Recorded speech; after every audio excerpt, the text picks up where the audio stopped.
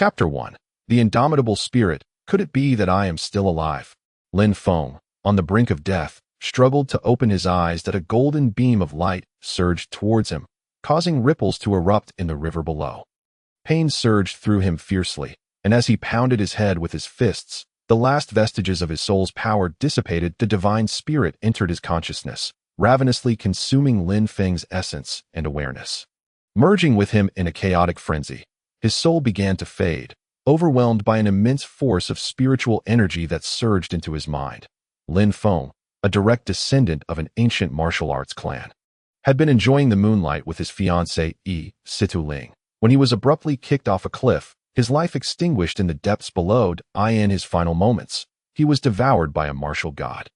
As he plummeted from the sky, terror gripped him, but as he floated in the water, the expression on his face gradually softened, his pupils now filled with calmness, for in that descent, he was Lin Feng of the ancient martial family. But upon touching the water, he transformed into the martial god Lin Feng. I am truly alive, truly unscathed. The illustrious immortal emperor, martial god Lin Feng, has traversed into another realm. This body belongs to a disciple of an ancient martial family on the eastern Xin continent, situated on a remote island for cultivation. Perhaps this is destiny's twisted design. This disciple is also named Lin Feng, perfectly aligning with the martial god's name. From Lin Feng's memories, he learned that he was precisely 18 years old this year. As the direct heir of his family, he was promised the position of clan leader and had been betrothed to Situ Ling many years prior. In the eastern Xin world, strength reigned supreme, with ancient martial families and cultivation sects flourishing endlessly. Within the ancient martial clan, there existed certain opportunities for cultivation, yet Lin Feng's lineage had lost much of its heritage. Reaching the 6th layer of the Qi refinement stage was already a remarkable achievement. Although Lin Feng was the clan leader's eldest grandson, he had several brothers whose cultivation level surpassed his own. Some had already reached the 7th layer of Qi refinement, while 2 had attained the 8th layer. The family adhered to the tradition of passing on leadership to the eldest, yet due to his low cultivation, his brothers were discontent, potentially vying for his position. In his training, Lin Feng exhibited decent comprehension, but was excessively lax and lacked practical skills, causing the elder patriarch, Liang Zhong, to lose faith in him. Judging by his cultivation, his brothers regarded him with disdain, primarily due to his inadequate progress. If he could reach the 8th layer of Qi refinement by the age of 20, he would have a chance to become the clan leader. Yet in a small family, it could take centuries to produce a foundation establishment cultivator.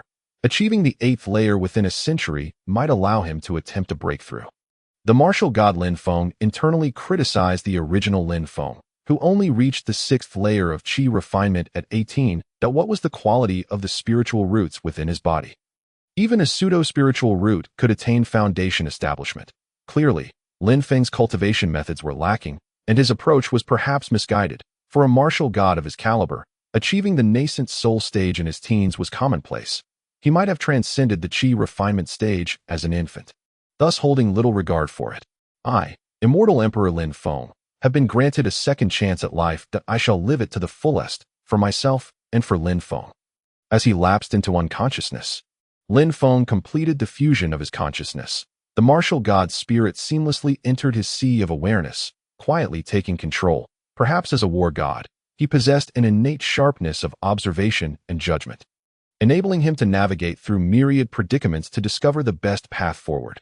Once a champion on the celestial battlefield for millennia, hailed as the undefeated war god, Lin Feng, despite his injuries, found himself adrift.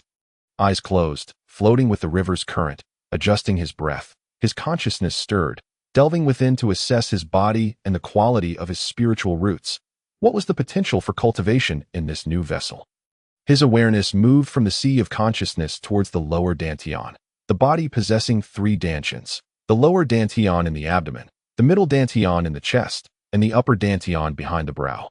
To gauge the quality of a person's spiritual roots, one must examine the lower dantian for their presence and rank. Heavens, could it be that this person possesses a pseudo-spiritual root? As Lin Feng's awareness sank into the lower dantian, his face paled slightly.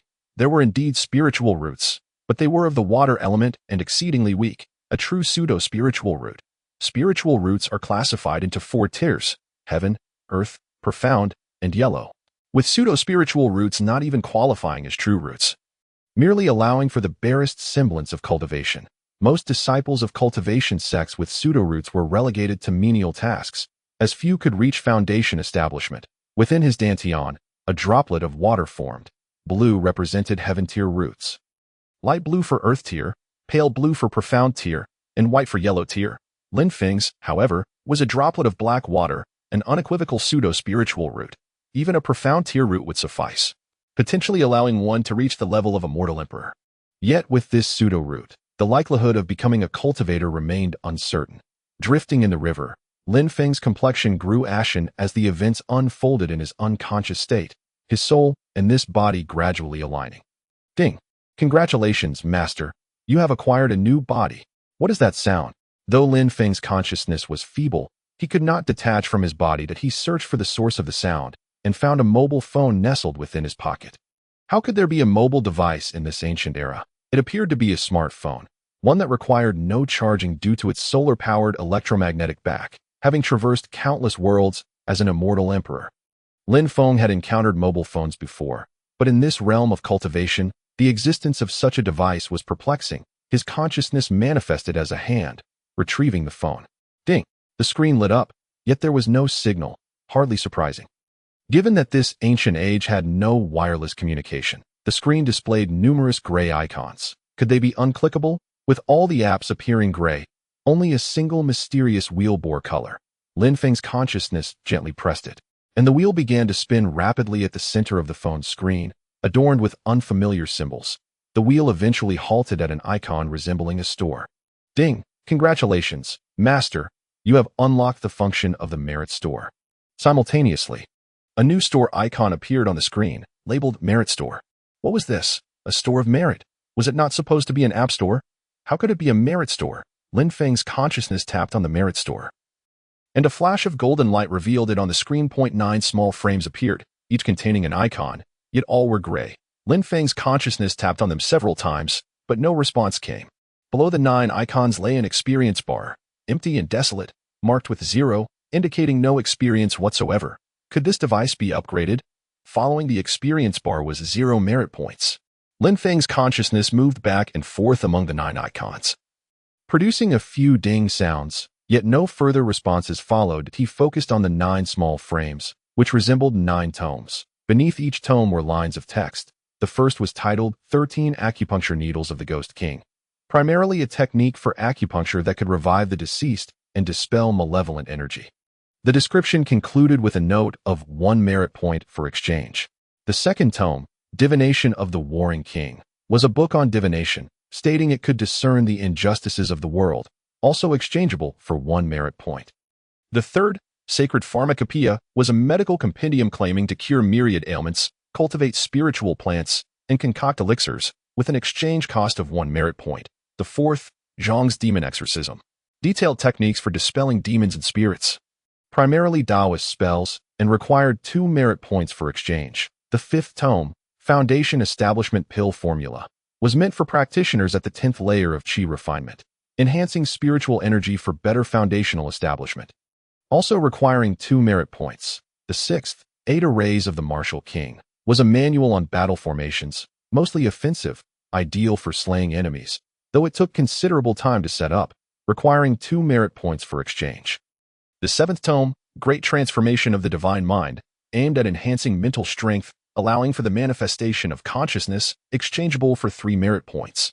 The eighth, Imperial Water Manipulation Technique, was a method for controlling water spiritual energy, serving both offensive and defensive purposes, also needing 3 merit points. The ninth and final tome, Divine Eye of the Rain King, granted profound insight into all things, requiring gradual leveling up and 3 merit points for exchange.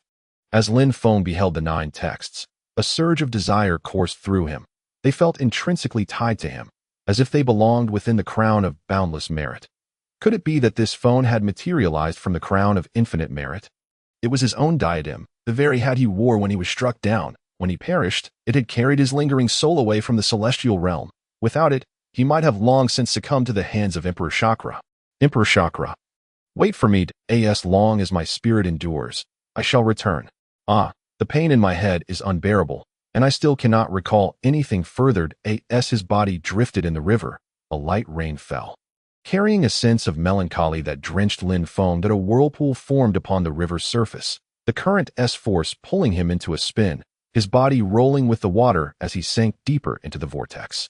Lin Feng felt the river's relentless consumption of his form, the pressure of the water constricting his breath, making it difficult to gasp for AI, or to I in a state of unconsciousness. Lin Feng's eyes flew open as the frigid water violently struck him. He beheld several whirlpools ceaselessly tugging at him, his body devoid of any strength, unable to escape the river's grasp. No matter how formidable the martial god had once been, it proved futile. Now, he could only be relentlessly pulled by the water. His body gradually sank deeper into the abyss, inch by inch. The world was engulfed by the pressure of water, and it simply vanished from existence. Devoid of air, surrounded solely by water and pressure, he felt as if his body were ablaze. The temperature of the water steadily decreased, starting from his feet, the icy sensation striking Lin Feng's mind like a bolt. Amidst this interplay of heat and cold, Lin Feng's singular thought was, "I cannot perish." At the riverbed, his phone emitted a faint glow, and a crown materialized, levitating Lin Feng to the surface. Chapter 2. The Respite Master. Awaken, a faint voice whispered in Lin Feng's ear, a sound he found strangely familiar. Slowly, he opened his eyes to find himself in a dilapidated room, lying in bed, gazing directly at the crumbling ceiling. How could the heir of the family reside in such squalor? "My head aches terribly," he murmured, gently massaging his temples. "Master, you have finally awakened. What a relief!" The sweet voice of his soul maid, Xiao Yan, chimed in once more. Struggling to prop himself against the bed, Lin Feng surveyed his desolate home. "Master, the clan leader brought you back 2 days ago, and you remained unconscious. I feared I would never see you again. You have awakened. How wonderful!" As she spoke, the little maid burst into tears. "See, I am fine. Enough now, Xiao Yan," Lin Feng reassured her, tenderly stroking her hair. Despite his handsome appearance, he bore the pallor of someone who had endured hardship. The 12 or 13-year-old maid was at the peak of her growth, suffering alongside Lin Feng. "Why am I here? How long have I been unconscious?" Lin Feng pondered, eager to comprehend his surroundings, his mind cluttered with scant memories of himself. "I have been unconscious for several days now. If it weren't for the old clan leader passing by the Princess River, you might have truly perished alongside the prince." It was rumored that the prince had met his demise in this very river. To accompany the prince in his studies meant death. Lin Feng recalled the night by the prince's river, sharing a moonlit moment with Sidu Ling, wondering who wished to take his life, who had cast him off the cliff. The potential assailants could only be members of the Lin family or their adversaries. Among the Lin family, the only suspect was Lin Yi, whose cultivation at the 8th level of qi refining far surpassed Lin Feng's. In the eyes of Lin Zhong, Lin Yi was significantly superior to Lin Feng. Outside the Lin family, the situation remained uncertain. Lin Feng was determined to unearth the identity of his would-be murderer. Once he regained his strength, he would seek out Sidu Ling to inquire who was so eager to end his life. "Master, wait here. I shall inform the clan leader." "Very well. Do so. It is best," Lin Feng replied, initially reluctant for Xiao Yan to go, as he suspected his grandfather might not believe him to uncover the truth of his attempted murder. He would have to rely on himself. With his memories pointing solely to Lin Yi as a plausible suspect, he lacked the evidence to proceed. Once he regained some strength, he would investigate further. "Step aside. I seek Lin Feng. Do not obstruct my path. Lin Yi, our master has yet to awaken. He cannot see you." Xiao Yan's voice rang out again. "Get lost." "Ah." Xiao Yan was kicked away by Lin Yi, collapsing to the ground, unable to rise. "Xiao Yan." Upon hearing her cry, Lin Feng exerted himself to rise from the bed. "Woo-woo. Lin Yi, how dare you strike me?" "Strike you? I shall strike you down, you wretch." Lin Yi retaliated with a kick. "Cease this, Lin Yi. I am not dead yet. My affairs do not require your meddling." Lin Feng leaned against the doorframe, observing the turmoil outside. "Ding. Congratulations, master, for aiding the weak. You have gained 1 merit point." The notification on his phone displayed. 1 merit point, 10 experience. "Big brother, you have emerged," Lin Feng mused, pondering how he had not perished at the cliff's edge, but instead returned. "My affairs do not concern you." Lin Feng gritted his teeth and made his way toward Xiao Yan. "Indeed, big brother, what authority do you possess? You are not but a useless disgrace, bringing shame upon our Lin family." "What did you say?" "Lin Yi, who is the disgrace?" Lin Feng's aura of dominance compelled Lin Yi to retreat a few steps. Typically, Even in his arrogance, Lin Yi would not dare confront him so boldly. Are you not the disgrace? Because of you, the Sidhu family has withdrawn from the engagement. They are currently deliberating this matter in the hall. You claim the Sidhu family wishes to break the engagement. Were you not a disgrace? The Sidhu family would not dare insult our Lin family. How are we to maintain our standing in Phoenix City? Do not howl at me. I shall go to the front hall myself. Lin Feng retorted, laboriously approaching Xiao Yin and helping her to her feet. He sensed her internal energy surging. Master, I cough, cough. Xiao Yin coughed a few times, a streak of crimson staining her lips. Get out of my courtyard. Lin Yi, momentarily taken aback, could not comprehend how this seemingly simple elder brother had transformed into such a formidable presence. His words infused with imperial authority, compelling Lin Yi to submit. Humph, you shall see. The one who did not kill you will regret it. I shall relish your next misfortune. Lin Yi stormed away, filled with rage. Lin Feng assisted Xiao Yin back to the bed, urging her to lie down. Master, I am capable. You should rest. I am fine. Cough, cough. Enough. Heed my words. You have sustained internal injuries. Neglecting treatment could prove fatal. Upon hearing Lin Feng's insistence, Xiao Yin dared not move. After all, her master was a cultivator, and following his guidance seemed prudent. With a flicker of his consciousness, Lin Feng noticed the items in the merit store on his phone had changed colors. 1 merit point could be exchanged for one of 3 books, Ghost King's 13 Needles, 1 Wang's Divine Calculation, or the Holy Book of Herbal Medicine. Below the experience bar, a hint of color indicated 10 experience. With only 1 merit point, he steeled himself, directing his consciousness to lightly tap his pocket. Exchanging it for Ghost King's 13 Needles. Ding. Congratulations, Master. You have acquired Ghost King's 13 Needles. The phone screen shimmered with golden light as the book vanished, appearing above Lin Feng's consciousness.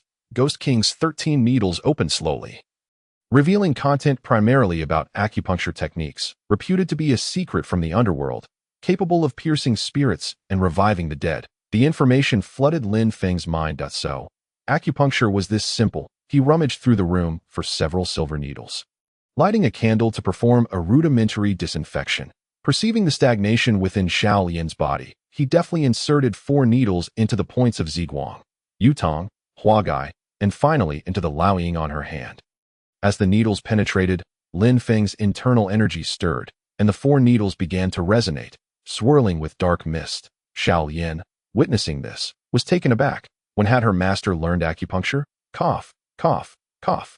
After a bout of coughing, she expelled a mouthful of black blood onto the floor, filling the room with a metallic scent. Lin Feng quickly grabbed some straw and ash, covering the blood. All done. You are fine now. If you had not expelled that blood, your body would never have recovered. Ding. Congratulations, Master. You have gained 1 merit point and 20 experience. The notification chimed again. This phone was quite remarkable, equipped with a reminder function. Lin Feng exhaled deeply, relieved that Xiao Yin was unharmed. Lin Yi, accustomed to bullying Lin Feng, would soon learn the consequences of his actions once Lin Feng regained his strength. Xiao Yin observed her master, who had undergone a profound transformation. The once passive Lin Feng now displayed remarkable prowess, even mastering acupuncture. Enough. Move around and see how you feel. Xiao Yin stood, testing her limbs. As if the injuries had never been hers, she could move freely. Master, you are incredible, far superior to that charlatan physician in the city. Xiao Yin gazed at Lin Feng, witnessing his gradual transformation into a powerful figure. Would her master be able to avenge the family? Xiao Yin, are there guests in the front hall? Yes. Who are they? Sidhu Yi. Is it regarding the broken engagement? Yes, it seems so. Her voice dropped lower. Humph. Only I, Lin Feng, can call off the engagement. How dare the Sidhu family presume to speak? If the Sidhu family were to annul the engagement, how could the Lin family maintain their standing in Phoenix City? Master, what do you intend to do? Lin Feng, armed with a handful of silver needles, strode purposefully toward the front hall. He traversed from the second hall directly to the grand hall, where his grandfather, Lin Zhong, occupied the central seat, flanked by an elderly man of similar age, his face flushed with arrogance. Exuding an air of superiority, 3 young individuals accompanied them, 2 males and 1 female. The girl was none other than Sidhu Ling, whom Lin Feng had admired under the moonlight just days prior. She had intended to discuss the engagement, but he had been forcefully cast off the cliff before she could speak. Within the hall stood 4 elders, all at the 9th level of qi refining. Save for the clan leader, who had reached the 10th level. Greetings, grandfather. The atmosphere in the hall felt peculiar. Numerous family members stood outside, while several elders and members of the Sidhu family occupied seats within. A flicker of anger glimmered in their gazes. Lin Feng, you have arrived just as we were discussing your situation. I am uncertain how to broach the subject. Lin Zhong's displeasure was palpable, as if the elderly man before him was an entity he could not confront. Grandfather, please speak. This is the clan leader of the Sidhu family, Siti. Greetings, clan leader Situ. Please, no need for formalities. Lin Feng noticed Situ Ye's jowls quivering slightly. They have come to annul the engagement. Alas, many outside the Lin family were unaware of Lin Feng's betrothal to Situ Ling. A union arranged by Lin Zhan during his lifetime. At that time, Lin Zhandao had reached the 10th layer of qi refinement, merely a breath away from foundation establishment, had it not been for that fateful mission. Perhaps he would have already ascended to the position of patriarch of the Lin family. Wait a moment. Allow me to speak first. Lin Feng, what do you wish to say? Lin Zhong wore an expression of helplessness, lamenting the untimely demise of his eldest son, which resulted in Lin Feng not receiving proper care. Otherwise, he would not have suffered the ignominy of a broken engagement. Lin Zhong felt a twinge of guilt towards his eldest grandson. Grandfather, in my possession is the marriage certificate submitted by the Sidhu family to our Lin family, seeking to annul the engagement. Only I possess the authority to break this engagement. Your Sidhu family is unworthy. How dare Lin Feng speak in such a manner? To be so audacious in front of the patriarch of the Sidhu family. The third elder and second elder glared at Lin Feng with indignation. Second grandfather. Third elder, if my father had not saved a member of the Sidhu family, would there even be this engagement? Lin family, Sidhu family. Lin Feng recalled certain events from memory. Brother Lin Feng, had it not been for the family, I would not wish to break off the engagement. Situ Ling's voice grew faint. For the sake of the family, is it? Situ Yi rose, producing a box with a flick of his hand. Very well. We shall trade one foundation establishment pill for the marriage certificate. If you disagree, you may propose conditions, and as long as it is within the capability of our Sidhu family, we shall acquiesce. The crowd inside and outside the room was taken aback. Even Lin Zhong was somewhat moved. A foundation establishment pill. It is a spiritual herb that can expedite breakthroughs in qi refinement. Possessing even one could allow the Lin family to boast a foundation establishment practitioner. Situ Ling, are you worth merely a vial of medicine? Lin Feng burst into laughter. You. Situ Ling's face turned a shade of green with fury. Had it not been for her grandfather's presence, she would have struck out immediately. What? Are you dissatisfied? How dare Lin Feng speak in such a manner? Return the marriage certificate at once. The third elder nearly longed to snatch the certificate and hand it over to the Sidhu family. After all, it was a foundation establishment pill. Young man, it is simply that your cultivation is too low to be worthy of our Sidhu family's daughter. Tomorrow, she shall depart for Lingyun sect to formally become a disciple there. No wonder the Sidhu family wishes to break the engagement. She is joining a sect of immortals. Sidhu Ling will surely become a remarkable figure. How could the insignificant Lin Feng possibly be her match? Though the onlookers did not voice their thoughts, they all harbored similar sentiments. Indeed, I cannot ascend to the 8th layer of qi refinement, nor can I become the patriarch of the Lin family. This engagement is not dictated by others. Only I have the authority to decide. Lin Feng, you? Very well. Today, I shall make myself clear. The Sidhu family lacks the qualifications to break this engagement, for the marriage certificate is in my possession. Just a moment. Grandfather, may I borrow some paper and ink? Lin Feng began to swiftly write something before the crowd. After a short while, he turned to Situ Ling. Here, take this. Situ Yi had already guessed its contents. You dare. A powerful pressure emanated from Situ Yi, causing the elders in the room to feel an increased sense of strain. Lin Feng merely smiled. Patriarch Situ, do you intend to bully the weak? Is it your custom to resort to violence without provocation? If the marriage certificate is not returned, then I shall engage in a war of attrition with your Lin family today. Situ Ye's imposing aura remained unyielding, while Lin Feng alone maintained a cheerful demeanor. What was happening? The pressure of a foundation establishment practitioner, yet this young man displayed no sign of fear. Here, this is for you. With a flick of his hand, Lin Feng sent the written document flying towards Situ Ling instinctively. She caught it, and upon opening the page, her face turned ashen. You, Lin Feng, dare to write me a divorce letter? Chapter 3 3 Years a Divorce Letter? Situ Ye's face turned pale with rage as he leaped from his seat.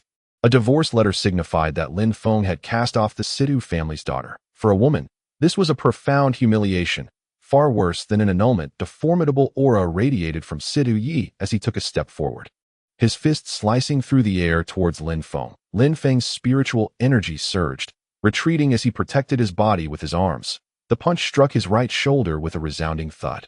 As Situ Yi attacked, a silver needle in Lin Feng's hand glimmered, targeting Situ Ye's wrist. The needle, slender and shining, flew through the air, and Lin Feng, like a kite severed from its string, was sent spiraling through the air, colliding with the rockery in the courtyard. Silver needle strike. Lin Feng coughed up a mouthful of blood, while Situ Ye's arm went numb, as though struck by a mighty hammer, unable to lift it. Fenger. The four elders sensed a surge of spiritual energy, swiftly intervening to deflect much of Situ Ye's force, catching the falling Lin Feng. Observing Lin Feng's pallor, Lin Zhong finally grew furious. Although he had not yet reached foundation establishment, he was merely a step away. While he may not possess greater strength than Situ Yi, he was not to be trifled with. Situ Yi. After the strike, Situ Yi gritted his teeth, his right arm incapacitated.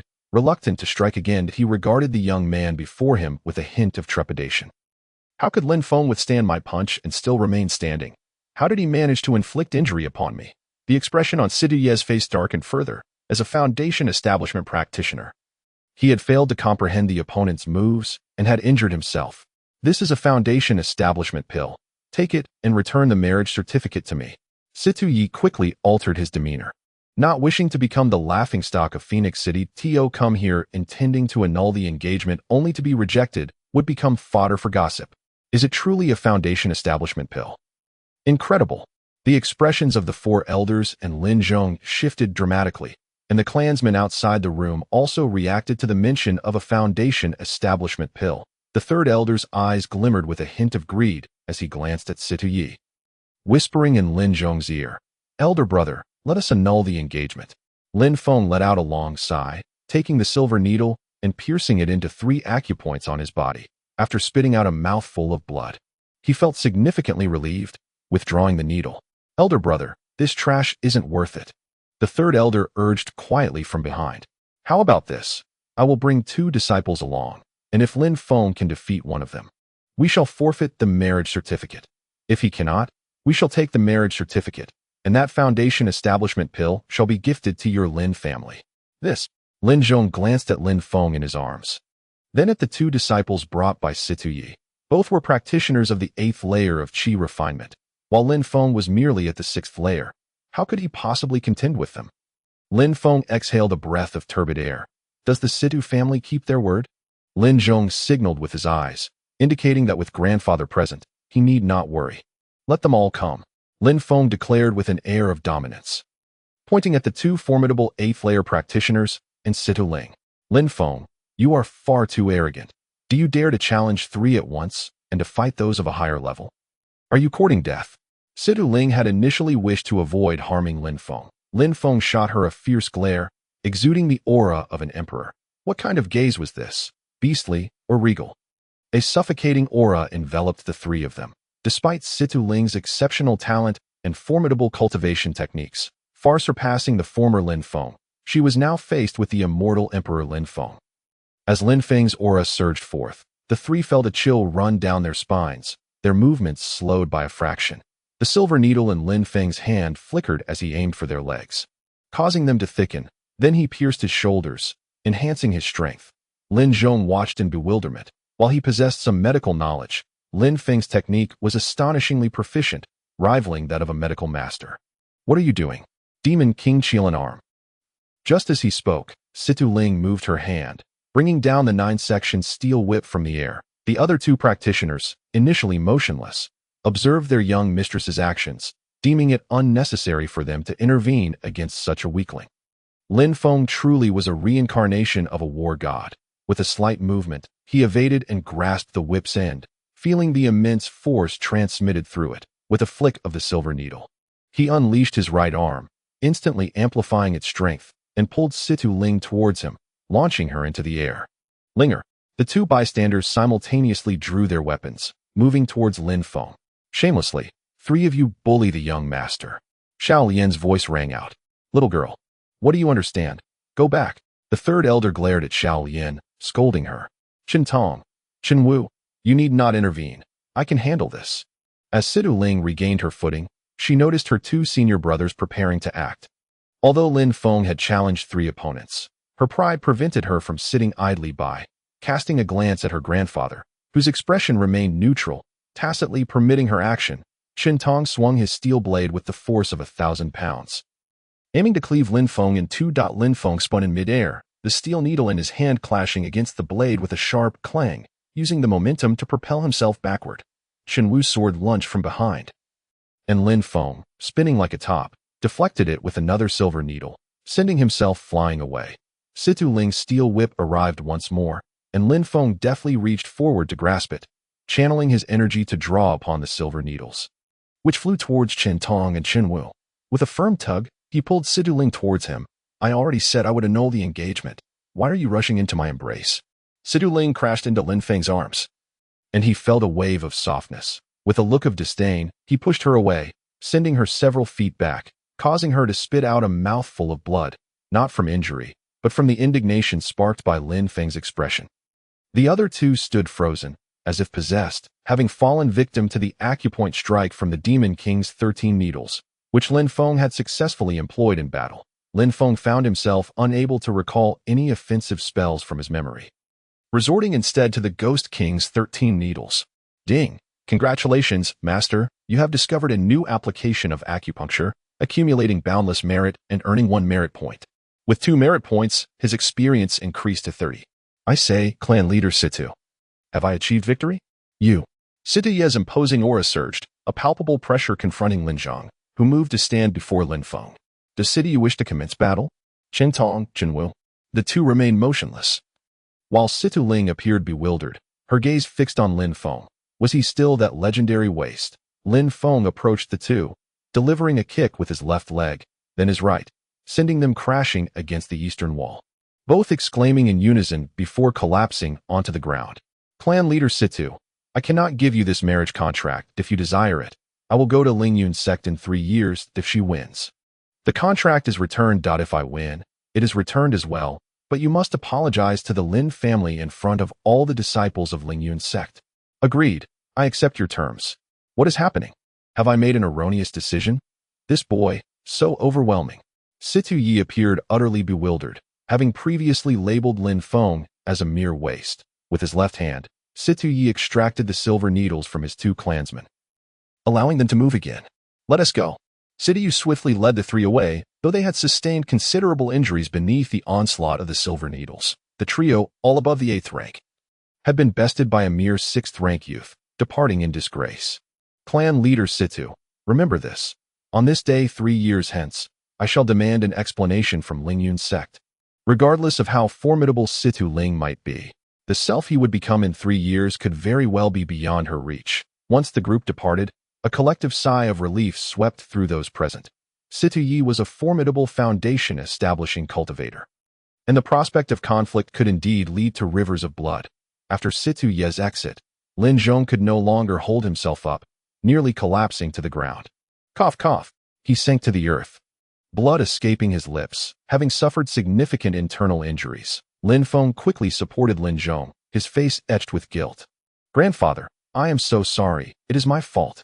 Observing the blood at the corner of Lin Zhong's mouth, he pressed his hand against the pulse point. Feeling the state of Lin Zhong's heart meridians, one of his heart meridians seemed blocked, its accumulated impurities increasing, having just absorbed a punch from Situ Yi, which had scattered the sediment within, causing a surge to his heart meridian. If the detritus within the vessels were not cleared, it could lead to a true blockage one day. These impurities were a result of years of consuming pills and erroneous cultivation methods. Little madman. How is it?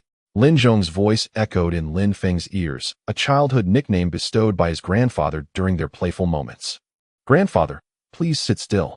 Lin Feng used his spiritual sense to re-examine Lin Zhong's body. Grandfather, do you experience particularly painful days each month? Indeed, there are several instances each month, and recently the frequency has increased. No wonder the pain was so severe. There was so much waste in the blood vessels.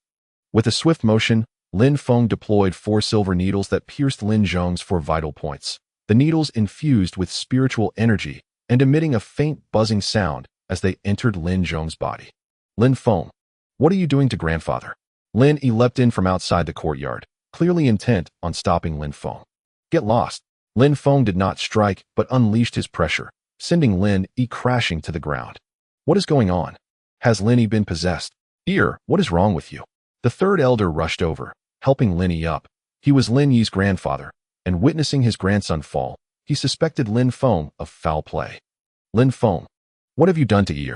The third elder clenched his fist, glancing at Lin Zhong, yet dared not act. Lin Feng ignored the pair and turned back to his grandfather. The 4 needles of the Ghost King's 13 needles.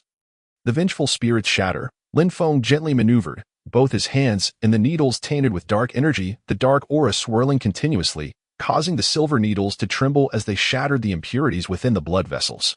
After half an hour, beads of sweat appeared on Lin Feng's brow, while Lin Zhong felt an overwhelming sense of relief, nearly moaning in comfort, his expression one of utter enjoyment. The blockages in his meridians were shattered by the silver needles, transforming directly into blood. Ah, how delightful. Little Feng, how did you accomplish this? Who taught you the art of silver needle acupuncture? It resembles the acupuncture of the mortal realm. It is acupuncture, but it originates from the underworld. Really? Grandfather, I was jesting. How does your body feel now? Lin Zhong noticeably sensed the oppressive heaviness in his chest dissipate, feeling rejuvenated. Ding! Congratulations, Master, for healing the sick and saving lives, accumulating boundless merit and earning 1 merit point. Observing the 3 merit points.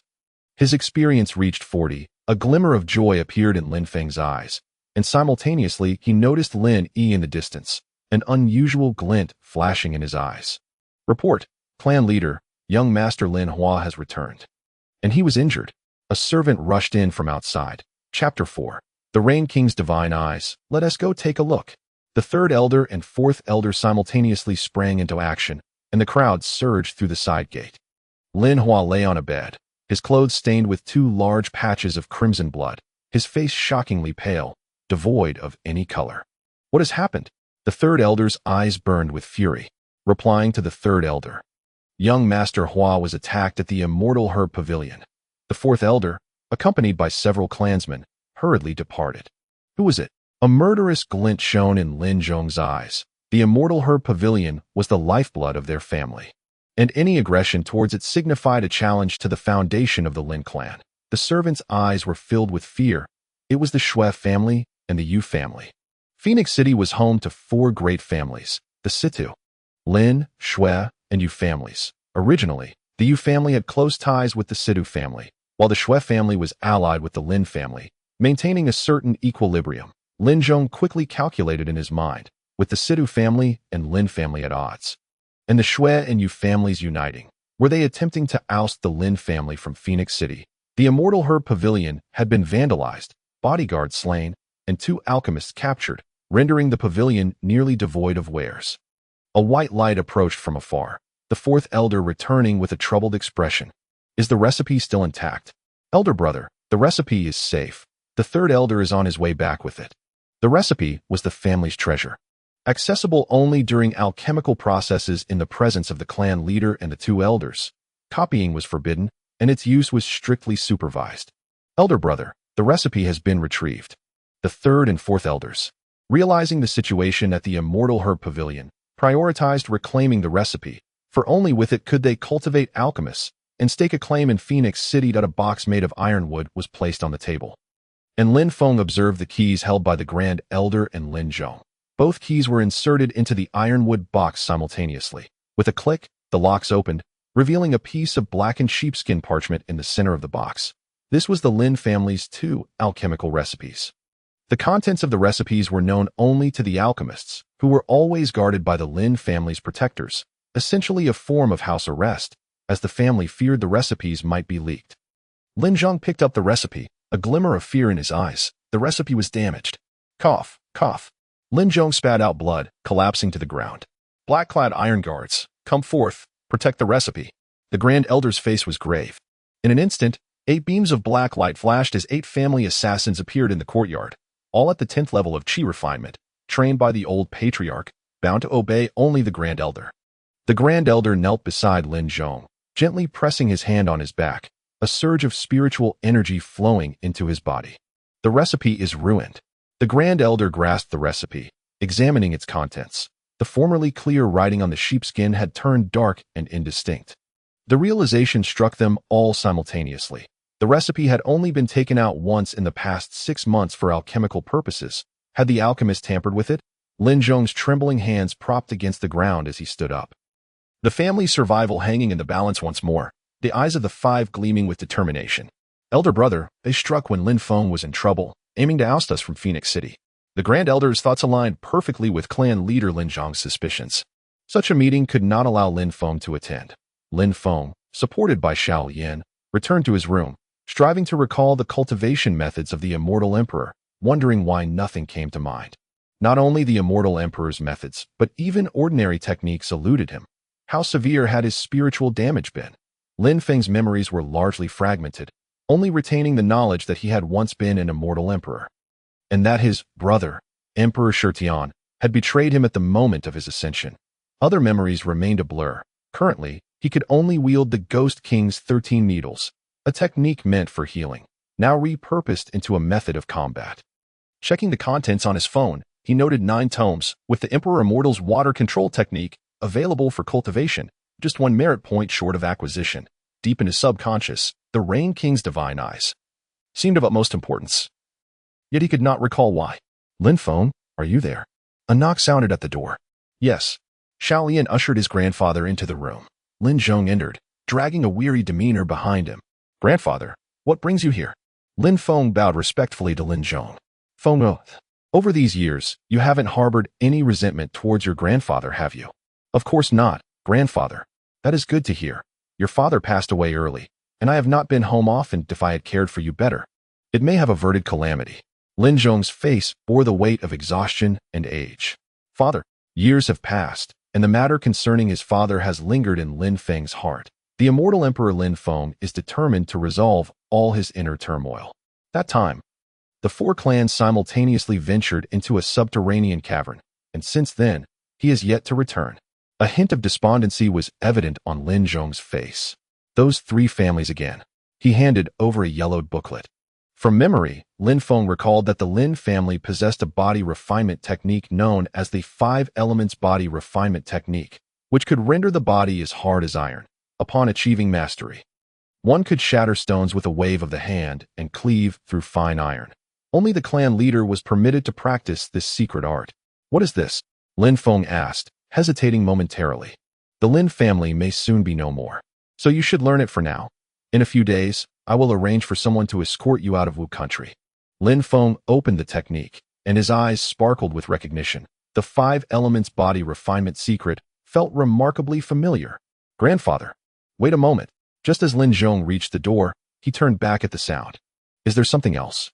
Lin Feng noticed that the content of the 5 Elements Body Refinement secret was divided into 3 parts. The first part focused on body refinement, detailing methods to strengthen the physique, making the skin and internal organs more resilient. The second part contained simple mental techniques, outlining how spiritual energy traverses the heart meridians, lung meridians, and 12 acupoints. Although the content was correct, the order was somewhat flawed. With his eyes closed, Lin Feng began to mentally map the pathways of spiritual energy, continuously rehearsing the technique in his mind and gradually refining the flow of energy. Despite being an immortal emperor with a significant loss of memory, rectifying a cultivation technique was still well within his capabilities. After several breaths, he picked up a pen and swiftly inscribed the mental technique and energy pathways on paper. What is this?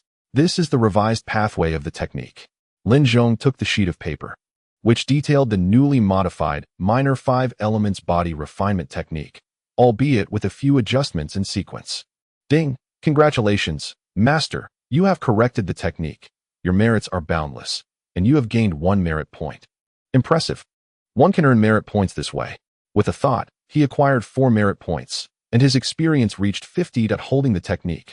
Lin Zhong's eyes gleamed with excitement. However, he felt somewhat uneasy while practicing the technique. Observing the gray-haired elder, Lin Feng noticed the flow of spiritual energy around him, enveloped in a yellowish glow. indicative of an earth-based spiritual root. But wait, why did he possess a water-based spiritual root? With 3 merit points accumulated, which technique should he exchange for, the Imperial Immortal Water Technique or the Rain King Divine Vision? Lin Feng felt an impulsive desire toward the Rain King Divine Vision, eager to claim it as his own. After a moment of contemplation, he focused his consciousness and opened the merit store, revealing a grid. Ding! Congratulations, Master! You have acquired the Rain King Divine Vision. Sitting at his desk, Lin Feng lifted his gaze and caught sight of his grandfather Lin Zhong practicing the technique. Yellow energy flowing within him from the dantian to the heart meridian and throughout his entire being. What's happening? Am I seeing through him? Good heavens! I can see the meridians. It was astonishingly clear. Lin Feng was exhilarated, nearly shouting with joy. This divine vision technique was truly remarkable that a wicked thought crossed Lin Feng's mind. What if he could see that girl, Situ Ling? Just as Lin Feng indulged in this fantasy, he suddenly heard a buzzing sound in his ears. His vision darkened, and he could see nothing. Heavens, does this consume spiritual energy? Wasn't it supposed to reveal all things in the world? How Situ Ling has done considerable harm. The scant spiritual energy within him was completely drained, and he collapsed, unable to move, slumped over the table. Fenger, are you awake? His grandfather stood before him, a rosy hue on his face, a stark contrast to his earlier despondency. It's good that you're awake. It's all right now. What technique did you practice to exhaust your spiritual energy? Oh, I don't know how it happened. As long as you're awake, where did you acquire this technique? Lin Zhong held up the paper Lin Feng had written. Lin Feng contemplated, saying he had revised it himself. But the words that escaped him were, "It was gifted by a mad Taoist a few years ago. I don't even know his name." Oh. Regardless of Lin Feng's explanation, the revised technique's pathway was significantly improved. And most importantly, during Lin Feng's unconsciousness, Lin Zhong had made a breakthrough, ascending to the ranks of foundation-building cultivators. This breakthrough instilled Lin Zhong with a renewed sense of confidence in protecting the family. Anyone wishing to displace the Lin family would face dire consequences. Situ family, Shui family, you family, just wait. Now, Lin Zhong was a true foundation-building cultivator. Given his years of accumulation, he should have broken through long ago. The incompleteness of the technique had kept him stagnant at the 10th level of qi refinement. What is meant by water flows naturally and effort leads to success speaks to Lin Zhong's situation. He had not even used the foundation-building pill, which remained enshrined in the ancestral hall, fearing the Situ family might tamper with it. So he had not sent anyone to retrieve it. Rest well. I will return after resolving matters in Phoenix City. Lin Zhong now looked at his grandson with genuine affection, having distanced himself from the boy to avoid bringing calamity upon him. However, the situation was different now. Having achieved foundation building, he must provide Lin Feng with better protection. Lin Zhong's advancement offered a brief respite for the Lin family. The 3 families seeking to absorb the Lin family might find it more challenging now. Previously, the Lin family had no foundation-building cultivators and could still withstand the Situ family's influence. Now, even with the addition of the Shui and Yu families, the Lin family had a powerful foundation-building cultivator. In a real conflict, the outcome was uncertain. After Lin Zhong left, Lin Feng sat on his bed, reflecting on the technique he had refined. He began practicing the 5 elements body refinement technique, with only a trace of spiritual energy within him, which began to flow and circulate. The third part of this technique provided insights into cultivation, summarizing a few key sentences. Refining oneself leads to immortal opportunities. Foundation building and core formation are essential. Transcending tribulations to ascend is the path to immortality. The 5 elements body refinement ensures the body's immortality. With Lin Feng's modifications, it had transformed into a genuine immortal technique. The droplet of water-like spiritual energy coursed through his body, gradually expanding the meridians. Each level of the 5 elements body refinement was distinct. The water's spiritual energy relentlessly surged against his body, impacting his meridians. After completing a full cycle, the water spiritual energy within him increased slightly, but the speed of this augmentation left Lin Feng feeling discomfort. Even a dignified immortal emperor was nearly at his limit. The crescent moon illuminated the window, and as Lin Feng gazed outside, spiritual energy filled his eyes. His vision sharpened, revealing distant objects with remarkable clarity. He could see mosquitoes from 100 meters away. What extraordinary eyesight! Observing the moonlight upon a small hill, he noticed a cluster of spiritual energy, a ginseng plant. But what was that?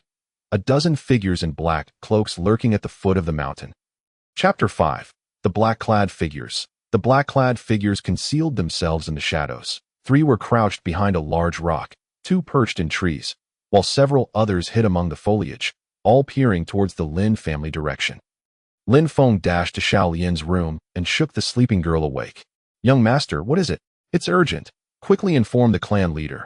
"There are over a dozen black-clad figures at the foot of the mountain, and we don't know what they are up to." Upon hearing this, Xiao Lian immediately sprang to attention, slipping on her shoes and racing toward the main courtyard, where the clan leader resided, with only the Lin family on Qinglong Mountain. The black-clad figures at the mountain's foot were undoubtedly targeting them. Which family do they belong to? Is it the Situ, Shui, or Yu family? Surely these families remain unaware that grandfather has reached the foundation building stage, or they wouldn't dare to send people here so boldly. Lin Feng's current mission was to enhance his cultivation to assist his family. Achieving foundation building would empower him to provide significant help. For the former immortal emperor, this was not an insurmountable challenge. However, lacking spiritual stones, immortal herbs, and elixirs, and with his memory largely gone, it was indeed quite difficult. Were it not for his memory loss, he might have effortlessly elevated his cultivation with a mere wave of his hand. Just then, he noticed shadows flickering in the backyard.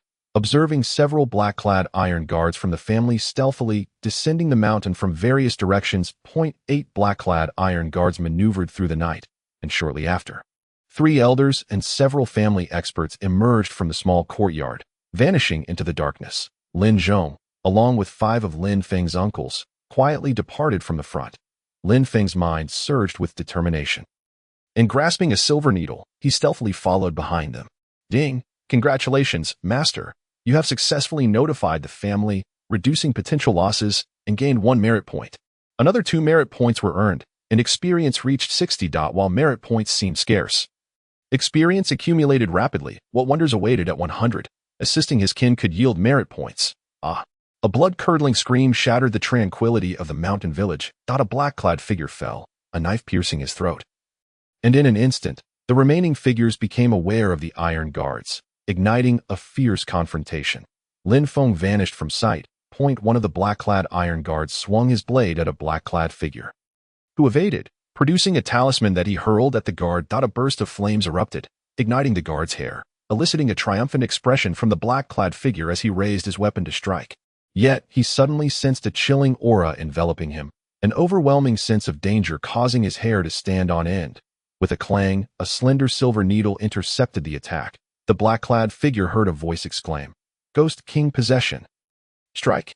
The steel blade nearly slipped from his grip as the frostiness penetrated his skin, the cold sensation swiftly spreading throughout his body. A shadow darted past him, and his arm went numb, rendering him unable to move.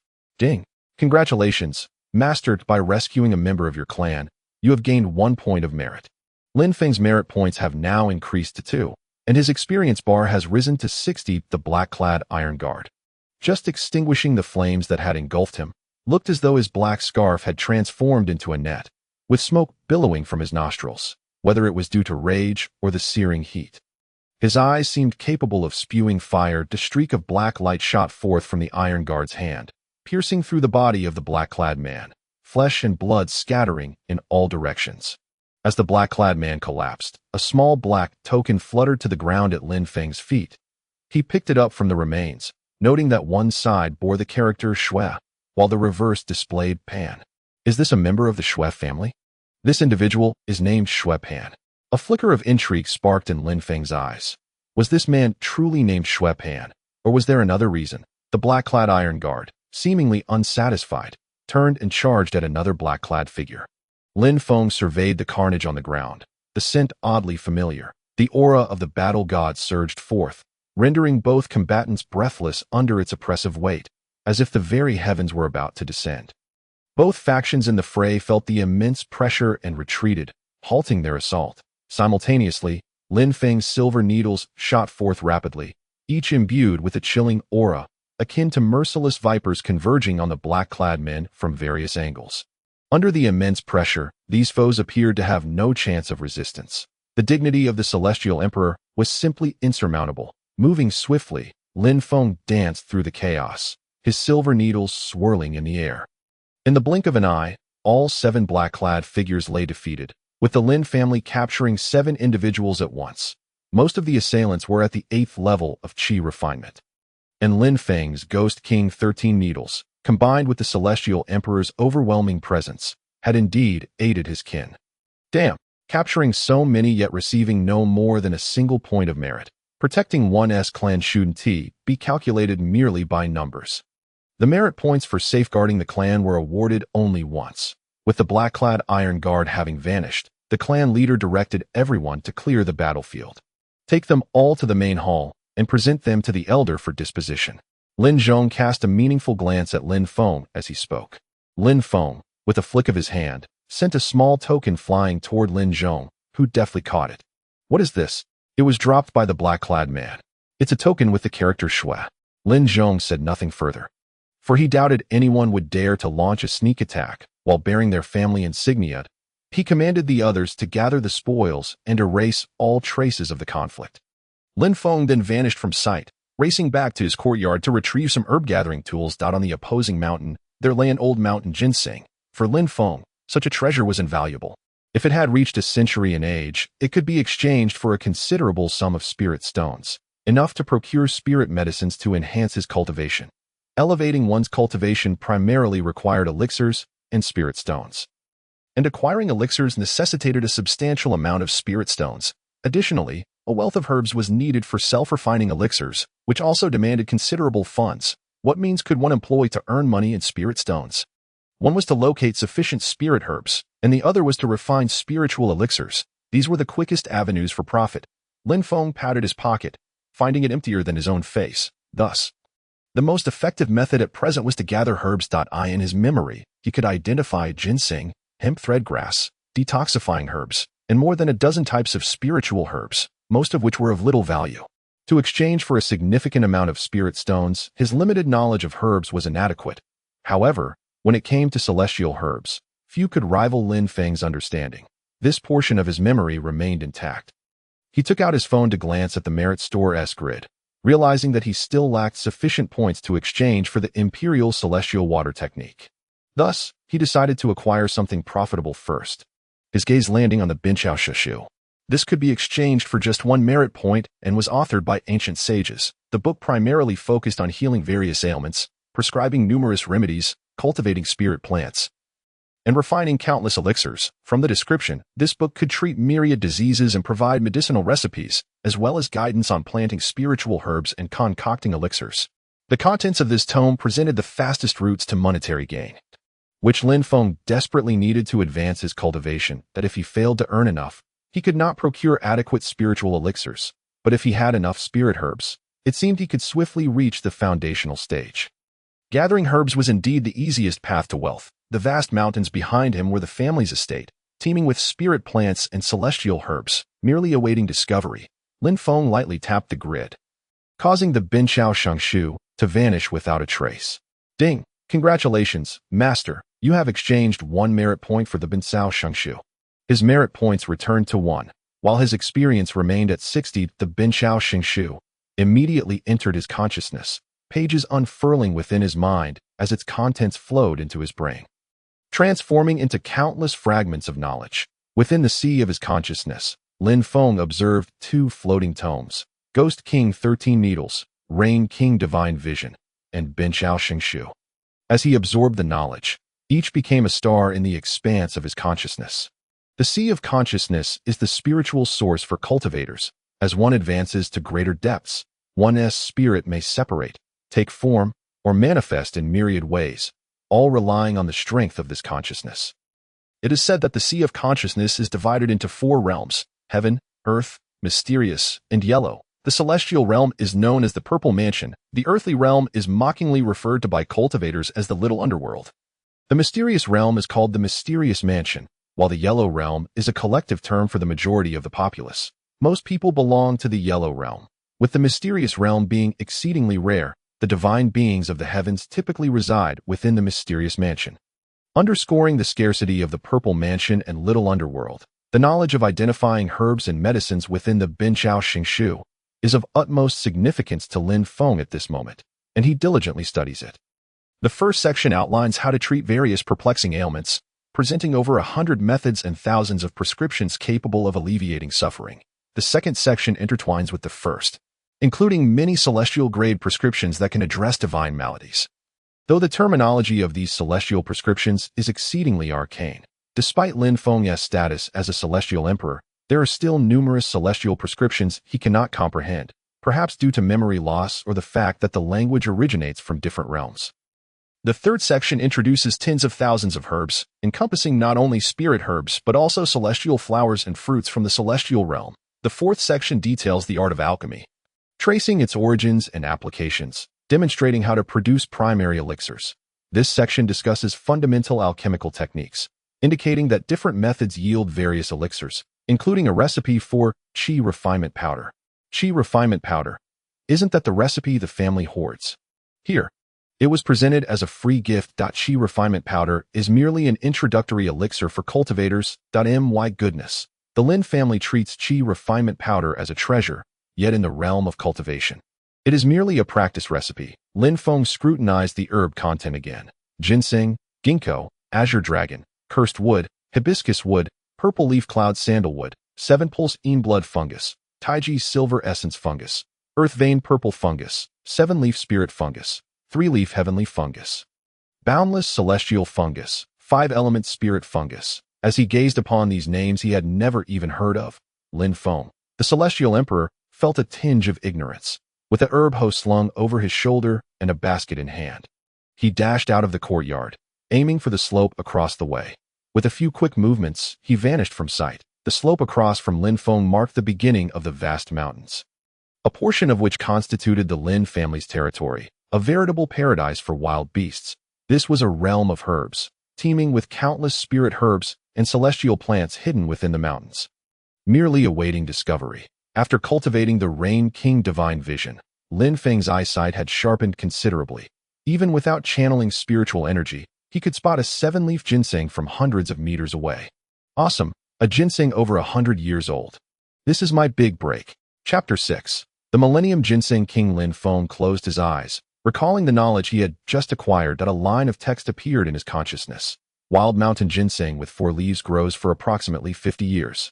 5 leaves for over 60 years. 6 leaves are exceedingly rare and grow for 80 to 100 years, while 7 leaves.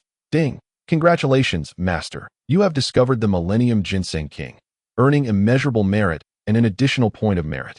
Incredible. Not just a century old, but a Millennium Ginseng. Fantastic. His merit points increased to 3, and his experience rose to 70. Observing the appearance of the Ginseng King in the Benchao Xingshu, it resembled a root vegetable, akin to a tree without branches or a canopy. It bore a 7-leaf cap, with a tiny seed resembling a dumpling shimmering atop it. The numerous roots appeared tangled and chaotic, some curving left, others right, some forward, and others backward, resembling hair tousled by the wind. Gazing upon the golden ginseng ignited an impulse within him to consume it, recognizing its potential to enhance his cultivation significantly. Surely, it would far surpass the effects of ordinary elixirs. A 7-leaf ginseng must be worth a fortune in spirit stones. According to the records in the Benchao Xingshu, if one wished to consume it, one could steep it in liquor with some red goji berries for a month before drinking.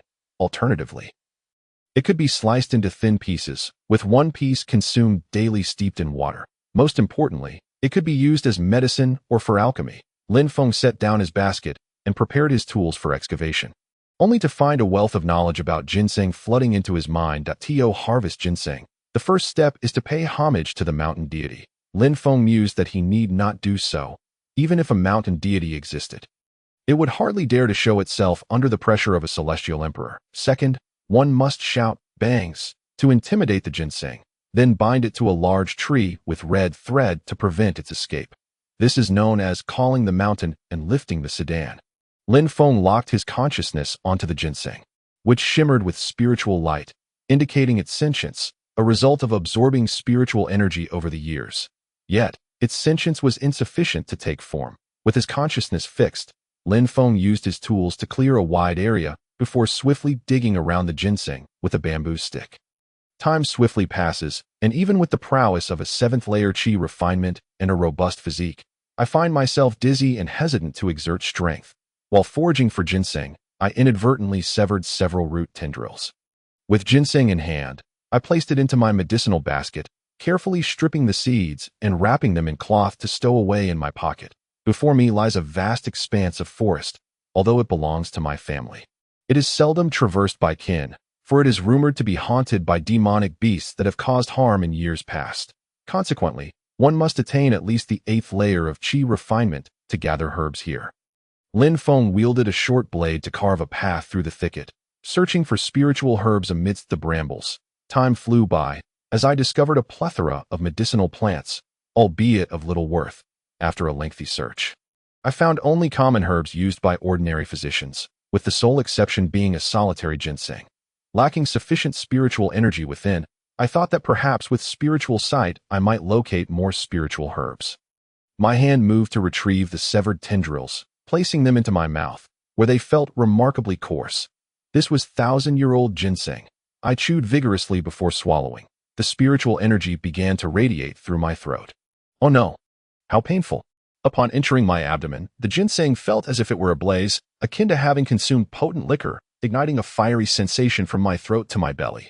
This ancient ginseng held extraordinary medicinal properties, and the spiritual energy from the tendrils was nearly overwhelming for Lin Feng. Had I possessed any more spiritual power, I might have perished from the intensity. Overwhelmed by the heat, I seated myself on the ground, commencing the practice of the 5 elements body refinement technique. To absorb the ginseng's potency, the inherent water's spiritual energy, combined with the ginseng's effects, began to forge a pure spiritual essence within my body. I sensed the warmth transforming within my esophagus, becoming a gentle flow as it traveled through my meridians, refining my physique. Ding! Congratulations, Master! By testing the medicine with your body, you have accumulated immeasurable merit, earning 1 merit point. What a surprise! This is not merely testing medicine. It feels more akin to self-destruction. The merit points now bore a numeral 4, and the experience bar had risen to 80. Soon, I would be able to exchange for the Emperor Immortal Water Control technique. With the tendrils in my belly, the spiritual energy surged within, an overwhelming force that threatened to burst from my body. The 5 elements body refinement technique provided some relief. As my skin shimmered with a faint golden glow, the spiritual energy continued to swirl within, crashing against my meridians, initially feeling uncontrollable. However, I harnessed my willpower and mental focus to guide the energy along the heart and lung meridians. Following the sequence of the 12 major AU points to AS, time gradually elapsed. I completed a full cycle, distinctly feeling the abundance of spiritual energy within. My dantian brimmed with energy, forming a gaseous sphere of spiritual essence. Ah, what a relief! A long howl escaped my lips as my cultivation level ascended a tier. Truly, the 1,000-year ginseng is remarkable, and in conjunction with the 5 elements body refinement technique, I unexpectedly broke through to the 7th layer of qi refinement. Opening my eyes, I noticed a layer of impurities coating my body, emanating a foul odor. These were the toxins expelled from within. The effects of the ginseng were substantial, not merely purging superficial impurities but also cleansing considerable internal toxins. Ding! Congratulations, Master. Your spiritual root has been upgraded to high-grade yellow. Incredible! The 1,000-year ginseng is truly extraordinary. Not far off lay a small stream. Lin Feng swiftly vanished from the hillside. In my haste, I felt the trees tumbling behind me, the wind whistling past my ears. In a single leap, a faint golden light flickered away into the forest as Lin Feng dove into the stream. Underwater, my vision extended far, enhanced by the Rain King's divine eye, allowing me to perceive even greater distances. Channeling a bit of spiritual energy into my eyes, I could see 10, 20, even 100 meters ahead, clearly observing the fish swimming and the aquatic plant swaying below. A river clam caught my attention as it moved, its shell glistening with spiritual light. Lin Feng propelled himself towards the clam, yet as I swam deeper, the pressure increased, compelling me to reconsider. Before I could reach the riverbed, the pressure of the water made me want to retreat. A swift movement brought me back to the surface, where I focused my mind to access the merit store. Manifesting my consciousness, I navigated through the shop, selecting the Emperor Immortal Water Control technique. A torrent of information flooded my mind, and soon, a luminous orb formed in my consciousness. Ding! Congratulations, Master! You have exchanged for the Emperor Immortal Water Control technique at the cost of 3 merit points. My merit points diminished to 1, while my experience remained at 80. The technique's description indicated it was a water god's method, acquired by Lin Feng in his past life amidst the battles across myriad realms. It was a commendable technique, combined with the 5 elements body refinement technique, one focused on external mastery and the other on internal cultivation, perfectly suiting my water spiritual route. The incantation reads, calm as water, clear and unruffled. When winds rise, waters stir. In still contemplation, like stream or sea, traverse the 8 meridians, circulate the chi around. Store spiritual essence like a sea. Transforming the infant into the sage, the primary focus of the technique is to enhance the water spiritual energy within, alongside various offensive methods and detailed instructions for cultivation and spells. Lin Feng thoroughly reviewed the content multiple times, closing his eyes to mentally simulate the cultivation process. Time slipped away like a fleeting shadow, and a day passed in the blink of an eye. Lin Feng opened his eyes. Ding! Congratulations, Master. You have calibrated the celestial technique, accumulating immeasurable merit and earning 1 merit point. Incredible! Another merit point added, bringing my total to 2.8. At this rate, I would soon obtain all 9 volumes. The experience points did not increase. Could it be that exchanging did not yield any experience? I noted my experience was still at 80, rapidly approaching 100. Seated by the riverbank, I began to cultivate the Emperor Immortal Water Control technique, closing my eyes to attune to the fluctuations of spiritual energy in the environment. This was the first layer of the Emperor Water technique, sensing water's spiritual energy. Lin Feng, adept at sensing spiritual energy, quickly tuned into the flow of water's spiritual energy in the air. The water spiritual energy I had previously cultivated in the 5 elements body refinement technique primarily impacted my body, fortifying my meridians, while the Emperor Immortal Water Control technique focused on absorbing nearby spiritual energy to nourish my body and wield spells. As dawn broke, Lin Feng submerged himself again. The pressure underwater felt markedly less intense, a testament to the effectiveness of practicing the water's spiritual energy technique, allowing me to sink to the riverbed effortlessly.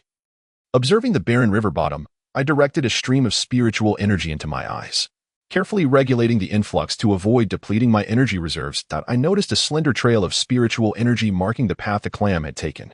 Following this trail with my spiritual sight, I found that the clam had traveled quite a distance over the past 2 days. My spiritual sight could only extend 100 meters, but I followed the river's flow, tracking the clam's energy signature.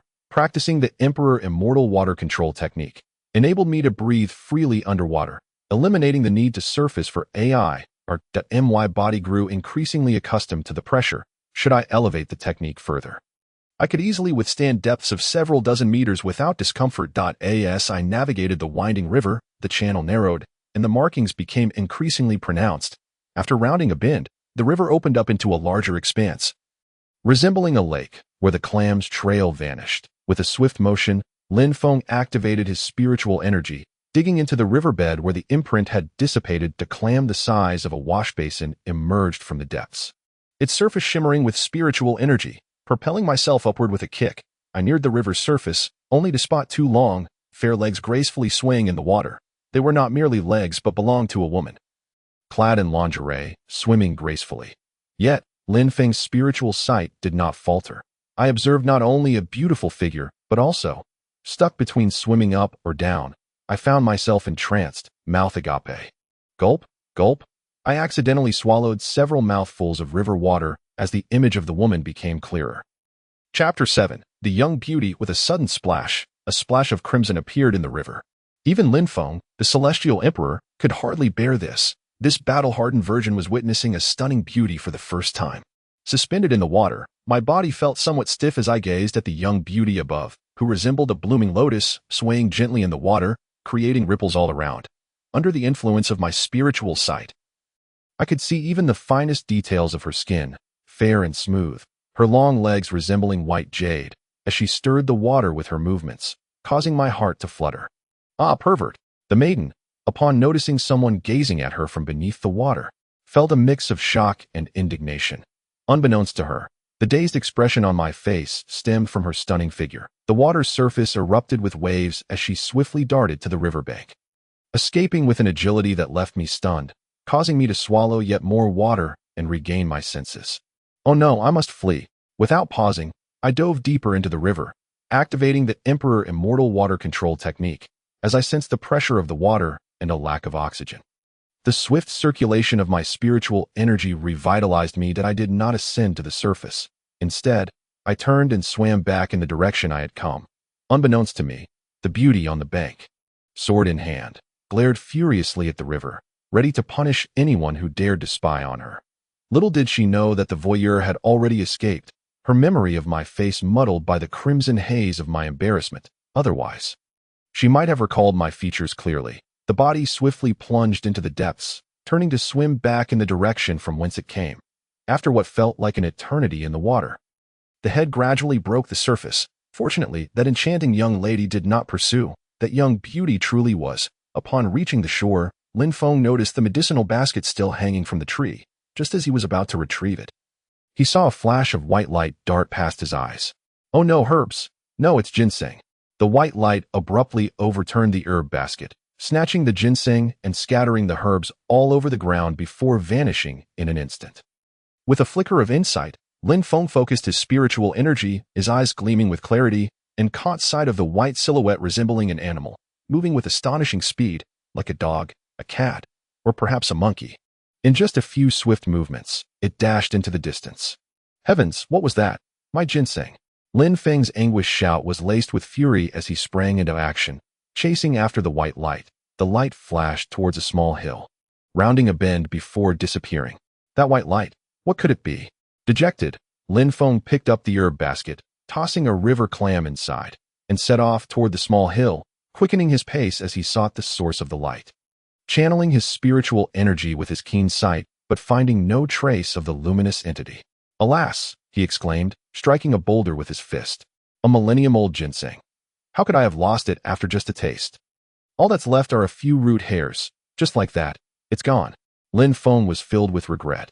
He should have kept the ginseng on his person, had he not placed it in the basket. It wouldn't have been snatched away by that flash of light. Ah, he lamented, cursing the wretched river clam for costing him the 1,000-year ginseng. What on earth is happening? As Lin Feng wallowed in his frustration, he noticed several plumes of black smoke rising into the sky from the west, the direction of the Lin family. Was there a crisis? From memory, he recalled that this smoke indicated a signal of distress from his clan. With no wind stirring the air, 9 columns of black smoke ascended ominously. Lin Feng hurriedly made his way toward the Lin family home. Anxious about what calamity had befallen them, he abandoned the pursuit of the white light. For there were more pressing matters at hand. That light must have been a demonic beast, and he had not even caught a glimpse of its form with his keen sight, leaving him uncertain of its level of power. Lin Feng quickened his steps, racing toward the small hill. Upon cresting the hill, he beheld the family estate engulfed in flames. Instead of rushing back, he used his spiritual sight to scan the area. Discovering a group of black-clad figures engaged in arson and slaughter, his kin battling these intruders that eye in the distance, he spotted Xiao Lian cowering in the corner of her small courtyard, fear etched across her face. Seeing this, Lin Feng redirected his focus and dashed toward her. That he swiftly circled around the back of the hill to reach the courtyard. Finding Xiao Lian, who was pale with terror, he grasped the young girl's hand and urged her to flee. Young master, where have you been these past few days? The sounds outside are terrifying. Quickly, come with me. Lin Feng pulled Xiao Lian along as they ran back the way he had come, but not far along. A shadow flickered nearby. The figure approached, bloodied and with steam still rising from the crimson stains, a white-bearded elder, none other than Lin Zhong. Fenger, come quickly. Lin Feng took hold of Xiao Lian and followed Lin Zhong toward the back mountain. For in his heart, only his grandfather and Xiao Lian were truly family. Grandfather, what has happened? It's the Lingyun sect. Their immortal masters have attacked, and we are no match for them. That individual is of similar cultivation to me. Yet I lack the skills of an immortal, rendering me powerless against him. That we must flee. Lin Zhong's face was one of despair.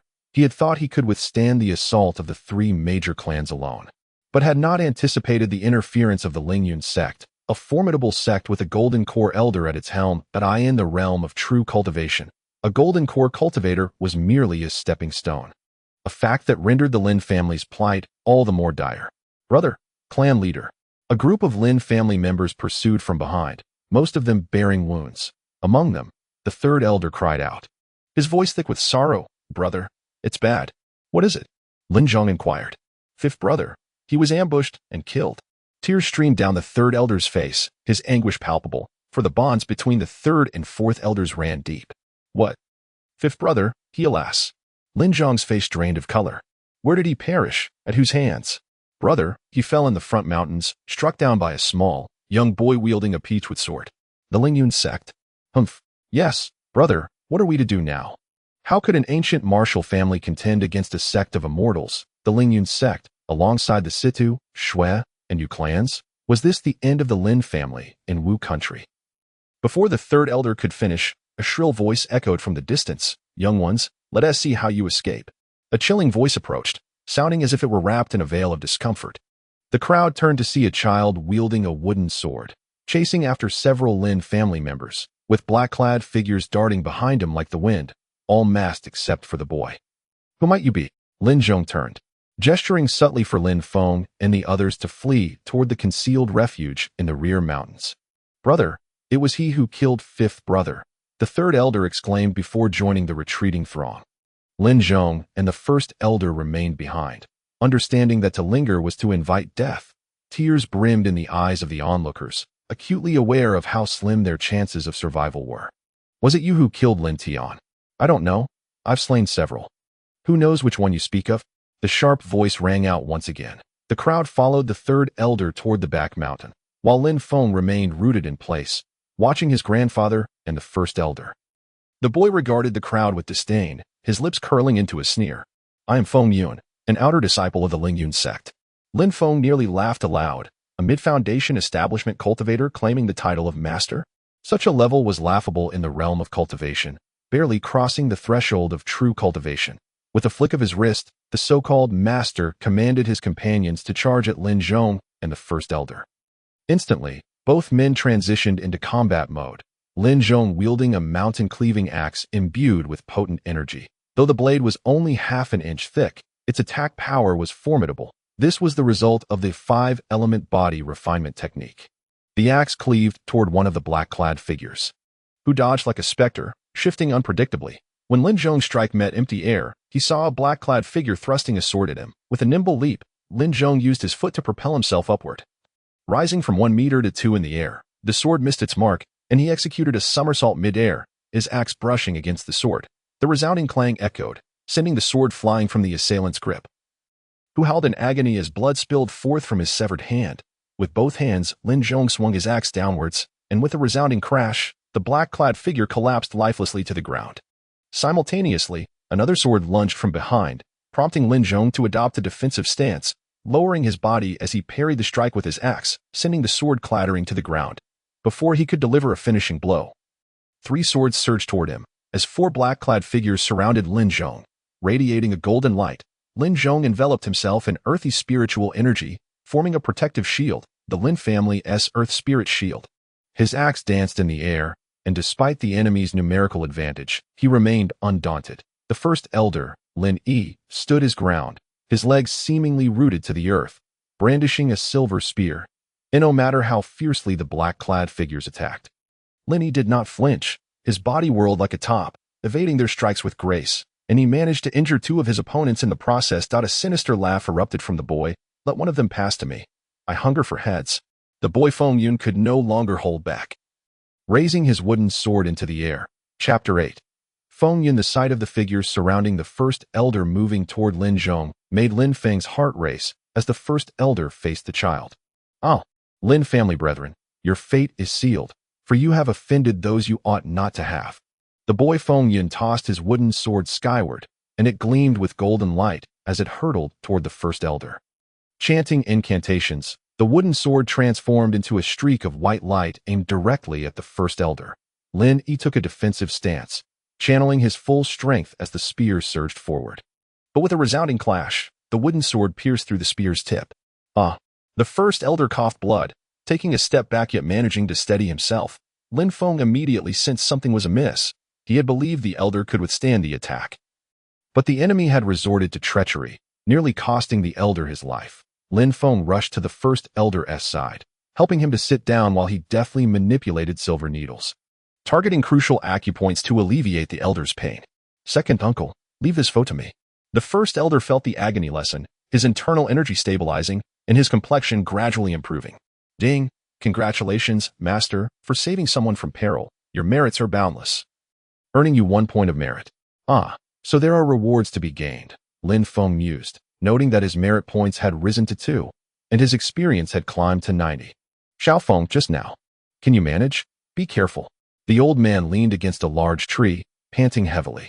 Rest assured, second grandpa. The elder's gaze towards Lin Feng was markedly different from before, though he could not quite articulate the change. In any case, the current Lin Feng was vastly transformed, had he simply matured. Little rascal, your tricks are quite impressive. Lin Feng's expression was one of disdain. To his eyes, the feats of the Wind and Cloud Master were hardly noteworthy. They were mere manifestations of a simple object manipulation technique, reliant on spiritual energy, and why couldn't he recall how to utilize it? A sharp pain pierced Lin Feng's mind, and still, he could not remember. The young boy's expression shifted, producing a wooden sword in preparation for an attack. The Wind and Cloud Master glared at Lin Feng. What do you mean? Come, strike me with your wooden sword. Let us see if I can be hit. Lin Feng's silver needles began to move once more, piercing the acupoints on his arms, causing them to swell significantly. Regardless of efficacy, caution is the mother of safety. One must never be careless in battle. This was a lesson Lin Feng had learned over countless years of conflict. Particularly when facing women or children, one must exercise extra vigilance. Despite the boy's small stature, such a frame could navigate the world of cultivators, suggesting he possessed some degree of capability. The Wind and Cloud Master pointed a small hand towards the sky, and the wooden sword transformed into a beam of golden light, charging towards Lin Feng. At that moment, Lin Zhong caught a glimpse of Lin Feng and thought, it's over. He was unable to extricate himself to assist his grandson. Alas! Lin Feng's eyes flickered with a hint of spiritual energy as it flowed into his gaze. He discerned a trace of spiritual awareness upon the wooden sword. Seeing it with utmost clarity as the sword was launched, it split into 3, with the central sword being a mere illusion, while the 2 flanking swords were genuine. When the boy acted, the 2 swords diverged. Typically, combatants would gravitate towards the middle sword, unaware that it was the false one, leading many to suffer injury. An observer. 3 flying swords aimed at Lin Feng, slicing through the air with a fierce wind.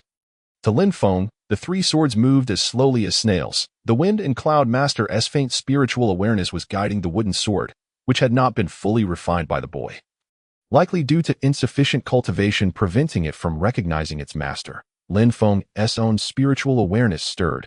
A fragment of it entered the silver needle, constrained by the limits of his consciousness.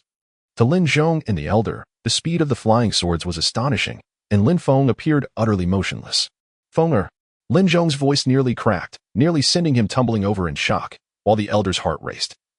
Sensing Lin Feng's peril, with no weapons at hand, save for the Demon King's Kirin arm, he remembered the silver needles, now imbued with his spiritual awareness. As the wooden sword descended from above, Lin Feng pivoted slightly, thrusting the 2 silver needles towards the 2 wooden swords, while the central sword passed harmlessly through him.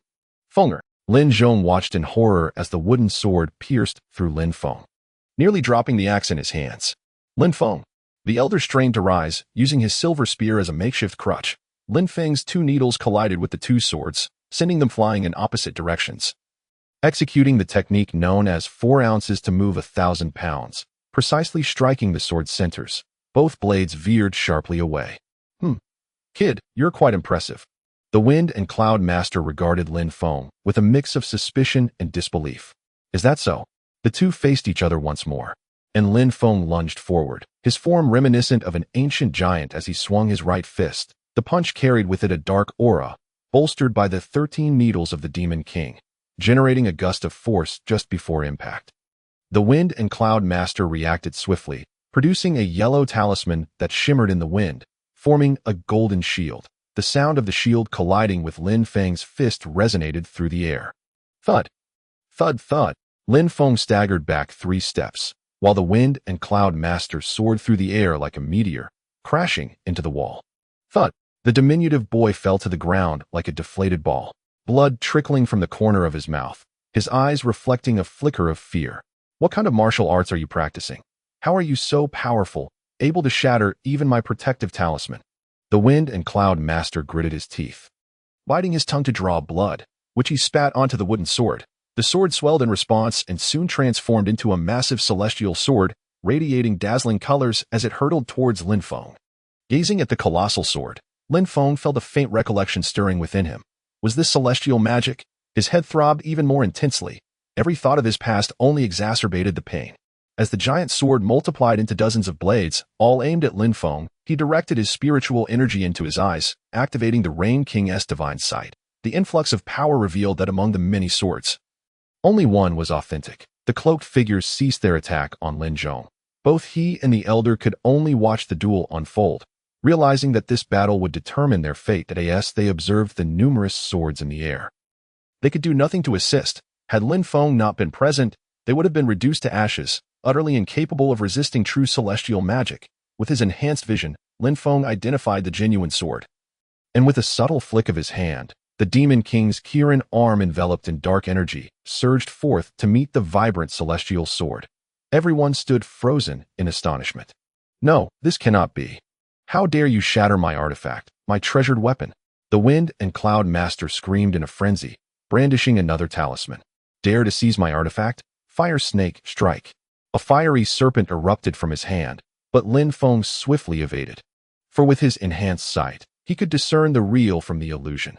Following the fire talisman, another water talisman unleashed a barrage of ice arrows towards Lin Feng, who utilized the Demon King's Kirin arm to block them all. Lin Feng smiled faintly. Wind and Cloud Master, your time has come. With a gentle stroke of his hand across the wooden sword, he erased the Wind and Cloud Master's spiritual awareness.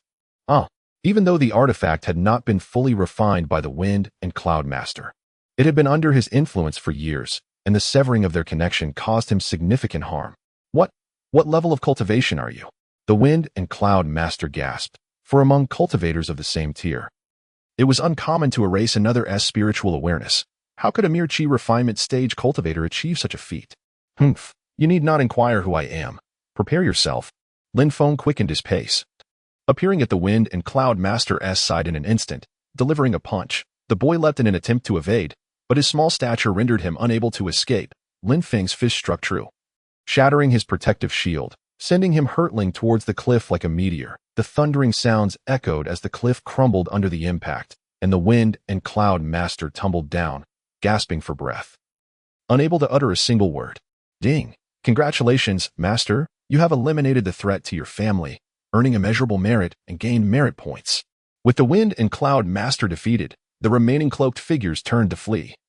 Fully aware of the boy's prowess, realizing they stood no chance against Lin Feng, a smile crept onto Lin Feng's face as he infused his power into the needles, which transformed into streaks of shooting stars, piercing through their viewpoints in mere moments. They had retreated over 10 meters. The sound of rushing wind filled the air as the cloaked figures, all of whom were at the 8th tier of cultivation, attempted to evade, but 4 of the 6 fell to the ground, while the remaining 2 dashed into the woods, fleeing downhill. Fenger, you've hidden your strength well. The elder collapsed onto the ground, unable to hold on any longer. Second Grandpa, are you all right? Lin Feng rushed to support the elder. Madman, where did you learn such skills? Lin Zhong appeared exhausted, yet his joy for his grandson was unmistakable. Grandpa, didn't I mention a madcap Taoist? He was the one who taught me, even modifying the techniques he bestowed upon me. Lin Feng spoke without hesitation, convincing Lin Zhong of his tale. Lin Zhong then produced a bamboo tube from his robes, removing one end to point skyward. Was it a red firework? No, it was a red signal flare, summoning the family members to his location. The red signal flare served as a rallying call for the clan.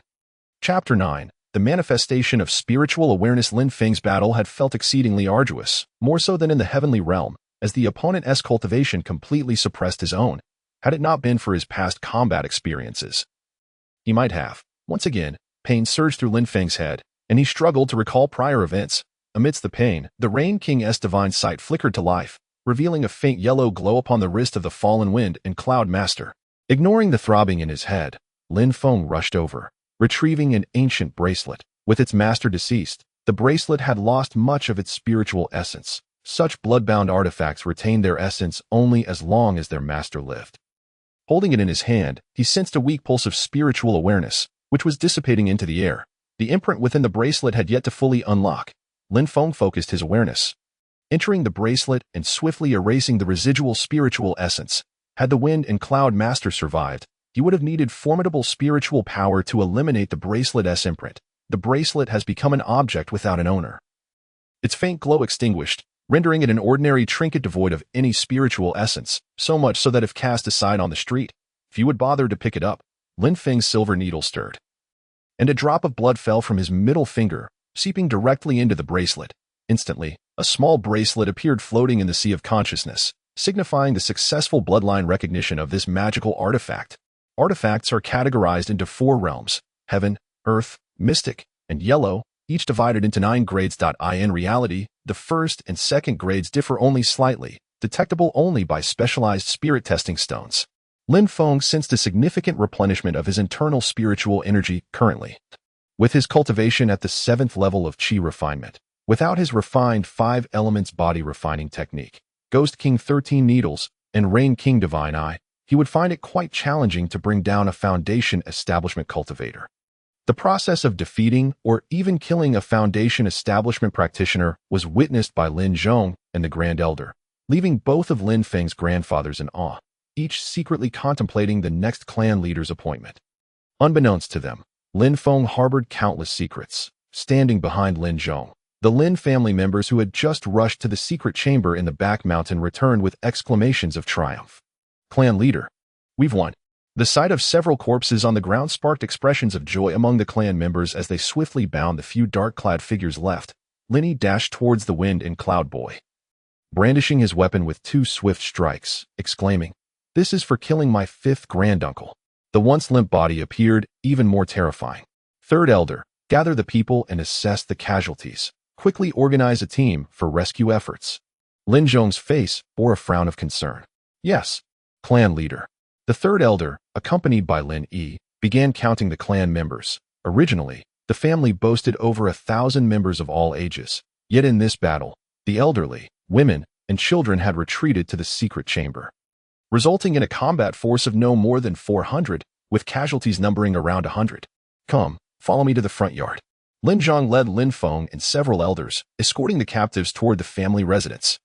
Upon entering the courtyard, they discovered a black-clad iron guard lying on the ground, blood oozing from his body, his eyes twitching slightly.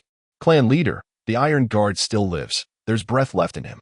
Lin Zhong bent down and gently checked, producing a pill from somewhere and tossing it into the iron guard's mouth. The guard's body trembled a few times, his pupils threatening to dilate, signaling his imminent demise. Lin Feng stepped forward. "Grandfather, let me try." He took out the silver needle, channeling his spiritual energy into it, watching as it turned black. With several swift motions, he pierced 11 silver needles into the iron guard's ghostly acupoints. The needles flickered slightly at the acupoints, their ghostly tips emanating a dark radiance. The second needle penetrated half an inch into the ghostly palace, the silver needle quivering at the ghostly point. The third needle pierced into the ghostly cave, and after 3 needles, the iron guard's pupils began to constrict. The fourth needle entered the ghostly rampart, and blood froth began to seep out, ceasing the flow of blood from his mouth. Sweat beaded on Lin Feng's forehead. His internal spiritual energy was running low. Yet he could not afford to halt, for a pause might spell the end for the guard.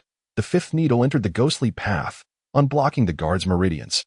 Gritting his teeth, Lin Feng completed the 5th needle, taking a deep breath as Lin Zhong handed him a pill. After swallowing it, a surge of spiritual energy coursed through him, granting him the strength to continue his needlework. The 6th needle struck the ghostly market, the 7th the ghostly hall, the 8th the ghostly pillow, and finally, with a yell, the 9th needle pierced the iron guard, who abruptly awoke, seeming as if he were neither fully conscious nor entirely awake.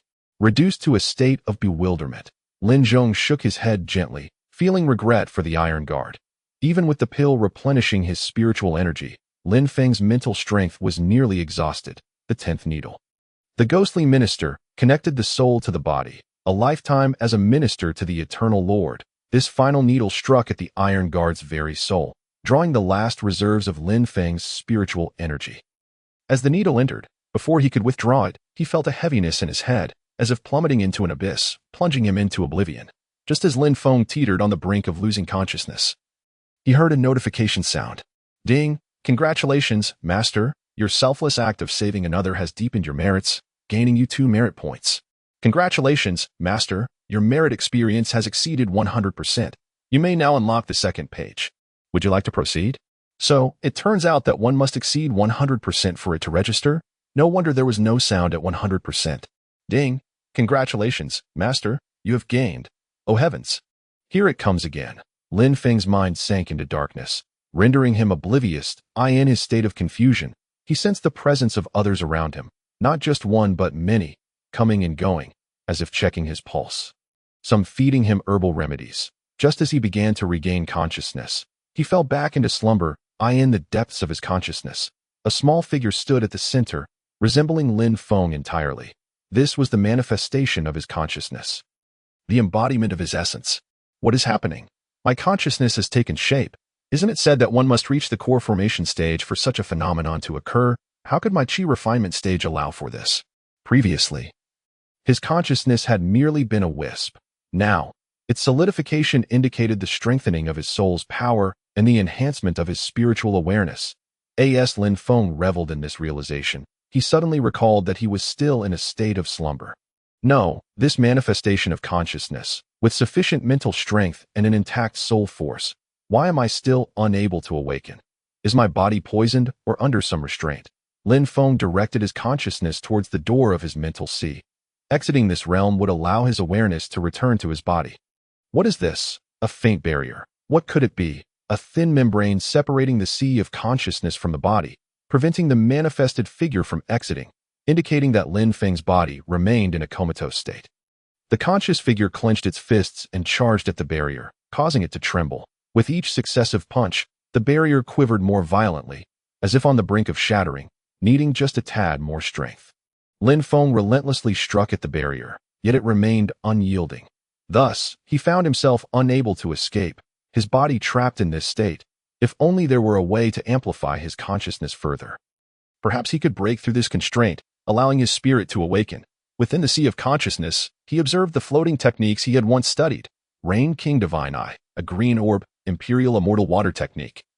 A blue orb, Herbal Saint's Book, another green orb, and a black orb representing Ghost King 13 Needles. What is that? A 7-colored orb, which he only noticed due to its distance. With a flick of his finger, the orb flew towards him, revealing a miniature version of his phone within, a spirit manifestation of his device. It seemed not. A spirit must possess intelligence. This was merely a manifestation of soul power. Just a mass of spiritual energy. As Lin Feng held the phone in the hand of his conscious figure, he tapped it. Ding!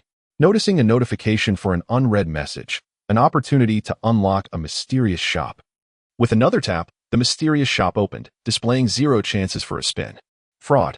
Just as he was about to close the mysterious spin, a prompt caught his eye.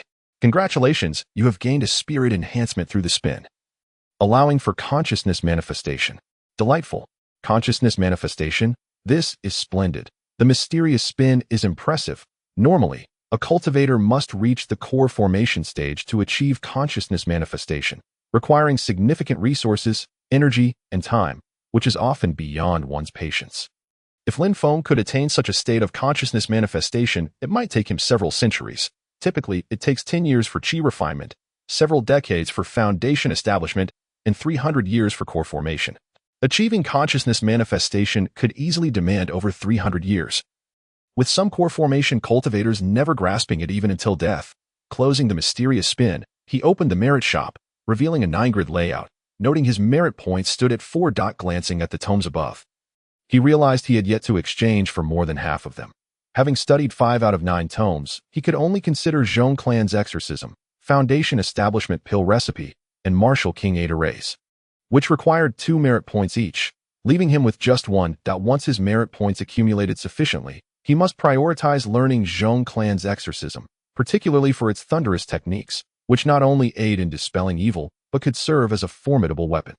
Casting a glance at the barrier in the sea of consciousness, he tapped on Great Transformation of Spirit technique within the 9-grid layout. Its primary function was to enhance mental strength, empowering one's consciousness. Perfecting it could lead to consciousness manifestation in the formation of avatars, which might not be far off since he had already achieved consciousness manifestation, since he was in a comatose state. Practicing Great Transformation of Spirit technique might just break the seal. Ding! Congratulations, Master, you have exchanged 3 merit points for Great Transformation of Spirit technique. A grand tome descended from the heavens, landing before Lin Feng and transforming into a small booklet. A flash of spiritual light entering Lin Feng's mind, imprinting the contents deeply into his soul. The text was divided into 3 sections. The first focused on sensing the spirit, enabling the practitioner to extend their awareness beyond the body. The second on refining the spirit, allowing for the manifestation of form, and the third on becoming a deity, allowing the spirit to become an avatar, capable of controlling objects and even manifesting as a human. As Lin Feng contemplated the potency of this technique, a chill ran down his spine. How formidable could this technique be?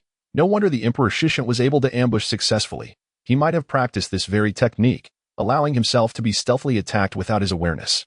Chapter 10. The auspicious purple aura approaches. Within the depths of Lin Feng's consciousness, a diminutive figure meditated serenely amidst the sea of awareness, as the great transformation of the divine technique surged forth with remarkable swiftness, its principles swiftly becoming manifest through practice. Upon the commencement of his cultivation of the great transformation of the divine technique, countless intricate symbols began to dance in the ether of his consciousness, with each character rushing into his mind, penetrating his very soul and fortifying the essence within his spirit. The relentless impact of the great transformation of the divine technique gradually summoned forth a gentle, ethereal purple hue that enveloped Lin Feng. As time drifted by, it became increasingly apparent that Lin Feng's spiritual awareness was solidifying, taking on a formidable form. His consciousness was now evolving towards a more corporeal existence. The purple gas continued to assail the sea of awareness, causing it to expand outward in all directions, accompanied by the soothing sound of flowing water. Upon opening his eyes, Lin Feng beheld that the once transient essence within his consciousness had coalesced into a small stream. Truly, Lin Feng was deserving of being the reincarnation of an immortal emperor. Could it be that this purple aura was indeed the ethereal spirit of the celestial realm? Was it not said that the arrival of purple aura heralded an era of prosperity? In the celestial realm, the sight of such an aura was deemed an auspicious omen, a testament to the cultivation of purple spirit energy. The origins of the great transformation of the divine technique remained a mystery. Perhaps crafted by a Deluo golden immortal, capable of harnessing one of the three primordial energies of the world, the purple spirit energy, the status of its creator might well exceed Lin Feng's past accomplishments. In the realm of the 33 heavens, Lin Feng was merely a ruler of one level, with an additional 32 levels above, teeming with countless high-ranking deities. Although he held the title of immortal emperor, he was by no means the strongest entity in the celestial realm. Ah, how delightful! My soul's power has experienced a breakthrough.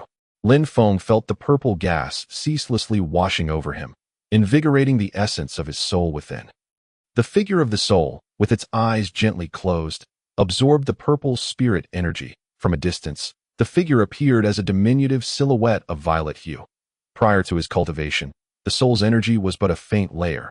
Yet, after an indeterminate period, the sound of flowing water resonated within the sea of consciousness. As the sound intensified, the previously insubstantial layer of soul energy transformed into a delicate mist, although only slightly thickened. This was soul energy, an enhancement that was the dream of any Deluo golden immortal. The essence of the soul knew no bounds. Throughout millennia, no one had ever been known to traverse the path of soul energy cultivation. From whence did this great transformation of the divine technique originate? In the early stages of cultivation, the quantity of soul energy was inconsequential. Even significant discrepancies were negligible. However, in later stages, particularly after ascension, the chasm in soul energy could become monumental. Just then, a sharp pain pierced Lin Feng's head. Above the Lin residence, in the southeastern expanse of Phoenix City, a radiant purple cloud materialized in the sky. The residents of Phoenix City gazed in awe from afar, exclaiming, "Behold, the auspicious purple aura has arrived. What a good omen. What is that in the sky? Could it be a celestial phenomenon? A rare treasure has emerged? Let us go and see." Countless individuals rushed toward Qilong Mountain, eager to bask in the glory of the purple aura, for it was a widely held belief in the cultivation community that such celestial phenomena signified the emergence of a spiritual treasure. Even if it were not a treasure, perhaps it heralded the arrival of a sage or the concoction of an elixir. In any case, the purple aura was synonymous with good fortune. Upon the battlements of the royal city, an elderly man leaned against the parapet, gazing towards the east. What a splendid omen! The purple aura approaches, but for whom does this bode well? Uncle Wang, are you suggesting that this extraordinary light may favor someone? A middle-aged man clad in a resplendent robe stood behind the elderly man, the brilliance of his attire marking him as no ordinary individual. Xiaolu, I speak of the four great families of Phoenix City. The divine beast may be about to manifest. The elder's voice trembled slightly. Which divine beast? I recall my great-grandfather once saying, when the phoenix arrives in Phoenix City, it shall take flight and return to listen. The elder muttered to himself, seemingly lost in memories of a distant past. The phoenix, the listener. Indeed, the phoenix comprises two entities, one male and one female, while the listener is the divine beast I mentioned. The four great families serve as the guardians of the listener. A divine beast. Shall we not intervene? The vastness of the world does not escape the realm of the king, that being Wu Qian, the ruler of the Wu kingdom. The elder beside him was the former king, Wu Yi, who had abdicated in favor of his nephew and now led a life of leisure, only to return to witness the arrival of the purple aura. Do not speak of divine beasts. Nor may you interfere with the four great families. Regardless of their disputes, you must abstain from involvement. Why so? Wu Qian inquired. They are the four ancient martial families. You mean the Situ, Lin, Shui, and Yu families? Indeed. Remember this well. Yes, uncle. But if they grow stronger, won't they pose a threat to the royal city? Not at all. Their allegiance lies solely with Phoenix City, and they shall not covet your Wu kingdom. What of the legends? Indeed. They are the legendary four families, protectors of the holy beast and descendants of the divine beast. If the divine beast were to appear, what then? Fear not, they shall not concern themselves with your insignificant Wu kingdom. Should the divine beast manifest, the four families will unite, and chaos shall ensue in the celestial realm. Right. I recall that legend. Was it not said that among the three families, one was an anomaly? Hush. Do not speak of such things.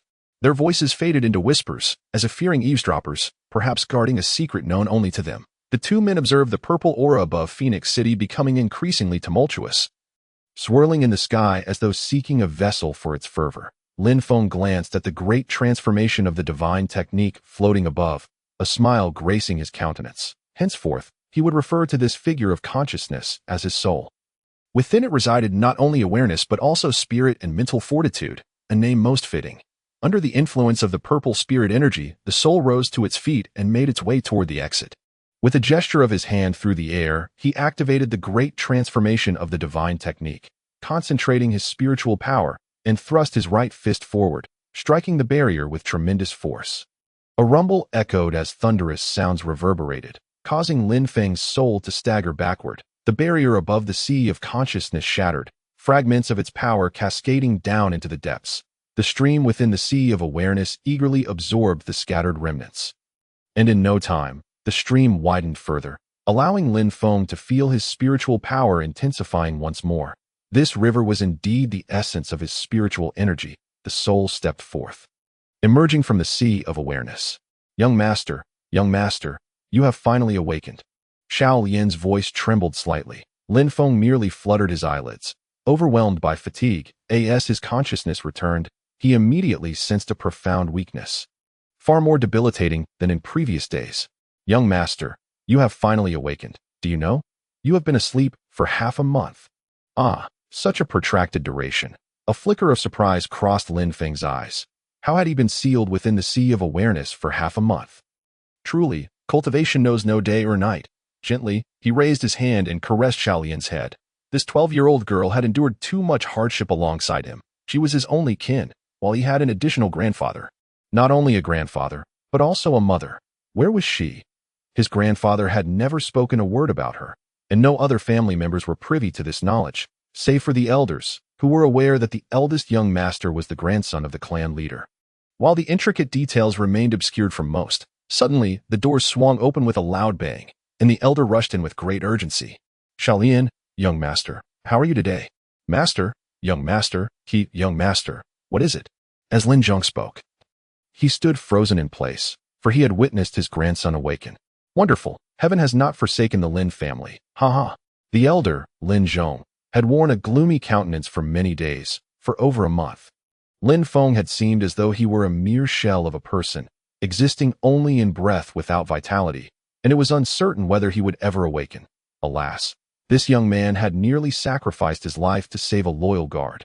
Lin Zhong felt a pang of distress. Who could ever place a value on their grandson's life? Despite his previous lack of attention, Lin Zhong had secretly dispatched many to protect him. Here, take this and eat. Lin Zhong offered a red fruit to Lin Feng, which resembled a cherry, but was significantly larger, akin to the size of an egg. Grandfather, what kind of fruit is this? I believe it is called a zhu gua, delivered 3 days prior. Who brought it? I do not know. It was simply left on your windowsill. The cinder remains a mystery. This truly is a zhu gua. I seem to recall. The pain in his head intensified, hindering his ability to recollect events from long ago. Yes, this is indeed a zhu gua. I have researched it extensively and tasted one. Its flavor is quite unique, a blend of tartness and sweetness, infused with abundant spiritual energy. Indeed, it is a zhu gua, but who placed it here? It seems to have fallen from some creature. As there were traces of blood on the roof and windowsill, it did not appear to be human blood. Who could have procured this zhu gua? Lin Feng pondered. He could not fathom anyone who would leave it for him. Among those he remembered, only Xiao Lian was present, and his grandfather, for his own safety, seldom visited him. Who could it be? If it were an animal, that seemed implausible. What creature would present him with a gift? Young master, the day before yesterday, I witnessed a flash of white light dart past the house. Could it have been some creature? Xiao Lian recalled that night when she had opened the door to relieve herself, only to see a streak of white light. The following day, the elder had discovered the fruit. White light. Could it be the little creature that had stolen the 1,000-year ginseng? Was it returning to express its gratitude? The crimson fruit is far more precious than the millennium ginseng. While the existence of millennium ginseng is assured in this world, the crimson fruit is merely a figment of legend. Millennium ginseng is indeed hard to obtain, possessing medicinal properties somewhat superior to those of the century-old ginseng. When used in alchemy or herbal medicine, it can simply be refined from century-old ginseng, which, though less potent, still serves its purpose. However, the crimson fruit is altogether different. Not only is there no substitute for it, but its mere existence is a legend, known only through texts. And who among us can truly acquire it? Enough questions. Eat quickly. Lin Zhong, fearing that Lin Feng might hesitate, urged him on. This is a spiritual fruit. Chapter 11. Purple Rain. Lin Zhong gazed at the 8 fruits hanging from the branch, after tasting just one. He was so enamored by its exquisite quality that he chose to save the rest for Lin Feng. Though he had only consumed a single fruit, the benefits were profound. An old injury from years past had miraculously healed overnight. Unbeknownst to him, his spiritual root had undergone a transformation, evolving from a mysterious tear to an earthly tear. Upon waking that morning, he was greeted by an unpleasant odor, as much of the filth clinging to him had been purged by the crimson fruit. Being of advanced age, Lin Zhong had no desire to consume spiritual fruits, but he had taken a bite merely to ascertain their toxicity. Lin Feng immediately recognized the fruit as a spiritual one. Though he could not recall when he had last tasted it, the moment he thought of his previous life, a headache ensued. But before he could dwell on it, Lin Zhong revealed it was the crimson fruit. The celestial realm boasts celestial fruits, spiritual fruits, and supreme fruits. The crimson fruit is considered an ordinary celestial fruit that has fallen to the mortal realm. While it may lack the efficacy of spiritual or supreme fruits, it is undeniably a genuine descendant of celestial fruits. Lin Feng opened his mouth wide and devoured the fruit in one swift bite.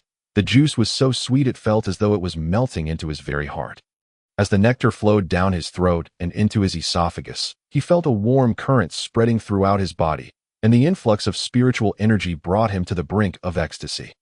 He immediately began practicing the imperial celestial water manipulation technique, as the water spiritual energy within him was mercilessly drawn into his dantian, solidifying the lower dantian further. The energy mass within continued to expand, and he sensed that it would not be long before he achieved a breakthrough. After consuming a single fruit, Lin Feng felt the purity of his internal spiritual energy intensifying. The fruit contained an energy that was refining his body. Expelling impurities from within, he consumed another fruit, and then another, totaling 3 crimson fruits, bringing his body's spiritual energy to a state of saturation. With closed eyes, he absorbed the energy and continued his cultivation. Ding! Congratulations, Master. Your spiritual root has been elevated to the low-grade mysterious tier. Ding! Congratulations, Master. The Imperial Celestial Water Manipulation Technique has reached the 2nd level, allowing the use of the minor rain technique. Incredible! His spiritual root had been enhanced. Defying expectations. The minor rain technique sounded somewhat peculiar. Could it be? Lin Feng's mind sank into a sea of consciousness, seeking out the Imperial Celestial Water Manipulation Technique to examine the minor rain technique in detail. This technique pertains to the cultivation of spiritual herbs, as spiritual fields require irrigation, and the minor rain technique enables rainfall. At the first level, it can summon ordinary rain, which has little effect on spiritual fields. However, at the second level, it can summon spiritual rain, significantly benefiting the growth of spiritual grains and herbs, enhancing their medicinal properties. If one were to attain the third level of the minor rain technique, it could directly increase the age of the plants being cultivated. Noticing that the minor rain technique consists of only 3 levels, he found a note at the end stating it was merely an incomplete manuscript, with further content to be compiled later. Who on earth authored this and left it so unfinished? Lin Feng scrutinized the minor rain technique, a concise yet potent mantra, comprising a series of intricate gestures and a brief cultivation method. After contemplating its contents, he closed his eyes and began to simulate the technique.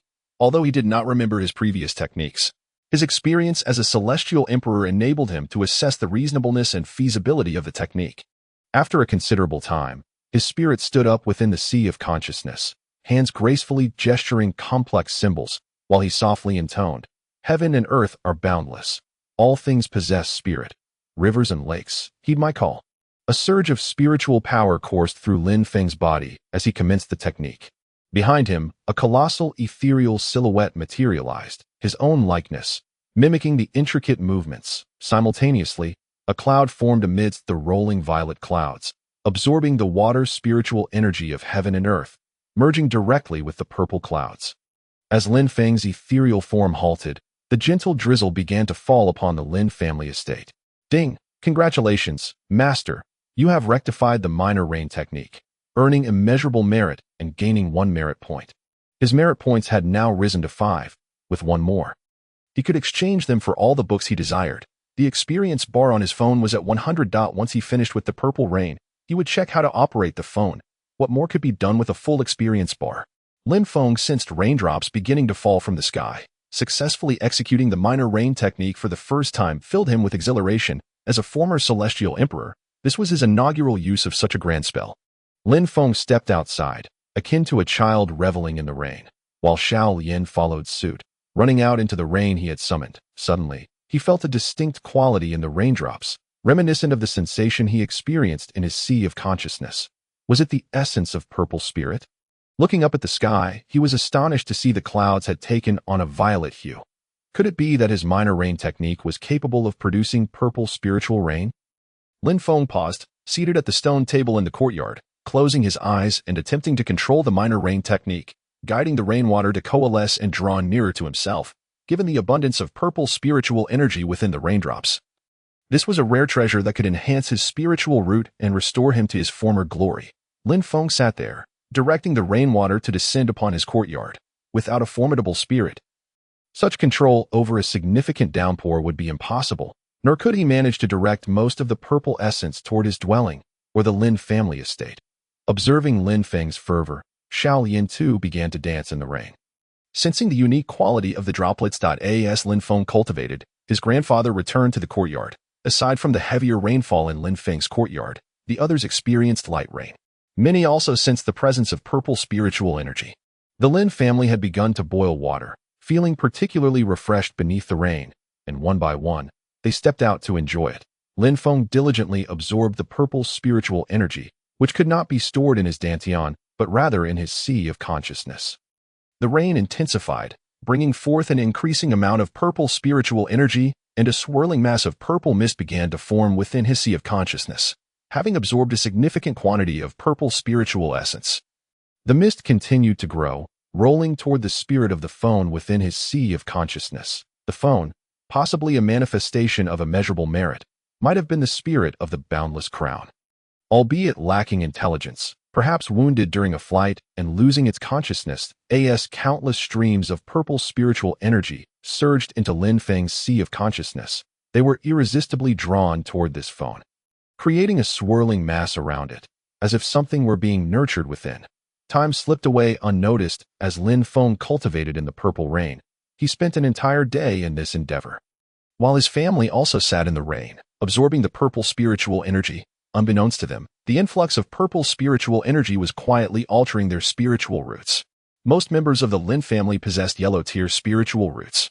Once the 4 great families had been renowned as cultivators, but over millennia, Their cultivation methods had been all but lost, and now few possessed even a single complete cultivation technique. Lin Zhong, seated in the rain. Since the fluctuations of spiritual energy and practice, Lin Feng's revised 5 elements body refinement technique. The golden light surrounding him intensified. Under the influence of the purple spiritual energy, a hint of purple essence began to radiate from the golden light, making him appear as a bodhisattva, glowing with dual-colored spiritual light. Lin Zhong's foundation-building cultivation grew increasingly solid, and with the aid of the purple spiritual energy, it would not be long before he reached the mid-foundation stage.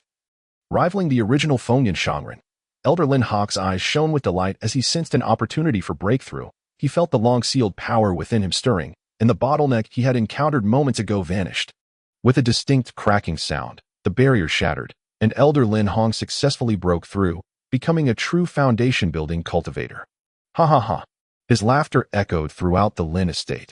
The third elder, holding a foundation-building pill with a smile on his face, felt that with the assistance of the purple rain, he too was on the verge of a breakthrough. The foundation-building pill from the ancestral hall suddenly appeared in his hand. Resolute, he disregarded its original owner. If he could upgrade to become a foundation cultivator, the Lin family would eventually belong to Lin Yi. Gritting his teeth, he swallowed the pill whole, and the third elder began his breakthrough. Lin Yi stood by his side, ready to protect his grandfather. Lin Feng continued to absorb the abundant purple spiritual energy, sensing that the quantity in the air was diminishing. Perhaps the purple essence was starting to disperse. Ding! Congratulations, Master. Your spiritual root has risen from yellow tier to low-grade mysterious tier. Lin Feng exerted greater control over the minor rain technique, and the rainfall increased exponentially. Before long, light rain escalated to moderate, then to heavy rain, culminating in a torrential downpour. Ding! Congratulations, Master. Your sea of consciousness has successfully leveled up.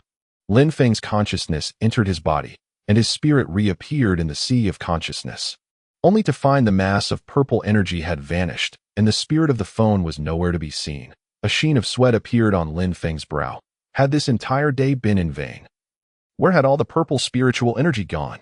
No, something was amiss. In the distance, he spotted a courtyard. How could there be a house within his sea of consciousness? How could there be such a small courtyard?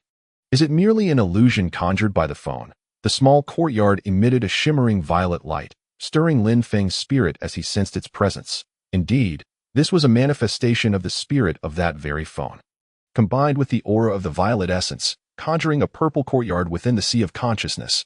Could this be what is referred to as the purple mansion? Was it possible that my sea of consciousness also existed at the heavenly tier? The cosmos is vast and mysterious. Only a heavenly tier sea of consciousness could be called a purple mansion, a name that lingers in legends, whether in the realm of immortals or other worlds. Such a thing as the purple mansion is merely a myth. Even an immortal emperor who has lived for countless millennia has never laid eyes upon a genuine purple mansion. Perhaps it is due to Lin Feng's insufficient level? Or perhaps he was overthinking it. A sharp pain began to throb in his head. He must not dwell on the past, for even the slightest thought would result in excruciating pain. Ding! Congratulations, Master. You have acquired the purple mansion with unparalleled merit, increasing your merit value by 2 points. What? Unparalleled merit. What merit could the purple mansion possibly hold? And an increase in merit points as well. Remarkably, he noticed that his merit points had risen to 7, while his experience remained at 100. Beneath the merit and experience values, 2 numbers appeared, 1 and 2. What could these signify? Chapter 12. Shop upgrade the purple mansion. Incredible. In Lin Feng's memory, the purple mansion was something beyond the 33 heavens. Not something an ordinary golden immortal could touch. How could it appear within his sea of consciousness? Was it fate? Was I originally destined to be divine? Could it be the crown of infinite merit? The aura emanating from the purple mansion was indeed that of the crown of infinite merit. Ah, my head. His soul and form shifted, transporting him directly outside the small courtyard. Observing the modest yard, he noticed a well within it. As he approached, a force emanated from the well, pushing Lin Feng back a considerable distance. Perhaps his cultivation was insufficient, rendering him unable to approach the well within the purple mansion. Circumventing the well, he found a small cottage, purple in hue, where he could sense the crown of infinite merit residing within. With a gentle push, the door swung open, and his spirit entered the purple mansion directly. Ding! You have entered the purple mansion, where you can cultivate your soul.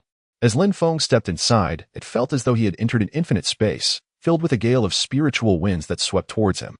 This was no ordinary breeze, it was the wind of the soul, capable of penetrating deep into the essence of the spirit, refining and enhancing his soul's strength and consciousness. Time passed swiftly. And as the winds began to weaken, Lin Feng contemplated leaving. In a flash, he found himself back in the sea of consciousness, standing at the threshold of exit. The heavenly tear-purple mansion was indeed impressive. His soul emerged from the purple mansion, his body instantly regaining freedom, still clutching the merit phone. Ding! Your merit value has reached 100%, enabling access to the second page of the merit shop. Lin Feng tapped the 2 on the navigation bar at the bottom of the phone, and a dialog box appeared, accompanied by a prompt voice in his mind. Ding! Congratulations, Master. You have successfully unlocked the second page of the merit shop. Lin Feng pressed the confirmation button. The phone screen illuminated with 7 colors, revealing 6 boxes adorned with various patterns, all displayed in gray. Within these 6 boxes lay 6 items. Unlike the first page, which was filled with books, here, there were 3 books and 3 items, each row containing 1 item and 1 tome. The first row featured a vial of detoxification elixir, effective against all poisons. Beside it was a tome titled Control Objects, allowing the wielder to manipulate anything with sufficient spiritual power. The second row contained rare soil, a 7-colored earth that increased the survival rate of spiritual herbs. The accompanying tome was Spirit Attachment Technique, enabling the soul's power to be affixed to objects, allowing temporary control over them. The third row displayed a small sword inscribed with Qi Feng Sword, annotated simply as a spiritual weapon. The final box held the tome Sword Mastery, noted with a single word, Fly. Upon reviewing these items, Lin Feng felt a surge of joy at the abundance of treasures. However, his expression soured as he glanced at the gray icons below, which demanded an exorbitant amount of merit points compared to the previous page. The first row's 2 items required 10 merit points each for exchange, while the second row's items demanded 20 merit points each, and the third row's items required 30 merit points each. This was outrageous. On the previous page, he could exchange 19 merit points for 9 items, but this page required a staggering 120 merit points. A single good deed only yielded a meager merit point. And not all actions were rewarded, though. Heavens, how unfair. Lin Feng was left speechless, shaking his head at the 6 gray items that he clicked on the interfaces. 1. Returning to the 9-grid layout, where he noted 3 items still unexchanged, along with a divination book yet to be traded. Counting carefully, he found 4 items remaining, and observed that his spiritual power points stood at 7. If he could accumulate 3 more, he could exchange for the spells on the second page. He needed to save up. Lin Feng stowed away the phone and retrieved the bracelet he had taken from the Elder Fengyun. Upon inspecting the inner side, he discovered a line of small characters, clumsily engraved, 7-star bracelet. As he focused his consciousness, he perceived a wealth of items within the storage space, likely the accumulated treasures of the Elder Fengyun over the years. This storage space was modest, roughly 1 cubic meter, containing 3 spirit talismans, an iron sword, a dagger, and a wooden sword. It seemed this elder favored the wooden sword in combat. Additionally, there were several bottles, the contents of which were unknown. Among them, 3 bottles bore seals, hinting at something significant within. Besides these items, there were 2 tomes. With a wave of his consciousness, all the items materialized on the table before him. He gently picked up the 3 talismans. 2 of the spirit talismans were inscribed with godly travel, while the third was unidentifiable, featuring an image of a sword, albeit considerably faded. Was this a talisman treasure? The term talisman treasure slipped from Lin Feng's lips without thought, for such items varied in quality, with most being quite precious. This particular talisman treasure was likely crafted by a core formation practitioner, made before their ascension, often created by ancestors to bestow hope upon descendants. Crafting a talisman treasure requires a substantial amount of the creator's spiritual power, often limited to a fraction of its original strength, making it suitable only for lower-tier disciples or descendants. Such items are not only scarce, but also hold significant sentimental value, resulting in their limited circulation in the world. Elated, Lin Feng collected the 2 godly travel talismans and the talisman treasure, recognizing that for his current level of cultivation, the talisman treasure could prove invaluable for survival. He then picked up the iron sword, which bore no inscriptions, only antiquated patterns, its origins unknown. The material felt peculiar. He decided to store it for now. As he held the dagger, he could clearly sense a wave of spiritual energy emanating from it. Was this also a magical artifact? Elder Feng Yun was indeed quite affluent, akin to a benefactor of treasures. With a gentle motion, he caused a teacup on the table to split into two. An impressive item. He wondered how it would fare against iron. Once again, he retrieved the iron sword, one hand grasping the rusted blade while the other held the shimmering dagger. With a clang, the dagger traced a beautiful arc. What? The rust on the iron sword remained untouched, while a small chip appeared on the dagger. Blast! This wretched sword is quite something, a treasure indeed. He decided to stow the iron sword away. Lamenting the small chip on the dagger, it would surely fetch a handsome price if sold. He then picked up the wooden sword, which also appeared to be a spiritual weapon. This elder Fenggun was hardly akin to an outer sect disciple. How did he amass such a collection of magical artifacts? All spiritual weapons. This was a veritable fortune among low-tier disciples. Xiaolian. Yes. The young girl rushed in without hesitation. Here, take this for self-defense. He tossed the dagger, sheath included, towards her. The sheath was quite exquisite, and upon receiving it, Xiaolian hesitated to let it go. Young master, you are giving me such a fine item. Indeed. Ding. Congratulations, master, for gifting roses. You have gained 1 merit point. Impressive. He placed his hand gently on Xiaolian's wrist. Sensing the fluctuations within her. What? Earth-tier soil root? Astonished, he realized that Xiaolian's original root, the Xian root, had been elevated to a genuine earth root following the violet rain. Her cultivation was now comparable to Lin Feng's. Wait a moment. Let me examine these 2 tomes. Xiaolian appeared not to comprehend the significance of the day's events. Lin Feng took the 2 tomes from the table, skimming through them. What nonsense is this? The techniques are riddled with flaws. However, they are all earth attribute techniques. Lin Feng closed his eyes, beginning to deduce the methods contained within these tomes. Time passed gradually, and finally, Lin Feng opened his eyes. Realizing Xiaolian had vanished, he grabbed a piece of parchment, commencing to write down the revised techniques he had derived. Young master, you are awake. Here, this is spirit rice porridge, sent over by the master. Good. Just set it down. Young master, what are you writing? Xiaolian leaned in curiously. Lin Feng gently nudged her away with his hand. I'm drafting a technique for our little Lin. For me, what is the name of this technique? Xiaolian's face lit with surprise. It doesn't have a name. You can come up with one. Me? Really? Yes. Go ahead. I will write it down for you. After a prolonged moment of hesitation, Xiaolian appeared both excited and apprehensive, fearing she might say something wrong. Speak freely. It doesn't matter if it's incorrect. After all, you're the only one who knows. Then let's call it Feng. Can I say whatever I want? Then let's name it Feng Lianju. Lin Feng's heart stirred. The young girl, with a flourish, inscribed the 3 characters Feng Lianju at the front of the technique. He handed it over to Xiaolian, oblivious to the profound impact this alteration to the technique would have in the future. Ding! Congratulations, master. You have created a cultivation method, and your merits are unparalleled. Increasing your merit value by 2 points. Go on. Now I have 9 merit points. The treasure's on the 2nd page. Here I come.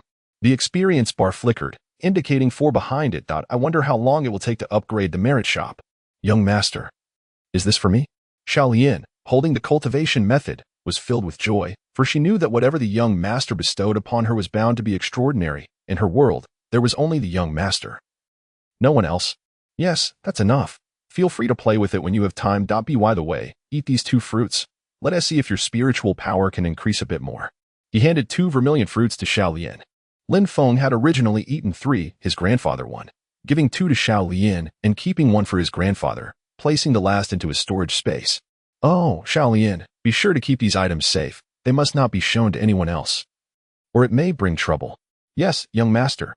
Xiaolian, clutching the exquisite dagger and cradling the Feng Lianju, dashed out, while Lin Feng watched the 12-year-old girl run off with delight. Shifting his gaze to the several bottles, he noticed 2 sealed ones. They were not large, yet why the seals? The symbols on them resembled talismans meant to ward off evil. Lin Feng exerted effort to control his emotions, striving to calm his heart.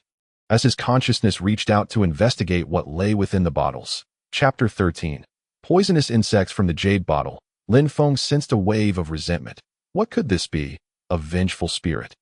Seeing the 2 sealed bottles, he felt a twinge of caution and decided to inspect the unsealed ones first. He picked up one of the unsealed jade bottles, and upon opening the lid, a fragrant aroma wafted forth. What was this? By Chao Dan, a level above the Qi refining powder sold at the Immortal Medicine Pavilion, It was a low-tier elixir for cultivators. Lin Feng placed one in his mouth, and a surge of spiritual energy flowed directly into his body, causing it to bubble with vitality. The sensation was so potent that it felt as if he might float away. Its effects far surpassed those of the qi refining powder. He examined the other 4 bottles, all containing Bai Chao Dan, which were precisely suited for foundational cultivators. The price of foundational elixirs was exorbitant, and the Lin family had none to spare. Even Lin Hong and Lin Zhong, who had become foundational cultivators, would not dare consume foundational elixirs. Now that the Grand Elder Lin Hong and the clan leader Lin Zhong were both foundational cultivators, these Bai Chao Dan could prove immensely beneficial. The cultivation method Lin Feng practiced had fortified his body, allowing him to safely consume several foundational elixirs without concern. He tossed a Bai Chao Dan into his mouth, activating the 5 elements body refinement technique, and his body began to emanate a golden glow. Ding! Congratulations, Master! Your 5 elements body refinement technique has reached the 2nd level. The spiritual energy circulated throughout his body, continuously following the great circulation. The training of the 5 elements body refinement technique was not bound by form. It could be practiced while sitting, standing, walking, or even sleeping, as long as the spiritual energy flowed as required. With the technique now at the 2nd level, Lin Feng's physical capabilities surged, making him feel as though his strength might explode. Clenching his fist, he stepped outside to face a large tree, launching a punch to test the might of his qi refining 7th level. With a resounding crack, followed by a loud boom, the tree, a venerable willow over a decade old, toppled under the force of his punch, its trunk shattered.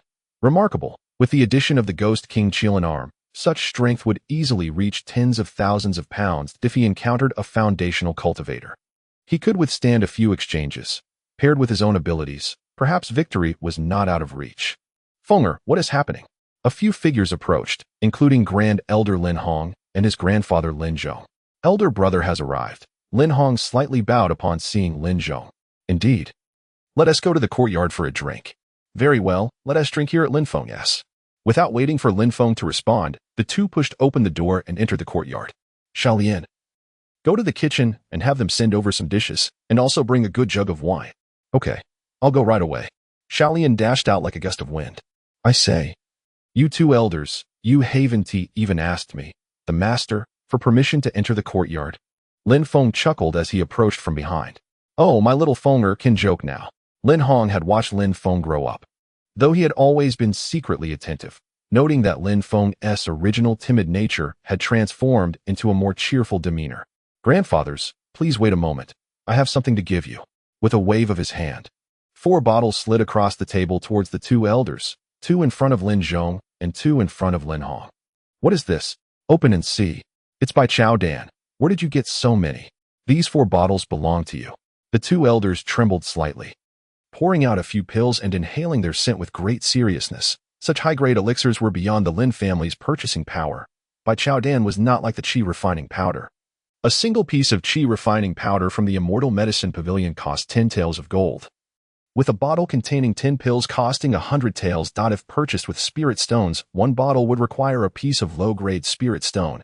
However, Bai Chao Dan could only be bought at the price of hundreds of spirit stones per bottle, far beyond what the family could afford in a year. Who could afford such extravagant elixirs? By the way, Lin Feng, I have discussed with the Grand Elder about having you succeed as clan leader. Lin Feng smiled subtly.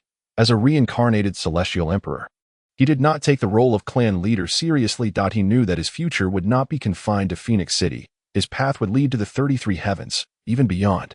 Grandfather, you want to find someone ambitious and calculating to take on the role of clan leader. Only then can the family develop better. What, do you not wish to become the clan leader? Lin Zhong raised an eyebrow. For many clan members aspired to this position but could not attain it. Becoming clan leader would ensure a steady supply of qi refining powder, potentially allowing for a breakthrough to foundational cultivation in their lifetimes. Lin Feng did not regard the qi refining powder with any concern. With both Lin Zhong and Lin Hong as foundational cultivators, the Lin family in Phoenix City could not be considered invincible. Yet the other 3 families dared not harbor ill intentions anymore. Currently, the Lin family's qi refining powder formula was severely contaminated, and it was uncertain whether the Immortal Medicine Pavilion could survive in the future. Originally, the 2 had agreed to pass the role of clan leader to Lin Feng when the time was right, but now Lin Feng's disinterest left the 2 elders with worried expressions. Do you two grandfathers truly wish for the Lin family to thrive? Have you considered Lin Yi? The Lin Yi from the third elder's family. Lin Feng nodded gently. How could you propose him?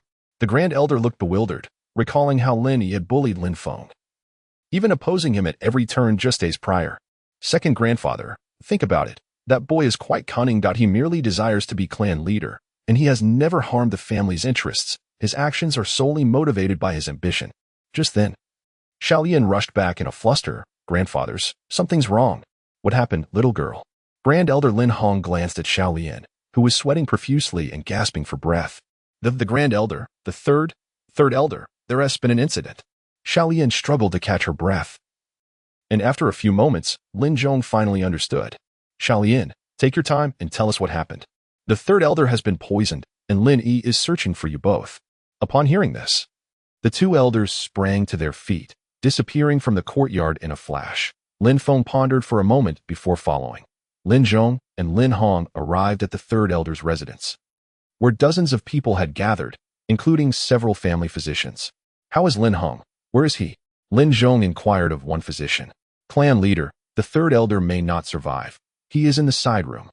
The two moved like beams of light, swiftly reaching the side room. Upon entering, they found the third elder Lin Heng lying stiff on the bed, his hands limply hanging, his complexion as pale as yellowed paper, with a few drops of white liquid at the corners of his mouth.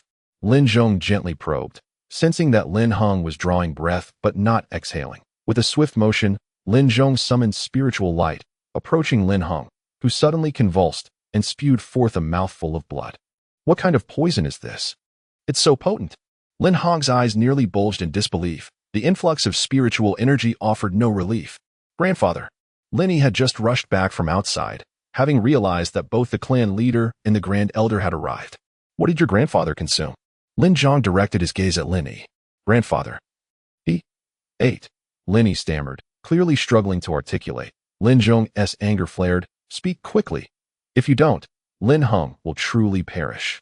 Clan leader, grandfather consumed that foundational pill from the Situ family. What the hell? Do you two have a death wish? The Situ family would never provide us with good pills. Lin Zhong quickly understood. Lin Hong had been eager to break through and had taken the pill without realizing it was tainted. Lin Hong. Let us go to the Situ family. I need to retrieve the antidote. All right, today we fight for the fourth elder. Just as they were about to leave, Lin Feng entered through the door. Where are you two grandfathers heading? To the Situ family to seize the antidote. Wait a moment. Let me examine the third elder. Lin Feng approached the bedside, and Lin Yi's eyes flickered with surprise. Could Lin Feng truly save his grandfather? Lin Yi had bullied Lin Feng throughout their childhood. Could he really help his grandfather? Lin Feng placed his hand on Lin Heng's pulse, sensing the turmoil of spiritual energy within him. Something is not right. With a flash of insight, Lin Feng discerned the situation within Lin Heng's meridians. A tiny golden worm was gnawing at his dantian. While it appeared to be a worm, it was so small that one might not even feel it upon touch. This was the essence of poisonous insects. Lin Feng withdrew his gaze, pondering that if this dragged on any longer, he might end up in a state of disarray again, needing to sleep for an extended period of 10 days or more. Lin Feng, grandfather, how is it? Lin Yi observed a change in Lin Feng's expression, realizing that he had discovered something. He has been poisoned with a goo curse. What kind of goo is it? Lin Zhong pressed for details. It seems to be the golden silkworm goo. Is there an antidote? The creature can be dealt with, but the poison itself is another matter. With a swift motion, Lin Feng produced over 10 silver needles, which danced through the air as they continuously pierced Lin Hong, leaving Lin Yi feeling a surge of trepidation. As Lin Yi watched the silver needles strike Lin Hong, he felt increasingly shameless in his attempts to confront Lin Feng. He gradually lowered his head. Without grandfather, could he truly assume the position of clan leader? Observing his grandfather's ashen face, Lin Yi suddenly knelt down, exclaiming, Lin Feng, I am sorry that I should not have treated you that way. Can you save grandfather? Lin Feng merely glanced at Lin Yi, a hint of approval flickering across his face. This fellow was indeed capable of bending and stretching according to circumstances. He had not shown any mercy when dealing with Lin Feng in the past. This boy was truly remarkable. Lin Feng had no time to engage with him. The silver needles continued to pierce. 7 needles, 8 needles, 9 needles, totaling 9. 9 needles to restrain the goo. This creature cannot escape. However, as for the poison affecting the third elder, I cannot resolve it at this moment. It might be the most potent of poisons. Ding! Congratulations, Master. For your selflessness in treating the sick and saving lives, you have gained 1 merit point. With 10 merit points accumulated, items on the second page could now be exchanged. Experience had risen to 6. Lin Feng. Is the poison truly from the golden silkworm goo?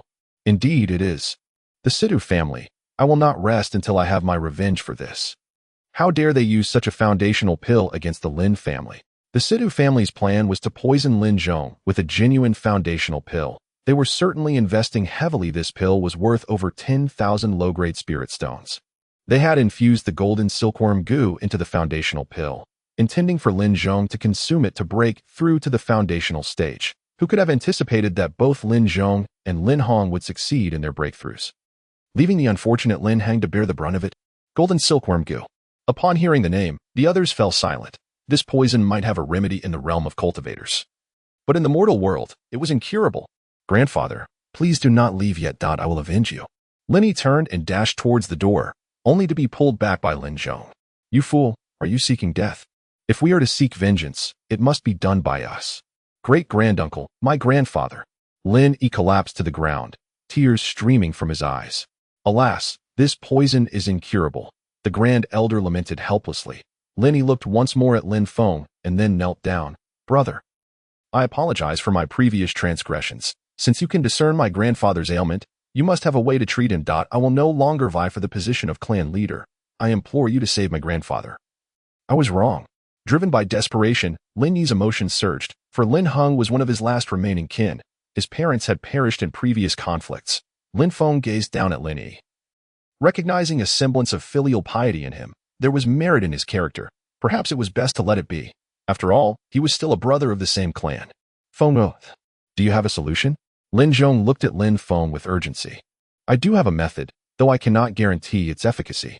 Lin Feng closed his eyes, and the divine herb compendium materialized above his mind's eye. His spirit delved within, reviewing the antidotes available. There were over 10 remedies, yet none guaranteed to cure the golden silkworm goo's poison. Ultimately, he found 2 potential methods. One was to locate a sacred-grade antidote herb, which might counteract the golden silkworm goo's poison. The other was to excise the dantian, removing both the dantian and the goo together. This too could serve as a remedy. Grandfather, I have identified 2 methods, but neither is particularly feasible. What are they? First, we must find a sacred-grade antidote. Second, we could remove the dantian. If successful, the third elder would be as any ordinary person. Lin Yi's eyes brightened. Becoming an ordinary person is acceptable. I will take care of grandfather. Thank you, please treat him quickly. In truth, Lin Feng had another method in mind. Exchanging for an antidote pill that he wondered if that pill would be effective. It required 10 merit points to exchange for the antidote pill. And the thought caused a pang in his heart. If it were any other elder, Lin Feng might have exchanged it long ago, but with the third elder, he hesitated for a long while. Ding! Congratulations, Master. You have successfully exchanged for 1 bottle of antidote pills using 10 merit points. Lin Feng clasped the antidote pill in his hand. He could not simply administer it directly, as that would be too convenient. He decided to wait. Linny, fetch me these herbs quickly. Yes, brother, what do you need? For the first time in his life, Linny showed such deference to Lin Feng, who merely shook his head, thinking Lin Yi was rather too pragmatic. Retrieve these herbs. Lin Feng jotted down the required ingredients on a piece of paper: bone-free flour, body-quenching grass, alchemical stone, stone nitrate, mother-child grass, phoenix tail grass, and century bodhi. This recipe was derived from the divine herb compendium. He was uncertain what was written in his own family's recipe, and now he could not view it.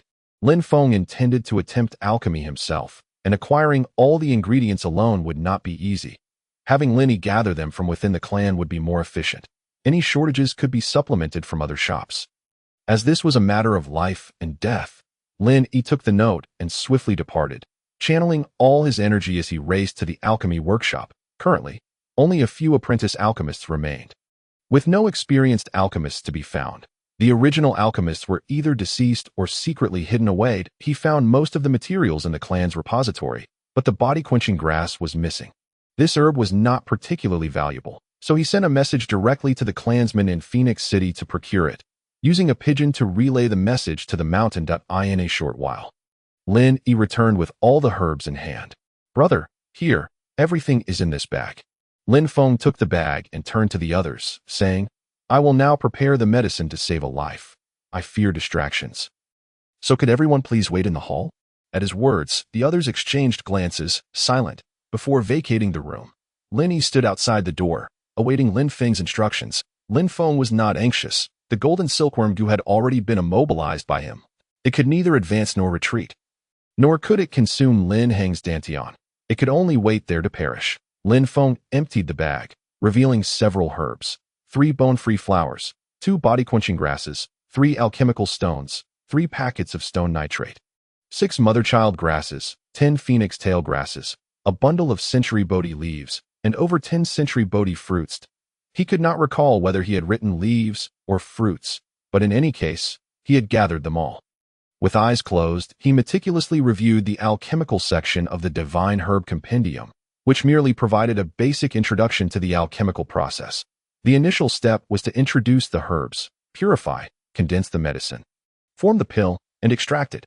His spirit played out the alchemical process in his mind, refining the techniques and summarizing each step. If he had an alchemical furnace at hand, he could truly commence the concoction. Ding! Congratulations, Master. You have corrected your alchemical techniques and gained 1 merit point. Should you further refine them, you will earn additional merit points. To his surprise, such notifications existed. Glancing at his merit points, he realized that if he had not exchanged for the antidote pill, he might have reached 11 points. He should also have the item control technique by now.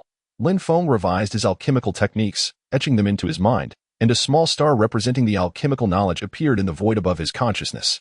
Despite only slight modifications to the alchemical techniques, the efficacy of the elixirs produced would be vastly improved. The revised methods could yield pills with patterns, while the unaltered methods had an exceedingly low success rate. Let alone any patterns. Lin Feng opened his eyes and waved his hand, sending all the herbs into his storage space. With another motion, the bottle of antidote appeared in his grasp. As he opened the bottle, a fragrant aroma wafted out. Inside were 10 golden pills, 10 golden elixirs. He gently poured one out and quickly recapped the bottle.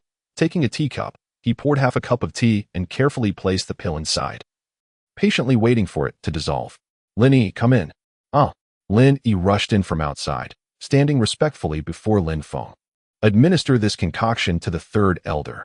Yes, brother, will it work? Lin Yi's hands trembled slightly as he nearly spilled the tea. Take care, we have gathered so many herbs, and we have only managed to extract this small amount. Lin Yi set the teacup down, steadied his emotions with a deep breath, then picked it up again and approached Lin Heng's bedside. Using a spoon, he carefully fed the liquid from the cup into Lin Heng's mouth, letting it seep in through the cracks.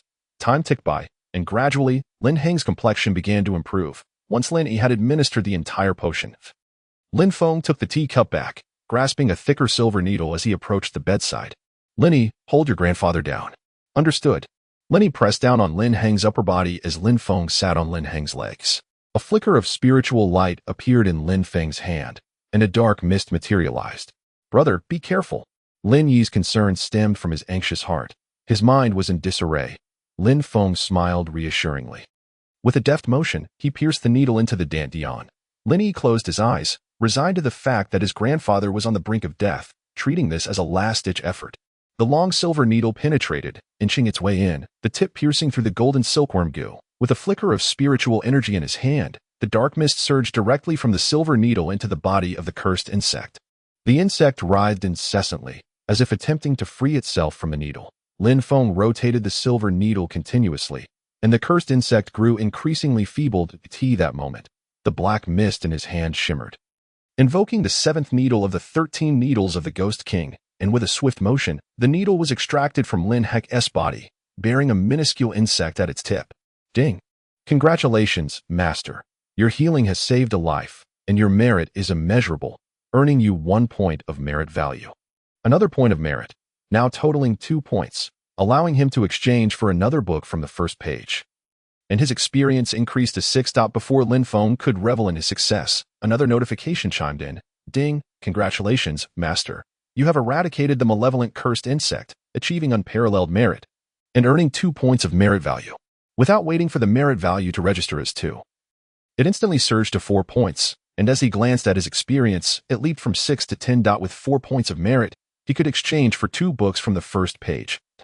yet still needed 6 more points for the object control technique. Lin Feng noted that the Divine Herbal Compendium recorded the Golden Silkworm Curse, the most toxic in the mortal realm, in the realm of cultivation. There existed only the Golden Curse, a tier below the Golden Silkworm Curse, which had originally descended from the Golden Curse of the cultivation world to the mortal realm. The Divine Herbal Compendium offered no detailed explanations. Perhaps due to disdain, but for Lin Feng, it left him at a loss regarding the antidote, necessitating the exchange for an antidote pill. The pill's specific name was unknown, but it claimed to cure over 100 common poisons faced by cultivators. And most toxins in the mortal realm could be neutralized. Linny gazed at the tiny insect on the needle, his eyes blazing with fury. It was this creature that had nearly claimed his grandfather's life.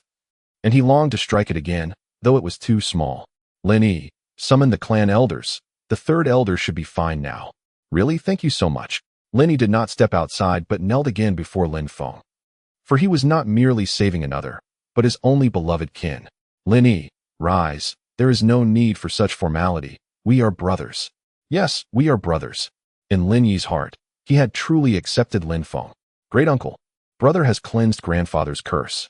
Hearing the good news, several elders followed towards the side chamber. Lin Zhong observed a hint of color returning to Lin Heng's face, and testing for breath, though faint, it was indeed felt.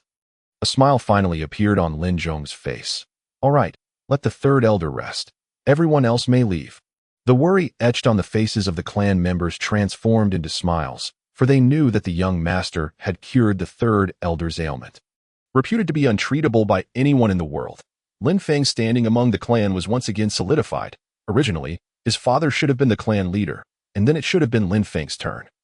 But his prior timidity had altered his position among the clan.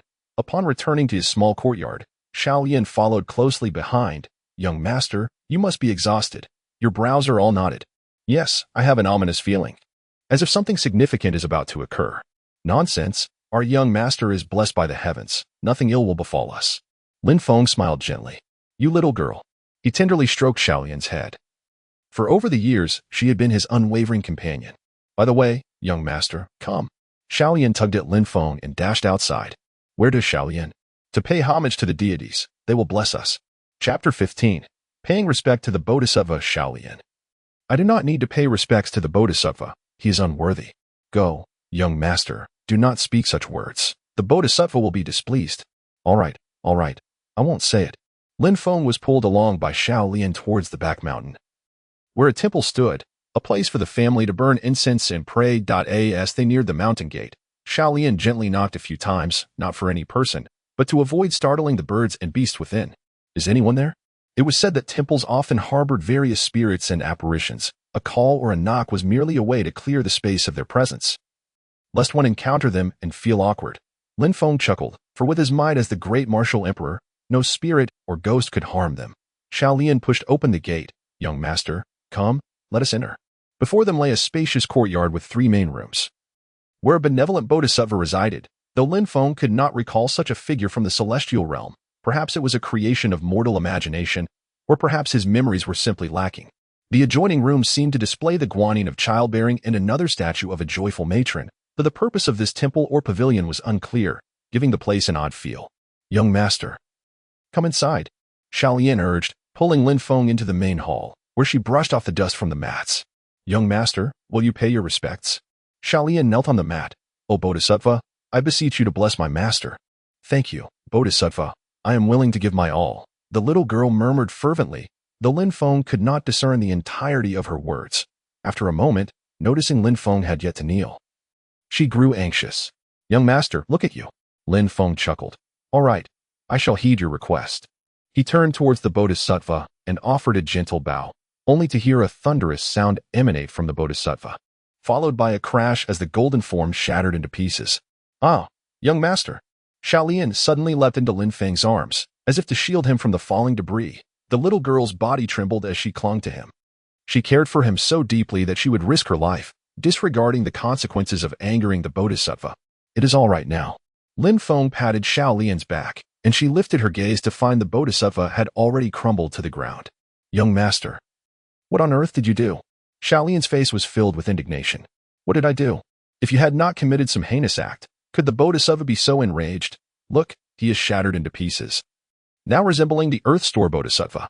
Haha. Lin Feng laughed heartily. Oh, little girl, have you forgotten? I said he is unworthy of my bow. Xiaolian echoed Lin Feng's words. Unworthy of my bow. Oh dear, young master, who do you think you are to deem him unworthy? Xiaolian looked at him with disdain.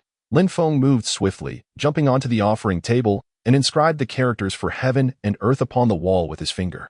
All right, we shall pay our respects only to heaven. Only he can bear my bow. Go on. Paying respects to heaven? You truly believe that? Xiaolian was speechless, wondering why the young master would wish to take her as his own.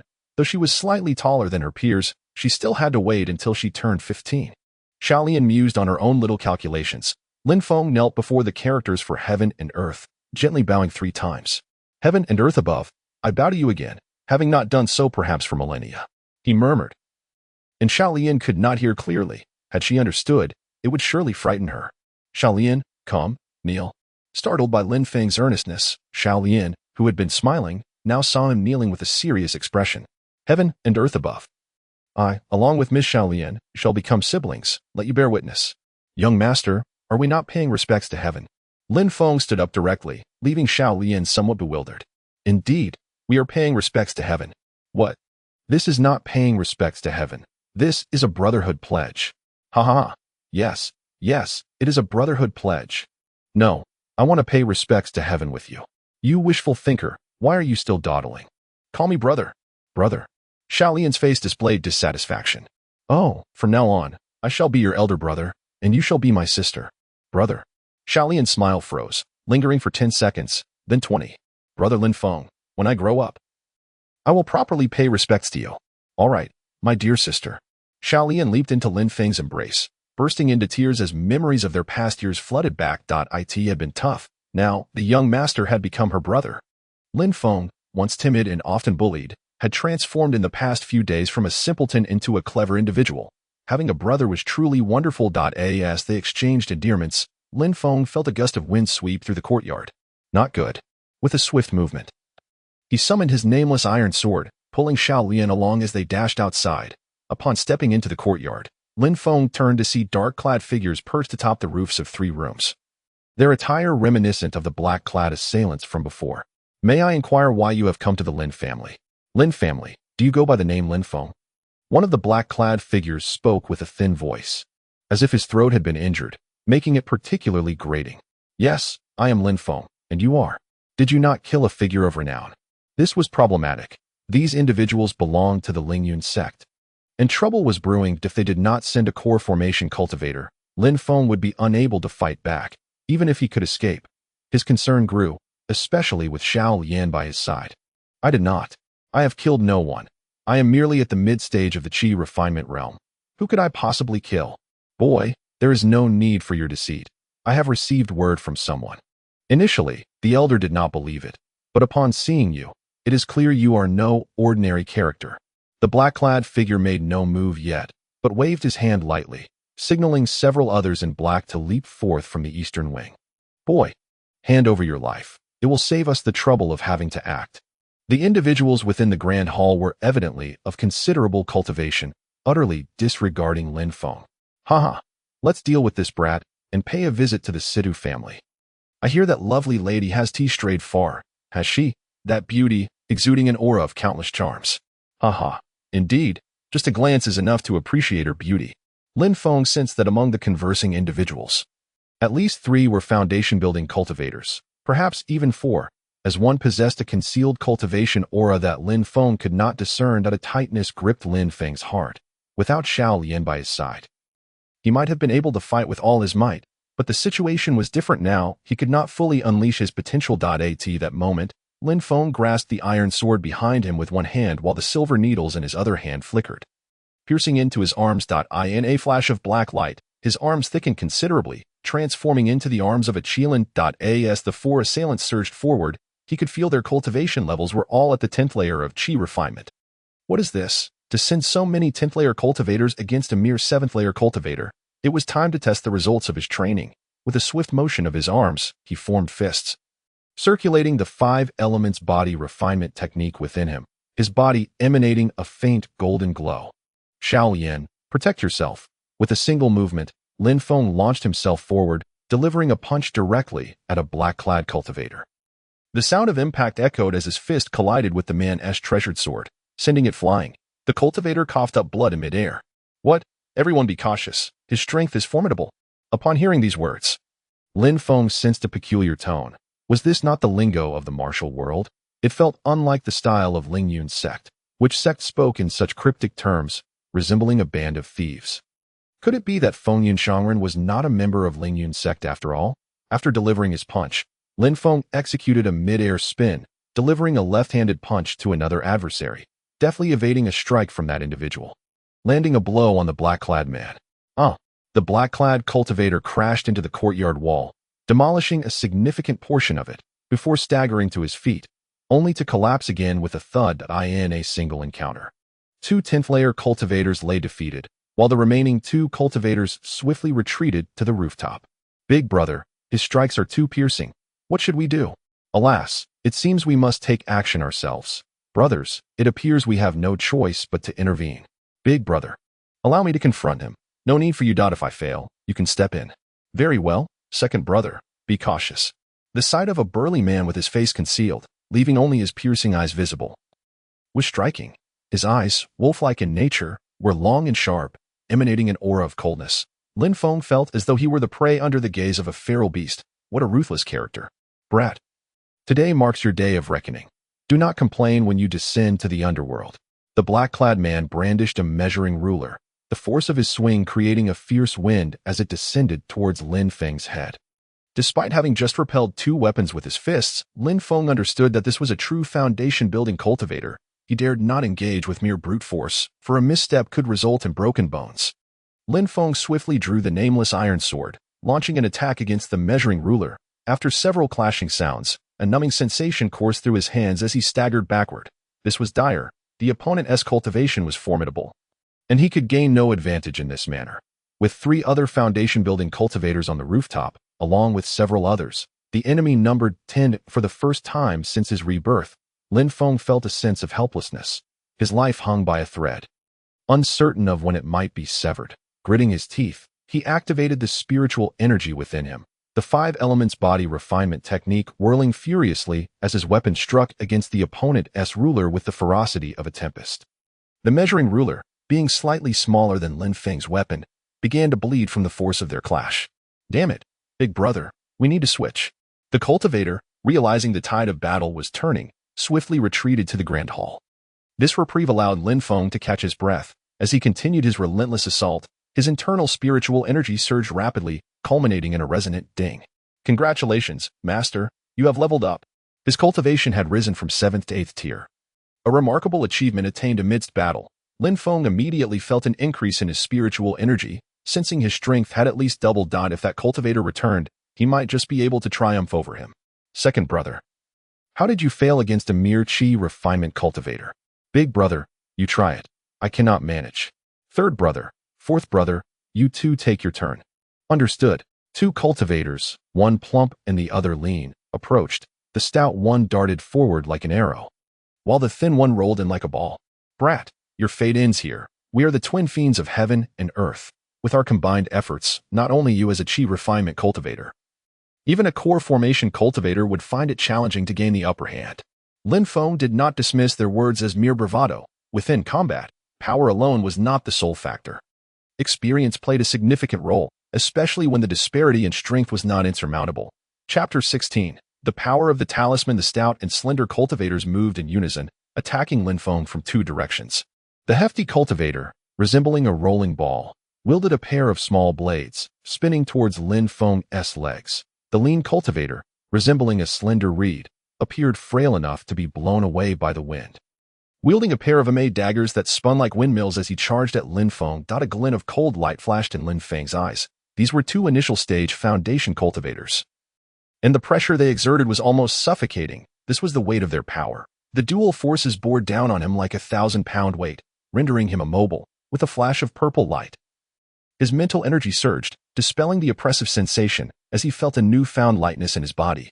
Lin Feng retreated, channeling his spiritual energy as his Qilin arms expanded further, taking a bow stance as he launched himself into the air to evade the stout cultivator's assault. As he soared, he swung the nameless iron sword overhead, channeling rotational power to strike at the Lin cultivator. The Lin cultivator twisted in midair, approaching Lin Feng from an unexpected angle, and as he traversed the air, his Amei daggers flew out with precision, aiming directly for Lin Feng's heart. Realizing the attack was imminent, Lin Feng's left hand flickered with spiritual light, deflecting the Amei dagger with a resounding clash. The dagger arced gracefully before returning to the Lin cultivator's grasp. Was this a form of object manipulation? Though Lin Feng could not recall the exact technique, he recognized its significance today as he descended. The stout cultivator launched a second assault, his spinning form accompanied by the glint of blades aimed at Lin Feng's legs. Lin Feng hastily retreated, the spinning mass hot on his heels. Sweat dripped from Lin Feng's brow. The duo's coordination was nearly flawless. Were it not for his combat experience, he might have succumbed after a single encounter. With a swift motion, he produced a spiritual talisman, infusing it with energy. In an instant, it transformed into a yellow light enveloping Lin Feng, creating a layer of shimmering protection around him. A swift movement talisman. Brat, you possess quite a few treasures. The Lin cultivator chuckled, though a hint of caution flickered in his eyes. Brother, let us attack. Just as the stout cultivator charged once more, Lin Feng moved, wielding his sword in a downward strike as his other hand sent silver needles flying towards the Lin cultivator point. 3 gleaming silver needles shot through the air, drawing the Lin cultivator's attention. He tightened his grip on the Amei daggers, spinning them defensively to shield himself. The air erupted with sparks as the needles clashed against his blades. At that moment, Lin Feng's sword struck directly in front of the stout cultivator. What? Where has he gone? The stout cultivator, realizing he had been deceived, pivoted quickly. Lin Feng had already positioned himself behind him, with the stout cultivator leaping forward. His single blade was now behind him. A thunderous crash resonated as Lin Feng's attack connected, sending the stout cultivator sprawling against the wall, causing it to crumble. After a lengthy struggle, the stout cultivator emerged from the rubble. How is fourth brother faring? The leading elder brother moved swiftly, appearing directly in front of Lin Feng. Lin Feng met his gaze, locking eyes with a pair of deep-set, piercing orbs that radiated an imposing intensity. This man was formidable. His cultivation surpassed that of initial-stage foundation cultivators, exuding an aura of confidence that signaled danger to Lin Feng. Gripping an object tightly in his hand, Lin Feng refrained from using it unless absolutely necessary. Brat, you are quite powerful. I almost considered recruiting you. However, you have offended someone you ought not to have. A note of regret tinged the man's voice. For in his eyes, Lin Feng had already become a living dead man. The onlookers had turned their attention to the stout cultivator's plight, while Lin Feng subtly gestured for Xiao Lian to make her escape. All eyes were fixed on Lin Feng, and Xiao Lian, cowering in the corner, went unnoticed. Summoning her courage, she finally rose and began to inch towards the exit. Those on the rooftop observed her movements, yet none wished to hinder an ordinary person devoid of cultivation. The individuals above glared at Lin Feng, regarding him as a dead man, for their elder brother was overwhelmingly powerful, having reached the mid-stage of foundation building. A formidable presence among cultivators. The opposing Qi refinement cultivator was at the 7th layer, or perhaps even the 8th layer. How had this brat leveled up? As the leading elder brother turned back, he immediately noticed the change in Lin Feng's cultivation. His eyes widening and shocked, in a wonder it was so exhausting to battle with the second brother. Engaging with the third and fourth brothers, I could still inflict some damage. Quite intriguing. Not bad. Young LAD.IT seems you've honed your skills. Although your cultivation has improved, in my presence, it remains mere refuse. Allow me to demonstrate what it means to be a foundational cultivator. With a flourish of his hand, the man summoned a sword from behind him, which soared into the air, gleaming with golden light, and transformed into 5 illusory flying swords. Lin Feng's expression grew cold. It was no surprise that this individual was arrogant, for he could manipulate swords to attack. This was true sorcery, signifying his entry into the realm of cultivation. A spark of inner power flickered within him and surged into his eyes. Rain King's divine gaze. Activate. Lin Feng's eyes lit up as he observed the 5 flying swords, shifting between reality and illusion, glimmering in the air, their positions in constant flux. Among the 5, only one was a genuine sword. All 5 swords darted towards Lin Feng. Spinning in midair, he raised his nameless sword to confront one of them, and with a resounding clang, his arm went numb from the impact, a flicker of terror crossing his gaze. His abilities were utterly inadequate for a prolonged confrontation with his opponent. Upon glancing down, he saw his nameless sword cleaved in 2.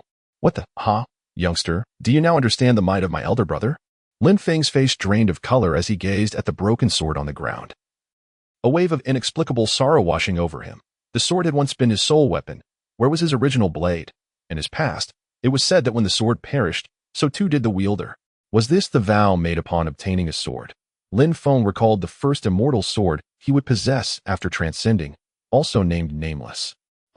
The mere thought of his past life sent a piercing pain through his head. With his weapon now irreparably damaged, he found himself devoid of alternatives. Summoning a half-sword from his storage bracelet, he grasped the wooden sword in his hand. Regardless of its quality, it was still a spiritual tool. With no other options available, he had to utilize it. Lin Feng gritted his teeth, sending the wooden sword soaring, muttering incantations under his breath. Elder brother, be cautious. That is a talisman treasure. The slender cultivator behind him discerned the situation instantly. Retreating in fear of harm, those who wield talisman treasures typically have significant connections to cultivation families, as such extraordinary artifacts are not easily obtained. The usage of a talisman treasure is limited. A single talisman can only be activated 4 or 5 times at most, thus rendering them precious. Most importantly, regardless of cultivation level, anyone with spiritual energy or knowledge of the incantation can wield them. Upon acquiring the talisman treasure, Lin Feng recognized the straightforward incantation and recited it aloud. Amplifying its power, looking skyward, a circular object began to rise. Not a plate, but a full moon, banishing the darkness of the night. The Bodhisattva pavilion appeared to transform into daylight, prompting those present to retreat. Lin Feng pointed at the moon, which began to spin, releasing countless crescent moons that morphed into shooting stars, hurtling towards the leading elder. Initially believing his strike to be unerring, the elder managed to deflect it. Yet, this was a talisman treasure. What grade of talisman was this? Observing the attack, the elder staggered backward toward the grand hall. While multitudes of crescent moons assailed the Bodhisattva pavilion, 5 cultivators stood within the hall, simultaneously drawing their weapons to defend. A collective cry of "ah" pierced the air before an eerie silence enveloped the scene. For several breaths of time, no wind stirred, no birds chirped, complete stillness. Then, a sound shattered the quietude. Congratulations, Master, for slaying the bandit. Your merit is immeasurable. You have gained 4 merit points. It seemed that killing one granted a single point, yet he received 4 at once. Did this imply that future encounters with bandits would yield merit points? His merit points now totaled 8, while his experience surged to 18. Lin Feng was taken aback. What level of attack could obliterate the hall, leaving a crater in the ground, as if nothing had ever existed there? The faces of several 10th-tier Qi refining cultivators atop the side building turned pale. What was this? Many cultivators were unfamiliar with such phenomena. Few had heard of talisman treasures, and even fewer had witnessed their power. In the leading elder's final moments of consciousness, he realized this was no ordinary talisman. It transcended those of the core formation stage. Initially believing he could withstand a few strikes, he found himself fading from existence alongside his companions. Filled with resentment, Lin Feng waved his hand, reclaiming the talisman treasure, noting its diminished brilliance. Evidently, it could only be used once or twice more. Were it not for the necessity of survival, he would have refrained from employing this artifact. The remaining 4 turned to flee down the mountain, but Lin Feng was determined to capture one alive to question them about their origins. He could not allow the pursuit to remain shrouded in mystery. Observing figures rapidly approaching from the Lin family's direction, each armed, he recognized them as the reinforcements sent by Shaolian. Lin Zhong, accompanied by several elders and experts, hastened toward him. Upon catching sight of Lin Feng's silhouette, Lin Zhong, Lin Hong, and the 3rd elder Lin Hong sprang into action, pursuing the remaining shadows. The 3 foundational cultivators moved with remarkable speed, far surpassing the 10th-tier Qi refining cultivators. Lin Feng chased after the slowest one, activated his movement talisman, and propelled himself forward with astonishing swiftness. After navigating several bends, the figure vanished from view. Where could this fellow be hiding? Lin Feng activated his spiritual sight, his eyes glowing with a ghostly blue light, akin to a wraith, flickering in the dark. There he was. As Lin Feng passed a large tree, he spotted a figure behind it, back turned, holding a jade flute that shimmered with spiritual energy. The allure of the flute drew Lin Feng's gaze. Prompting him to take a closer look, he sheathed his wooden sword and produced several silver needles. Even of modest caliber, they would suffice. Chapter 17. The Little White Dog. Lin Feng moved swiftly. Arriving behind the tree, channeling his spiritual energy into his Kirin arm, he expanded his arm and delivered a powerful punch at the tree. The individual behind it remained oblivious, believing Lin Feng was unaware of his presence. Reveling in self-satisfaction. Crack. Ah. Boom. The tree splintered, sending the hidden figure flying, blood spewing from his mouth. As the figure in black came into view, Lin Feng launched the silver needles, striking his Feng Qi and Jianjing acupoints with precision. The black-clad figure collapsed to the ground, his body trembling as he fell motionless. Both acupoints induced numbness, akin to a paralysis technique, rendering the victim unconscious for an extended period. If blood flow were obstructed for too long, it could lead to complications. Though for the black-clad figure, the consequences might be negligible. Lin Feng bound the man with rope, lifting him before turning to leave. Just as he rounded a corner, a small white dog caught his attention, barking at a nearby tree. Woof. Woof. Whose adorable little dog was this? It was irresistibly charming. Lin Feng felt an urge to embrace the fluffy creature, its pristine white fur radiating cleanliness. Gazing up at the tree, he noticed a large hole. Activating his spiritual sight revealed another black-clad cultivator concealed within. As Lin Feng approached, the little white dog ceased barking, seemingly waiting to witness Lin Feng's punishment of the intruder. He tossed the bound man aside, then leaped, delivering a punch toward the tree hollow. Boom. Crack. No. With 3 resounding impacts, the tree collapsed, and the occupant within perished without emerging. Ding. Congratulations, you have slain a bandit. Your merit is immeasurable. You have gained 1 merit point. Once again, slaying bandits proved rewarding. His merit points increased to 9. And his experience climbed to 20. Just a bit more merit, and he could exchange it for the ability to manipulate objects. The crashing sound startled the little white dog, which hid behind the fallen figure, peeking out with half its face visible, displaying a surprisingly human-like expression toward Lin Feng. Lin Feng discovered the body amidst the debris. Oh dear, I must have overdone it. I didn't expect you to be this weak. Lin Feng, at the 8th level of Qi refining, wielded the power of the Ghost King Kirin arm and the surging energy within him, enhanced further by the cleansing effects of the purple spiritual Qi. Coupled with the benefits derived from the 5 elements body refinement technique. To strike down a 10th tier Qi refining cultivator with a single punch was truly astonishing. Thank you, little one. Woof, woof. The little white dog yapped twice, as if trying to communicate with Lin Feng. Are you hungry? The little dog nodded.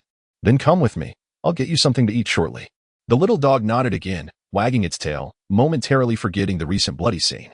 Lin Feng searched the deceased's belongings but found nothing of value, only a decent weapon. He was left with nothing but his wooden sword, the steel dagger, and the jade flute from the black-clad man. Feeling the flute pulse with spiritual energy, he decided to keep it, even though he had no knowledge of music.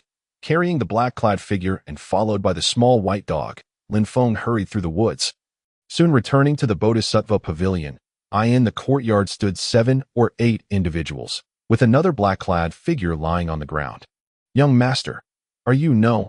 Elder brother, are you all right? Xiao Lian rushed forward in a panic.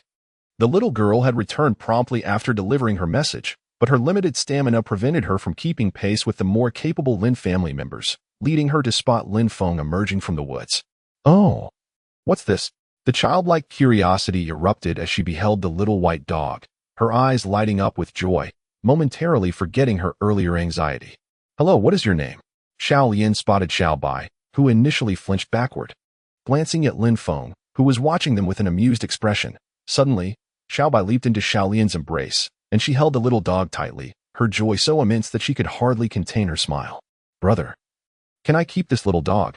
No, I have no idea whose it is. Just a moment ago, it helped me catch someone. The little girl spun around and dashed home, eager to find something delicious for the dog. The current Lin residence was no longer what it used to be. Now, she could take whatever she wanted without anyone daring to object. Fenger, what happened just now? Lin Zhong's face was ashen, for he sensed the ferocity of the recent battle. It felt as if someone intended to eradicate his lineage. Regardless of who it was, anyone daring to harm his grandson would not find respite from the Lin family, which had transformed significantly from its former state.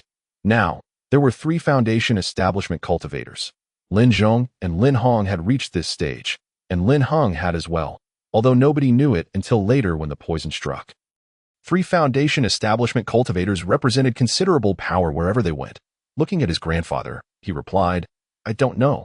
Some people attempted to kill me, but I managed to fend off a few. Who were they? I'm not sure. But they seemed like a band of thieves. We'll find out. Let us head back to the front mountain. The group dragged the 2 cloaked figures as they sprinted toward the front mountain.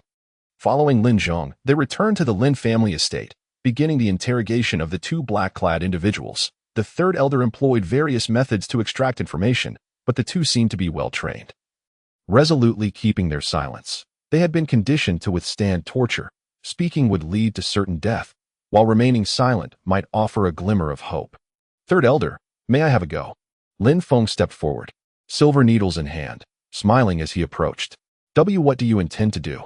The sight of Lin Feng's smile sent chills down their spines. With a swift motion, Lin Feng produced a silver needle that gleamed ominously, plunging it directly into the vital point of one of the captives, located between the second and third lumbar vertebrae.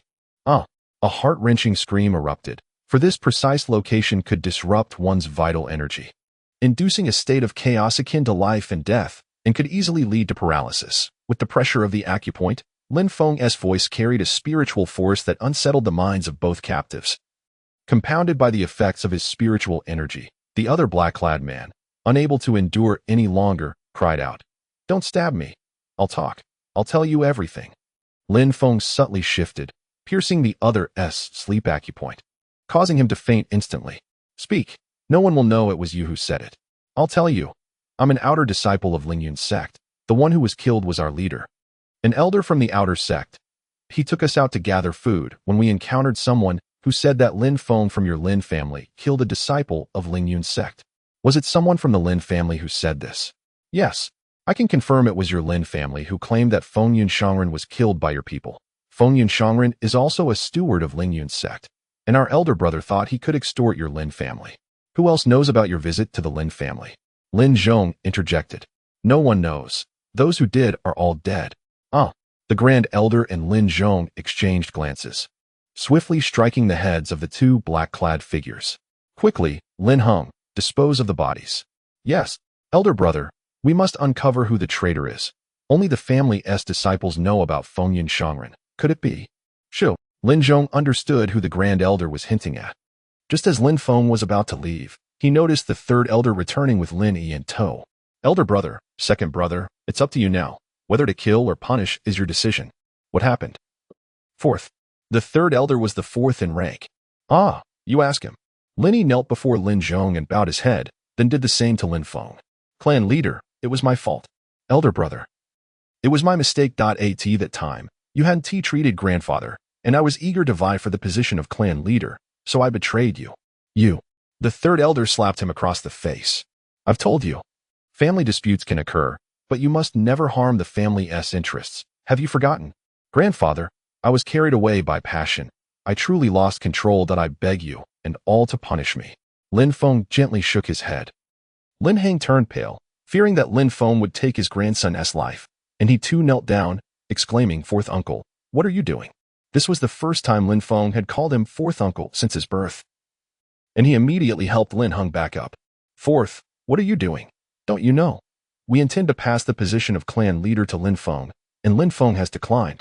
"Indeed, Lin Feng. I apologize for my actions. Alas, your brother has already expressed his remorse. What more can I do?" "Thank you, elder brother. Thank you. I will certainly mend my ways." "Lin Yi, just days ago we planned to pass the clan leader position to your brother Feng."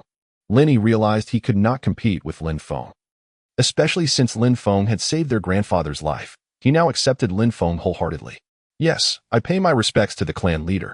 Lin Yi bowed to Lin Feng. "Wait a moment. The Grand Elder has finished speaking yet." Lin Feng pulled Lin Yi up. "Yes, we cannot call him clan leader. Lin Feng has yet to agree." Lin Yi was perplexed. Why would Lin Feng refuse the title he had aspired to achieve all his life? "Elder brother, please continue." In the room were only Lin Zhong, Lin Heng, Lin Yi, and Lin Feng. No one else was allowed in. "Well, after discussions with Lin Heng, we initially intended to pass the position to Lin Feng. But this rascal refused, and it was Lin Feng who proposed you." Lin Yi was momentarily stunned. How could it be that Lin Feng recommended him? Later, Lin Heng and I consulted Lin Heng, deliberating for quite some time before deciding on you for the clan leader role. But what have you done? "It was my grandson's fault. I plead for the Grand Elder's punishment."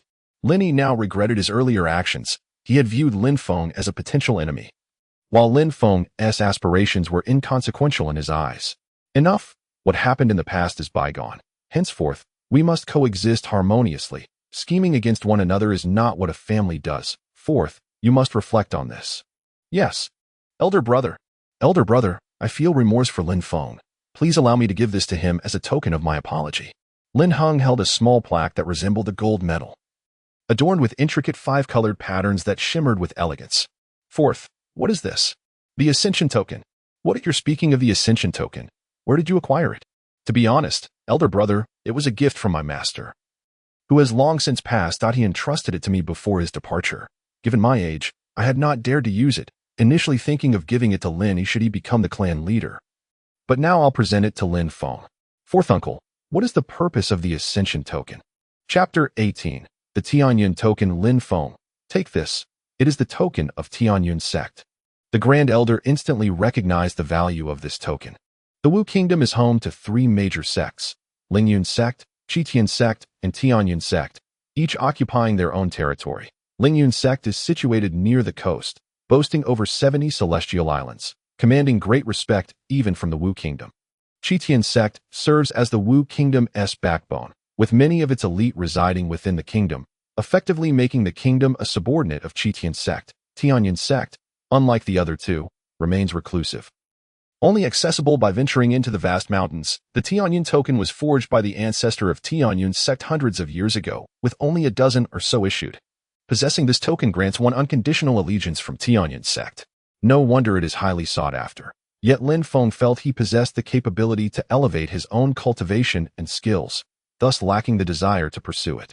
Elder brother, you should accept it. Your name is likely already known to Lingyun sect. And even if I have no involvement, Sima Ling will surely come looking for trouble. Lin Feng felt similarly. Very well, I shall accept this token for now. If I find it unnecessary, I will return it to you. Fourth uncle. Thank you, fourth uncle, Lin Feng. Lin Heng originally intended for this token to be bestowed upon Lin Yi, should he become the clan leader. Being the clan leader was significantly more advantageous than being an outer disciple of a sect. If things went well, one might even enter the inner circle. If not, they would merely be laborers. The group exited the courtyard, and Lin Feng pondered his own matters, unknowingly returning to his small courtyard. Xiao Lian rushed out, cradling the little white dog, her expression filled with worry. Brother, the little white dog won't eat anything. What's wrong? Elder brother, look, the puppy seems to be unwell. Once inside, Lin Feng took the little white dog. Feeling its stomach rumble, it was indeed starving. Little one, are you hungry? The puppy weakly nodded in his embrace. Elder brother, I tried to feed him, but he wouldn't eat. I offered him roasted chicken and braised pork, but he turned them down. Xiao Lian was nearly in tears. Observing the array of food laid out on the table, he inquired, what would he like to eat? The little white dog shifted, gesturing with its paw, as if to say Lin Feng finally understood what it was gesturing about. You want to eat ginseng? He recalled that flash of white light. It turned out to be this little creature. What? You actually snatched my ginseng.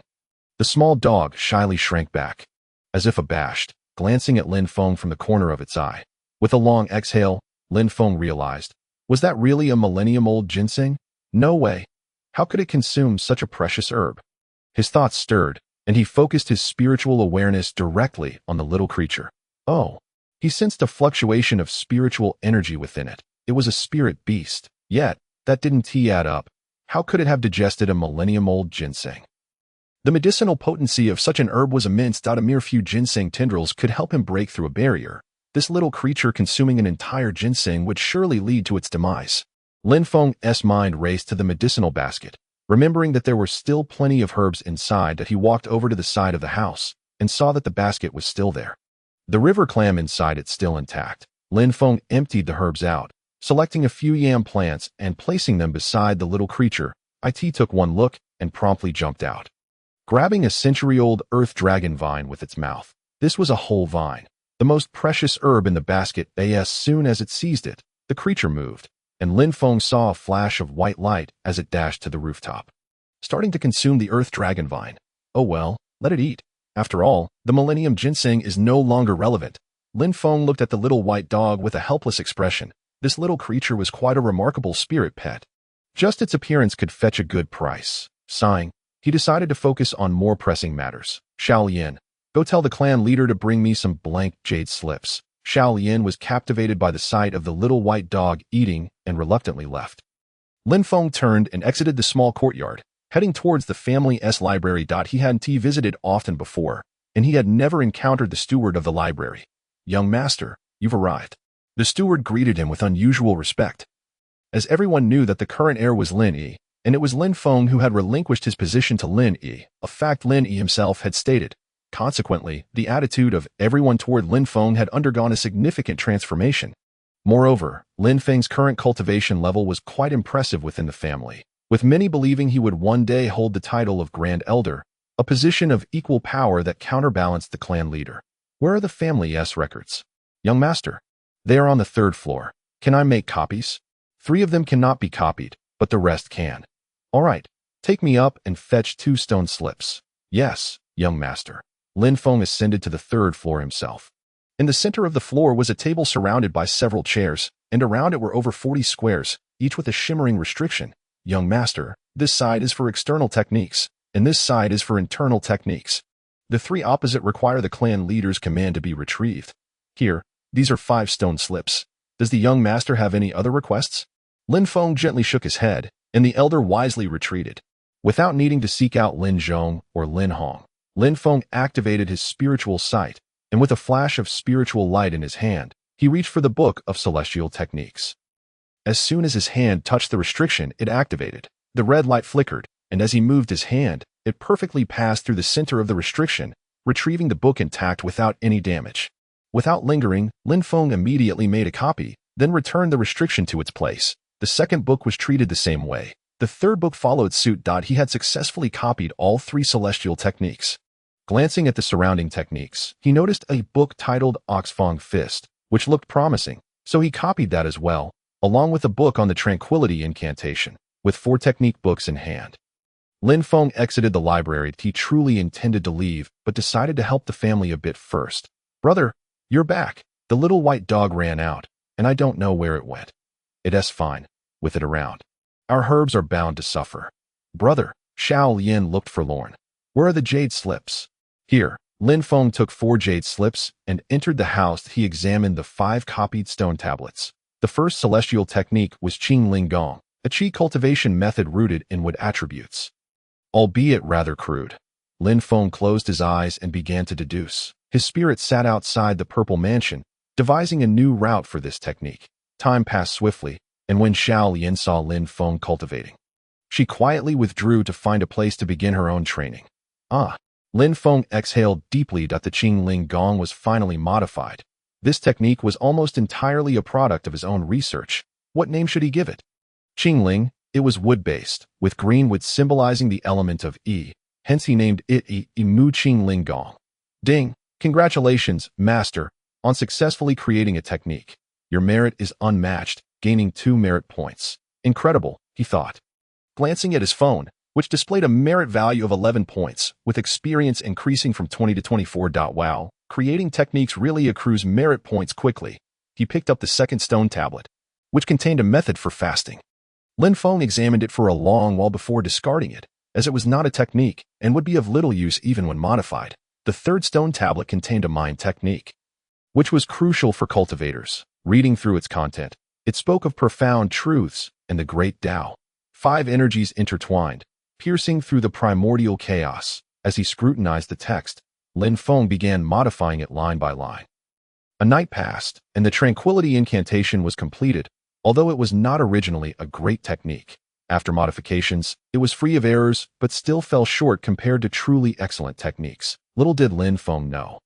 In the mortal realm, such a technique would be considered a heavenly grade, rare in many sections. After glancing at the other 2 copies, he found no substantial value in modifying them, just as he was about to discard them.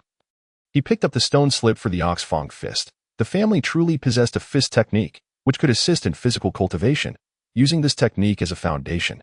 He intended to merge it with the 5 elements body refinement technique and see if he could create a commendable fist technique. In the early morning, Xiao Lian brought breakfast. Lin Feng hastily ate a bite before resuming his fusion of techniques. Days passed. 1 day, 2 days, 3 days, and a new technique was born. Lin Feng looked at the jade slip, a smile creeping onto his face. This technique was promising, and the Lin family could now be considered a genuine cultivation family. Ding! Congratulations, master, on rectifying a technique. Your merit is immeasurable, gaining 1 merit point. Lin Feng seemed to grasp something. The Imu Qing Linggong was primarily his creation based on the framework of the Chang Linggong. Hence the reward of 2 merit points. The merging of the latter 2 techniques into one only awarded 1 merit point, indicating that the heavenly principles have their own rules. His merit value now stood at 12 points.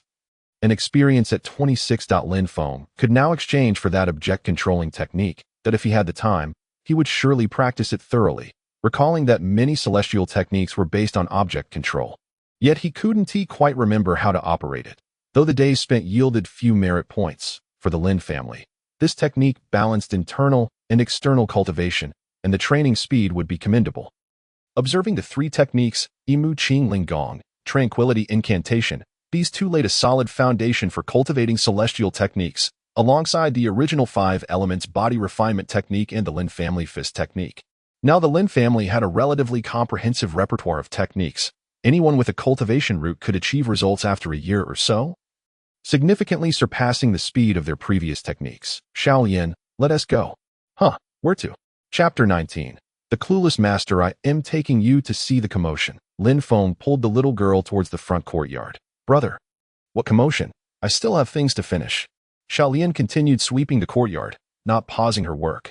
Wait until we return. I'll help you sweep. Lin Feng grasped Xiaolian's small hand. By the time you return, I'll be done. When have you ever helped? Lin Feng realized it was true. He had never done a bit of work before. It was always this little girl tidying up the courtyard. The place was so clean thanks to her constant efforts. Brother, look, that white light. Xiaolian's keen eyes spotted a flash of white light in the distance. Drawing closer, as it approached, Lin Feng recognized the little white dog again, barking at him. Why are you back? Hungry again? I don't have any more good herbs left. Xiaolian rushed over to give it a hug, but the little white dog deftly dodged her and dashed towards the hill. Peeking out shortly after, the little white dog shook its head, turned around, and retrieved the medicinal basket, bringing it back to Lin Feng, still containing the river clam. Lin Feng slapped his forehead, realizing he had completely forgotten about the creature. If it weren't for it, the Millennium Ginseng would never have been stolen. What do you mean? You want to eat this? The little dog shook its head first, then nodded after a moment, appearing genuinely hungry, yet somewhat picky. Lin Feng's mind stirred as he took out the half-broken nameless sword, using the blade to pry open the river clam. The clam was remarkably tough. After much effort, he still couldn't get it open. My goodness, is this still a river clam? Brother Feng, I'll go boil some water. Xiaolian usually handled clams this way when cooking, boiling them in heavenly water until they opened, making it easy to extract the meat. All right. Xiaolian turned and dashed to the back to boil water.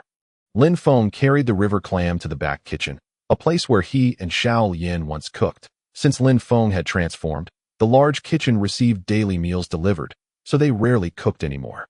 As I observed the water in the large pot, it began with small bubbles, which soon grew into larger ones, signaling that the water was boiling. Lin Feng promptly tossed the river clam into the bubbling water. The once hard shell of the clam opened after only a brief moment in the water. Lin Feng retrieved the clam and, with a swift motion of his treasured sword, pried the 2 large shells apart with a resounding crack. Using half of the sword, he severed the clam's tongue. A delectable ingredient that required only a brief stir-fry. Overcooking would render it as tough as beef tendons, nearly impossible to chew. He placed the tongue into a large basin, marveling at the substantial amount of flesh it yielded. With a deft slice of the sword blade, he opened the flesh membrane attached to the clam, exerting force with both hands to tear it apart. To his astonishment, a colossal pearl adhered to the clam's shell, measuring a quarter of a fist in size. Goodness, this is not merely a pearl, it resembles an egg. As he beheld the glistening pearls within the shell, he could sense the abundant water spiritual energy emanating from the largest pearl, which could be harnessed for cultivation purposes. Lin Feng set the pearl aside and opened the other half of the shell, discovering more pearls, albeit smaller and with a noticeably paler hue than the first. The fluctuations of spiritual energy in these smaller pearls were also considerably diminished. He found 3 pearls the size of quail eggs on the opposite side, which, in the worldly realm, were still quite valuable. As he gathered the pearls, it became evident that the larger one was extraordinary, as he could sense a vast reservoir of water spiritual energy emanating from its surface. Suddenly, the little white dog leapt onto the table. Seizing the moment when Lin Feng was distracted, the mischievous creature swatted the large pearl, sending it flying.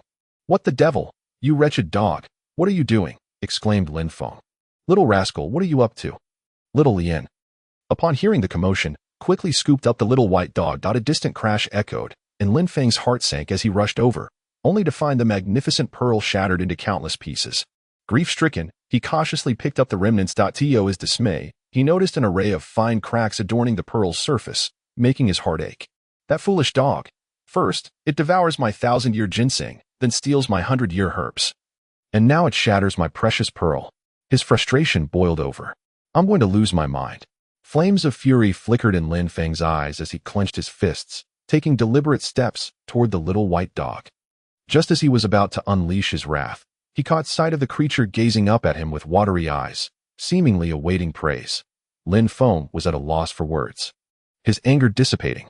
Brother Feng, look at how scared you've made the little white dog, remarked little Lin. Lin Feng cried out to the heavens, his heart aching for the loss of such a magnificent pearl, one that was irreplaceable and rivaled even the famed night-bright pearl in size, a true treasure beyond measure. The little creature, undeterred, bounced back to Lin Feng's side, shaking its head as if trying to communicate something. Lin Feng, still agitated, found its antics infuriating. Money, spiritual stones, all gone because of you, he lamented, glaring at the little white dog. Just then, he noticed a flash on the dog's forehead, a beam of white light soaring forth and directly entering Lin Feng's brow. The light penetrated his consciousness, forming a colossal two-colored wheel above the sea of awareness. What is this? Such potent energy! A radiant beam shot from the little white dog's forehead, illuminating Lin Feng's head. The warmth of the light accompanied a spinning wheel descending from above. The light entered the wheel and gradually transformed into a shimmering star, which twinkled and floated above the sea of consciousness. Ding! Congratulations, Master, you have acquired a spirit beast, and you are bound by an equal master-servant contract, chimed a notification in Lin Feng's ear, unheard by others. How is this contract formed? Lin Feng pondered, his spirit returning to the sea of consciousness. With a gesture, he summoned the star, which contained a sliver of the little white dog's spirit, a true contract indeed. How remarkable that this little creature could initiate a contract on its own. What kind of dog was this? Could it possibly be a divine beast, capable of summoning a contract wheel at such a diminutive size? Who says I am merely a dog? A child's voice resonated, as if emanating from the star itself. Then what are you? Lin Feng inquired. Standing in the sea of consciousness, gazing at the luminous sphere. I am not merely a thing. Well, I suppose I am, but not quite. I am not. The child's voice echoed once more from the sphere, revealing a fragment of the little one's spirit. Lin Feng's consciousness stirred, and he emerged from the sea of awareness to find the little creature perched on the table. You foolish master, if I had not formed a contract with you, you would not understand a word I say, you big dummy. The sight of the little dog gesticulating animatedly amused Lin Feng. Little Lin, hearing the dog's antics, could only perceive its barks. What are you saying? She inquired curiously, picking up the little white dog, who was deeply engrossed in its conversation with Lin Feng. What else would I say? If it weren't for you feeding me a wild root and a few 100-year herbs, I would not have even acknowledged you. Lin Feng finally comprehended that this creature had come to repay a debt, having consumed his 1,000-year ginseng and now seeking his attention. But that was not just any wild root. It was a 1,000-year wild ginseng. If sold, it could fetch a city. Lin Feng was at a loss for words. With a sigh, he exhaled deeply. Regardless, the ginseng was gone, the herbs were gone, and now, even the pearl was lost. I'll compensate you for the ginseng. But the pearl is lost. It's not like it's still intact, is it? It's not still intact. It's riddled with cracks. Who would want that? Lin Feng and the little white dog exchanged banter, their voices rising and falling in a lively exchange. Did you even look at what was inside that pearl, you dim-witted master? The little white dog, with an air of superiority, turned its head away, leaping into little Lin's embrace. You're the dim-witted one. You're just a dog, Lin Feng retorted, and little Lin overheard this exchange. Brother Feng, why are you arguing with the little white dog? She asked. No, I am not a dog, and I'm not dim-witted. The master is the dim-witted one. Then what are you then? What am I? I can't seem to recall. Sigh, how did I end up with a foolish dog? Foolish master. The little white dog and Lin Feng continued their playful bickering, while little Lin could only hear the incessant barking of the little creature. Enough. Brother Feng is a good person. You should stop barking at him. The little white dog shook its head and ceased its chatter with Lin Feng. Upon hearing the words foolish master, Lin Feng chuckled. The little white dog was quite right. A foolish master accompanied by a foolish dog. How amusing. Both of them seemed unable to recall their pasts. Truly a case of birds of a feather flock together. You should open that large pearl. Inside is a treasure far more valuable than your ginseng. The little white dog's voice chimed in again. Lin Feng examined the pearl closely, feeling the abundance of water spiritual energy within it. Indeed, there was something extraordinary concealed within. As he probed with his spirit, the pearl resisted, revealing its nature as a treasure of the natural world. With a surge of spiritual energy, Lin Feng crushed the outer layer of the pearl, unveiling a blue orb the size of a grape at its core. The orb pulsed with a wealth of water spiritual energy, promising to serve as a miniature spiritual spring when held during cultivation. This was a delightful surprise, though not as immediate as the ginseng. It was certainly not a one-time use. Calculating its value, it was still worth the effort. All right, I won't call you a foolish dog anymore. What shall I call you? What should I be called? Let me think. I believe my name is Di Ting. Lin Feng's mind raced. Di Ting was a name he had heard before. It belonged to a celestial beast. How could it have come to the mortal realm? Was it not unlike him, a spirit seeking refuge? Oh, a sudden pang of pain surged through him as he exhaled deeply. Very well, from now on. I shall call you Little Di Ting. Yes, I shall call you Great Master. As you wish. Great Master, I am hungry. I want to eat. Here are some herbs. See if you like them. If not, then there are none left. Woof, woof, woof. The little creature began to grow agitated. Please don't bite me. Little Di Ting, don't bite. Hey, my clothes. All right, I give in. Do you want something good? How about this? Little Di Ting paused, watching Lin Feng, who remained still. Suddenly, the little creature lunged forward to take a bite. Stop! Lin Feng found himself at a loss. He could neither scold nor punish this little rascal, and it still demanded spiritual herbs, which he could not provide. He retrieved a bottle of herbal pills, knowing the energy within was substantial. However, since his cultivation level was insufficient, it would be wasted on him. Perhaps it would suffice to feed the dog. Foolish master. I am not a dog. Ah, is that so? Here, have one. Whoever eats it is a dog. Upon sniffing the pill, Little Di Ting exclaimed, It smells delightful. This is far better than that root. The little creature licked its tongue. Great master. It's a bit lacking. If you could provide a few hundred more, that would suffice. Lin Feng nearly spat out his frustration, nearly incensed by the audacity of Little Di Ting's demands. I have a question for you. Great master. Speak on. How can I nullify this contract? That's easy. If you die, the contract is nullified. Lin Feng collapsed in despair. This was not a spirit beast. It was a white-eyed wolf, solely concerned with indulging in fine delicacies, utterly oblivious to his current impoverished state.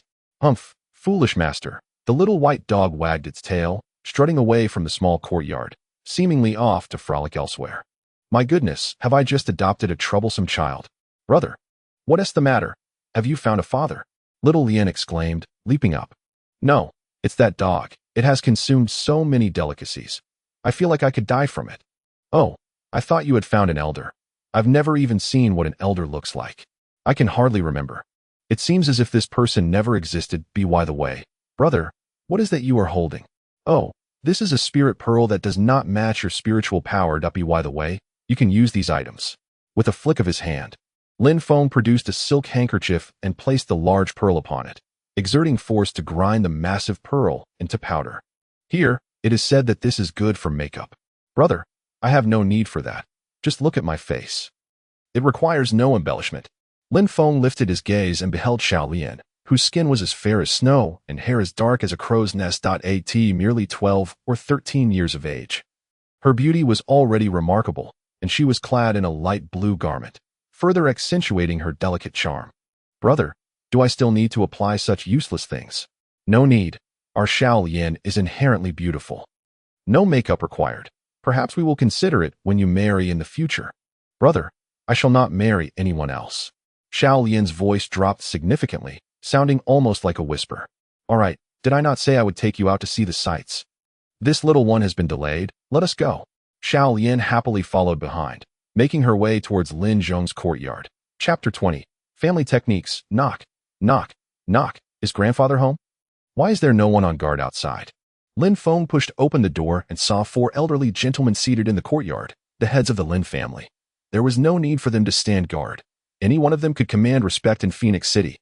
3 of the 4 were foundational stage cultivators, a sight unimaginable just a year ago. Previously, even a single foundational stage cultivator would not have warranted a visit to call off a betrothal. Greetings, esteemed grandfathers. Little Feng has arrived.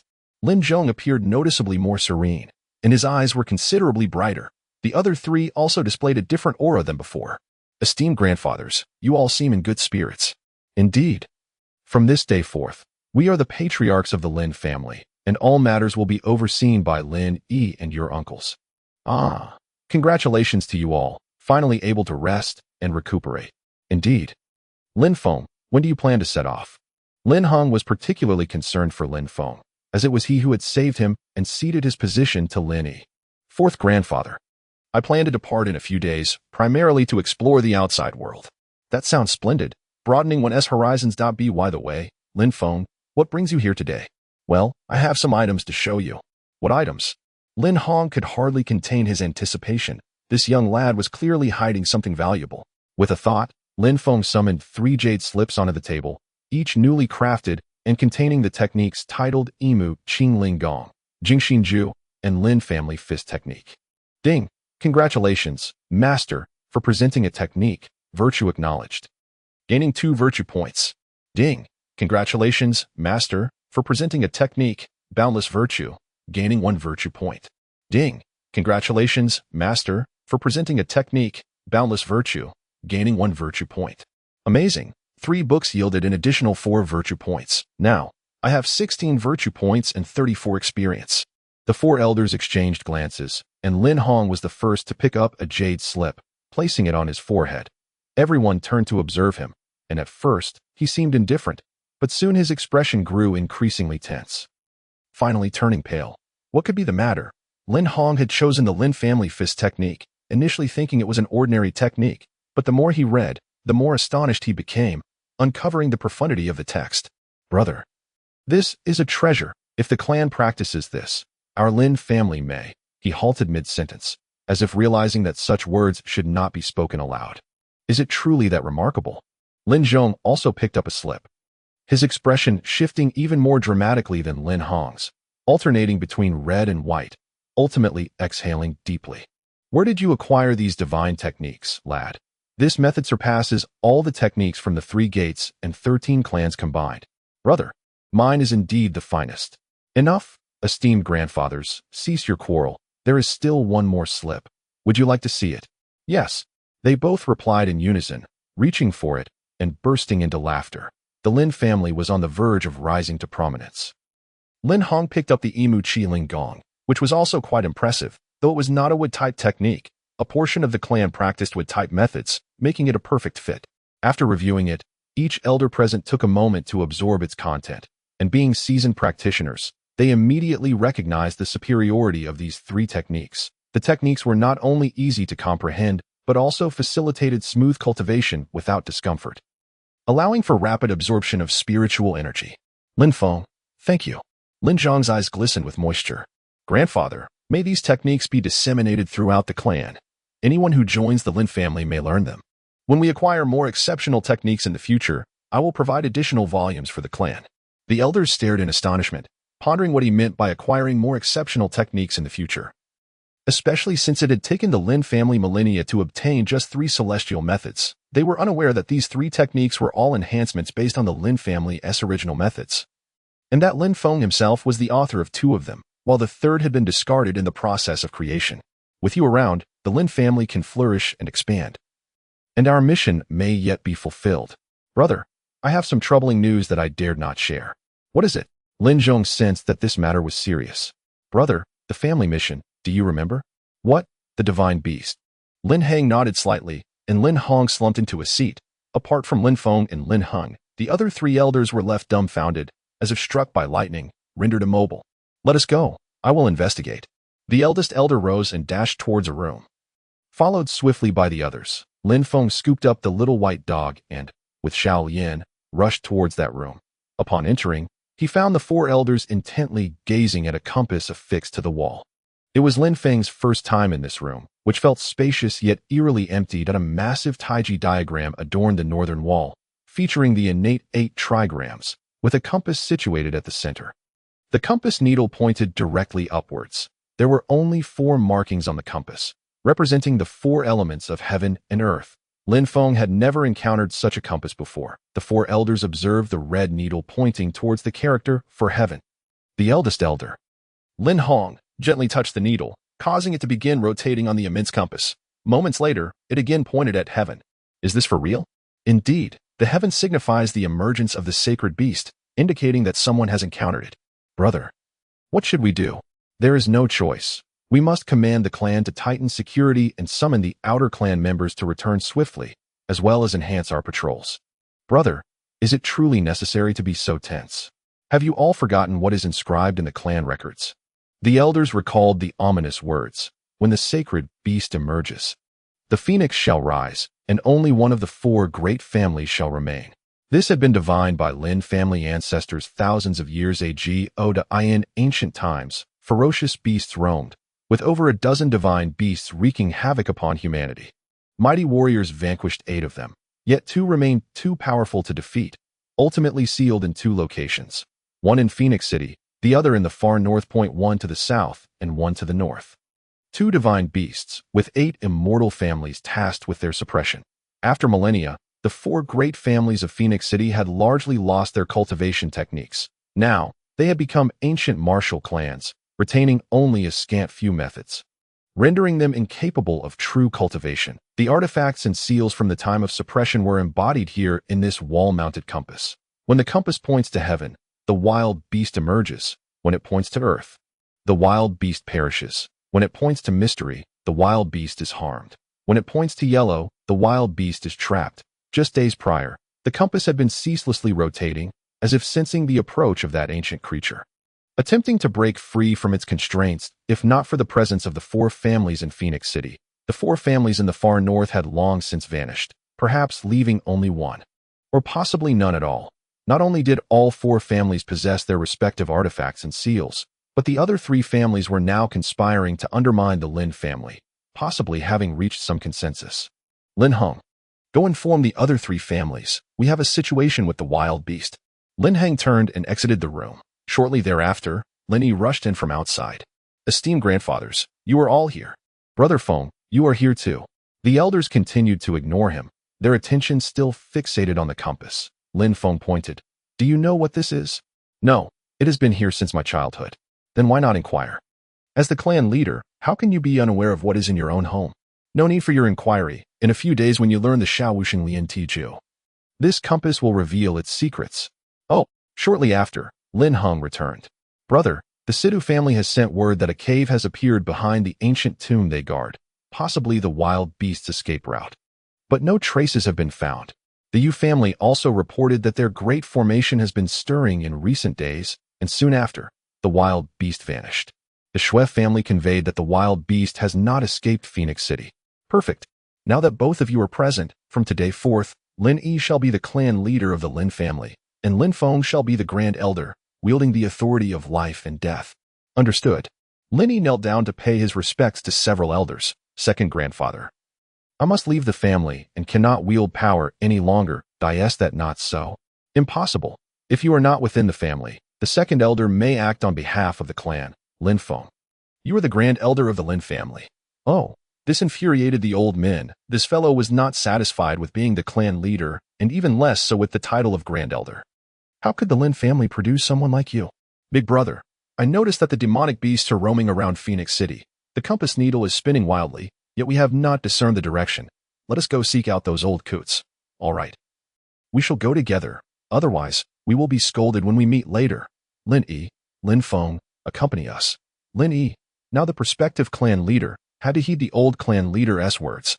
Although Lin Feng initially wished to decline, the gaze of the elders made it clear that any protest would invite dire consequences. Lin Feng instructed Xiao Yin and Xiao Di to return home and play for a while he and the others proceeded to investigate. Lin Zhong, Lin Hong, Lin Heng, and Lin Yi, along with Lin Yi and Lin Feng, made their way toward the back mountain. As they passed the Bodhisattva pavilion, they observed that the house had been repaired, and the statue of the Bodhisattva had been restored. Lin Feng contemplated entering to see if he could pay his respects to the Bodhisattva once again. However, before he could step into the temple, He noticed the Grand Elder's gaze fixated upon him. After a moment's thought, he decided to follow along and discover whom these individuals were meeting. The path was indeed not short.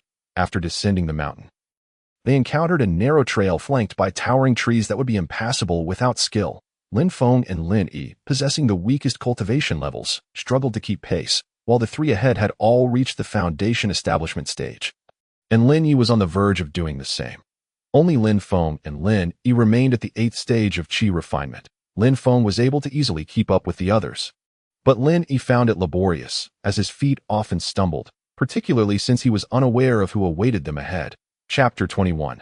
The ancestor the group traversed the slender path and arrived before a small hill. Entirely surrounded by tall trees, with not a blade of grass growing upon it. Upon reaching the foot of the hill, the elders bowed respectfully.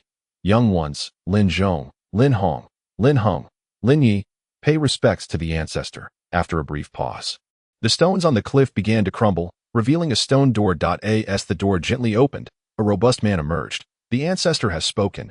If there is something to say, speak. If not, depart quickly. Do not disturb my tranquility. Yes, ancestor. Disciple has urgent matters to discuss. What is it? The ancestor is listening. A demonic beast has emerged. What? The man's voice shifted dramatically. At that moment, a beam of yellow light shot forth from the cave and landed before the group. An emaciated old man appeared, his face etched with deep lines, suggesting he was of advanced age. Lin Feng stole a glance at the elder, unable to ascertain his cultivation level, which was beyond his current capabilities to gauge. Lin Zhong. What did you just say? Ancestor, a demonic beast has emerged. The thin elder paused for a moment, lost in thought, before speaking slowly. Whose family has it been taken to? Replying to the ancestor, the demonic beast has vanished. You mean to say that none of the 4 families have obtained it? Good. Good. This indicates that the Lin family still has a chance. The elder surveyed the group. I ask you, Lin Zhong, is it you 4 who possess the highest cultivation within the Lin family? Replying to the ancestor, it is we 4 who have the highest cultivation. Alas, you are lacking in ambition.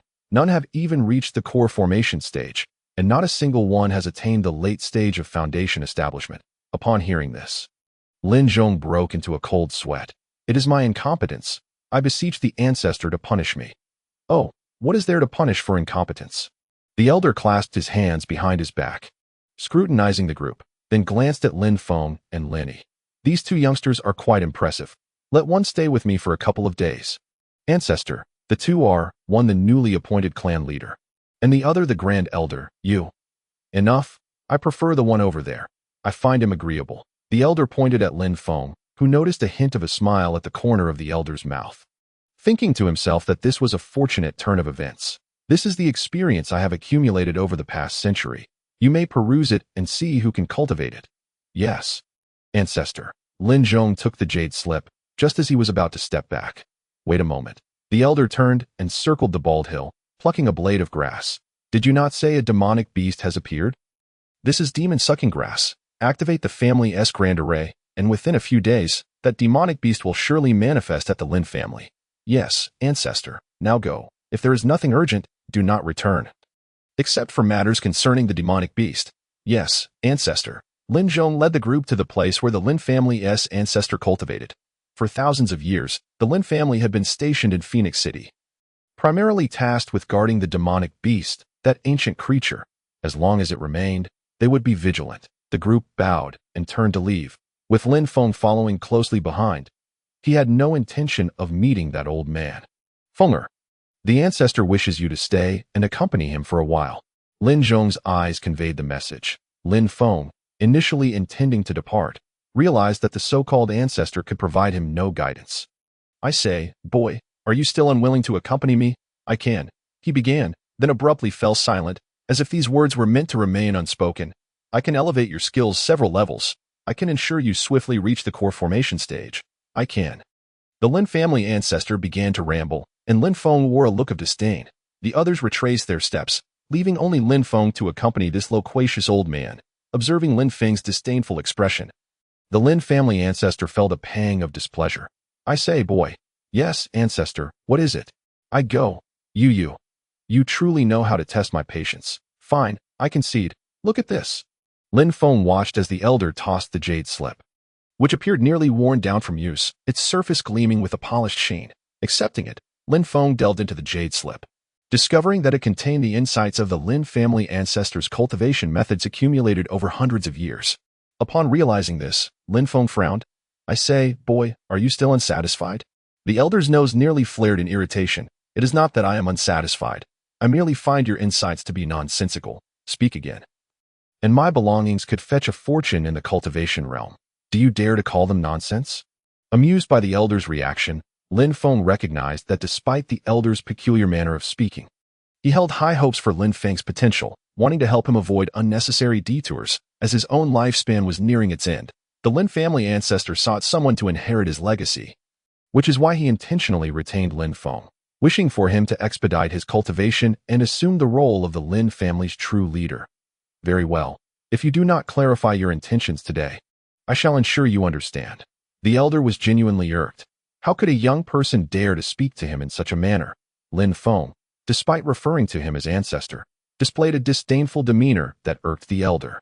After a moment of contemplation, Lin Feng closed his eyes and casually remarked, "I say, ancestor, what cultivation method do you practice?"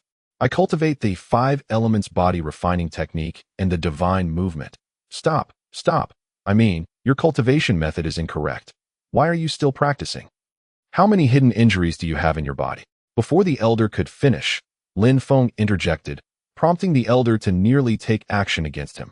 If the Lin family were not so short on talent, he might have been tempted to dispose of this young man. "What did you say? How do you know I have hidden injuries? Even your grandfather is unaware." The elder's expression shifted from amusement to seriousness as he scrutinized Lin Feng. "From where did you deduce this?" "From your diary, as well as from the 5 elements body refining technique." The elder was doubtful, convinced that this young boy must be speaking without basis. "Really? Ah, here, take a look for yourself." A jade slip flew forth, containing Lin Feng's revised Lin family fist and minor 5 elements body refining technique. One was tailored for the Lin family's martial arts, subtly incorporating the essence of the 5 elements, while the minor version had been modified to eliminate the need for spiritual energy, ultimately making it suitable for the Lin family members to cultivate. The elder held the technique, observing the methods of practice, his eyes shining with excitement. This is indeed the 5 elements technique. The one I practiced was merely a counterfeit." The elder was overwhelmed with emotion, finally encountering the true path of cultivation, realizing that the methods he had practiced, passed down for millennia, had likely undergone alterations along the way. "Ancestor, allow me to examine your meridians." The Lin family ancestor, resembling an obedient child, sat facing Lin Feng, extending his hand. Lin Feng's spiritual sense probed, discovering that the elder's body was nearing its limits. Barring any unforeseen circumstances, his lifespan would not exceed 10 years. For a cultivator, 10 years was but a fleeting moment, as sometimes meditation alone could consume several years. "Boy, what did you see? Speak plainly. Your lifespan is nearly depleted." "Oh, I am aware. It has been dwindling for a century now. I am holding on, waiting for you." The Lin family ancestor implied that he was waiting for a descendant capable of impressing him enough to pass on his teachings. However, upon meeting Lin Feng, he felt this descendant was even more remarkable than himself, capable of discerning his hidden ailments at a glance and presenting such profound techniques. "Ancestor, I may have a method that could extend your life by a few years." Lin Feng recalled that there was a way to borrow life from heaven, but he could not quite remember how. "Really? Indeed, I can only try. I do not know if it will succeed." The more he pondered, the more his head throbbed. "Ah, it matters not, having seen you today. I know you can take over the Lin family."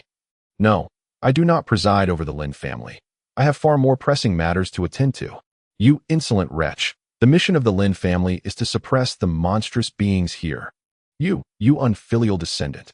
The ancestor of the Lin family was once again almost driven to the brink of death by Lin Feng's words. He longed to strike Lin Feng a heavy blow. Yet he dared not lift a finger, fearing he might injure this precious gem of the Lin family.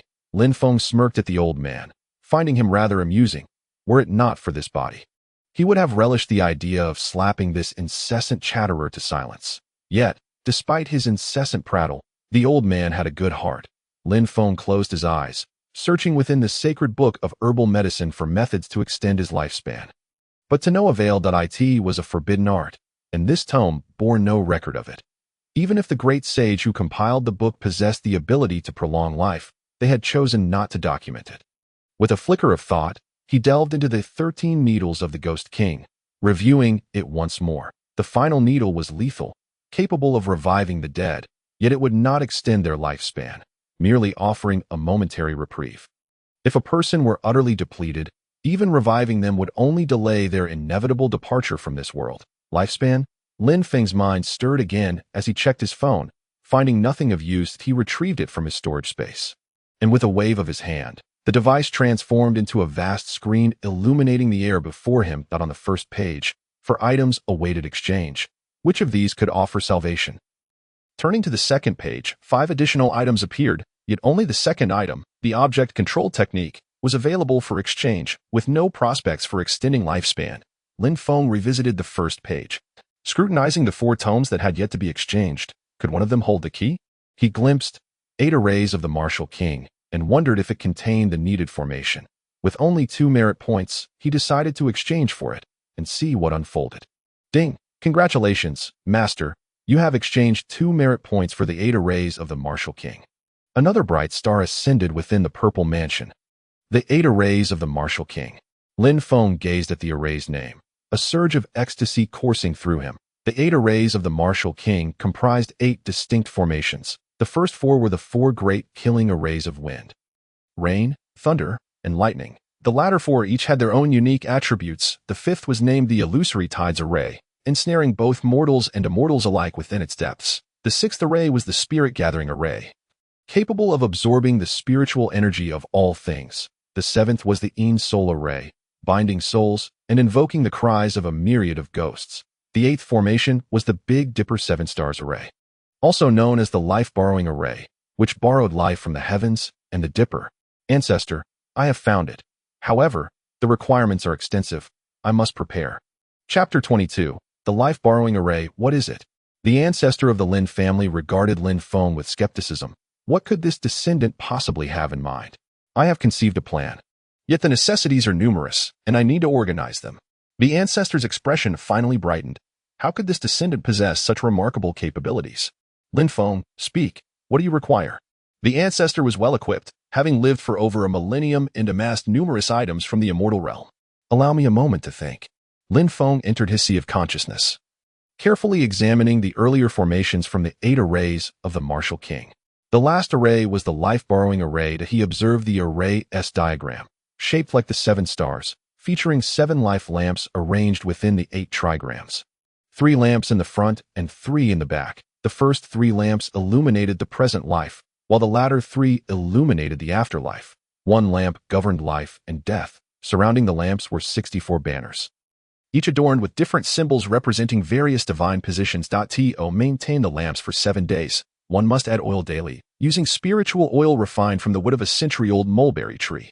7 lamps for 7 days, extinguishing 1 each day, ensuring the main lamp remains lit, thus beginning the process of borrowing life from the heavens and the Dipper. The critical moment arrived on the 7th day, if the main lamp were to extinguish.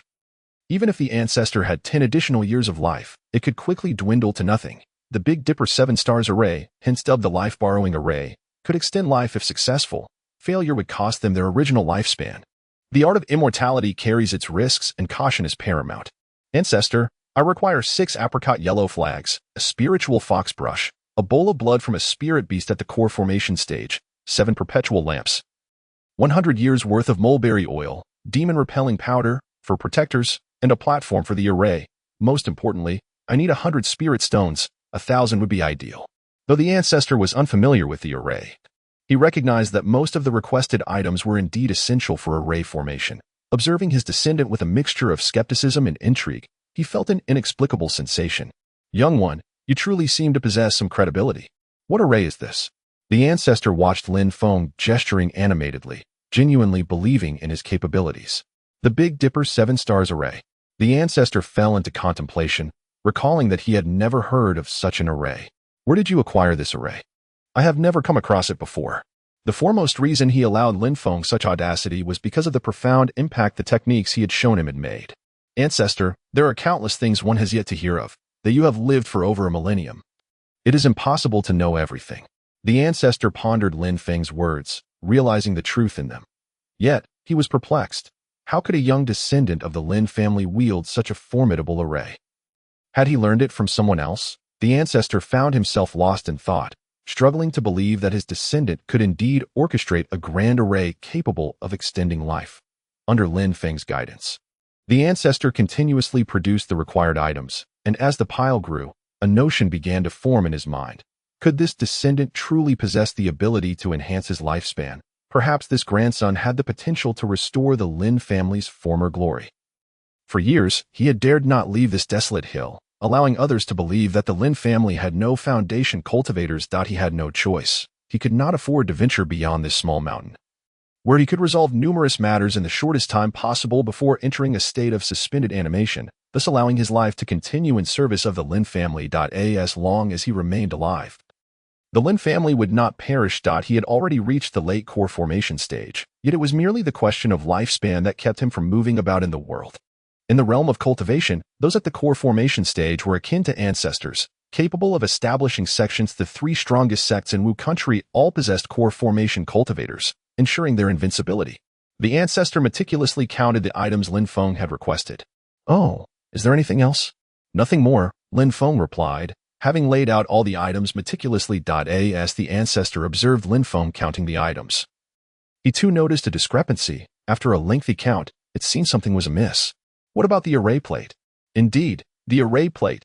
The ancestor's reminder sparked Lin Feng's memory. They were missing the crucial array plate. "Wait a moment, let me fetch it for you." With a wave of his hand, the ancestor summoned a set of chairs and tables, inviting Lin Feng to sit. He settled into a chair as well. "Let us take it step by step. Behold, 100 apricot yellow flags." As Lin Feng watched, the ancestor produced a bundle of tightly bound apricot yellow flags, placing them aside. "This is a spiritual fox brush, a fine artifact indeed. Well, I suppose I shall part with it." The ancestor appeared somewhat pained. Yet Lin Feng accepted the brush, which pulsed with spiritual energy. This is the spiritual blood. It may even exceed the core formation stage's potency. Use it wisely. The ancestor demonstrated surprising generosity. Willing to gamble on his own life, continuously, the ancestor produced items, each surpassing Lin Feng's requests in quality, indicating his willingness to risk it all. "Lin Feng, this array plate is forged from refined steel. You must use this fine brush to engrave it, or else the designs will not adhere." The ancestor produced a fine carving tool and a sizable piece of steel shaped like the 8 trigrams. Lin Feng gazed in awe, feeling a deep respect for the ancestor, who seemed to possess everything he could possibly require. Finally, the ancestor glanced at Lin Feng. "Here, consider this. The excess is yours." Lin Feng opened the offered storage pouch to find it contained 1,000 low-grade spirit stones and 2 medium-grade stones. "Ancestor, I do not require so many. The surplus is yours. I cannot predict whether you will succeed. Regardless, if you do succeed, the triumph is yours. If not, my storage ring will also belong to you." "Aha." The ancestor chuckled at Lin Feng, his eyes betraying a hint of reluctance, not for his life, for he had lived over a millennium here, but rather for the life he cherished. In countless crises faced by the Lin family, he had stepped in to avert disaster. Without him, the Lin family might. A fleeting sorrow crossed the ancestor's face as he observed Lin Feng's joyous expression. This young lad impressed him greatly. He felt almost like a student in Lin Feng's presence. Was it merely a delusion? Once all items were laid out, Lin Feng began arranging the array directly into the jade slip, while the ancestor assisted him in setting up the grand formation. The ancestor used the brush on the apricot yellow flags, with all 64 flags crafted by his hand. The final touches were left for Lin Feng, who grasped the carving tool, carefully inscribing the array's designs onto the plate. After completing the array plate, they selected the position for the grand array, ultimately deciding to place it atop the mountain, where the surrounding trees were lower, minimizing the chance of detection. Time passed slowly as the ancestor gestured, sending forth a small bird, an envoy perhaps. He spoke a few words to the bird before it took flight, soaring toward the other side of the mountain. "I have summoned a friend, along with Lin Zhong, Lin Hong, and Lin Heng, to serve as your protectors. Does this arrangement suit you?" "Certainly, though I wonder if we shall face heavenly tribulations, ha." Lin Feng replied with a hint of wryness. "Is there any way to counter such a threat?" The venerable ancestor of the Lin family, after posing his question, felt a twinge of regret. Having never endured the tribulation himself, he He questioned a junior. Alas, it seemed he had truly become muddled. By the way, ancestor, do you possess these items in your hands? What? Speak. 7 dragon banners and 7 dragon hearts. As soon as Lin Feng uttered these words, the ancestor gestured, and the items materialized in his grasp. Before long, all the materials for the mysterious sky illusion array were ready. Lin Feng commenced the arrangement of the illusion, and the ancestor observed as Lin Feng flitted about like a specter, darting back and forth across the mountains. Growing weary, the ancestor closed his eyes, opting not to watch. Soon, he heard Lin Feng softly declare, "Mysterious sky illusion array, activate." A great wind surged around the mountaintop, and after a tumultuous gust, there was no discernible change. The ancestor opened his eyes, peering for a long while, his heart sinking. "Young man, what manner of grand formation is this? Why is there no change whatsoever?" "Ancestor, fly out and take a look." The ancestor of the Lin family moved, soaring into the sky, but upon turning back, he found the mountain vanished, his home lost to him. Unable to discern the path back, all he beheld were trees, devoid of any foothold. With a swift motion, Lin Feng summoned him back down. "Not bad. I cannot discern any flaws in the formation," Lin Feng mused, wondering if the ancestor could truly see through it. Was this still the magic of the immortals? After completing the illusion array, Lin Feng proceeded to set up the 7 stars array, clutching 64 formation flags as he dashed about the mountains, pinpointing specific locations to place the flags. Once the flags were arranged, he positioned the array disc atop the mountain, setting up 7 life-extending lamps, each surrounded by ample century-old mulberry oil. With everything prepared, all that remained was the passage of time. Lin Feng closed his eyes, calculating the hours. "Ancestor, 3 days hence will be the opportune moment. Will your friend arrive?" "He will. He shall arrive tomorrow." On the following day, a streak of blue light traversed the sky. The ancestor of the Lin family glanced up, gesturing to unveil the illusion array. The figure that appeared moved swiftly to stand before the ancestor. "Greetings, Senior Lin Tian." "Ah, Shui Liang has arrived. Come, allow me to introduce you. This is the grand elder of the Shui family. Much like myself, though he prefers not to manage affairs, Shui Liang, this is my grandson, several generations removed. I hope you will grow close in the future." "Yes, Senior." Shui Liang, having achieved mid-stage core formation, could not recall how many years had passed since the time the ancestor Lin Tian had saved his life. As long as the Lin family spoke a word, Shui Liang would come forth. The current state of the Shui family was unbeknownst to this elder, who was unaware that his kin had betrayed the Lin family. The corners of the ancestor's mouth twitched as he waved his hand, and a spiritual talisman flickered briefly before vanishing. "Shui Liang, I summoned you to guard my grandson. Do exercise caution." "Yes, Senior. Enough with the formalities. Go rest for now. We shall return to work tomorrow." 2 days later, as night fell, the stars twinkled, and the pure white moonlight bathed the forest, accompanied only by the sounds of insects and birds. Time passed slowly, and when the hour arrived, Lin Tian sat before the array disc. 3 lamps were placed before him, and 3 behind, forming a triad: life extending, borrowing life, a triad of borrowing and repaying. The main life lamp was directly placed upon the array disc. Lin Feng, wielding a wooden sword and clad in simple robes, bowed to the heavens, first to the earth, then to the Northern Dipper. Today, he would borrow life from the Lord of the Northern Dipper, and it required reverence. A third bow. To whom else in the heavens should Lin Feng bow? Well, 2 bows would suffice. He took talisman paper, inscribed it with runes, and burned it. With the flame from the runes, he ignited the main life lamp, which in turn lit the other 6 lamps. The 7 lamps flickered to life, and Lin Feng raised the formation flag, softly intoning, "Heavenly pivot, celestial sphere, open the Northern Dipper, jade balance, and open sun, come forth to me, shaking light, gaze upon the freedom within, the 7 stars of the Northern Dipper. Lend me life." Upon hearing Lin Feng's incantation, Shui Liang felt a chill. This youth was borrowing life from heaven, seeking to extend Lin Tian's existence. Shui Liang became increasingly vigilant to the surrounding disturbances, diligently observing the entire process. Lin Zhong, Lin Hong, and Lin Hong, the 3 retired elders, were somewhat astonished by Lin Feng's incantation.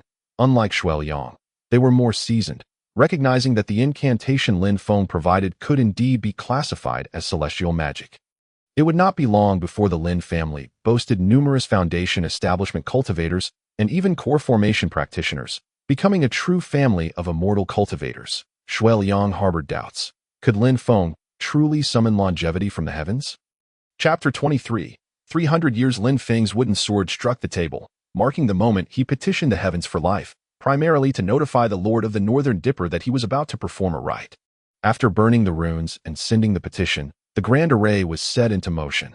Lin Feng stirred the storage pouch, producing 100 low-grade spirit stones, and with a flick of his hand, 10 of them soared forth, landing upon the array disk. As the stones made contact, a flicker of spiritual light emanated from the disk, drawing the spiritual energy from the stones into itself. The array disk pulsed with radiant light, each flicker causing the 64 yellow flags to flash in rhythm. The 64 flags represented the 64 deities above, each inscribed with unique runes pinned by the ancestor Lin Tian himself, arranged around the altar.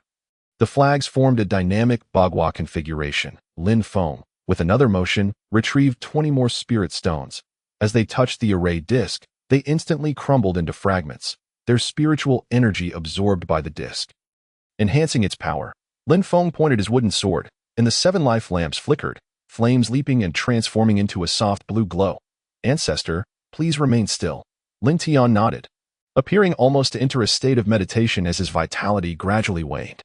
Lin Feng smiled, producing silver needles, which he deftly drove into the 4 life points of Lin Tian. The 13 needles of the Ghost King could not summon life from the heavens, but they could assist, amplifying the array's efficacy. Each of these 4 needles targeted soul essence, vitality, fortune, and spirit, working in concert with the array to seize the heavenly fortune, though Lin Tian's fate ultimately lay in the balance. Once the needles were placed, Lin Feng wielded the command flag, periodically adding spirit stones, mindful of the dwindling lamp oil, replenishing it as needed. The 7 stars of the Northern Dipper shimmered brightly, seemingly responding to Lin Feng's call. Lin Feng then took a piece of talisman paper, igniting it with the flame from the first lamp. Witnessing the flicker of the heavenly pivot star. He continued, igniting the second lamp and watching as the paper disintegrated, the Tian Shin star gleaming momentarily. Upon igniting the third lamp, the paper vanished, and the Tianji star flickered, resonating with the lamps below. The 7 lamps aligned harmoniously with the celestial stars, and Lin Feng closed his eyes, awaiting the impending tribulation from the heavens, uncertain if Lin Tian could endure. As dawn approached, the light grew brighter, and the morning breeze chilled Lin Feng, who gazed at the vibrant yellow of the trees. The sun was about to rise. As the sun burst forth, the first of the 3 lamps extinguished, dimming Lin Tian's spirit. Lin Feng swiftly moved, sending forth a talisman to envelop that lamp, while the first lamp flickered out, erasing 3 parts of the past. On the second day, dark clouds gathered above, a bitter wind howled, and as the wind intensified, the second lamp extinguished, half of Lin Tian's past vanished, leaving his complexion pallid. Lin Feng shielded himself from the wind, striving to assist the ancestor through the trials. After 2 challenges, only 1 lamp had been extinguished. The talismans he wielded protected the life lamp. Though extinguished, they awaited rekindling. If broken, Lin Tian's life would truly be forfeit. On the 3rd day, the dark clouds transformed into rain, drenching the altar. This was the water calamity, extinguishing the 3rd lamp, wiping away the past entirely, leaving Lin Tian's face ashen, resembling a lifeless corpse. Rain poured down, as flames flickered erratically. Despite the 3rd lamp's extinguishing, the century-old mulberry oil proved resilient, allowing the remaining lamps to burn defiantly. The 4th day brought a tempest of wind and rain, thunder and lightning. This was no mere borrowing of life, but an ordeal of tribulation. The first lamp behind Lin Tian extinguished in the thunderstorm, erasing 100 years of memories, while the talisman flickered, shielding the lamp from the storm. On the 5th day, heavy snow fell, a phenomenon not of nature but a decree of the heavens, indicating a reversal of fate, a divine mandate compelling the lamp to extinguish. Following the snow calamity, the 2nd lamp dimmed slowly, with each lamp extinguished. Lin Tian's form grew frilier, the color draining from his face. Lin Feng, clad in a fur coat, sat amidst the snow, battling the cold, yet he remained resolute in protecting the lamps with his talismans. On the 6th day, the sky transformed dramatically. A cacophony of wind, snow, thunder, and lightning surged towards the altar, extinguishing the 6th lamp. After the thunderstorm, cracks appeared in the lamp. Lin Feng swiftly produced a new one, placing it within the cracked lamp, ensuring the flame would not extinguish. With a flick of his talisman, he enveloped the lamp once more. Ding! Congratulations, Master. You have protected your ancestor from calamity, gaining immeasurable merit and earning 1 point of merit. Damn. This merit is exceedingly difficult to acquire. My current merit points stand at 15, with an experience percentage of 36. On the 7th day, the final day, the weather was fair and sunny. dispelling the gloom of the previous days. The 4 individuals surrounding the altar were nearing the point of immobility, having not dared to leave even a step, their resolve unwavering, for the individual at the center was too vital to abandon. The spirit stones in their possession had shattered into several pieces, each one battling against the harsh conditions with their spiritual energy. Lin Feng, however, was at a disadvantage, lacking the foundational cultivation to withstand the biting cold. He donned a fur coat. As the sky brightened, Lin Feng exhaled deeply, a long-held breath of release. Only tonight remained. Observing Lin Tian, seated in pallet, his fate hung by a thread within the array. If the lamp extinguished, his life would be extinguished too. If it burned, he would live. The night soon descended, and the life lamp had withstood the trials of 6 days, signifying Lin Tian's enduring vitality. Perhaps the effects of Lin Feng's 4 needles played a role. Coupled with the mysterious workings of the grand array. As night fell, the stars of the northern dipper shone with exceptional brilliance. Lin Feng was particularly spirited today, with over 10 talismans accompanying the wooden sword in his hand. These talismans were the key to this life-borrowing ritual. At midnight, during the hour of the rat, Lin Feng activated the grand formation, causing the Big Dipper to shimmer in the sky, radiating a spectrum of colors as it surged toward the altar. The 7-colored brilliance enveloped Lin Tian, warming Lin Zhong and Shuai Yang, who felt a gentle heat spreading through them. The light from the 7 stars flowed directly into Lin Tian, visibly transforming his pallor from ashen to a healthy hue. And soon, a blush appeared on his face. Was success within reach? In the distance, a long howl echoed through the sky. Who could it be, coming to seize the fortune? Lin Hong, Shuai Yang, engage. The 2 stood up resolutely. Having waited 7 days to assist Lin Tian in overcoming this tribulation, they ascended from the ground, soaring toward the east. In the distance, a fierce battle unfolded atop the treetops. Who dared to snatch away another's fortune and lifespan? Bathed in the 7-colored light, Lin Tian felt increasingly invigorated. Not only was his lifespan extending, but the spiritual energy within him was also surging. He had long since abandoned any intention of breaking through to the late stage of Dan formation.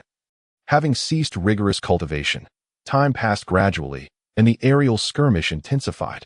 Lin Feng refrained from allowing Lin Zhong and Lin Hong to engage, urging them to wait, fearing that further calamities might arise. Midnight was nearing its end. Perhaps only a stick of incense's worth of time remained. A foul stench wafted from the hills. Was it a beast?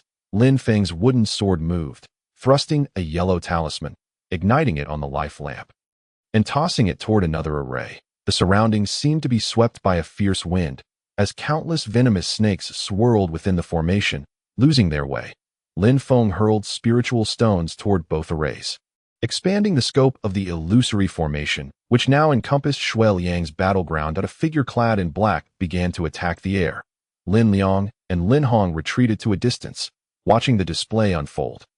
The illusory formation proved to be quite effective. Lin Feng's talisman shimmered in his hand as he raised it to the heavens, transforming into countless talisman ashes that flew toward Lin Tian, rapidly increasing his lifespan. 1 year, 10 years, 100 years, until it reached 300 years. 300 years, 300 years. I have gained an additional 300 years, haha. Lin Zhong laughed heartily, a defiance against the heavens evident in his mirth. Cultivators strive to defy fate, breaking through limitations to carve out their own realms. With a wave of his hand, the 7-colored light in the sky dimmed. Lin Feng possessed the ability to help the ancestor break through to the Dan formation using these 300 years. Once he broke through, his lifespan would increase once more. Borrowing life from the heavens could come at a cost, so it was best to borrow as little as possible. Yet, who knew that the heavens were so generous? Feeling as though no matter how much was borrowed, it mattered not. Ding, congratulations, master. Lin has successfully borrowed life, defying the heavens and gaining 3 merit points. What? Only 3 points for defying the heavens. It's faster to write a book. The current merit points stood at 17. With an experience value of 40. Lin Feng finally stood up, his body swaying slightly, as he almost toppled over at that moment. Lin Zhong rushed over, supporting him. How are you? I'm fine. Let us check on the old man. Ancestor, ancestor. Lin Hong called several times with no response, causing everyone to break out in a sweat. Lin Feng smacked his forehead. I almost forgot. I also administered needles to him. Perhaps the effects are still lingering. Gritting his teeth, Lin Feng persevered and approached, pulling out 4 silver needles. The ancestor could move immediately. He soared into the sky, able to hover briefly in midair after reaching the Dan formation. Ancestor Lin Tian. With a swift motion, charged into the illusory formation, his fists transforming into small mountains as he attacked. The black-clad cultivator did not even see the strike coming, crashing directly into the small mountain and spinning helplessly through the air before falling to the ground with a thud. Shui Liang moved swiftly, appearing beside the fallen figure, pressing his foot down. "Don't move, or I'll take your life. Great Immortal, spare me. I did not know you were performing a ritual here. I thought it was an extraordinary treasure. Which sect do you belong to?" Ancestor Lin Tian's anger was palpable. This young man had nearly thwarted his plans. How could he not be enraged? "Great Immortal, I am from the state of Lu. I was merely passing through Wu State. Please spare me." "Very well, I can spare your life, but you must offer something in exchange. Let us see how much your life is worth." "All right, I will exchange for my life that I possess a terrestrial-level technique. I wonder if the Great Immortal would find it acceptable." "What technique?" "Xian Yuan Gong. A sword cultivator's technique. It is terrestrial level." "Let me see it."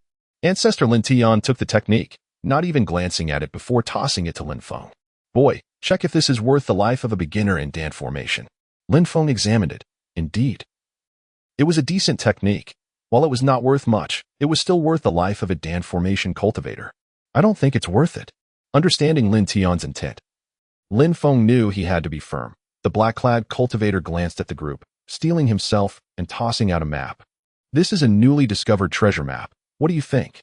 "What kind of treasure map is this?" "It leads to a spatial rift outside the Great Wilderness Mountain, filled with countless spiritual herbs. As long as you dare to enter, the herbs there are inexhaustible. Get lost. Do you think we would be swayed by such a worthless thing?" With a swift motion, Lin Tian stomped down on the man's back. Lin Feng unleashed all his strength, channeling earth spiritual energy into his foot. One stomp turned the man into a pulp. "Lin Feng, do you know why this is necessary?" Chapter 24. The old impudent one. Lin Feng understood Lin Xia's intention clearly. The black-clad man had already surrendered, and the aim was to ensure Lin Feng eliminated any potential threats. Cultivators enjoy long lifespans, and if the man were to escape and return stronger for revenge, it would spell endless troubles for both Lin Feng and his family. In the realm of cultivation, anyone who dared to challenge oneself must be ruthless to avoid future repercussions.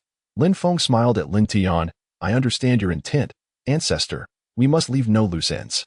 "Ah, the child can indeed be taught." A rosy glow appeared on Lin Tian's previously wrinkled face, as if he were in his prime. His vitality surpassed even that of Lin Zhong and the others, suggesting they were of similar age. Lin Tian, the ancestor, was astonished at how his grandson could successfully borrow life, and for 300 years at that, equivalent to the lifespan of a Dan formation cultivator. Generally, a foundation establishment cultivator has a lifespan of around 200 years, while one in the Dan formation might exceed 300. This sudden increase of 300 years, especially for someone at the late stage of Dan formation, would significantly elevate his standing. "Congratulations, Ancestor, on achieving such a great feat and attaining longevity." Shui Liang was exceedingly excited. Apart from Lin Tian, who had the highest cultivation, he had been closely observing the younger generation of the Lin family. With one person performing the ritual and another issuing commands, the entire process had been flawlessly executed. This young man was extraordinary. He was destined for greatness. Shui Liang felt a surge of excitement. Even as a Dan formation cultivator, he felt compelled to curry favor with this Qi Refinement Jr., his face burning with embarrassment. "Indeed, congratulations are in order. The Lin family no longer needs to live in the shadows. Today, I declare that the Lin family shall dominate Phoenix City." Lin Tian was no longer the restrained figure of the past. Previously, he had refrained from wasting time, but now he had ample opportunity for the Lin family to flourish. Upon hearing this, Shui Liang smiled broadly at Lin Tian. "Senior, please do not make things difficult for the Shui family." No difficulty, just don't stir the pot." Lin Zhong whispered a few words into Lin Tian's ear, handing him an object. "Oh." The ancestor smiled at Shui Liang. "Young Liang, I see you have some free time. Shouldn't you return home to check on things?" With a flick of his hand, a token flew out. The Shui family token. What does the ancestor mean? Shui Liang's tone shifted. "Ah, someone is secretly sowing discord between the Lin and Shui families. The Shui family has fallen for their trap." "Ah, Ancestor, I will return to the Shui family at once to investigate who dares to trouble the Lin family." A glint of anger flickered in Shui Liang's eyes. This group of young ones had grown bold, daring to defy his words. The relationship between the Lin and Shui families was established 200 years ago. How could it be disregarded today? With a surge of authority, Shui Liang ascended into the sky. Heading towards the Shui family. Ancestor, there are matters I must report to you. Seeing that the ancestor had time, Lin Zhong hurried to relay the important news. Speak. It concerns Lin Feng. Lin Zhong hesitated, fearing the ancestor's wrath, especially since he had failed to protect a clan member's engagement and had even caused it to be annulled. Upon hearing Lin Feng's name, Ancestor Lin Tian became particularly attentive. Ancestor, Lin Feng originally had an engagement with the spirit maiden from the Situ family. But a few days ago, Situ Yi came with the maiden to annul the marriage. Situ Yi is courting disaster, haha. Ancestor Lin Tian not only did not grow angry, but instead laughed heartily. A mere Situ family, even with 2 foundation establishment cultivators in the shadows, along with Situ Yi, were nothing but weaklings before Ancestor Lin Tian. And the rest more? Lin Zhong interjected. Quickly, speak. You're repeating your old habits. Lin Zhong felt his face redden with embarrassment as Ancestor Lin Tian called him out in front of Lin Feng. Yes, on the day of the annulment. Lin Feng held the marriage certificate, directly wrote a divorce letter, and threw it at Situ Yi, who was furious. Wait, are you saying Feng wrote a divorce letter? Yes. Indeed, this is truly reminiscent of a scion of the Lin family. I wholeheartedly support it. Lin Feng's actions struck a chord with Lin Tian's temperament, causing Lin Feng to chuckle heartily from the side. This old man, so seemingly detached from the centuries he has lived, retains such a childlike innocence. Well done, haha. Do you still desire that girl? If so, I can assist you in reclaiming her. Upon hearing these words, everyone was momentarily taken aback. For many years, the ancestor had been sparing with his words, never uttering a single unnecessary remark. Today, however, it seemed less like an esteemed elder of the clan and more akin to a mischievous mother and son duo. Reminiscent of the legendary Shen Gongbao. Truly, a delightful character, a genuine old rascal. Never mind, I have no particular interest in that girl, Lin Feng replied, a dignified celestial emperor who had encountered myriad celestial maidens, yet had not the chance to engage with them, having been killed before the opportunity arose. Very well, you may search far and wide. If you find someone to your liking, just say the word, and I shall accompany you to seize her. Lin Tian's proclamation was indeed grandiose, garnering admiration in the hearts of Lin Zhong, Lin Hong, and Lin Heng, as if they felt themselves to be the mightiest beings in existence. Perhaps one day I may truly require your assistance, Lin Feng said with a smile. Lin Zhong suddenly recalled something and turned to Lin Tian, continuing, Ancestor, Lin Feng has an engagement with Situ Ling set for 3 years hence to compete at Lingyun Gate. Lingyun sect. That poses a challenge. Just moments ago filled with bravado. Lin Tian now appeared contemplative. Lin Feng, you must hasten your cultivation. I am aware that within Lingyun Gate, there are at least 3 golden core cultivators. If we were to assault the mountain, I would find myself somewhat overwhelmed. Upon hearing this, Lin Feng and Lin Zhong collapsed to the ground simultaneously. The crowd presumed they were intimidated by the multitude of golden core cultivators at Lingyun Gate, unaware that the ancestor intended to attack it. Ancestor, our Lin family lacks the strength to confront Lingyun Gate. Indeed, I may be capable, but you lot, utterly useless. Accelerate your cultivation. How is it that you are only at the foundation establishment stage at your age? Lin Tian was taken aback, realizing only then that all 3 of his descendants had achieved foundation establishment. How had such a significant matter escaped his notice? You all reached foundation establishment. When did this happen? Just a couple of days ago. I broke through 2 days prior, while Lin Hong and Lin Heng did so on the day of the purple rain. Remarkable. Our Lin family is destined for greatness. Haha. Here, this is the technique Lin Feng gifted me. Learn it. And perhaps you may achieve golden core status. As soon as one of you reaches golden core, I shall no longer fear Lingyun Gate. Lin Tian's confidence was not feigned. It was deeply ingrained within him. Centuries ago, he had been a figure of remarkable influence, enduring in silence for the sake of his family, willing to play the role of a living dead man. Lin Zhong accepted the jade slip bestowed by the ancestor and glanced at it. Ancestor, we already possess this technique in our clan. It was gifted to us by Lin Feng. What? You had it all along and didn't share it with me, letting me practice it blindly. This technique is truly exceptional. By the way, ancestor, there is another matter that a few days ago, Lin Feng killed the master of winds and clouds, who appears to be associated with Lingyun sect. Oh, killed him, did he? Later, over 10 Shi refinement 10th layer cultivators, along with 1 mid-foundation establishment and 3 early foundation establishment cultivators, were eliminated by us. You were too impressive, just the three of you. Lin Zhong shook his head, looking at Lin Feng. You mean, Lin Feng was among them? Lin Tian's face beamed with delight, a joy that was indescribable. Lin Feng's presence was like a breath of fresh air amidst a snowstorm for the Lin family. Yes, Lin Feng killed 4 Foundation establishment cultivators, and we captured 2. Later, they were all killed. Though it seems one managed to escape. You mean to say Lin Feng killed 4 Foundation establishment cultivators?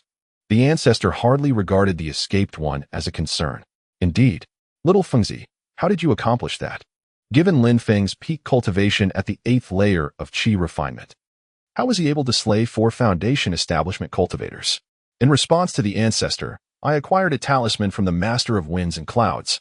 Lin Feng presented the talisman to Lin Tian, who, upon receiving it, began to treat it with the seriousness it warranted, scrutinizing the talisman and feeling the fluctuations of spiritual energy it contained. Lin Feng was still somewhat inexperienced with such artifacts. But Lin Tian was different. He had once contemplated crafting talismans himself, but had abandoned the idea upon acquiring the false death technique. Lin Feng, this situation is quite troublesome. Upon seeing the talisman, Lin Tian's expression shifted from red to pale, as if he had recalled something. This talisman does not belong to the kingdom of Wu. It seems to have originated from another nation. The creator of this talisman possesses a cultivation level significantly higher than mine. The Master of Winds and Clouds has a prestigious lineage and a legacy. It is not unfathomable that one day his family might seek retribution. Are we truly incapable of opposing them? I believe the Lin family's foundation is insufficient to contend with any major sect. Lin Tian was no longer as arrogant as before, for he possessed a degree of self-awareness, able to discern the situation clearly. Then, ancestor, what course of action do you propose? We should flee. Lin Feng, you should seek refuge in another sect for a few years. Observe the circumstances. If anyone comes looking for the Lin family, it would indicate they possess a significant background, and we cannot afford to provoke them. If, after a few years, no one comes, then we shall be free. Wise words. Ancestor. Lin Zhong did not forget to praise the ancestor. Go, off with you. In the presence of Lin Tian, Lin Zhong, the former clan leader, appeared as a mere child. His usual composure and gravitas had vanished. For Lin Tian was Lin Zhong's great-grandfather, a lineage that stretched back so many generations that he himself could hardly recall. Lin Tian gazed at those before him, all of whom were his descendants. Once he could afford to bully, but he was unwilling to tolerate any outside oppression. How about I find you a place to endure for a few years? Ancestor, Lin Tian possesses the Tianyun order. The Tianyun order, splendid. Going to Tianyun Gate would indeed be wise. They have an old fellow whose cultivation surpasses mine. Along with 2 promising juniors, you would fare well there. Lin Tian was aware of the strengths of Tianyun's sect. However, he was uncertain about how they had evolved over the decades. Perhaps they had improved. Or perhaps they had weakened, but the disparity should not be too great. Ancestor, when will Lin Feng depart? Only Lin Zhong and Lin Feng dared to converse with the ancestor. The others stood aside, their heads bowed in deference. Hasten your departure. If there truly are enemies, and they cannot locate Lin Feng, they will withdraw. With me overseeing things, even the most audacious brigands would think twice. Understood. Lin Tian glanced at the others. All right. The task is complete. You may all return, and be vigilant in assisting Lin Yi. If anything seems amiss, do not hesitate to point it out. Yes, ancestor. The group departed as if granted a royal pardon, vanishing in the blink of an eye. The ancestor chuckled as he watched them disappear. Little rascals, am I truly that fearsome? Chapter 25, Xiantian Dream Language. Ancestor, I will set out in a couple of days. Do you have anything to bestow upon me? Lin Tian scratched his head. He had quite a few items, though many were outdated and overly worn. Some elixirs had long since expired, as he had neglected his storage space for years, leaving him unsure of its contents. Here, take this. A black jade slip flew from Lin Tian's hand, which he considered to be one of his most prized possessions. Upon receiving it, Lin Feng discovered it was titled Xiantian Dream Language, primarily detailing methods of feigning death, preserving life, and extending one's lifespan. Lin Feng's gaze fell upon the ability to feign death, a priceless skill that could be used unexpectedly in future battles, providing an opportunity for surprise attacks or even escape. Lin Tian, sensing the content, focused his spirit, delving into his sea of consciousness to analyze the technique, examining its flaws for potential correction. With eyes closed, Lin Feng entered a state of deep contemplation, resembling a meditative monk, capable of profound thought. The average person might practice their cultivation for a lifetime without truly achieving such a state. Meditation is a concept in Buddhism, akin to the Taoist pursuit of enlightenment, though with distinctions. Lin Feng had yet to reach that level. He was merely engaging in deep thought and analysis. Ding! Congratulations, Master. You have corrected the technique Xiantian dream language. Your merits are immeasurable, granting you 1 point of merit. Experience at 38, now totaling 16 points of merit. It would be wise to exchange them for object control technique. That skill required more practice. And he would address it upon reaching Tianyun Gate. Ancestor, this was originally meant as a return gift for you. I believe this technique could be improved for better efficacy. Lin Feng handed the technique back to Lin Tian and turned to leave. A glimmer of surprise in his eyes. Was this modification made by Lin Tian himself? Could he be a reincarnation of a Buddha, or perhaps a divine being sent by the heavens, truly, as expected of a centuries-old sage? His intellect was indeed unparalleled. Lin Feng, as a member of the Lin family, felt that was sufficient. Regardless of the circumstances, the Lin family was poised to soar to new heights. Just as Lin Feng was about to depart, wait a moment. I have a pill for you. Take it. He received a jade vial sealed with an inscription, the writing nearly indecipherable. Upon touching it, the seal crumbled to dust, and as the lid gently opened, an enchanting fragrance wafted forth, akin to entering a celestial orchard. The pill lay in his hand, dazzling with a radiant glow. Was this a pill inscribed with patterns? Pills are classified into 9 tiers. Each tier further divided into 3 grades. First grade for ordinary pills, second for premium pills, and third for perfect pills. Among perfect pills, those inscribed with patterns are the most valuable, transcending the measurement of spirit stones. This is a spirit cleansing pill, and it is the only one I possess. It has been sealed for hundreds of years, and I couldn't bear to consume it. Consider it a boon for you, kid. The purpose of this elixir is to cleanse the mundane afflictions and purify the impurities within one's body. Its primary function is to elevate the rank of one's spiritual root. Lin Feng, who originally possessed a pseudo-spiritual root, underwent a transformation to a yellow-tier spiritual root after the effects of a millennium-old ginseng. Following an experience in the purple rain, his spiritual root has essentially reached the mysterious tier. Albeit merely of the lower grade. As the elixir dissolves upon entry, it transforms into vibrant spiritual energy that swiftly courses through his body, surging throughout, with a subtle movement of his consciousness. Lin Feng guides the spiritual energy into his meridians. The multicolored spiritual energy flows through his meridians, heart, lungs, and various vital points, systematically passing through. As the 5-colored spiritual energy traverses his body, impurities are expelled, aided by the spiritual energy within Lin Feng, which assists in pushing out the waste. With his eyes closed, the purple spiritual aura gradually permeates from his sea of consciousness into his body, simultaneously impacting his physical form. As time passes, Lin Tian gazes at the Xiantian dream language in his hands, repeatedly exclaiming in admiration, "Incredible! So this is possible. Truly remarkable." Occasionally, he feigns death, collapsing his body to the ground, appearing lifeless. Even the blood within his veins ceases to flow, and the spiritual energy within seems to vanish. Yet it is protecting his organs. At this moment, Lin Tian is akin to a genuine corpse, with only a faint consciousness capable of movement. With a flicker of his awareness, Lin Tian sits upright, exclaiming, "Lin Feng, you truly are extraordinary." Suddenly, a thought strikes him, and his expression momentarily falters. Could it be that Lin Feng has been possessed? Regardless, Lin Feng is a member of the Lin family. It matters not whose soul resides within his body. As long as he is good to the Lin family, that suffices. The present generation is merely the descendants of Lin Tian's lineage, and had it not been for a sense of reverence towards their ancestors, he would have relinquished his responsibilities long ago. Ding! Congratulations, Master. Your body has reached the upper tier of the mysterious stage. Almost on the verge of reaching the earth tier, it now parallels the spiritual root of Shaolin. Alas, what a fate! Having barely ascended to the role of a mortal emperor, he met his demise, and upon revival, he finds himself with a pseudo-spiritual root. Observing the filth upon his body, Lin Feng waves his hand, invoking the Shao Yun Yu Ju, summoning dark clouds in the sky that coalesce into a stream of water, washing away the grime. Lin Tian, taken aback, contemplates approaching to inquire. Yet, upon realizing the unknown presence within Lin Feng's body, he suppresses his curiosity. Originally, during the Golden Core stage, he could command numerous immortal techniques, yet his lineage's heritage has been lost. Lin Tian immersed himself in the path, refining his body into an immortal. becoming a genuine body immortal with scant comprehension of spells. With an earth-type spiritual root, his understanding of water-based techniques is even more limited. Ancestor, I take my leave now. I know not when we shall meet again. Do you possess any suitable weapons? I find myself quite empty-handed. Lin Tian's consciousness stirs as he enters his storage space, selecting two weapons, one a sword, the other a handkerchief. These two can be considered spiritual artifacts. Give them a try. Lin Feng observes that one is a mesmerizing handkerchief, typically utilized by female cultivators, while the other is a blue-scaled sword, named for its fish scale-like azure blade, a common choice for cultivators when flying on swords. Lin Feng accepts them without hesitation, regardless of their utility. He accepts gifts freely.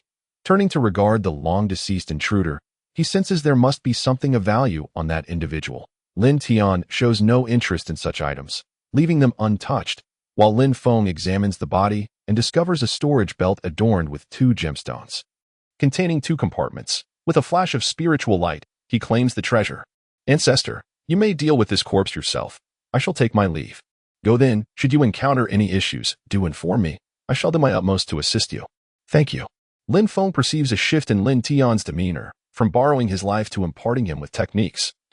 As he discerns something, returning to the courtyard, Lin Feng finds Xiao Lian peacefully asleep, a pang of reluctance tugging at his heart. As he turns, a streak of white light rushes towards him, the little creature jumping and nuzzling against him, prompting Lin Feng to scoop it up once more. Master, I am hungry. Goodness, I am hungry too. I possess no herbs. No, I want elixirs, not grass. The small white dog squints its eyes, adopting a pitiful expression, unable to resist. Lin Feng gestures, and the bottle of Bai Chao Dan reappears. With a swift motion, he offers a pill at the little one's mouth. As the spiritual energy flickers, the elixir vanishes within, causing the little creature to contentedly close its eyes. What is this? Only knows how to consume spiritual medicine, and I have yet to indulge myself, giving it all to a dog. As dawn breaks, Lin Feng's figure shifts, appearing outside Lin Zhong's door. Come in. Grandfather, I have come to bid farewell. Oh, I see, it is time to depart. Be cautious, and refrain from contacting home unnecessarily. Inform us of any dangers. Understood. Lin Feng feels an overwhelming surge of love. It is the affection of a grandfather for his grandson. Despite being 18, he remains a child in the eyes of the elder. Grandfather, I entrust Xiao Lian to your care. I shall return to take her to cultivate immortality in a few years. Very well. Grandfather, I have recognized her as my sister. Good. I shall treat her as my own granddaughter. I am leaving. Their words few, yet they encapsulate the profound bond between grandparent and grandchild. Upon returning to the small courtyard, Lin Feng discovers Xiao Lian has already risen. Xiao Lian, I have something to discuss. Brother, what is it? I must be away for a while. How long? Over a year. Oh, will you not take me along? No, young master. I mean, brother, please be careful on your journey. Xiao Lian remains ever understanding, regardless of how he treats her. If anything arises, seek grandfather. Promise me. All right. When will you return? I do not know. I am leaving to evade enemies. Fearing they may come seeking revenge, I shall return once it is safe. All right. A smile graces Xiao Lian's face, as she wonders if her brother is indeed reluctant to leave her behind. As Lin Feng turns, a white light leaps onto his shoulder. Such a small dog. Managing to jump up is no easy feat. Master, I wish to accompany you. Xiao Di Ting, can you behave? I can behave. I feel a bit reluctant to leave the little girl.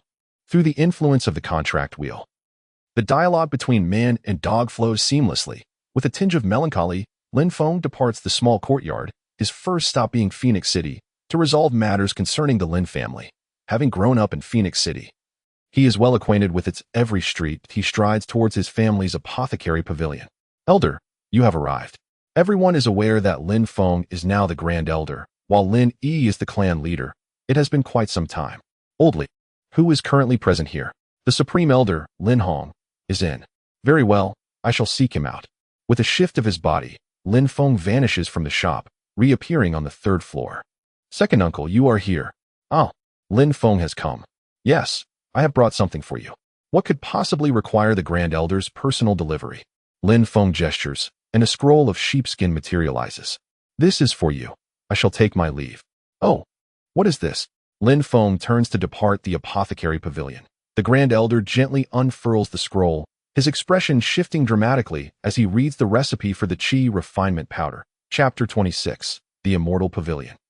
Lin Feng procures several tattered garments from a tailoring shop, changing in a secluded area. From a distance, he now resembles a scholarly figure. Alas, he had initially intended to masquerade as a humble farmer. Yet due to the recent elevation of his spiritual root, his complexion has brightened, rendering him unrecognizable as a commoner. Lin Feng enters a sundry shop, its sign boldly displaying the character Shui. Is anyone here? What is all this racket? The attendant appears indifferent. Lin Feng furrows his brow. I wish to inquire if Shui Liang is present. Shui Liang. Our Shui family has no such person. Fetch your manager. Inform him someone seeks the old ancestor. Upon hearing this, the attendant realizes Lin Feng is here to stir trouble. Kid, are you seeking death? Do you know where this is? Just then, an elderly man descends from upstairs, observing the commotion. Who is it? I am here to find you. The old man sees a poor farmer before him, although he has a decent appearance. He looks like an ordinary commoner. What business do you have? This place is not for you to enter. I said, I am looking for Shui Liang. The manager ponders for a moment, unable to recall any Shui Liang in their family. What does this Shui Liang look like?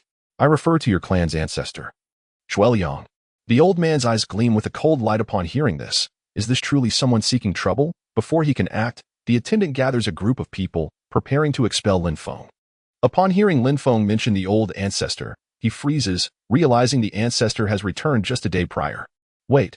The manager halts the crowd, instructing everyone to exit. What is your business with the old ancestor? Simply inform him that Lin Feng has come to see him. Understood. Very few are aware that the old ancestor has emerged from seclusion, counting himself. It does not exceed 10 individuals. How does this person know? Furthermore, after the old ancestor's return, the clan leader was dismissed, and the Grand Elder was heavily penalized. Both powerful figures have fallen.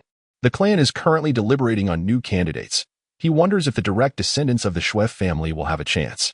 The middle-aged manager spins around, retrieving a transmission talisman, uttering a few words before it bursts into flames and dissipates within the room. Upon receiving the message, dust begins to stir in the northern direction of the Shui family. Where is young friend Lin Feng? Greetings. Ancestor Shui.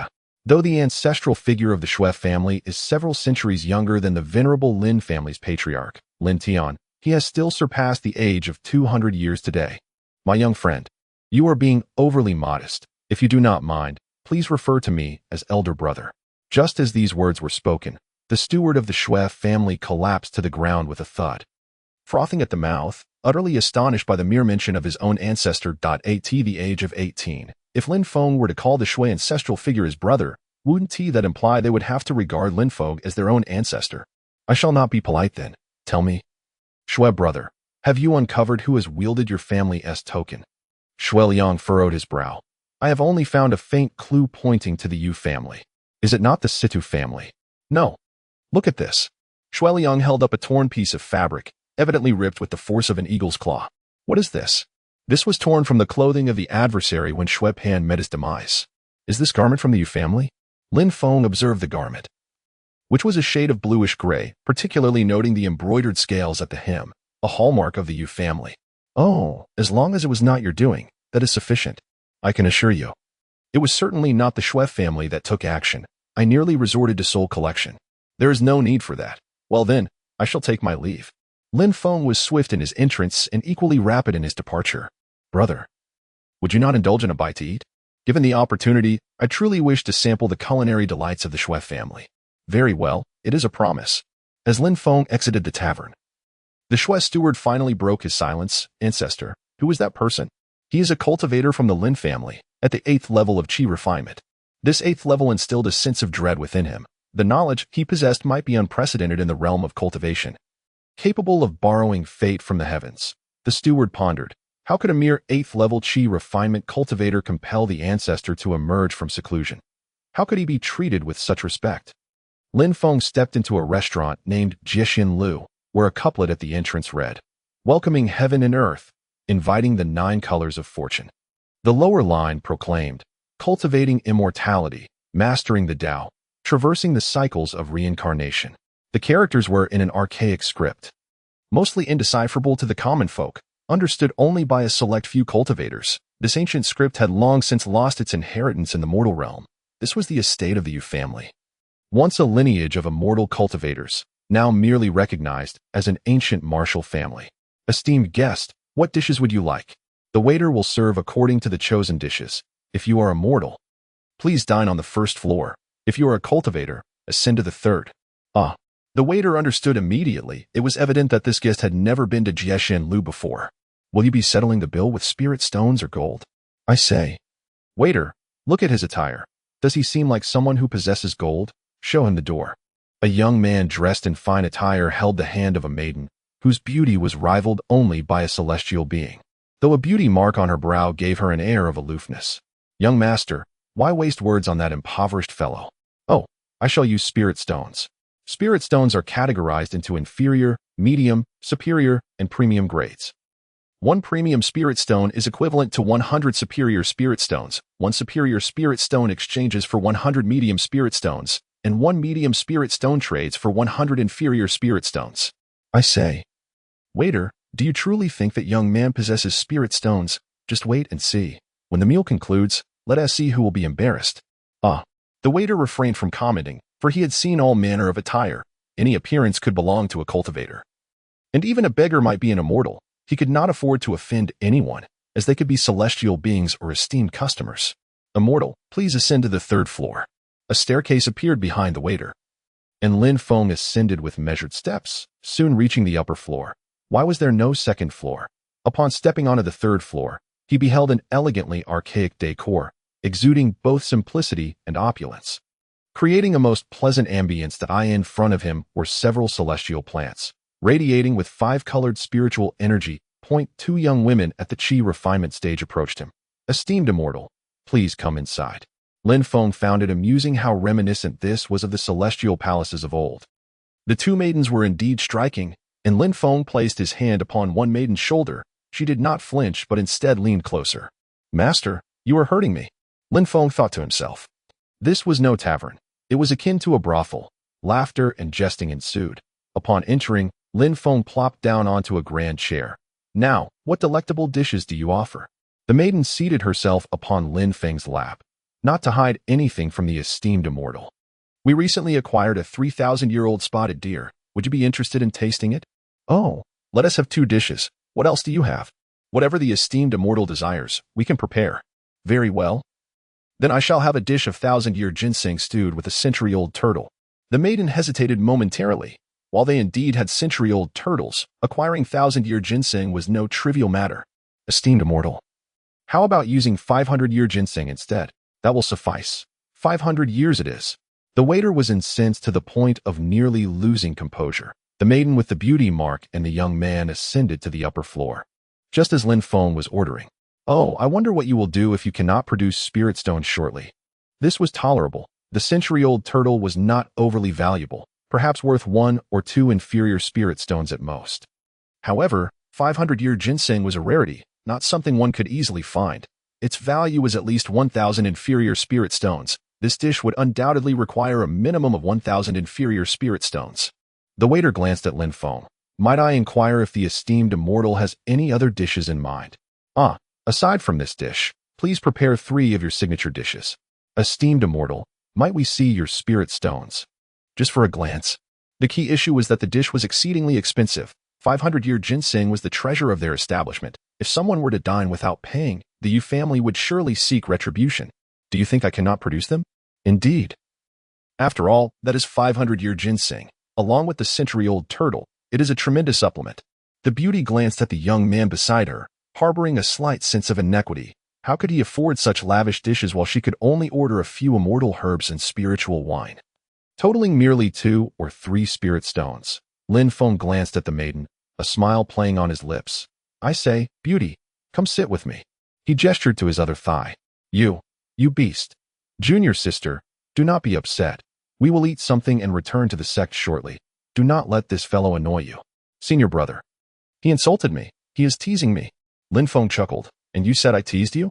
Mimicking the maiden's tone, he elicited laughter from the young man beside her. Senior brother.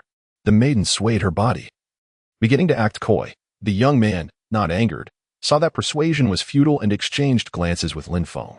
You, lad, have you no eyes? Do you dare offend members of the Tianyun sect? Upon hearing this, Lin Feng was taken aback. So these were members of the Tianyun sect, utterly lacking in dignity.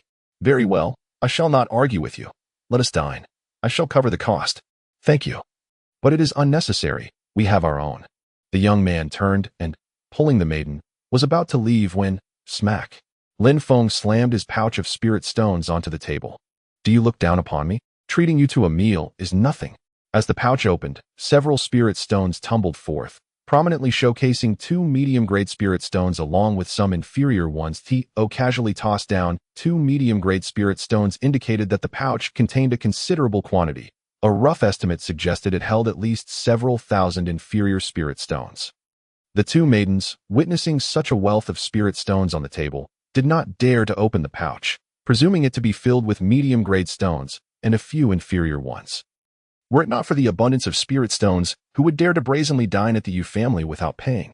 Oh, esteemed sir, may I give you a back rub? Esteemed sir, shall I massage your legs? The 2 maidens attended to Lin Feng, whose keen senses perceived the atmosphere of the tavern. This was the Yu family, the very establishment that had instigated today's troubles. Chapter 27, The Maiden with Ambition. Lin Feng's sharp senses discerned the clear layout of the tavern's 3rd floor. Outside, several Qi refinement cultivators were seated around, ostensibly safeguarding the tavern's security, yet in reality, they were surveilling the diners, eager to see who would dare to dine without payment. With a flick of his gaze downwards, he scrutinized the 2nd floor, noting several cultivators within, one of whom was a foundation establishment cultivator. Retracting his gaze, Lin Feng concluded that the Yu family was not as formidable as it appeared. Simultaneously, his eyes caught sight of the 2 maidens whose garments flickered and vanished, revealing their fair skin. Just as he was about to delve deeper, a flicker of black mist obscured his vision, beneath which were human faces, ordinary faces devoid of charm or purity than a mask. Lin Feng's mind raced. No wonder they appeared somewhat unnatural, yet overall, they were acceptable. Beneath the masks lay 2 unremarkable faces, deceiving the diners with false appearances. As the dishes were served, the beautiful maiden approached once more, and Lin Feng swiftly struck out, "Begone, you frivolous creature." The maiden quickly assessed the situation, retreating to a safe distance. After all, this was a service industry, and the guest had ordered excessively expensive dishes. Enduring a bit of indignation was a small price to pay, as long as they could collect the spirit stones. The maiden resolved to communicate with her companion through glances. After Lin Feng's slap, 2 more women ascended from below. They were not all maidens. One was a captivating matron, while the other was a youthful maiden. The matron, in her youth, had been strikingly beautiful. The maiden beside her wore a pale fabric shirt, her head bowed, with a slender figure and long hair cascading down her back, adorned with a delicate red ribbon. Lin Feng found himself entranced, gazing at her downcast visage, his attention solely on her. "Esteemed guest, I apologize. I am the manager of this establishment. Please share your needs with me. Then come and sit." The matron gestured, and the maiden promptly took a seat near Lin Feng. "I'm sorry, but I can't assist with that." At that moment, Lin Feng produced an object in his hand and hurled it directly at the corpulent cultivator. Before the latter could react, the entire building was shrouded in a thick fog. The bewildering handkerchief, a gift from Lin Tian, which he initially deemed of little use, proved invaluable against a foundation establishment cultivator. The rotund cultivator, brandishing a treasured sword, charged at Lin Feng, but within the confines of the handkerchief's veil, Lin Feng's consciousness stirred, causing his body to seem to drift. After enduring over 10 strikes from the cultivator, he finally began to retreat, feeling a twinge of fear. Despite Lin Feng's lower cultivation, the item in his possession instilled a sense of trepidation in him. This handkerchief was remarkable, resembling a fog formation with quite an impressive effect. As Lin Feng continued to experiment, much to the discomfort of the corpulent cultivator, the fog within the building thickened, and the cultivator, familiar with the terrain, eventually located a window and leaped outside. As he gazed upon the serene exterior, a dense fog began to rise simultaneously with his descent. Lin Feng controlled the bewildering handkerchief, enveloping him once more. Upon reaching the street, pedestrians, noticing the fog, hastened their steps and soon vanished, leaving only the corpulent cultivator behind. He had intended to leave and return to headquarters for reinforcements, as he was not the only foundation establishment cultivator from the Yu family. He needed assistance to avoid being outmaneuvered. Upon landing, he noticed a streak of white light darting around him, intermittently accompanied by sharp bites from some unseen creature, leaving him bloodied and mangled in no time. Lin Feng, observing the white light, felt a surge of joy. The speed of the little white dog, Di Ting, was formidable. One could hardly expect a foundation establishment cultivator, let alone a core formation cultivator, to keep pace, just as the corpulent cultivator floundered in panic. Lin Feng moved, driving his fish-scale sword straight through his back. The corpulent cultivator collapsed, the highest-ranking member of the Yu family thus meeting his demise. Lin Feng surveyed the battlefield and collected the contents of the cultivator's storage space, which contained all his accumulated wealth. With a flick of his hand, he scattered a vial of corpse-dissolving powder, which, under the dense fog, caused the body to disintegrate into a mass of bubbles, and as the wind blew, only dust remained, erasing all traces of him. Ding! Congratulations, Master, for vanquishing an enemy. Your merits are boundless, increasing your merit points by 1. The merit points now stood at 16, with experience at 40, the Yu family's tavern remained. But the steward had vanished without a trace. Lin Feng swiftly returned to the tavern, where Zhuang Rulin still awaited, though she trembled like a leaf. Are you all right? Come with me. It's dangerous here. The young woman standing behind watched as Lin Feng led Zhuang Rulin away. Her eyes filled with happiness for the girl. Rulin, you should stay at this inn for a couple of days. I will escort you home once I finish my business. Thank you, young master. Zhuang Rulin stammered, struggling to express her gratitude, pondering how to repay Lin Feng, but finding herself at a loss for words. It's all right. I've settled the inn's fees. You should rest well for the next 2 days. Young master. Is it late? Aren't you resting in the inn? The attendant, noticing Lin Feng's intention to leave, hurriedly greeted him. I will return shortly. The attendant initially assumed Lin Feng was off to rendezvous with a lover. But something felt amiss. Lin Feng was dressed in tattered clothing, while the girl wore extravagant attire. Could it be that a wealthy young lady was keeping a pretty boy? The attendant mused to himself with a sense of delight. The Yu family still had an inn, and Lin Feng's figure vanished into the fog. The mist dissipated only to rise again, the bewildering handkerchief proving to be an extraordinary treasure. Inside the inn, thick fog swirled, white light flashed, and a formidable 9th-tier cultivator met his end. Ding! Congratulations, Master, for vanquishing an enemy. Your merits are boundless, increasing your merit points by 1. Experience points rose to 42, with merit points at 17. Within the Yu family wine cellar, a steward dozed off, only to vanish without notice. Ding! Congratulations, Master, for vanquishing an enemy. Your merits are boundless, increasing your merit points by 1. Experience points reached 44, with merit points at 18. Lin Feng showed no mercy, primarily because the numerous dark-clad individuals dispatched by the Yu family nearly cost him his life, though not one to hold a grudge when it came to matters of survival. He believed in repaying enmity and injustice in kind. Thus, within and around Phoenix City, countless lives were lost, and Lin Feng's experience points continued to rise, reaching 56, while his merit points soared to 24. His other gains included 2 ordinary storage spaces, both accessible only to Foundation establishment cultivators, as he found little of value among the Qi refinement cultivators. The Yu family was not eradicated, but all those at or above the 9th tier of Qi refinement had been eliminated. Had they not resorted to underhanded tactics against him, the Yu family might not have fallen to the status of a third-rate ancient martial arts family, barely qualifying as such. 2 days later, Lin Feng returned to the small inn, where the attendant looked at him with confusion, questioning why such a beautiful young lady was left unattended. Inside the inn, Lin Feng retrieved the last remnants of herbs from his storage space, among which were 2 external injury remedies. He crushed them and placed them in a teacup, delivering it to Zhuang Rulin. Miss Zhuang, this is blood-cleansing herb. It will help expedite the healing of your wounds. Lin Feng set down the teacup and exited, calling back, once you've applied it, let me know so we can leave. Let's go. After Zhuang Rulin opened the door, she felt considerably lighter, having applied Lin Feng's herbal remedy, which indeed proved effective. Lin Feng spoke little more, and Zhuang Rulin followed him out of the inn. They purchased 2 horses and proceeded along the official road. Lin Feng intended to leave Phoenix City, while Zhuang Rulin sought to travel to the royal city. He could only take her there first before embarking on his quest in the 10,000 Great Mountains to find Tianyun's sect. Miss Zhuang, where are you headed? Lin Feng confirmed once more. The royal city of Wu. Lin Feng had never been to the royal city. Rumored to be not far from Phoenix City, his father had forbade him from leaving, claiming that divine protection resided within Phoenix City and that departing would strip away a layer of safety.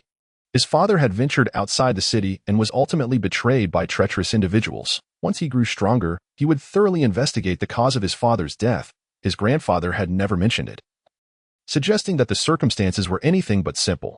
The two rode side by side, and as they traveled, Lin Feng and Zhuang Rulin engaged in lively conversation. Days flew by, and before long, 10 days had passed. They soon spotted a city in the distance. Could this be the royal city? Its towering walls soared at least several dozen meters higher than Phoenix cities, and the outer city was truly magnificent. The royal city dwarfed the main city of Phoenix, with a grand golden gate adorned with 8 rows of imposing figures. Above the gate, ancient characters inscribed the words Chong Air. It was unclear whether the city bore the name Chong Air, or if it referred to the gate. Or perhaps it could even be called Air Chong. Rulin, what is the name of this city? Fengwei City. Isn't it called Chong Air? Haha, you jest. That is merely a riddle. Indeed. Observe, what does insect add when placed outside? Ah, adding an outer frame reads as Feng and the air character? I understand now. Adding an outer frame reads as Wei. Thus, this city is named Fengwei City. Correct. It also has an even more melodious name, consisting of 4 characters. Lin Feng's eyebrows twitched as he pondered the characters Chong Air. I know. Are you referring to it as Feng Yue Wubian? Yes, you are quite clever. Thank you. There's a saying that goes, sending you 1,000 miles, there must be a farewell. Perhaps we shall meet again by fate. Chapter 29. The divine calculation of King. When Lin Feng was aware that the route to the 10,000 great mountains lay further west, where the mountains stretched endlessly, leading to the Tianyan sect. Brother Feng, could you escort me into the city? Of course. If I cannot find anyone, I will have no home. Zhuang Rulin, clad in a pale-colored gauze top, appeared slender, her long hair flowing in the wind, one hand grasping Lin Feng's, creating a beautiful scene of farewell. Lin Feng was led by Zhuang Rulin toward the city gates, with their 2 horses trailing behind. Upon reaching the entrance, they approached the duty sergeant, where Lin Feng presented a token.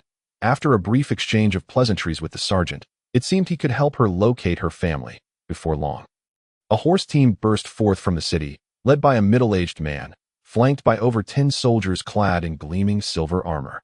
Where is Zhuang Rulin? The middle-aged man called out, urgently searching for her. Uncle, your niece Rulin pays her respects. My dear niece, please rise. It is good to have you back. Uncle, allow me to introduce someone. He was the one who brought me. But as Zhuang Rulin turned, Lin Feng had already vanished from sight, wishing to remain detached from worldly entanglements. Should he become entangled, it would only lead to inevitable consequences that might require resolution in the future. Ding! Congratulations, Master, for successfully escorting someone. Your merits are boundless, earning you 2 merit points. Boundless merits, indeed, granting him 2 points. Could it be an error on the system? Upon closer inspection, his merit points totaled 6, with experience at 60. Perhaps the previous deductions had been excessive. And this was a form of compensation. Lin Feng, bearing some memories from his past life, found that many things were ingrained within him, requiring no conscious thought. Such matters would not trouble his mind.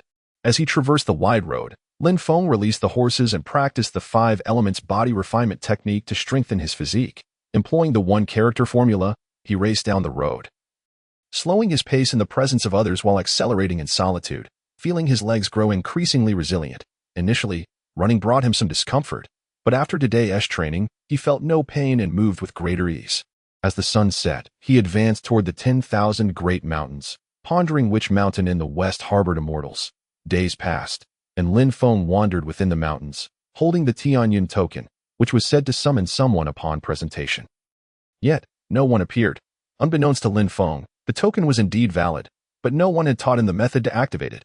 Lin Heng had taken far too long, causing him to forget the necessary incantations.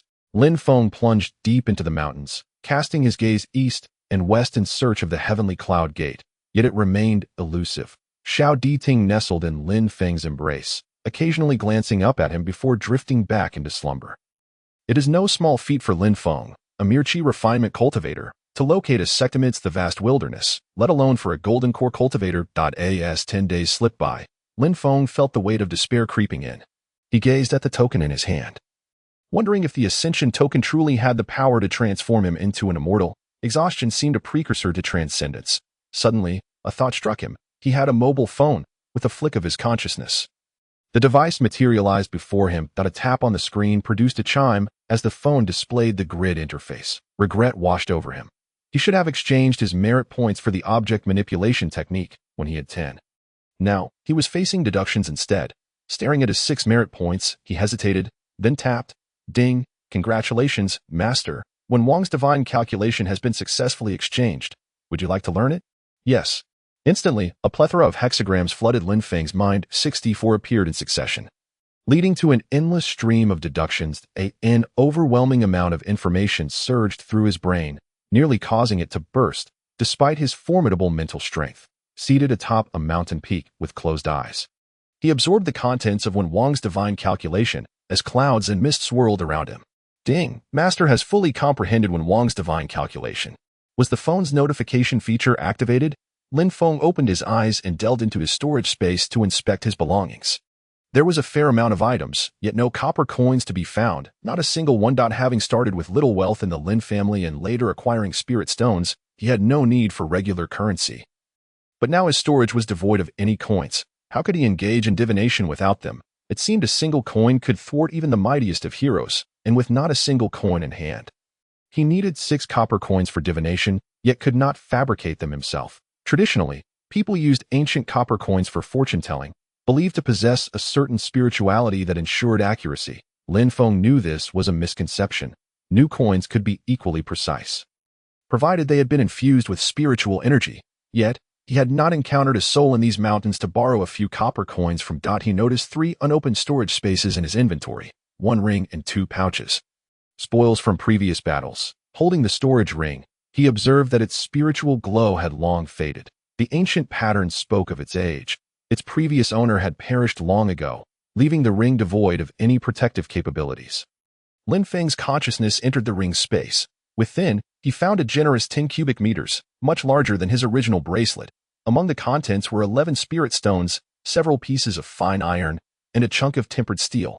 There was also a wooden sword, several seed packets, and 2 bottles sealed with a similar aura to those used by the revered Fengyan master. Setting the bottles aside, he opened the 2 jade vials, discovering they contained chi refinement pills identical to those sold by his family. Woof, woof, Master, I want to eat.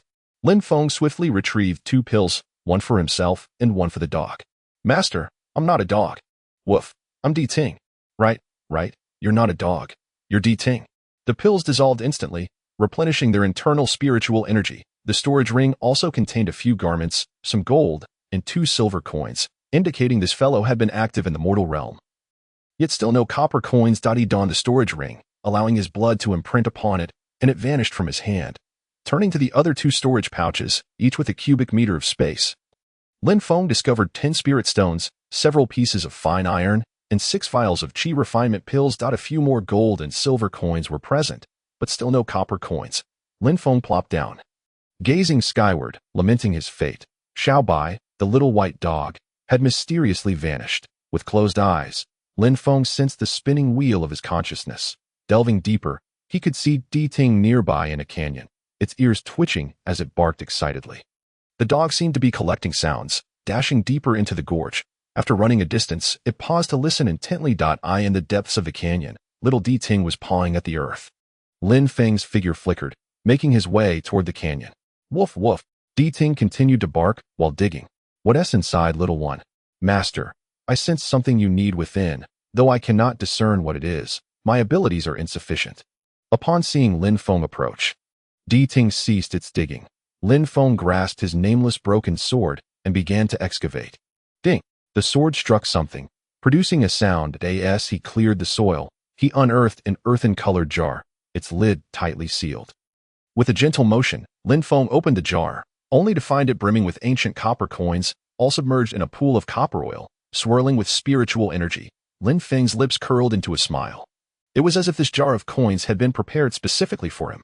He extracted 6 coins, resealed the jar, and buried it once more, perhaps left behind by someone to absorb the essence of the earth. Having acquired 6 copper coins felt like a stroke of fortune. Otherwise, he would have had to return to the city to procure some. Feeling the surge of spiritual energy from the 6 coins, he recognized them as fine ancient coins. Lin Feng retrieved 6 spirit stones. Placing the coins atop them, pressing his hand down, he began to absorb the energy from the stones. The spiritual energy flowed through the coins into his body, rapidly accumulating, a favored method among cultivators. Thus, the 6 copper coins were forged with ease. Lin Feng held them aloft, Once more examining the 64 hexagrams, each unique. With closed eyes, he envisioned the heavenly cloud gate, determined to reach it, shaking the coins 3 times. He let them drop gently. All 6 coins landed with their faces up, the Qian hexagram signifying heaven. The hexagram's interpretation spoke of a dragon trapped in water, heralding good fortune. Every endeavor shall succeed, it suggested, implying that being lost in the mountains would lead to serendipity. The hexagram seemed to form an arrow, pointing northwest into the mountains. Could that be the direction of the heavenly cloud gate? Lin Feng cradled Xiao Bai and proceeded northwest, all the while strengthening his physique by crashing into trees. Each collision sent trees crashing down, akin to a rampaging beast stirring up a storm of dust and debris. With each impact, his body grew stronger.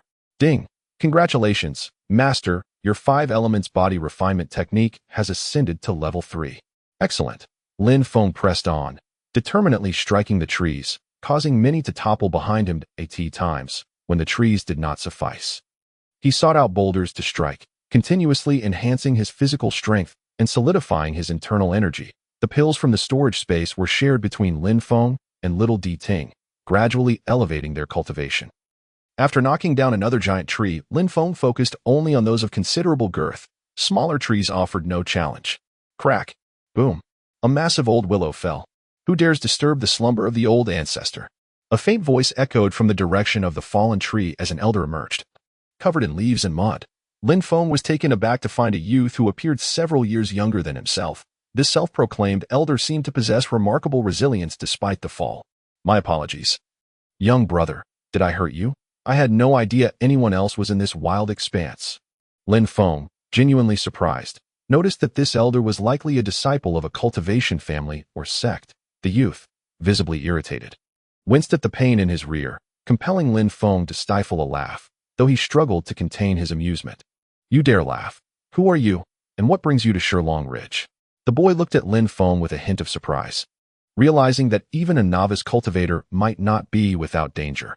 Shilong Ridge. Lin Feng was unfamiliar with the place that it was located in the Wu Kingdom, within the vast mountain range where few ventured. You don't know this is Shilong Ridge. Oh, I see that a Qi refinement novice like yourself wouldn't be expected to know. Lin Feng noted the boy's arrogance, curious about his identity. Tell me, after knocking me down from the tree, do you not owe me some compensation? Lin Feng sensed trouble brewing. Oh, is this a case of extortion? He chuckled. What would you have me offer, young brother? How about a spirit stone, and we'll call it even. The youth's eyes darted as he finally revealed his demand. Here you go. What? Big brother, you have money? The boy's eyes widened with a mix of surprise and regret. Lin Feng's laughter broke free. I said you weren't shortchanged. This is 100 taels of gold. You know that and still hand it over so readily. You could have at least savored the moment. Lin Feng chuckled, snatching back the spirit stone. Let's start over. Ask me again. I must say, you have quite the skills. Grant me a piece of spirit stone. Not a chance. Lin Feng replied with unwavering determination. The young man was momentarily taken aback and was about to retaliate. Lin Feng chuckled. Hold on. Wait. Did you not claim that the more effort you exert, the greater the sense of achievement? Give it to me. Or else. With a flick of his wrist, Lin Feng made the spirit stone vanish from sight. If you refuse, I will not let this matter rest. Even if it remains unresolved, I still want to give it to you. Behold my flame talisman. A long fire dragon soared forth from the young man's hand. Lin Feng quickly retreated, realizing this was no trivial matter. This was a fire dragon talisman, not merely a flame talisman, and it required at least 2 spirit stones to acquire. Wait, I'll give you the spirit stone, just don't strike. If you do, you will surely regret it. With a swift motion, Lin Feng produced another spirit stone and let it glide into the young man's hand. No way, I haven't had my fill of combat yet. Prepare yourself. Observing the young man's hand move again, another fire serpent appeared. This talisman, though slightly inferior to the fire dragon talisman, still demanded 1 spirit stone per use, and just like that, yet another spirit stone was lost. This fellow affluent. Lin Feng was indifferent to the spirit stones. Yet a cultivator in the Qi refinement stage could hardly possess many. It seemed this young man had some significant backing. Lin Feng hoped to remain untainted by worldly matters, wishing to minimize the entanglements of karma. As his current task was to expedite his own ascension, with a flick of his silver needle, his arms transformed into the fearsome arms of a ghostly king, and his internal spiritual energy surged rapidly. Finally, he pressed a movement talisman onto his body, fearing that the young man would continue to unleash flames, for such an encounter would be unbearable. Oh, not bad. You possess talismans as well. Why, though, is it merely a movement talisman? I expected a divine dragon talisman. Lin Feng nearly spat blood at this remark. The divine dragon talisman would cost hundreds of spirit stones, while the movement talisman was worth only one. The price difference was staggering, yet he merely jested. Lin Feng's body shifted slightly, and his internal energy surged forth. Under the influence of the movement talisman and propelled by his strength, Lin Feng transformed into a fleeting shadow. Striking the young man with a punch, the young man deftly dodged with a swift turn of his body. The young man's hand flickered with red light, and the fireball technique was unleashed. A massive fireball descended from above. Lin Feng rolled to the right, narrowly evading it. Not bad. You managed to dodge my fireball technique. Let us see you handle this. The young man produced 3 more talismans, waving his hand toward the sky, where the 3 talismans transformed into fireballs that hurtled toward Lin Feng. Goodness, this fellow is incredibly wealthy. Each fireball technique costs at least 5 spirit stones, 5 talismans, equating to 25 spirit stones. Lin Feng charged forward, for the area occupied by the fireballs was vast, leaving only the young man's standing position unscathed. Lin Feng collided with the young man, and they both tumbled toward the mountain's edge. As the flames crackled beneath them, Lin Feng, worried about the young man's safety, wrapped one arm around him while using the other to shield against the rocks and branches. Lin Feng held on tightly as they plunged down the cliff. The impact was substantial, causing Lin Feng to lose consciousness, as he had used his own body as a cushion to protect the young man from injury. He could not allow the situation to escalate to a fatal conclusion merely because he had been reckless. As Lin Feng felt the warmth in his embrace, he gradually opened his eyes. To his surprise, there was no Adam's apple, and long hair cascaded about. During their fall, the young man's hair had become disheveled. The rhythmic breathing from the figure in his arms exuded a fragrant aroma, and Lin Feng found himself cradling the young girl, his other hand resting on a soft surface, hesitant to move. He cautiously shifted his hand backward, causing the girl to lean slightly closer. Lin Feng's body immediately reacted. A young man was lying atop a youthful beauty. Deep within his soul resided a centuries-old virgin. Now graced by the presence of a beautiful maiden, the girl emanated a jasmine-like fragrance, and Lin Feng felt a strong urge to steal a kiss, though he was not a paragon of virtue and had no intentions of taking advantage of her. He focused on regulating his breathing, allowing his spiritual energy to circulate while suppressing his internal impulses. Just then, a beam of white light rushed from a distance and landed on the girl. Lin Feng's consciousness stirred. Little one, get down, she hasn't awoken yet. Silly master, she is already awake. It dawned on Lin Feng that the girl had indeed regained consciousness but was too embarrassed to meet his gaze. Given the intimate position they shared, with a forceful push of his right hand and still holding the girl with his left, Lin Feng finally managed to sit up. Carrying a beauty was no small feat. Lin Feng's legs moved, and he gently leapt with the girl, landing softly on the ground. With a wave of his left hand, a blanket materialized from his storage space, and he carefully placed the girl upon it. Only then did Lin Feng exhale a long breath, noticing a subtle smile at the corners of the girl's lips. Little one, is there any water nearby? Go fill the water gourd. The little one bit down on the water gourd and disappeared in a flash of white light. Are you awake? Lin Feng pondered whether the girl had sustained any injuries. Ouch! As he turned around, he heard a voice behind him exclaim in pain, now unmistakably feminine, sounding delightful to his ears. Hey, why are you dazed? It hurts. It's all your fault. If it weren't for you, I wouldn't have fallen. Lin Feng assessed her character, a feisty young lady. Indeed. Is that so? Have you considered that we are 2 solitary individuals without anyone else around? You. Heh. The girl was momentarily taken aback by Lin Feng's expression, falling silent. After a moment's reflection, she realized that if he had ulterior motives, he would have acted upon them earlier. Humph, you rogue. Lin Feng felt his face flush with embarrassment. Why did beautiful women always label him with such names? Don't move. Lin Feng noticed the swelling around her ankle and pressed down gently. What are you doing? Woe is me. I'm not prepared. Stop crying. If you keep at it, I'll have to resort to more drastic measures. The girl instantly ceased her weeping. Lin Feng's spiritual energy flickered as he applied pressure to the swollen area. The girl yelped, and her other leg instinctively kicked out, landing a blow to Lin Feng's forehead, causing him to sit down abruptly. Dazed, he felt a bit lightheaded. Lin Feng had no choice but to channel more spiritual energy directly into the swollen area. Ah! The comforting sound caused Lin Feng's heart to flutter. The girl's voice was incredibly tempting. Gradually, the swelling in her ankle began to subside. With his spiritual sight still active, Lin Feng could see the blood and flesh within healing bit by bit, as he intensified his spiritual energy. The healing process accelerated. Alas, why did he have to encounter this unfortunate young lady? As her ankle improved, Lin Feng lifted his gaze, his spiritual sight still engaged, and was met with a sight that left him speechless. A pristine white expanse filled his vision, causing Lin Feng's nose to bleed profusely. You. The girl noticed Lin Feng's bewildered expression and retaliated with a swift kick. Once again, Lin Feng was sent flying. This time, he remained airborne without changing his expression. Lin Feng could hardly comprehend why he found himself airborne once more. There was simply no way for him to continue treating the girl. As he retracted his spiritual sight mid-flight, he glanced at the girl again, now clad in a simple gray robe. Her elegantly arched brows and slightly upturned nose framed a face as smooth as a peeled egg.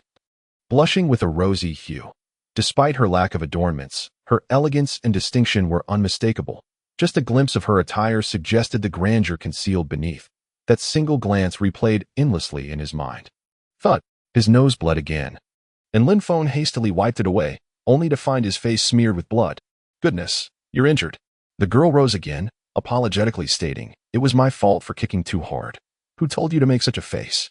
The moment I saw it, I felt compelled to strike. Dazed, Lin Feng was at a loss for words. He wondered what misfortune had befallen him today, to have been kicked by this girl not once but twice.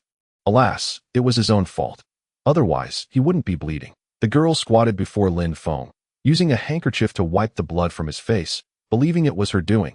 Had she known it was Lin Feng's blood, she might have thought twice. Lin Feng found himself again fixated on the girl's bosom as it swayed before him. Even without his spiritual sight, no one could withstand such temptation. It was no accident that his nose bled once more. Lin Feng closed his eyes, releasing his water spiritual energy, which gently cleansed his face of blood. He took a deep breath, pondering what had come over him. Was he truly falling for her? With a sweep of his consciousness, he noticed a small flower nearby, emitting a fragrant aroma. Could it be a love flower? No wonder he had been so prone to nosebleeds. The fragrance of this flower stirred his desires. Chapter 31. Jin Linglong observing that there was but a single love flower nearby, Lin Feng deemed it insufficient to cloud their judgment. With a flick of his hand, he made the love flower vanish. Casting it into his storage space, the love flower not only incited desires in humans but also served as an aphrodisiac for beasts. He placed the flower, still carrying soil, into his storage ring. "Hello. I'm sorry, I truly don't know what came over me," the girl said, her expression one of innocence. Lin Feng found himself at a loss for words. Hello, what is your name?" "I am Jin Linglong. You can call me Linglong." "And you?" "Lin Feng."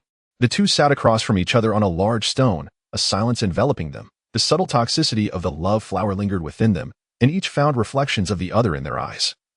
Unsure if it was the flower's influence or genuine feelings stirring within, Lin Feng felt the heat rising in his cheeks and body. Ahem. He cleared his throat to break the awkwardness. "Linglong, how did you end up here in the 10,000 Great Mountains all alone?" "I only know that this place is called Shilong Ridge. I had no idea it was known as the 10,000 Great Mountains." "Oh, the Shilong Ridge you mentioned is a local name. I suppose that I'm not familiar with it. I got lost here." Lin Feng wore a look of helplessness, clutching his token, yet he had failed to locate Tianyun's sect. "You seem to be a cultivator as well. Are you here for the Treasure Appraisal Conference?" Treasure Appraisal Conference. Lin Feng had heard of the Treasure Appraisal Gathering for the first time. He had never attended one. And it must be filled with celestial treasures. "Indeed. Do you have anything of value for me to see? If not, let's exchange something first." The girl, shedding her earlier shyness, transformed into a boyish demeanor, reaching out to search Lin Feng's person. Upon noticing a storage bracelet on Lin Feng's wrist, she exclaimed, "What treasures lie within? Let this young master have a look." Her hair cascaded down to her chest, resembling a delicate veil dancing in the breeze, presenting Lin Feng with a vision of ethereal beauty. So beautiful! Lin Feng stood entranced once more. Though his mouth did not drool, his expression bore the unmistakable mark of infatuation. "Really?" Linglong refrained from kicking Lin Feng again. When he had fallen from great heights to shield her, she had possessed the ability to escape on her own. From the very first glance, she had been captivated by him, unaware of his character or virtues. Thus, she observed, awaiting Lin Feng's final display. After they landed, with a flick of her wrist, a flower of affection appeared on the ground, causing Lin Feng to become utterly entranced. Linglong predominantly employed a strategy of retreat to advance, ensnaring Lin Feng unknowingly in her emotional poison. By the way, what brings you here? Linglong, rolling her hair, shed her earlier feminine guise and reverted to a more masculine demeanor. I have come to seek a cultivation sect. It is said that there are immortals hidden within the depths of the 10,000 great mountains. Lin Feng did not mention the matter of the celestial decree, for that item was far too precious. Oh, I am unaware of any cultivation sects, but I do know there will be a treasure appraisal gathering tomorrow that if you can gain entry, perhaps you will discover the immortal sect you seek. Really? Linglong nodded gently, and Lin Feng found himself momentarily dazed. Her masculine attire appeared even more enchanting. Can you take me there? I can, but you must offer a gift.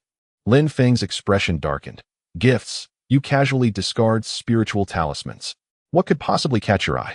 Nothing. How do you find me? Lin Feng pondered for a moment. Fine. It's settled that I will take you to the treasure appraisal gathering, and you shall be mine. The dark lines on Lin Feng's forehead deepened. What does you shall be mine even mean? Suddenly, a flash of white light appeared as the little dog, Di Ting, returned, its water lily filled to the brim. Here, have a sip. Look at you. Before Lin Feng could finish, he saw Linglong's eyes light up as she scooped up the little white dog Di Ting. No, I don't want you. I only want it. Di Ting struggled desperately in her embrace, finding it too constrictive. Lin Feng shook his head in disbelief. Here, Linglong held a piece of meat to the little white dog, but it turned its head disdainfully. Won't eat meat? Then what? Oh, right. With a flick of her hand, Linglong produced a bottle of spirit-feeding pills specifically designed for spirit beasts and companions, capable of enhancing their cultivation. She offered one to Di Ting, but again it looked at her with disdain. Angered, Linglong's face flushed red. Being scorned by a dog twice was too humiliating. All right, if you have something, give it some of your food pills, and it will play with you. Lin Feng was thoroughly entertained, having witnessed a dog scorned twice without any realization that he underestimated the instinctual affection that women possess. With a flick of her wrist, Linglong conjured a white jade bottle. Upon opening it, a fragrant aroma wafted through the air, enticing not just Di Ting, but even Lin Feng. That Di Ting leapt to its feet, wagging its tail in a servile manner. Frolicking in front of Linglong, causing her to laugh heartily, she tossed a pill from the bottle toward Di Ting, which leaped into the air, catching it mid-flight. Satisfied, the little dog jumped into Linglong's arms, prompting another round of laughter from her. Come here, little one. We must be on our way. Di Ting ignored her, continuing to play with Linglong. Alas, it seemed bribery had worked, and the little companion disregarded its master's words. Linglong, we need to find a place to rest for the night. Let us go. Yes, there's a cave ahead, and a small stream across it. The water is clear enough for a bath. The thought of the stream conjured images of a perfect body, reminiscent of their earlier encounter by the river, causing Lin Feng's nose to tingle with longing. He scolded himself, chiding. What kind of a mortal emperor gets nosebleeds at the sight of a beauty? He admonished himself for his lack of composure. But the image of her swimming in the water was simply. The cave's location was ideal, nestled halfway up the mountain, with a river flowing nearby, fish leaping from the water. The trio entered the cave. Well, not a dog, but rather little Di Ting. Lin Feng laid down a blanket, then turned to gather firewood from the forest, lighting it to ward off the autumn chill, concerned for Linglong's delicate constitution. He returned to the river and observed the fish leaping from the water. With a silver needle in hand, he targeted the flying fish, each precise strike hitting the same spot, as each needle pierced a fish. They floated to the surface, and with a wave of his hand, Di Ting obediently jumped into the water, retrieving the fish that had surfaced. Lin Feng pulled several fish onto the shore, offering a pill to Di Ting. Knowing that without a reward, he might not be able to coax the little creature next time. He understood that Di Ting was not an ordinary spirit beast. It feasted solely on spiritual herbs and pills, necessary for its growth, and might yield unexpected benefits in the future. On the riverbank, Lin Feng cleaned 9 fish, skewering them onto branches, and returned to the cave to roast them over the fire. Soon, the aroma of the fish filled the cave, the sizzling sound echoing within. Initially, Di Ting ignored the roasting fish, but as the scent intensified, its gaze became fixated on the fire. Linglong picked up 2 skewers of fish to grill. Wait. As she reached for the grilled fish, Lin Feng halted her. With a flick of his hand, several jars appeared on the stone table, which was merely a large flat rock. What is this? Seasoning. Linglong watched as Lin Feng sprinkled seasoning over the fish. Enhancing the aroma even further, a flash of white light appeared as Di Ting wagged its tail, approaching Lin Feng, who pretended not to notice, continuing to tend to the fish. Roll over.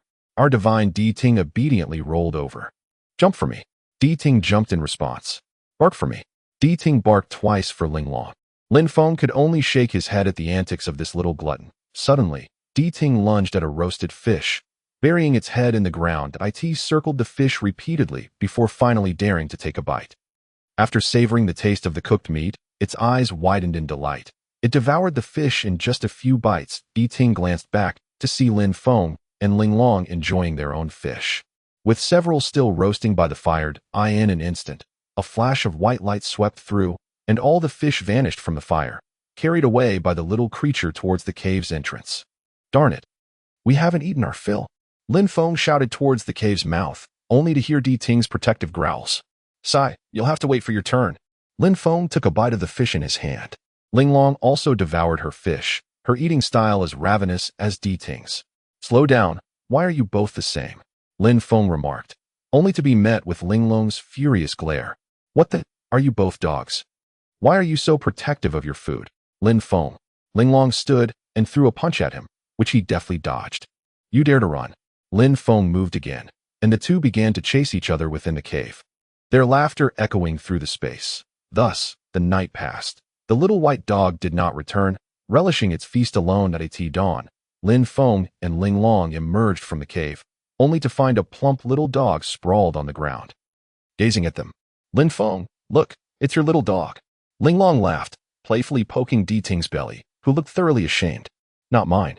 Lin Feng glared in annoyance, pretending to ignore it. Woof, woof. You know you were wrong. All right, if this happens again, I won't care for you. With a surge of spiritual energy, he gently tapped Di Ting's belly, helping it convert the excess fish meat into spiritual energy. Soon, the little dog stood up, shaking its head and following behind the two. Lin Feng. The treasure appraisal gathering is north of the Ten Dragon Ridge. We must hurry. The gates close at night, and we won't be able to enter. Lin Feng grasped Linglong's hand, guiding Di Ting.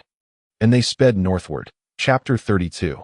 The trade fair. Lin Feng led Linglong swiftly onward. In a flash, golden light enveloped him as he activated the spirit movement talisman, followed by a surge of spiritual energy as he utilized the lightness talisman.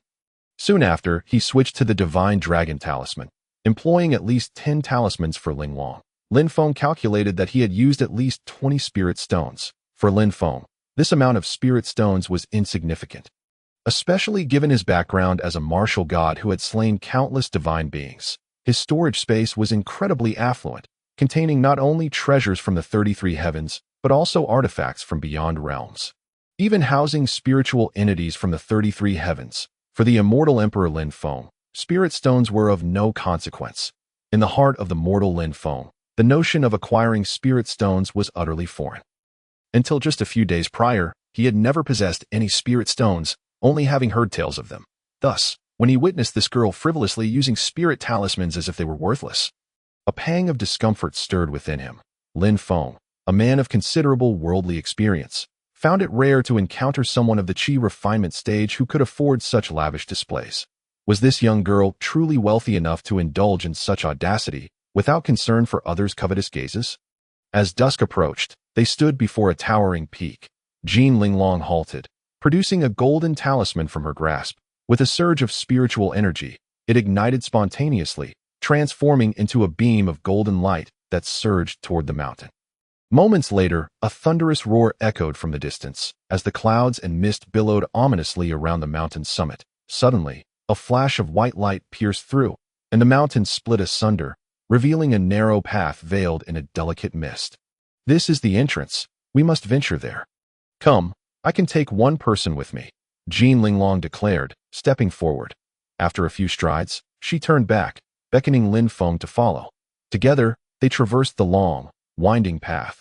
Just as they rounded a bend, a rumble resonated behind them, and the clouds and mist once again converged, sealing off their previous route. Lin Feng pondered, for all were cultivators of the chi refinement stage, who possessed such formidable power to alter landscapes. With a flicker of his spiritual sight, he scrutinized the mountain behind them. The mist gradually dissipated, revealing an altered visage. The mountain remained, yet the mist had transformed. Lin Feng's keen spiritual perception shifted, allowing him to see the scenery within 100 meters, confirming that the mountain was indeed the same. What he had glimpsed earlier was merely an illusion, a rather sophisticated one at that, though it paled in comparison to the renowned Marshall King 8 formations. The nearby mist was simply an illusion created by the spiritual energy emanating from several spirit stones, interspersed with abundant water vapor, a genuine illusionary formation. Lin Feng soon discerned the formation's focal point. Following Jin Linglong, they arrived at a grand entrance where a middle-aged cultivator sat. "Greetings, esteemed friends.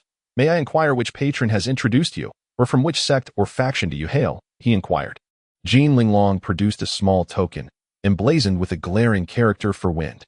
"You are from the Wind family? My apologies." Though the families of cultivators were often referred to as loose cultivators, most were either of low rank or had lost their lineage. With few families boasting remarkable strength, the Wind family stood as an anomaly, their status surpassing that of the 3 sects of the Wu Kingdom. Lin Feng entered through the final gate with Jin Linglong. He remarked, "Did you not say your surname was Jin?" "Indeed, my mother's surname is Wind," she replied with a chuckle. Lin Feng was momentarily at a loss for words. He vaguely recalled the Wind family from his memories as a prominent sect known for producing a terrestrial immortal. Upon pushing open the door, they were greeted by a vast plaza surrounded by various buildings. "Come, Lin Feng, let me show you around," Jin Linglong said, darting ahead like a sprite, while Lin Feng followed at a leisurely pace. As he trailed behind her, Lin Feng sensed that the stones on the path felt distinct, as if laid out in a formation. Was this truly a treasure appraisal fair? Observing the diverse crowd, he noted that a significant number of individuals appeared to be engaged in animated discussions to the north. As the mist cleared, rows of buildings came into view, with several larger structures interspersed among them. In the center of the plaza stood a throng of people, each exhibiting unique characteristics. Among them was an elderly man with a snow-white beard, striding with vigor, accompanied by a youthful girl whose face bore the innocence of youth. As the old man turned, he exclaimed, "Madam, do hurry. Those sea crystal stones may be snatched away." An age-gap couple, indeed. Yet, the disparity was quite pronounced. Another figure caught Lin Feng's eye, a man clad in a fur coat, bare-chested, wielding a trident, reminiscent of a hunter or fisherman. His attire was strikingly peculiar. Nearby, a girl donned in traditional Miao clothing walked gracefully, with the sound of jingling accompanying her steps. The air buzzed with chatter regarding various magical artifacts, the cacophony rendering it difficult to discern specific topics. "Lin Feng, over there is a vendor. We might have time to purchase or sell something," Jin Linglong pointed out. Lin Feng glanced northward, following her toward a grand structure, flanked by rows of stalls bustling with cultivators, primarily in the Qi refinement stage, with few from the foundation establishment stage. Before one of the stalls stood a colossal domed building, seemingly reaching for the heavens. A line of columns adorned its entrance, beneath which numerous cultivators stood, each attired distinctively, clearly indicating a fashion exhibition. Lin Feng utilized his spiritual sight, revealing an impressive magical artifact, an item of spatial manipulation that could serve as a room, adjustable in size based on the number of occupants. Such a treasure was not something an ordinary cultivator could possess. In the center, an array rotated, showcasing a piece of top-grade spirit stone. What an extravagant display! One top-grade spirit stone equated to 10,000 inferior stones, representing a significant expenditure for a minor sect. Lin Feng speculated about the organizer of this treasure appraisal fair. A quick scan revealed at least 1,000 cultivators present, encompassing not only the Wu Kingdom but also Qi, Han, and Liu nations. The Eastern Xian continent comprised over 100 countries, most named after their dominant surnames or flora. Every nation had its own sects of cultivators. And throughout the centuries, a few had ascended, achieving the dream of becoming true immortals. Those with some influence could organize events like auction fairs, treasure appraisal gatherings, and conferences for elixirs and spiritual herbs. Jin Linglong moved about as if she had returned home, her eyes drawn to a larger building in the distance, and she pushed open the door and entered. A stunning young woman approached, exuding the fragrance of water lilies, her every movement imbued with an enticing allure. Lin Feng raised his gaze. Jin Linglong's hand tightened under his arm, causing him to involuntarily grasp her small hand. Their actions did not go unnoticed. The girl blinked. Esteemed immortals, may I kindly ask you to present your tokens? If you do not possess one, please follow me. We do not have any. We just arrived. Please assist us in obtaining two, they replied. Jean Linglong, hand in hand with Lin Feng, followed the young woman into the interior, attracting the gazes of numerous cultivators in the hall. In truth, the girl was not exceptionally beautiful, especially when compared to Jean Linglong, who concealed her identity as a male. Their interlocked hands led to a misunderstanding, as the young woman assumed they were a couple. They were guided into a chamber where a woman reclined on a long bench. The candlelight illuminated her skin, which resembled jade, smooth and flawless. Her languid movements evoked a sense of tenderness that even Jean Linglong found embarrassing. Lin Feng, despite having encountered numerous beauties throughout his life, including celestial beings, had never truly taken the time to appreciate such exquisite creatures, having been immersed in warfare for so long. To be candid, Lin Feng had a strong immunity to beauty, yet he found himself captivated by her presence.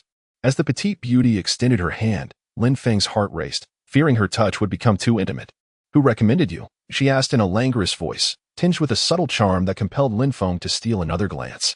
We had no recommendation. I possess this, Jean Linglong said, producing the golden token once more for the woman to see. The Wind family, quite intriguing, she replied. Here are your identity tokens. You may keep them as mementos upon your departure. She tossed two black wooden tokens, each inscribed with the character for appraisal on one side and adorned with a pentagram on the reverse, symbolizing the 5 elemental forces. Inside the pentagram were the numbers 1880 and 1881, which Lin Feng and Jean Linglong each claimed. As they turned to leave, the languorous beauty stood up. Esteemed guests, might I inquire if you possess any treasures? We would be delighted to take a look. Should they be suitable, we could arrange for an exchange. Allow me to introduce myself. I am Zhou Lin, an attendant for this appraisal fair, she added. Lin Feng paid little heed, but Jean Linglong's eyes sparkled with interest. Attendant sister, I have items for sale. Though I seek something of value in return, may we have a look first? Of course, Zhou Lin replied, and the two quickly reached an agreement. Jean Linglong waved her hand, producing a bundle of spirit talismans. Lin Feng recognized them as 12 fireball talismans. In her other hand, she held another bundle of 12 dragon talismans. Is this all you have? Do you possess anything else? Zhou Lin inquired with a smile. I do, but you must show some sincerity. I have plenty of valuable items, Jean Linglong countered. Very well, Zhou Lin replied. And with a flick of her wrist, 6 items materialized on the table: a fan, a ruler, a sword, a small wooden sword, a wooden dog, and a paperweight. Lin Feng discerned that all 6 were magical artifacts. Each of these holds a value exceeding 1,000 spirit stones. Your 2 bundles of talismans hardly measure up, Zhou Lin asserted. Jean Linglong waved again, and 2 protective talismans appeared on the table, one entirely unused, the other having been activated once. 4 talismans, offensive types, are common, while defensive ones are exceedingly rare, Lin Feng realized, understanding now that this was less about trade and more a contest of who could flaunt their wealth. Indeed, talismans can be exchanged for 2 magical artifacts. Feel free to choose, Zhou Lin said, clearly taking advantage of the situation, for the talismans Jean Linglong possessed were of a significantly higher tier than Zhou Lin's artifacts. My talismans, however, are only for medicinal items, specifically the antidote for the golden silkworm goo. Upon the conclusion of Linglong's words, even Zhou Lin found it hard to believe, let alone herself, that the 10 Dragon Ridge treasure appraisal event could indeed unveil an antidote. As Linglong finished speaking, Lin Feng's eyes sparkled with intrigue. While it was possible that others might withhold the antidote, this was Linglong, and both had etched themselves into each other's hearts. Linglong, what is your purpose in acquiring the medicine? To save a life. Is it a case of poison from a goo insect? She then pondered. Capturing insects might not be as challenging as detoxification. Can you capture the goo insect? Lin Feng posed a series of inquiries, causing the corners of Linglong's eyes to redden. The one afflicted by the goo is my grandfather. He is still steeped in the icy pool. He is said to be waiting for someone. Only that person can save him. Could it be that he was waiting for her? She had once eradicated a silkworm goo using the Ghost King's 13 needles and had previously cured a goo poison with a golden elixir obtained in exchange. It seemed this technique could be employed once more, and this time it was to detoxify Linglong's grandfather. Little sister, you jest. The golden silkworm goo is unsolvable unless you procure celestial-grade spiritual herbs and elixirs. Moreover, Those capable of deploying the golden silkworm goo are not individuals that your Feng family can provoke. Am I correct? Linglong refrained from retorting this time, merely nodding in agreement. Sister, may I inquire as to what this wooden dog is? A puppet. Might I take a look? Zhou gestured for her to proceed. Lin Feng took it in hand. His spiritual sight flickered as he discerned the puppet's interior was shrouded in darkness, housing a spiritual core that stored a wealth of spiritual energy. The puppet required cognitive activation. With a subtle manipulation of spiritual energy, it leaped from his hand to the ground, instantly growing to over a foot in length. To the untrained eye, Lin Feng, without spiritual sight, would see merely an ordinary little dog frolicking about, remarkably resembling the ethereal creature. Ting as the little dog dashed across the ground. Ting, nestled in Lin Feng's pocket, peered out. The notion of same repelling same while opposites attract did not apply to Ting. This androgynous creature garnered nothing but disdain from him. Casting a scornful glance at the puppet, how much do you ask? 100 spiritual stones, or a trade for a spiritual artifact, preferably of second grade or higher. The term second grade or higher referred to those usable by foundation stage practitioners, or spiritual artifacts of third grade at the golden core stage. Artifacts are categorized into spiritual, celestial, and divine, divided further into 9 grades and 3 tiers. Each grade represents the level of usability, with lower tiers generally falling short of expectations. Mid-tier artifacts being commendable and upper-tier ones often transcending their level. Some upper-tier first-grade artifacts can significantly outperform lower-tier third-grade ones. Hence, selecting artifacts necessitates consideration of both grade and tier, alongside their offensive or defensive capabilities. Lin Feng extracted a spiritual stone from his pocket and tossed it over. Here, this wooden dog is now mine. Zhou Lin smiled as she accepted a mid-grade spiritual stone. Lin Feng had only 2 mid-grade stones, and now one was spent. Chapter 33. The colorful silken scarf. As Lin Feng and Linglong returned to the hall, the attendant hurried over. Esteemed immortals, may I inquire what items you wish to present for the upcoming northern competition? Or are you here to purchase treasures? Linglong produced a black spiritual talisman with a flick of her hand. I will use this item in the competition. Will a first place win grant me a spiritual elixir? Indeed. What the young master states holds true. Our Xianxing Hall's invitation will surely be honored. Senior brother, look at that pretty boy and the beggar. How come anyone can enter such a place? A slender woman clad in purple, with an oval face and alluring, almond-shaped eyes that exuded charm, stood with an enticing figure. Indeed, the lady speaks truth. How can anyone gain entry here? Attendant, come forth and collect our items first. The young woman hesitated, casting an awkward glance at Lin Feng. With a gentle smile, Lin Feng replied, let them proceed first. Linglong glared. No, there should be an order to this. Having overheard the woman label Lin Feng a beggar, her mood soured, insisting on the proper sequence. Let us not delay our business. A scholar and a beggar could hardly possess anything of value. Then let us have a contest. If I lose, my items are yours. If you lose, yours are mine. The 2 women exchanged words laced with tension. We shall have the steward here serve as judge. Agreed. Turning on their heels, they retreated to a small chamber, where the languid young woman stood with a smile as they approached. What is the meaning of this? We wish to engage in a treasure duel. Without a judge, we request you to arbitrate. The victor shall receive 10 spiritual stones as a reward. The price merely signified a gesture of goodwill. For the steward, 10 spiritual stones were a trifling sum, as they hailed from the inner sects of various major clans. Madame Lu, please do not make things difficult for the younger generation. Zhou Lin was about to intercede for Linglong, aware that the Zhou family should not be trifled with, especially since Lin Feng was from the Feng family, a family to be respected by both parties. Linglong asserted, we kindly ask the steward to assist us, victory or defeat. We bear no ill will towards you. Very well.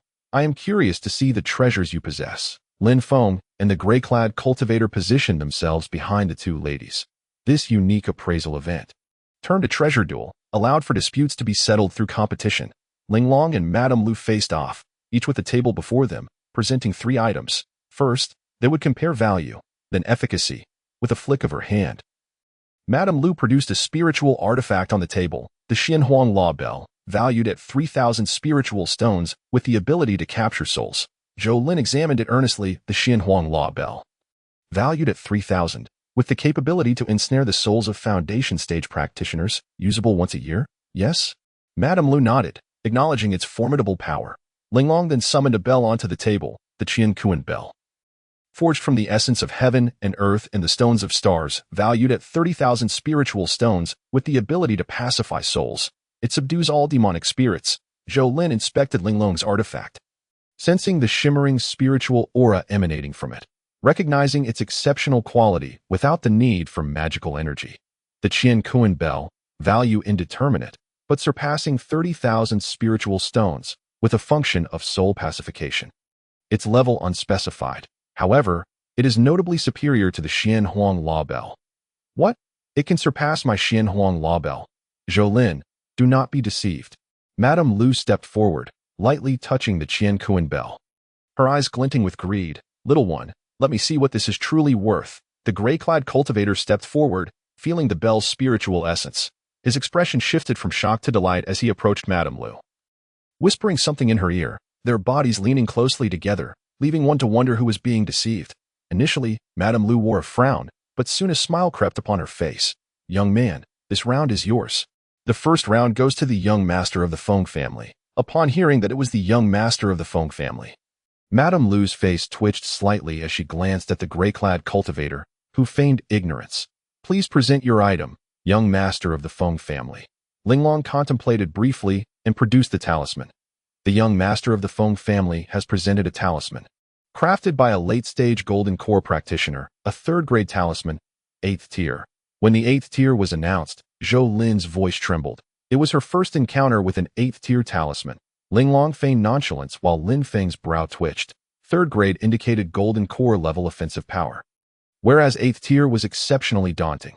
Talisman artifacts were comparable to spiritual artifacts, categorized into 3 tiers, each representing a certain power level. 2nd tier's offensive might reach a 10th of a golden core practitioner's strength, which outlined the true might of talismans. The 3rd tier doubled the power, the 4th tier tripled it, and so on, with the 8th tier representing 8 times the original attack, equivalent to a full-force strike from a golden core practitioner. Impossible. Such a talisman cannot exist. An 8th tier talisman from a golden core practitioner equates to a full-force strike, worth over 10,000 spiritual stones, with 5 uses, a brand new talisman. It was uncertain whether Zhou Lin was speaking to herself or explaining to everyone, as Madame Lu's expression gleamed with even greater astonishment. All right, I concede. My spiritual artifact is yours. Madame Lu did not present any further artifacts, directly gifting the Xian Huang Law Bell to Linglong, who glanced at it. Here, take it. Lin Feng was not one to be polite. Given his scarcity of spiritual artifacts, having an additional one was advantageous. Nonetheless, this girl's talisman was astonishing. It was likely crafted by someone of even higher cultivation, potentially worth far more, one of the few in existence. Very well, let us depart. Madame Lu led the gray-clad cultivator away. Oh, I must warn you, young master of the Feng family, that individual has connections. You should tread carefully. Zhou Lin kindly advised the pair. Thank you. Sister Zhou, here are 10 spiritual stones. Linglong tossed the stones onto the table, observing Lin Feng and her hand-in-hand departure. Zhou Lin's smile resurfaced. Linglong, how did you acquire such remarkable items? Next time, be more cautious and avoid trouble. Lin Feng cautioned, drawing from years of experience. It was not the thief one feared, but the thief with designs. Linglong's lips curled into a smile, sticking out her tongue. No worries, I am not afraid. I have. Just as she was about to say something, her attention was captured by the crowd in the center of the venue. Please, I implore you. This is for my exchange of spiritual medicine. I cannot part with it. Do not take my belongings. The clamor was overwhelming as 2 green-clad cultivators were attempting to wrest a pen from an emaciated elder. The crowd surrounding was steadily growing, and the treasure appraisal event would officially commence tomorrow. Today, everyone was idly passing the time. You are trying to take my life. I am bargaining for my very existence, and I cannot part with it, unless you kill me, the elder exclaimed, his right hand flickering with a hint of spiritual energy, clearly on the verge of fury. Yet, how could a cultivator at the 8th level of Qi refinement contend with 2 foundation establishment practitioners? Suddenly, the 2 individuals tossed aside their tattered gauze garments and snatched the elder's precious iron brush.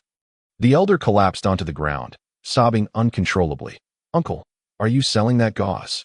Lin Feng approached and squatted down. Young man, they are all swindlers. There is no gauze to be had. It is merely a pile of rags, the elder replied. Clearly an honest man. It was not easy for someone like him to tread the path of cultivation without a heart for it. How could one cultivate without the capacity to fight against the heavens? How could one hope to cultivate? Old man, I see that the gauze upon that garment is quite extraordinary. I have a use for it. Please sell it to me. You mentioned needing something to save a life? Lin Feng was not merely interested in the garment.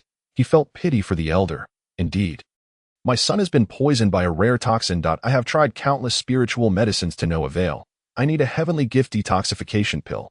This was a legendary item in the world of cultivation, said to be bestowed by the heavens upon those who moved heaven and earth with their sincerity, a pill capable of neutralizing all poisons. While I do not possess the heavenly gift detoxification pill, I do have an ordinary detoxification pill that may perhaps cure the poison afflicting your son. Upon seeing the pill in Lin Feng's hand, the elder's hands trembled. Is this truly a heavenly gift detoxification pill? Thank you, young man. The elder immediately knelt before Lin Feng, bowing deeply, but Lin Feng quickly stepped aside, feeling that such an earnest gesture was too heavy for someone of the elder's age, before Lin Feng could assist him back to his feet. The elder turned and dashed away, as if racing to save his son.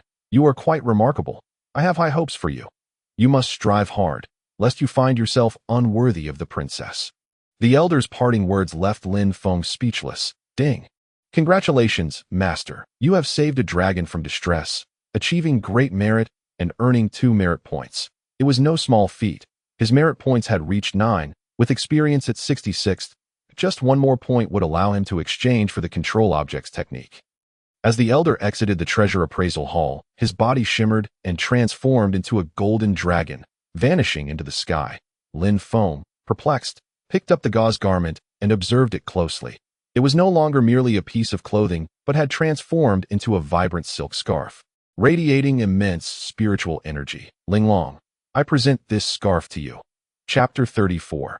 Disguise technique. Lin Feng directly gifted the colorful scarf to Linglong, leaving her momentarily stunned, engulfed by an indescribable emotion, observing the scarf draped over a young scholar. Lin Feng felt an unsettling dissonance that he reached out to remove the scarf, but with a sharp slap, Linglong batted his hand away. Once worn, the scarf cannot be removed.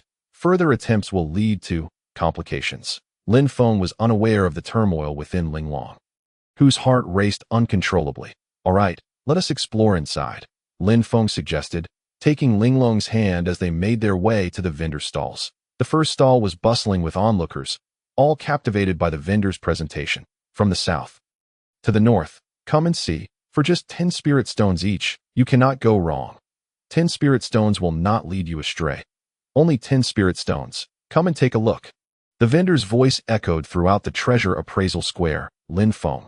Let us take a look. That vendor is quite amusing. As Lin Feng noticed a dark-faced cultivator with piercing eyes and a weathered expression, he squeezed Linglong's hand and pushed to the front of the stall, where an array of goods lay displayed. There were several spiritual talismans, weapons, a pile of peachwood swords, and a collection of books. Among them, a disconcerting human face lay on the ground, a young woman's skin, causing a shudder in Lin Feng. He first examined a stack of bamboo slips, which contained brief texts, some of which had aged and frayed. 2 slips particularly captured his attention, one titled Way of Heaven, and the other Invisibility Technique. Both were inscribed in ancient celestial script, a language unknown to cultivators in this realm, yet Lin Feng, as an immortal emperor, was familiar with it. The invisibility technique, when paired with a mask and the art of feigned death, would render one elusive to pursuers. The other slip, Way of Heaven, remained enigmatic, bound tightly, preventing any insight without unraveling. What is that face on the ground? Lin Feng inquired, pointing at the woman's visage. That is a mask. And there are 3 others, a complete set of 4 masks, each costing 10 spirit stones. Purchase the entire set, and I will include a disguise toolkit as a gift. Bring it to me. I wish to see the vendor. A stout man with tiger-like eyes quickly retrieved the box. This is the work of a master of disguise. It appears seamless from the outside. If one can control their spiritual energy well, it may become indistinguishable. Despite the vendor's slick tongue, he genuinely provided valuable advice, warning that if one did not properly conceal their spiritual energy, they would be discovered. Lin Feng took the woman's mask, feeling its soft texture, akin to a suction cup, which would mold perfectly to the face upon application. That he examined the other 3 masks in the box. each representing different identities: a scholar, a butcher, and a commoner, each serving distinct purposes. Friend, this is a valuable item. On moonless nights, it can facilitate discreet actions without a trace. A valuable item indeed, but I do not take lives. But it is also excellent for evasion and retreat. That is true. Very well. I will take all 4 masks and 2 slips of bamboo. No problem. That will be 40 spirit stones. Lin Feng placed the stones on the stall, collected the box, and picked up the 2 slips. Stowing them in his storage space as he turned, he noticed Xiao Bai flash into view at his feet. Linglong scooped up the little creature, who appeared utterly content, prompting Lin Feng to glare, thinking, I have not been so close. Yet you are enjoying this. Woof. After wandering around the stalls with Linglong, she fixated on a necklace adorned with purple crystals, shimmering alluringly to the point that she hesitated to take a step forward. How much for this? 100 spirit stones. What? Are you robbing me? In the mortal realm, it costs but a few dozen gold pieces. Why is it so exorbitant here? The vendor was unyielding, glaring back. If you think it too expensive, then venture to the mortal realm yourself. This 100 spirit stones is not meant for the destitute. Seeing Linglong's desire, Lin Feng acquiesced. Here, I will take it. Lin Feng, this is far too pricey. It is not worth that much. Linglong had a penchant for sparkling items, yet her spirit stones were limited, and without 100. She could only gaze longingly. No worries, brother has plenty of money. Indeed, you are quite generous. The vendor quickly fetched an exquisite box made of century-old sandalwood, respectfully placing the necklace within. This was 100 spirit stones, equivalent to 10,000 gold pieces. Lin Feng casually placed a mid-grade spirit stone on the counter, took the sandalwood box, and led Linglong away. Exiting the shop, Lin Feng handed the box to Linglong. Is this for me? Without a word. Lin Feng thought, I have given it to you. Why ask, silly girl? Linglong fell into silence once more, following Lin Feng aimlessly as they departed the stall. All right, let us find a place to rest. Lin Feng's heart tightened. What did she mean by that? A mere necklace had won her over, and now they were to rest together? A glimmer of mischief danced in his eyes. Get lost. Linglong, noticing Lin Feng's expression, realized he was turning lecherous again. Was it something she had said? She recalled her words. Let us find a place to rest, and her face flushed crimson. Lin Feng snapped back to reality, noticing the rosy hue on Linglong's cheeks, stirring feelings within him. This unrefined immortal emperor was quickly reverting to his lecherous ways. Linglong shot him a glare. Let us go. Lin Feng regained his composure, carefully following behind Linglong, who secretly delighted in their interaction. They ascended to the 2nd floor, where a sign read 1880-1886, a small building reserved for cultivators to rest. With a token in hand, they could freely enter. Linglong waved her token at the entrance, causing the door to swing open, and Lin Feng followed her inside. Within the small building, 2 male cultivators were engaged in conversation, one bald, exposing a tattoo of a green dragon coiling around his shoulder, giving off a rogue vibe. The other was a handsome youth, whose face seemed familiar to Lin Feng. Just then, a voice called out, Senior brother. The environment here is lacking. Shall we not change rooms? The speaker was none other than the determined beauty, her striking features undiminished by her ambition as she peered over the 2nd floor railing. She spotted Lin Feng and exclaimed, Pervert, what are you doing here? Lin Feng paid him no heed. The youth opposite him glanced at Lin Feng and said, Oh, it turns out you are a brother. My apologies for my oversight. A grave error indeed. Lin Feng chuckled and replied, Brother, why are you bringing along this fellow? Aren't there enough matters to attend to daily? Though his voice was not loud, most of those in the room heard him, except for the ambitious young woman who was a bit farther away and couldn't catch the words. Brother, please refrain from such talk. This is our young lady. Do not provoke her. It could lead to trouble, the youth whispered to Lin Feng. No wonder, with such a demeanor, one might not survive long in the world. The youth nodded. Brother, forgive me, bear with it a little longer. Thank you.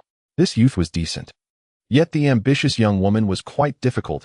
As Lin Feng drew closer, he sensed that the youth's cultivation level was at the foundation establishment stage. A boy of merely 20 years attaining such a level was remarkable.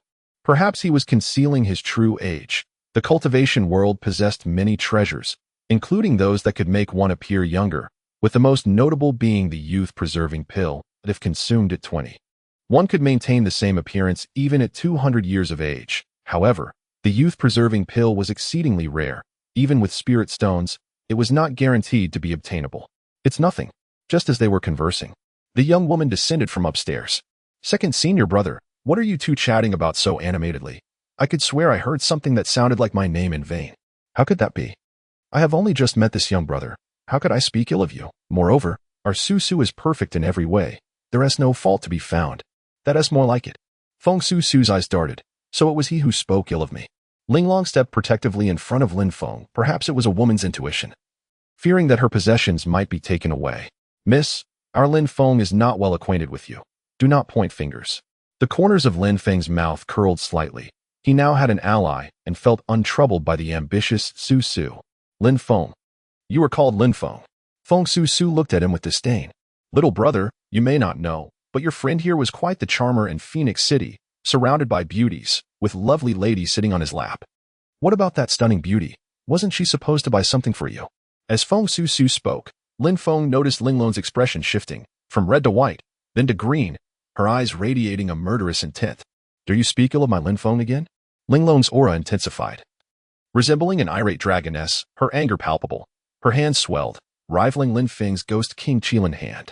All right, it's not as he described. I only wanted to eradicate that place. That was my sole intent. Lin Feng feigned indifference, as he was merely seeking vengeance. Even if Ling Long harbored feelings for him, she would have to accept all of him. Enough, junior sister. I have heard that Master will be arriving here in a couple of days. Really?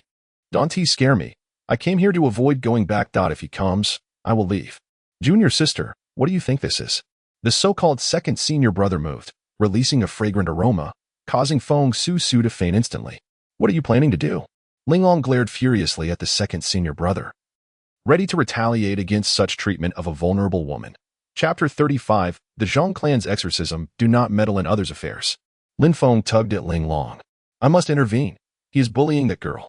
Lin Feng glanced at the youth, who wore an innocent expression. Provide a reason. Otherwise, you won't be leaving.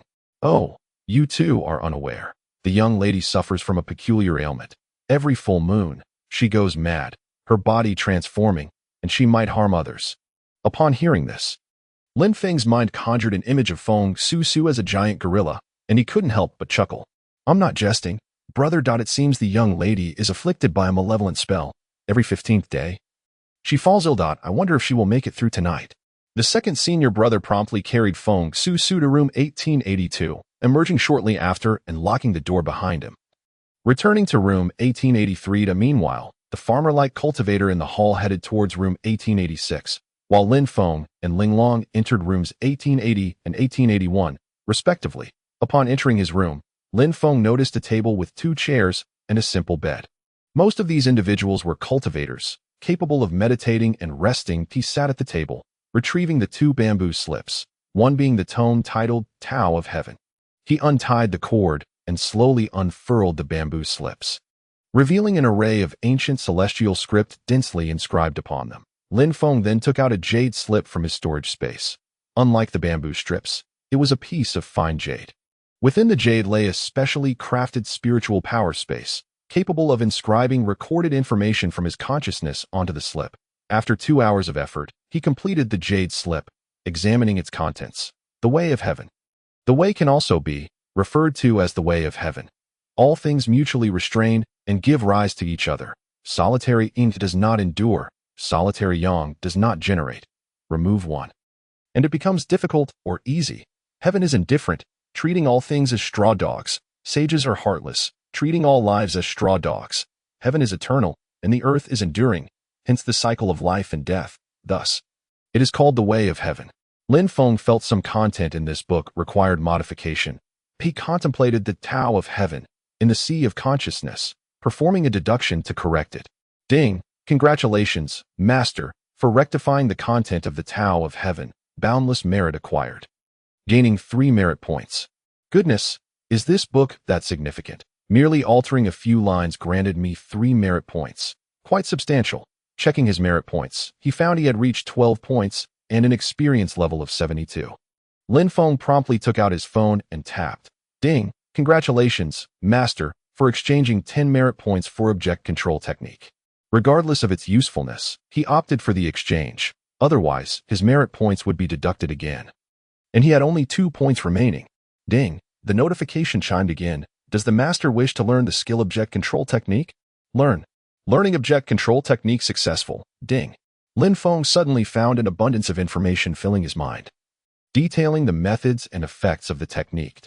He would settle in later to thoroughly experiment with the object control technique to ascertain its true efficacy. As for the revised Tao of Heaven, Lin Feng understood it to mean that heaven and humanity are one. The way of heaven is the way of humanity. As the ancients stated, the way of heaven, the way of humanity, and the way of all things share similarities yet differ. The way of heaven embodies the rules, and the ruler of the rules is the way of heaven. The cycle of all things is also the way of heaven. The extinction of all things is also the way of heaven. The way of heaven is both destruction and creation. The life and death of all things can also be termed the way of heaven. Water transforms into vapor. Vapor ascends to form clouds. Clouds precipitate as rain, and rain returns as water.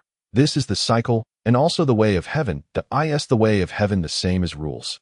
Up to this point, Lin Feng had yet to fully grasp the essence of the Tao of Heaven. He then turned his attention to the other tome, invisibility technique, and busied himself for another 2 hours.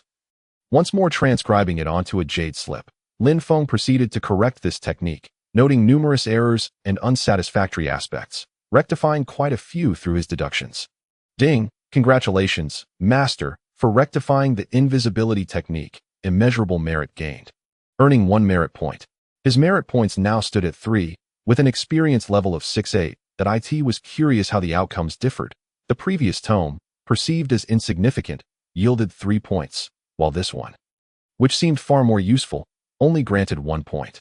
Ding! Do you wish to learn the new skill invisibility technique? Learn. Lin Feng felt a new star emerge in his sea of consciousness. Closing his eyes, he concentrated on the invisibility technique. His body did not vanish. He remained in place.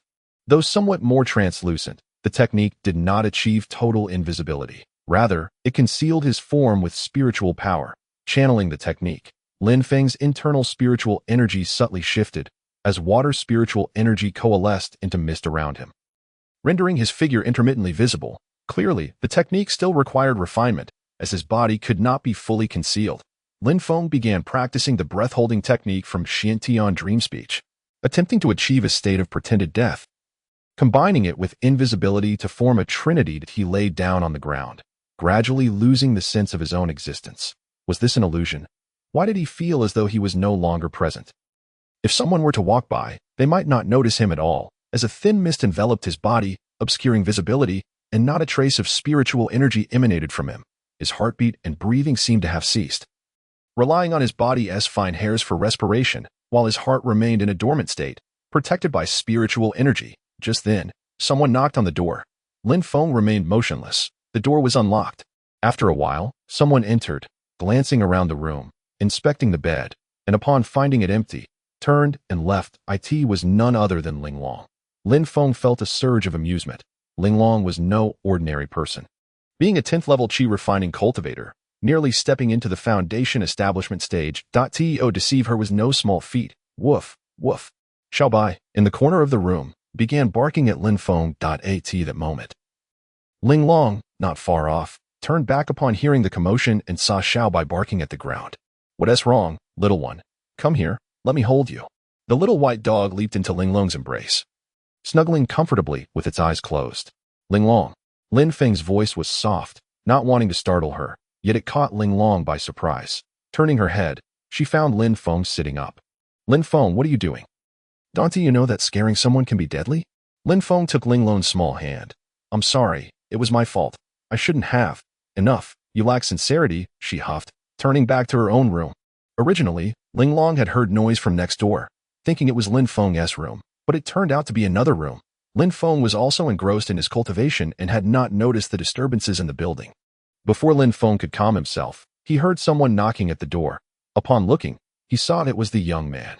Is there something you need? Do you happen to have any healing herbs? What happened to you? Just a minor injury. I require some ointment.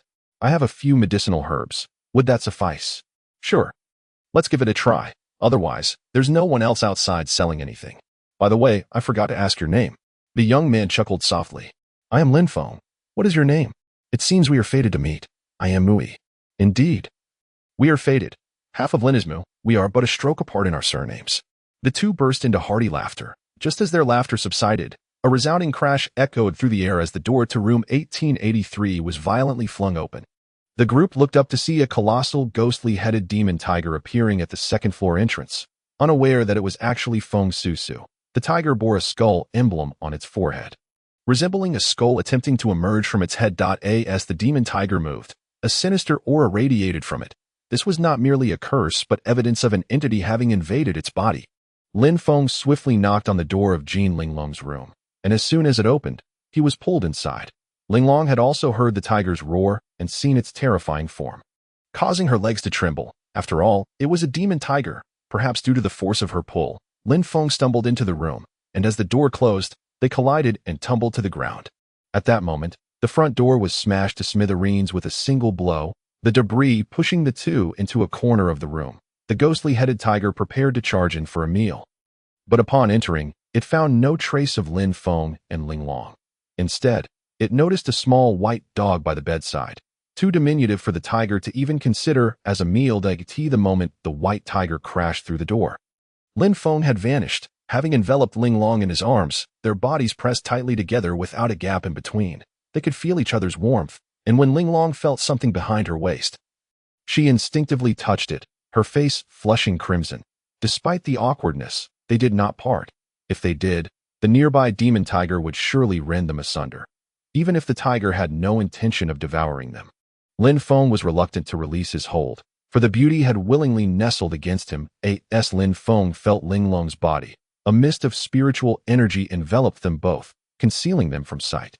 The demon tiger sniffed around the room, and, upon realizing there were no suitable prey, dashed toward other rooms. After a brief search, it left behind a plethora of ghostly energy.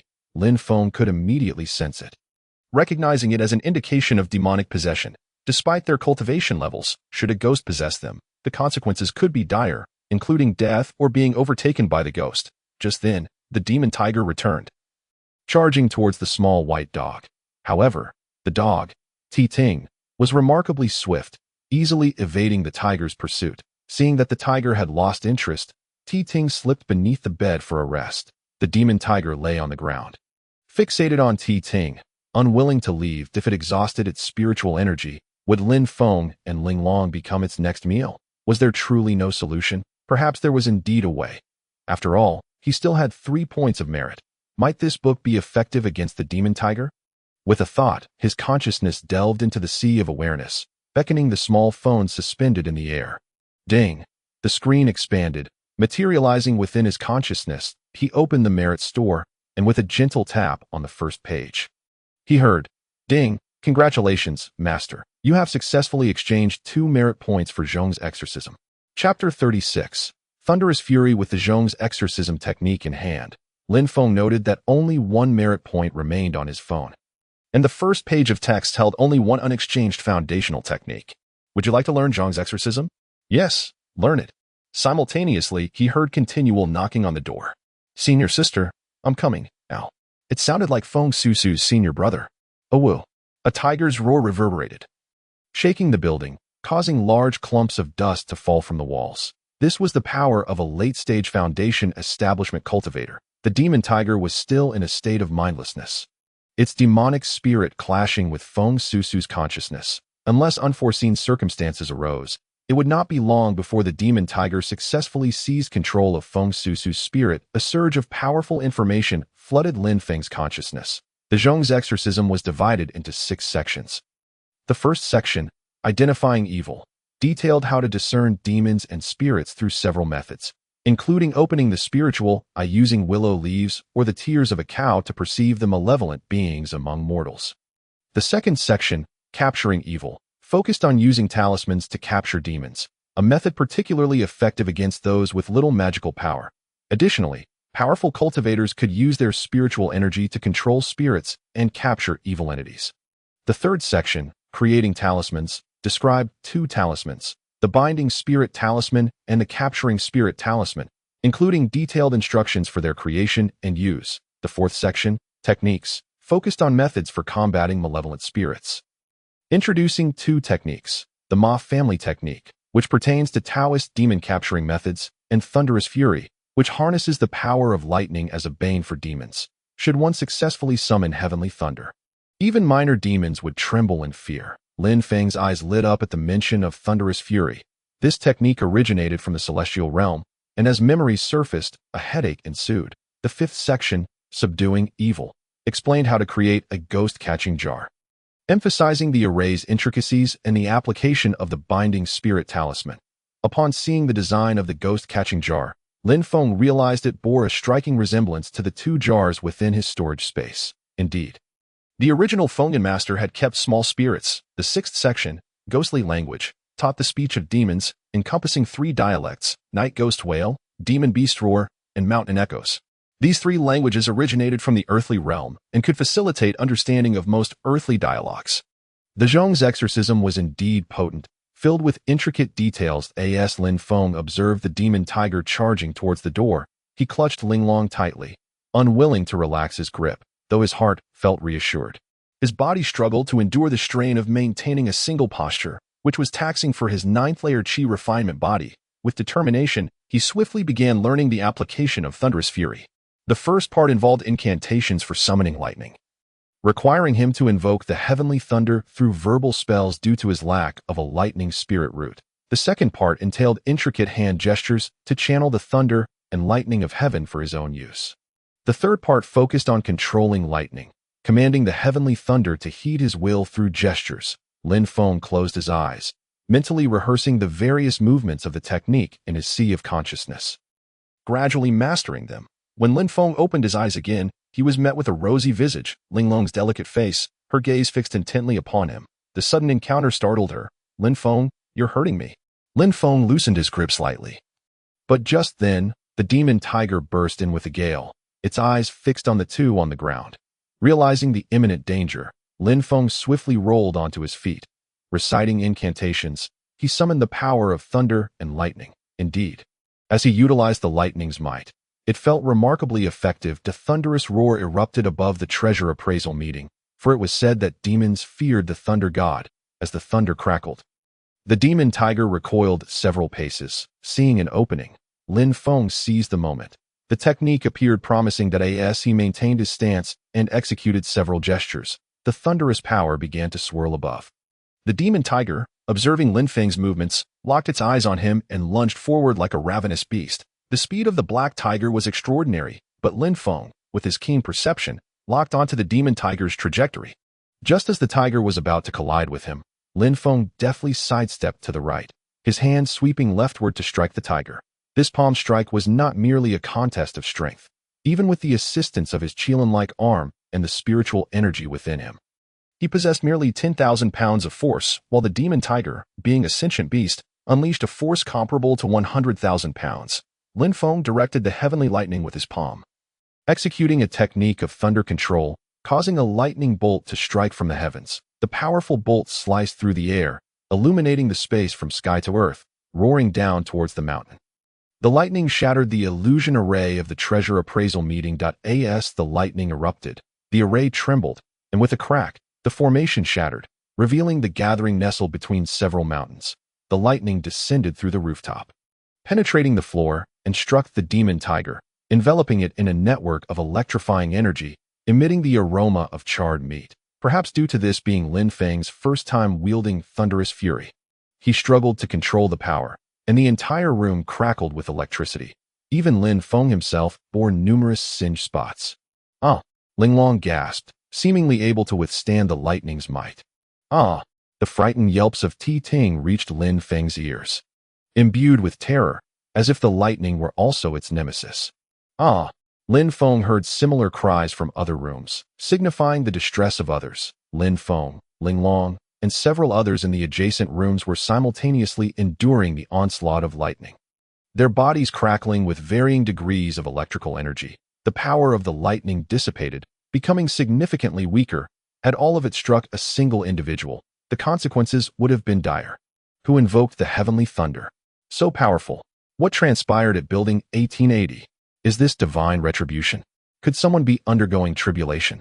Thousands gathered outside, their eyes fixated on the tumultuous lightning above, and even the event organizers hesitated to approach. Among them was a core formation cultivator, Yet this was heavenly thunder. A mere core formation practitioner would not dare to recklessly confront such a force. As the thunder struck, Lin Feng, the instigator, found himself enveloped in darkness, his tattered beggar's attire reduced to little more than a pair of shorts. The spiritual energy within him was scattered by the lightning, leaving him with barely enough strength to breathe as he sat on the ground. At that moment, the purple mansion stirred. A surge of violet energy flowed through his consciousness and into his body, beginning to circulate around the great Zhoutian. After 1, 2, 3 circuits, Lin Feng's dissipated energy gradually restored itself, allowing him to regain a modicum of spiritual power. Such formidable lightning. Had it not been for the purple spirit chi, wouldn't he have laid a solid foundation with that strike? Lin Feng exhaled deeply, realizing he could not attribute the lightning to himself. If those few individuals were to discover the truth, they would surely dismantle him. His gaze shifted to Feng Susu, who lay nearby clad only in her undergarments. The once fearsome demon tiger was reduced to nothing against the onslaught of the lightning, leaving Feng Susu's body unscathed. By a twist of fate, Lin Feng inadvertently cured her ailment. Observing the absence of the dark energy within Feng Susu, he noted that her spiritual power was now a pure white. With her blood flowing freely, all the energy converging in her dantian. It was the power of the lightning, this formidable strike of thunder, that had fortuitously healed her ailment, yet he dared not claim credit for the lightning. What would happen to him if the others found out? Just as he was about to avert his gaze, he caught a glimpse through her scant clothing, revealing a delicate pinkness. What was that? Lin Feng's nose bled anew, and he felt immobilized, as if turned to stone. At that moment, a sharp pain coursed through him, and he collapsed to the ground with a thud. The Rain King's spirit returned to him, exclaiming, "Pervert." Linglong mimicked Feng Susu's tone, prompting Lin Feng to rise and glance back at her. Her clothing remained intact, but hadn't he already seen everything beneath? "Why did you hit me? Shouldn't I?" Lin Feng watched as Linglong prepared to transform into a ferocious beast, swallowing back his words. "Look at you. Dressed like that and staring at my body with a foolish grin. Is it not warranted?" Lin Feng lowered his gaze and chuckled upon seeing his own attire, retrieving a complete outfit from his storage space to don. "Do I look good like this? Rogue." Lin Feng was at a loss for words. Why was he only labeled a pervert or a rogue? Couldn't she use a more flattering term? Suddenly, Linglong waved her hand, draping a garment over Feng Susu to shield her from Lin Feng's gaze. Linglong was not unaffected by the scene. This man. Sigh. Lin Feng lifted Feng Susu and carried her to the bed. "All right. Step aside. Let me carry her." Lin Feng retreated behind Linglong, realizing she was intent on keeping him away from other women. In one swift motion, Linglong lifted Feng Susu and placed her gently on the bed. At the 10th level of Qi refinement, it was a trivial task to carry someone. Just then, a figure crawled in from outside, the head entering first. "Is my junior sister here?" "Come in. Your junior sister is here." The second senior brother, Mui, entered cautiously, shield in hand. Upon spotting his sister lying on the bed, he inquired, "She didn't consume anyone, did she?" "You can feed her." "No. If she doesn't see blood, she can't sleep." "I don't know. She belongs to you now." Seeing how scantily clad his sister was, the second senior brother hesitated to extend his hand. "Miss, could you please help my junior sister get dressed?" "All right. You two step outside." "Oh."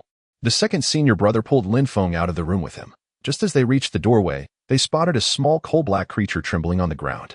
"What the little D-Ting? Is that you?" "Why wouldn't it be? I was struck by lightning. I thought I was going to die."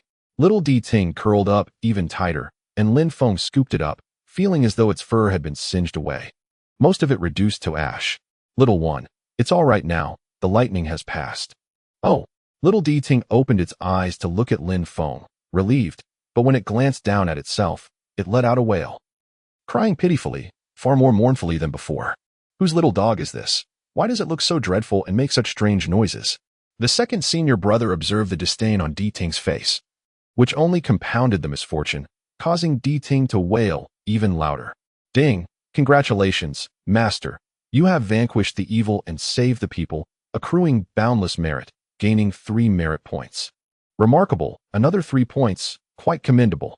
Experience level now at 74. Chapter 37. Thousand Soul Sail. The thunder's power ultimately dissipated entirely.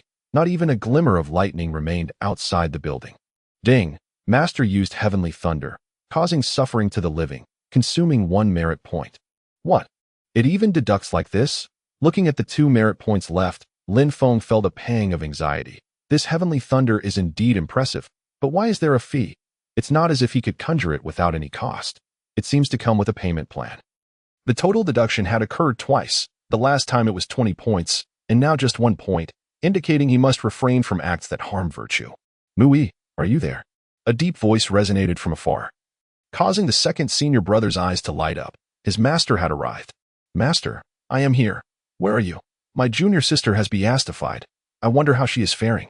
Mui addressed the heavens. From my calculations, your junior sister is unharmed. She will awaken by nightfall. Remain there until dawn. I will send someone to bring her back. Mui's face fell, knowing he could not defy his master's orders. He feared that if his junior sister beatified again, it could lead to calamity. I foresee that fate is as it should be. What is meant to be will be, and what is not meant to be cannot be forced. Alas, tomorrow will be better. After the appraisal meeting, take those 2 young brothers back to the sect. Yes, master. Mui understood that his master could transmit thoughts over great distances. Not necessarily being present, he was aware of his daughter's predicament and wanted to ascertain her condition. As the voice faded, Mui smiled at Lin Feng and Ling Long. You two, after the appraisal meeting, would you accompany me for a visit? I won't go. I have matters to attend to. Lin Feng swiftly declined. Neither will I. I'll follow Lin Feng's lead. Ling Long was now obedient. Thank you both for today. Without you, who knows how much chaos might have ensued. Mui bowed deeply to them, genuinely grateful to Lin Feng, as without him, he would have suffered greatly from Feng Susu's transformations, which had been quite the ordeal for this senior brother. It's nothing, just that many items in the building were damaged. Ling Long glanced around the room before looking back at Mui. Rest assured, all items here will be compensated by our sect. You need not worry. Mui smiled, avoiding eye contact with Ling Long, who was even more alluring than his own sister that he feared losing his essence here. As he practiced a single cultivation technique that required him to reach the core formation stage before seeking a partner, if he were to lose his essence, he would lose all his cultivation. Ling Long smiled sweetly, her smile possessing a potent allure, captivating not only Lin Feng but even Mui, whose gaze remained glued to her form. That's excellent. We've saved ourselves some expenses. While speaking, she gently draped her arm around Lin Feng's, causing him to almost drool in surprise that a sharp pinch under his arm brought Lin Feng back to his senses, and he quickly regained composure. Everyone should rest now. You two can come to my room. The door is intact. I will wait here for my junior sister to awaken. Observing Ling Long's words and actions, Mui finally recognized her femininity, concluding that the two must be a couple fleeing from an arranged marriage. He offered the room with a door to them. Just then, 2 other doors swung open, and a scholar emerged from room 1886, his clothes stained with blood, the result of the Thunder's attack, having fallen to the ground and sustained injuries. Beside him stood a village girl, seemingly in her late 20s, with striking features and bright, expressive eyes. As she stepped out, she collided with the scholar, her cheeks flushing. Young master, what just happened? It sounded like thunder and roars. The young man, holding a feather fan, smiled and replied, I'm not sure. I merely took a nap and woke up to find myself in this state. He gestured to the blood on his clothes. Everyone is fine. It was merely a disturbance caused by a demon, which this brother has taken care of. Mui gestured toward Lin Feng with a smile. Lin Feng clasped his hands in greeting to the pair before leading Ling Long into Muyi's room. Upon turning, the village girl and the scholar exchanged glances, as if communicating silently, before both exited the small building. Inside Muyi's room, Lin Feng took a seat, while Ling Long reclined on the bed. Lin Feng, do you think the evil spirit within Feng Susu is truly gone? Ling Long sensed that this malevolent entity was no ordinary evil. I checked, it's no longer there. Lin Feng, having faced numerous demons, monsters, and foreign beings in his past, felt little concern. What do you suppose caused that lightning? At the time, Lin Feng had been chanting spells, unaware that he had his back turned to Ling Long, thus oblivious to the fact that the lightning had originated from him. If it were known that a mere chi refinement practitioner could wield heavenly thunder, he would surely be captured and scrutinized thoroughly. Cultivators at the core formation stage could scarcely conjure a palm-sized lightning strike. Yet that lightning earlier, was it truly heavenly thunder? Lin Feng thought little of it. To him, it was just ordinary thunder. In the past, he had commanded legions of lightning without a gesture, whether it was the thunder god or the goddess of lightning. They had once been his valiant soldiers. I suspect that the demon might be a puppet created by certain individuals, specifically designed to control those in positions of power for their own gain. Linglong sifted through her memories. Recalling relevant knowledge, her mind was brimming with information, and it took her some time to piece it together. Are you suggesting that there are people behind that malevolent spirit? It seems so. For I sensed a trace of human energy emanating from that evil spirit, and it was not Feng Susu's. It must belong to someone behind it. Lin Feng, with his eyes closed, pondered for a moment, sensing the aura of the ghost. Why did it bear such a resemblance to those two jars? With a flick of his hand, he placed a sealed jar on the table. Are you referring to a ghost like this? Oh, how do you possess such a sinister item? I obtained it just a few days ago. Snatched from a cultivator, I am uncertain if this is the kind of malevolent spirit you speak of. Let me see. Linglong took the jar in her hand, waved her hand, and the spiritual talismans attached to the jar flew off. Opening the lid, a mass of black mist immediately surged forth, swirling around the talismans. This is a ghost refinement jar, primarily used for refining souls, to extract the soul power of demonic entities for one's own absorption. With a deft motion, Linglong conjured a small white sail, which, upon moving, drew the ghostly mist directly into it. Lin Feng stared in astonishment. Wasn't this supposed to be a malevolent object, an evil technique? How did she possess such a small sail? Wasn't that the Thousand Souls sail? What is this? Ah, I am ridding the world of harm. Such malevolent spirits serve no purpose. Lin Feng felt a vein throb on his forehead. This girl was far too eloquent. Lin Feng, do you have more of these ghost jars? Yes, here. With a flicker of his consciousness, Lin Feng summoned 3 jars, 2 of which he had acquired from a figure clad in black, and the other 2 from a revered figure known as Feng Yun. Oh, quite a few indeed. The little lady thanks you. The 3 jars opened simultaneously, and with a flash of the white sail, all 3 masses of black mist were absorbed into it, causing the small sail to swell slightly.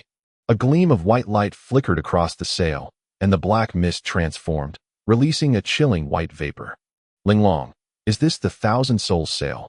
What purpose do you have for such a wicked object? Lin Feng echoed her earlier query. Yet Linglong was even more audacious in her response. Lin Feng, do you understand? Techniques are neither righteous nor evil. It all depends on who wields them and the user's heart, whether it is benevolent or malevolent. Heh. Hearing Linglong's words left Lin Feng somewhat speechless, no matter how he argued. She was indeed right. Women. By the way, these 4 jars are quite impressive. They can continue to capture ghosts and seal demonic beings. 4 second-tier ghost refinement jars can contain the souls of second-tier entities. Sigh. Such foundational knowledge of cultivation was unnecessary for Lin Feng, as he had long been aware of it. It was merely that his current level was too low, making the concept feel distant for him. An immortal emperor. The 2 fell silent, each engrossed in their cultivation. Lin Feng sat in meditation, his consciousness drifting directly into the sea of awareness, re-entering the purple mansion.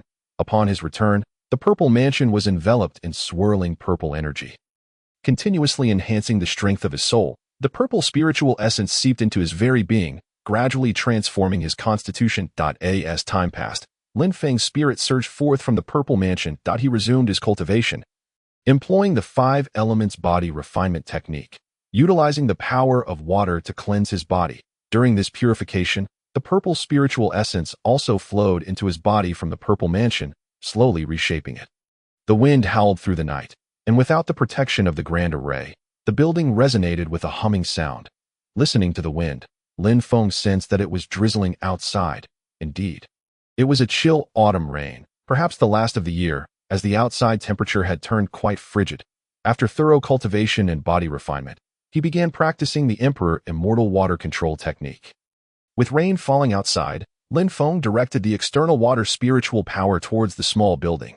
The area around Lin Feng began to shroud in thick mist, while Linglong, initially reclining on her bed with her eyes closed, sensed the dampness in the air. Upon opening her eyes, she realized the interior was not merely damp but resembled the outdoors. The water spiritual power in the air had condensed into small water orbs, continuously dripping onto the floorboards, seeping through the wooden planks to the level below. Linglong, observing the congregation of water spiritual energy, also sat up and began absorbing the moisture from the air. Her body contained not only water spiritual power, but also fire spiritual power. For Linglong was a dual-element practitioner. Unbeknownst to Lin Feng, the Emperor Immortal Water Control technique was incredibly formidable. Outside, What had begun as an ordinary rainstorm had escalated into a tempest. Centered around Lin Feng's small building was a swirling vortex, drawing countless water spiritual energies from the tumultuous skies towards it. Currently, Lin Feng possessed only a superior-grade profound root, limiting his capacity to absorb the water spiritual power, while Linglong simultaneously drew in a significant amount as well. A large portion of the spiritual energy surged skyward from the small building, creating a remarkable spectacle. Dark clouds converged in one location, with the spiritual energy shooting straight into the heavens, forming a vortex of energy above Lin Feng's head, most of which was directed skyward. Ding! Congratulations, Master! Your cultivation has reached the 10th level of the Qi refining stage. What? So fast? At merely 18 years of age, reaching the 10th level was astonishing. In his earlier days, Lin Feng would have leaped with joy at such an achievement. However, with his current perspective, even reaching the 10th level of Qi refining or the later stages of foundation establishment or core formation would not stir a flicker of emotion in this immortal emperor. Chapter 38. The treasure appraisal begins. Knock, knock, knock. Is anyone there? An alluring voice pierced the air, and upon hearing it, Lin Feng recognized it as none other than Zhou Lin. Zhou Lin, with her beguiling presence, had naturally cultivated a form of enchanting technique that allowed her to unwittingly exert her allure in conversation. The door was gently pushed open, revealing her graceful figure as she sashayed inside, each step exuding an irresistible charm. Oh, everyone is here. Zhou Lin's voice carried a teasing undertone, as though all present were bound to succumb to her wiles. Upon entering, she spotted a scholar and a village maiden, their forms illuminated by faint starlight. A small hole in the ceiling had been struck by lightning, allowing a glimpse of Mu Yi and Feng Susu lying on the bed. All eyes in the room turned towards Zhou Lin, for her captivating power rendered both men and women entranced, leaving several men unable to tear their gaze away from her. Their eyes seemed to devour her. While Lin Feng's purple mansion stirred, and the purple spiritual energy flickered, restoring his clarity. A hint of astonishment flashed in his eyes. How could a mere gesture so thoroughly ensnare these individuals? This person possessed formidable power, not merely in beauty but also in cultivation. Is there something you require, Elder Zhou? The scholar approached with a smile, his eyes betraying a hint of desire. What transpired here? Zhou Lin's voice was laced with a seductive timbre, causing Lin Feng's heart to tremble. This individual was truly a rare enchantress, both in form and voice. A quintessential beauty. Lin Feng recalled her languid posture on the chair, nearly losing his composure again, while Zhou Lin's gaze remained fixated on him. After all these years, how could anyone remain unaffected by her charm? I am unsure. It seems someone was struck by lightning, the scholar muttered, his eyes still glued to Zhou Lin's bosom, drooling over the enticing sight. Is anyone injured? Zhou Lin's allure was so potent that even several women were momentarily spellbound, not yearning for her, but rather, under the influence of her charm, feeling an inexplicable fondness. That one inside. The scholar pointed, prompting Zhou Lin to take a serious look. The village maiden and the scholar appeared unscathed by the lightning, yet Mu Yi's body exuded an enticing aroma of roasted meat. With portions of his clothing singed, Zhou Lin swiftly approached the bedside, placing her hand on Feng Susu's pulse, feeling for her heartbeat and spiritual fluctuations. Something is amiss. I recall the Feng family girl had an affliction, yet it seems to be absent now. Zhou Lin's expression turned skeptical as she continued to sense the spiritual energy, confirming that the girl's ailment had indeed vanished. The Feng family girl is fine. What of the other two? Zhou Lin, aware that Lin Feng and Linglong resided here, casually inquired. They're well. They went to rest, Mu Yi replied cautiously. Zhou Lin's eyes glinted as she regarded Mu Yi, who seemed unaffected by her alluring prowess. This revelation vexed her.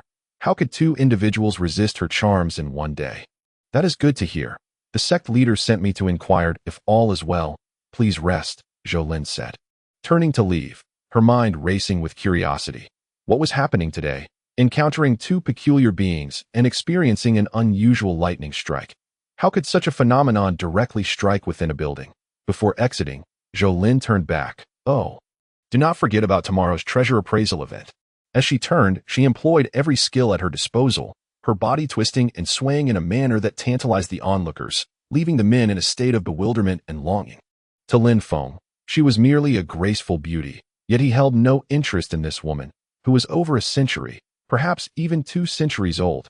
Despite her formidable powers and alluring techniques, He regarded her with a sense of reverence befitting an elder. Mu Yi, too, momentarily lost his focus before regaining clarity, realizing that something about him must counter Zhou Lin's enchantment. Otherwise, no man could withstand her seductive display. The others nodded. This was indeed a significant matter. The treasure appraisal event was set to commence the following day, offering them the chance to witness a myriad of extraordinary treasures and artifacts in the days to come. At present, the scholar has transformed into a rather disheveled figure, sporting a mischievous grin and drooling profusely, as if he had not encountered a woman in 8 centuries. Perhaps someone might procure a miraculous elixir, a single pill capable of elevating one from the qi refining stage to the foundation establishment stage. Such a potion had indeed emerged during a grand event decades prior. Under the night sky, Lin Feng stood outside, gazing at the stars. Having reached the 10th level of the qi refining stage, it was imperative to procure foundation establishment pills, for without them, the prospect of reaching that stage remained uncertain for an indeterminate period. The formula for the foundation establishment pill resided within his mobile device, attainable for just 2 points of merit. He contemplated the ingredients and the means to concoct the elixir, hoping to gather them in advance. With a flicker of spiritual energy, the phone materialized in his hand, and the merit shop activated. Scanning the first page, he found the recipe for the foundation establishment pill standing solitary in the center. He tapped on it. Ding! Congratulations, master. You have successfully exchanged for the foundation establishment pill recipe, spending 2 points of merit. Observing the screen, he noted that only 2 points of merit remained, and his experience stood at 74. Thus far, he had exhausted the first page of cultivation manuals, all items now shimmering with a gray hue, indicating they had been fully exchanged. The recipe for the foundation establishment pill flashed directly into his consciousness, manifesting as a vast page in the sky, illuminating the contents of the recipe. As Lin Feng scrutinized the list of ingredients, an impulse akin to robbery surged within him. The costs were exorbitant. The recipe demanded 1 tael of white jade coral, 2 taels of purple leaf cloud sand powder, 3 taels of tinyer lingji, 4 taels of fire cloud ginseng, 5 grains of heavenly heart lotus, 7 stalks of wind immortal grass, and 8 7-star hawthorn fruits. Additionally, Qingyang bamboo was required for ignition, essential for the formation of the pill. The white jade coral was reputedly worth several times the price of superior spirit stones, with a single piece fetching upwards of 10,000 spirit stones. Thus, even a few taels would still command thousands.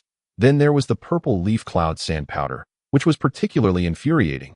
It could only be harvested during the flowering season of the cloud sand trees, making it exceedingly rare. The tinyer lingji, while the cheapest at 1 spirit stone per tael, paled in comparison to the others. As for the fire cloud ginseng, it could only be found in specific locations, all of which were controlled by major sects, making it nearly impossible to procure without significant power. The heavenly heart lotus, unique to the celestial pool, was monopolized by the Qi Tian sect, and acquiring it would require considerable resources. The wind immortal grass, said to flourish in Foaming Mountain near the Wu Kingdom, could be found in abundance without cost. The 7-star hawthorn, however, was elusive, with its exact origins known only to various sections. Upon realizing the daunting task ahead, Lin Feng's expression paled. Aside from the wind immortal grass, acquiring the remaining 6 items proved to be quite challenging. Furthermore, the Qingyang bamboo needed to be harvested from Qingyang Mountain, complicating the endeavor further. His spirits began to wane, pondering if perhaps these items might be available at an auction house. Although he remained uncertain of the worth of his own possessions, as dawn broke, Linglong appeared behind Lin Feng, exclaiming, "Lin Feng, let us go participate in the competition. Can we really join?" Indeed, when you registered yesterday, your submission was not merely for appraisal but also served as your entry into the competition. Oh, let us go. Linglong tugged at Lin Feng, leading him toward the distant structure. Upon reaching the entrance, they encountered a posted announcement, revealing that the total number of participants was 666, perhaps a gimmick for the grand event.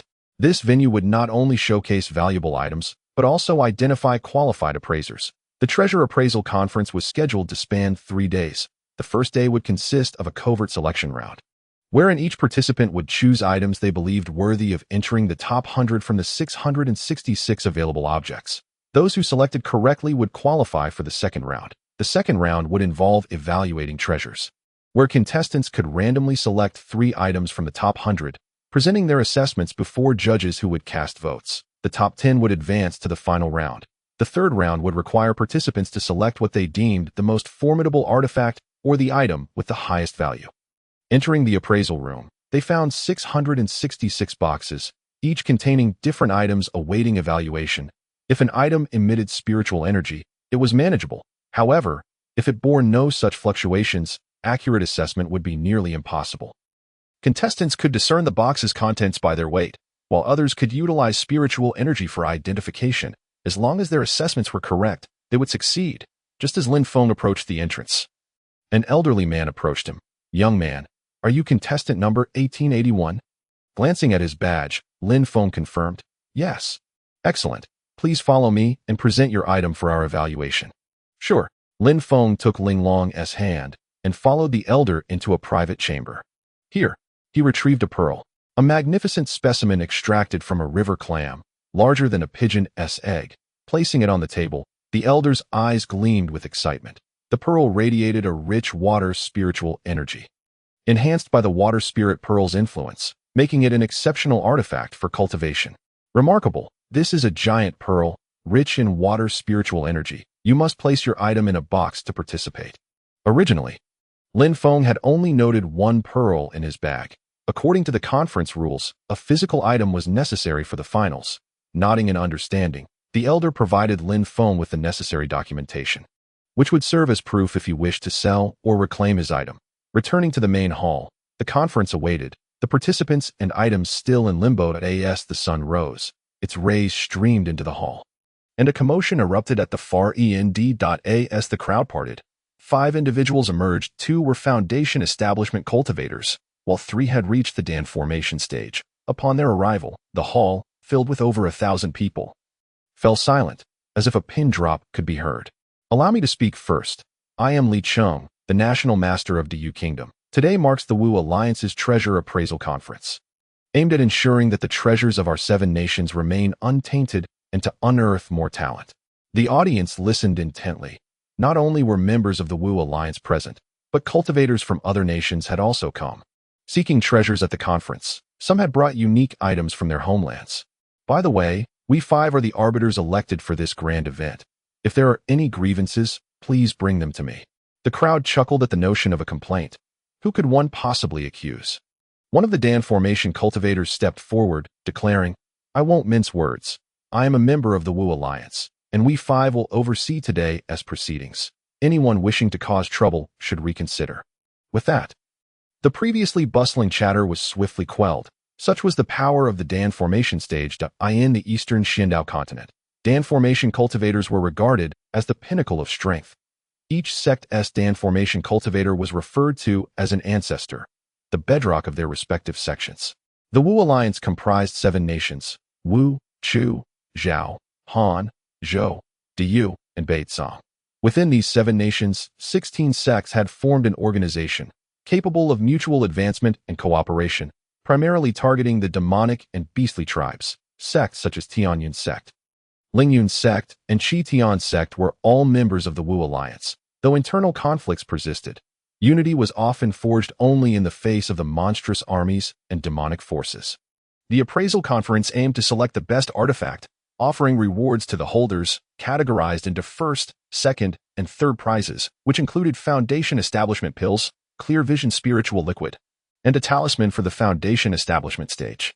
Upon hearing about these prizes, the crowd's expressions shifted markedly, for the majority present were Qi refining stage cultivators. The mere mention of foundation establishment pills elicited a wave of longing. Ahem, Li Cheng cleared his throat, prompting a significant reduction in the murmurs below, though a few still whispered. The Dan formation cultivator beside him subtly released his pressure, and most attendees felt the weight of his presence. Lin Feng exchanged glances with Ling Long, both remaining unfazed. Chapter 39. The power of spiritual vision. The first challenge would test whether these individuals possessed an affinity for spiritual energy, as a competent appraiser must have a certain sensitivity to magical artifacts. Lin Feng activated his spiritual vision, prepared to identify worthy treasures among the 666 items. "Ah, young man, what brings you here? Susu, you haven't tea left yet. Where are the people your master sent?" The voice of Mu Yi reached Lin Feng's ears, And he thought, trouble has arrived. That's none of your business. Feng Susu turned her head, ignoring Mu Yi, only to catch sight of Lin Feng, whose eyes gleamed. You pervert is here too. Do you also appraise treasures? Feng Susu regarded him with disdain. Lin Feng was at a loss for words, his facial muscles twitching slightly. There was no escaping that nickname. Sighing, Ling Long stepped forward, positioning herself between them. Little girl, what does it matter to you if Lin Feng is a pervert? Humph. You all cut from the same cloth. Otherwise, you wouldn't associate with one another. We will conduct ourselves as we please. Remember to keep your slander to yourself, or else. Ling Long's aura surged forth, causing Feng Susu to take a step back. But you can't appraise treasures. Feng Susu's voice diminished significantly. Lin Feng smiled at her. What if I win? Fearing a nosebleed, he withdrew his spiritual vision. Just as he finished speaking, his eyes caught a glimpse of a stunning figure with flawless skin. If I win, I shall no longer call you a pervert. Feng Susu declared, lifting her chin defiantly, her posture exuding confidence. The ability of the spiritual sight vanished in an instant. Observing Feng Susu's brazen actions, Lin Feng felt a surge of emotions within him. This girl certainly possessed a unique charm. Lin Feng chuckled. What if I come in first? What will you do then? What if you get eliminated? If I am eliminated, I shall serve as your slave for a year, at your beck and call. How does that sound? Fine. Fine, you say, but what if I win? What if I secure the top position? Lin Feng squinted at Feng Susu, whose heart raced fiercely. No man had ever dared to gaze at her in such a manner. All the men she had encountered throughout her life had always yielded to her, and not a single one had ever dared to confront her like this. What do you desire? Lin Feng teased. If I win, you shall marry me. Get lost. At the very utterance of those words, Feng Susu felt an inexplicable joy swell within her. Was she possibly developing feelings for this lecher? Or perhaps it was merely the fact that no one in the sect dared to confess their feelings to her. Could this be his declaration of affection? Well then, forget it. Before Lin Feng could turn away, another small hand grasped his underarm, causing him to wince slightly at the pinch on the corner of his mouth. What did you just say? I was joking. Ling Long had already begun to harbor feelings for Lin Feng, and he was well aware of her sentiments. Upon hearing this, Feng Susu felt a pang of inexplicable disappointment. Humph. She turned her back and walked towards the treasure, intending to participate in the appraisal herself. Lin Feng activated his spiritual sight once more, sweeping his gaze across the array of magical artifacts and elixirs. Amidst the many treasures, he spotted several rather impressive magical tools, infused with abundant spiritual energy. Lin Feng noted down the identification numbers of the artifacts with higher spiritual energy, discovering more than 10 in total. Ling Long, can you sense the spiritual energy within these artifacts? Ling Long nodded. I can, but my perception is rather slow. To examine all of these will take at least a few days. Lin Feng shared the identification numbers of 5 particularly noteworthy artifacts with Ling Long, who blushed as she exclaimed, These 5 artifacts are excellent. How did you discover them? I have my own methods. They took the identification jade slips and recorded the numbers of the artifacts they had found before submitting them to the assembly. Their actions were swift, while over 600 others had largely failed to complete their submissions. Oh dear, I say, little lecher, why can't you find any good artifacts? Why give up so soon? Why are you like an unyielding adhesive, never letting up? Ling Long was quite unabashed, as Lin Feng could critique himself, but it was not her place to cast judgment. Having shared a bond of intimacy with Lin Feng, she had long since considered herself his. Lin Feng, however, remained oblivious to this sentiment. He only recognized that Ling Long harbored feelings for him, often teasing him without any signs of disdain. What I do is none of your concern. Feng Susu also regarded Ling Long with disdain. Was it merely that she found Ling Long unappealing? Or was it Lin Feng she disdained? Feng Susu submitted her own jade slip to the assembly, having completed her examination and selected 5 items as well. Observing the attendees, people frequently submitted their jade slips, while many others departed the venue without submitting anything at all, for the nature of the boxes meant that numerous individuals could not sense the spiritual energy of the artifacts. Lin Feng, however, did not rely on sensing. He utilized his spiritual sight to assess the quantity of spiritual energy within the artifacts. With a single glance, he could discern all the artifacts present, judging them based solely on their spiritual energy, which, while not entirely precise, was generally accurate. Shortly after noon, on the elevated platform in the hall, Mu Qing reappeared, accompanied by 2 individuals, both at the foundation establishment stage. Greetings, everyone. I shall announce the winners of the first round. A silence fell over the crowd. In this fiercely competitive selection, we have chosen 100 magical artifacts, elixirs, and rare treasures. With a flick of Li Cheng's hand, the 666 boxes on the platform shimmered, vanishing down to 566. Leaving only 100 items displayed on the table. As the remaining boxes numbered 100, a layer of protective shields enveloped each one, forming floating spheres in midair. With a chime, the boxes entirely disappeared, revealing 100 items. Li Cheng gestured. Behold, these items have been selected collectively by the assembly and all present. Regardless of their spiritual energy or functionality, they rank among the finest. Among the over 2,000 attendees, no one seemed to heed Li Cheng's words. They were fixated on the 100 treasures. The majority of these selected items were spiritual tools, with only a handful being elixirs and extraordinary treasures. Now, I shall announce the list of individuals who excelled in the first round of treasure appraisal. With another motion of his hand, rows of names appeared on the curtain behind him, 5 rows in total, each containing 20 names, making for a total of 100. Lin Feng spotted both Ling Long and his name among them, placed in the first row, with one being in the 10th position and the other in the 7th. This indicated that Lin Feng's cursory glance had not been as precise as those of others. Perhaps influenced by the judge's opinions, the crowd turned their gaze towards the curtain behind Li Cheng. He declared, "Today's competition concludes here. You may observe the magical artifacts and freely exchange items. Little lecher, you did quite well. How did you end up in the 10th position, while your lecherous friend is ahead of you?" Feng Susu approached again, causing Lin Feng's embarrassment to deepen. Ling Long, infuriated, chose to ignore Lin Feng and turned towards the exit. Lin Feng followed Ling Long out, and Feng Susu, witnessing Lin Feng trailing behind Ling Long, felt an inexplicable sense of loss. You, what was happening to her? Had she not detested that lecher? Back in Phoenix City, at that tavern, he had even been seen with a beautiful woman perched on his lap. Such a man was unworthy of her. So why did she feel a sense of loss watching him walk away with someone else? Lin Feng quickened his pace to catch up with Ling Long, subtly grasping her hand from behind. To his delight, Ling Long did not pull away, and sensing her lack of resistance filled Lin Feng with joy. Just as they exited the main door, they noticed the great mountain in the sky had returned. The lightning-struck illusion reappearing. Is there still an array master here? Lin Feng approached an elderly cultivator. The elder glanced at Lin Feng. Young man, you are unaware. Among the organizers of this event, there is indeed an array master whose disciple is currently selling array diagrams in the North Hall. Lin Feng possessed the Martial King 8 arrays, but setting it up was cumbersome and required complex materials. If he could acquire an array plate now, its efficacy might not be the strongest, but it would certainly expedite the process. Lin Feng led Ling Long towards the North Hall, where she felt an indescribable sensation. What would become of her with this fickle-hearted Lin Feng? He was indeed admirable, yet his romantic entanglements were far too numerous. Every woman seemed to have a connection with him.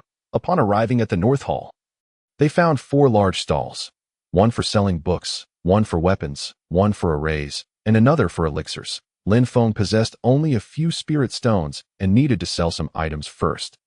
So he approached the weapons stall. A young attendant rushed over. "Esteemed immortal, what can I assist you with?"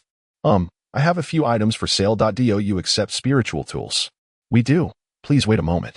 The attendant went to speak with an elder in the back, who soon approached. "Young man, you wish to sell spiritual items? Let me take a look at what you have and see how much they are worth." Lin Feng produced the items he had acquired a few days prior. A 7-star bracelet, a jade flute, and a steel knife. As he placed them on the table, the elder's eyes lit up. This jade flute is quite impressive. It is made from fine ancient Tiana jade and is worth a fair sum.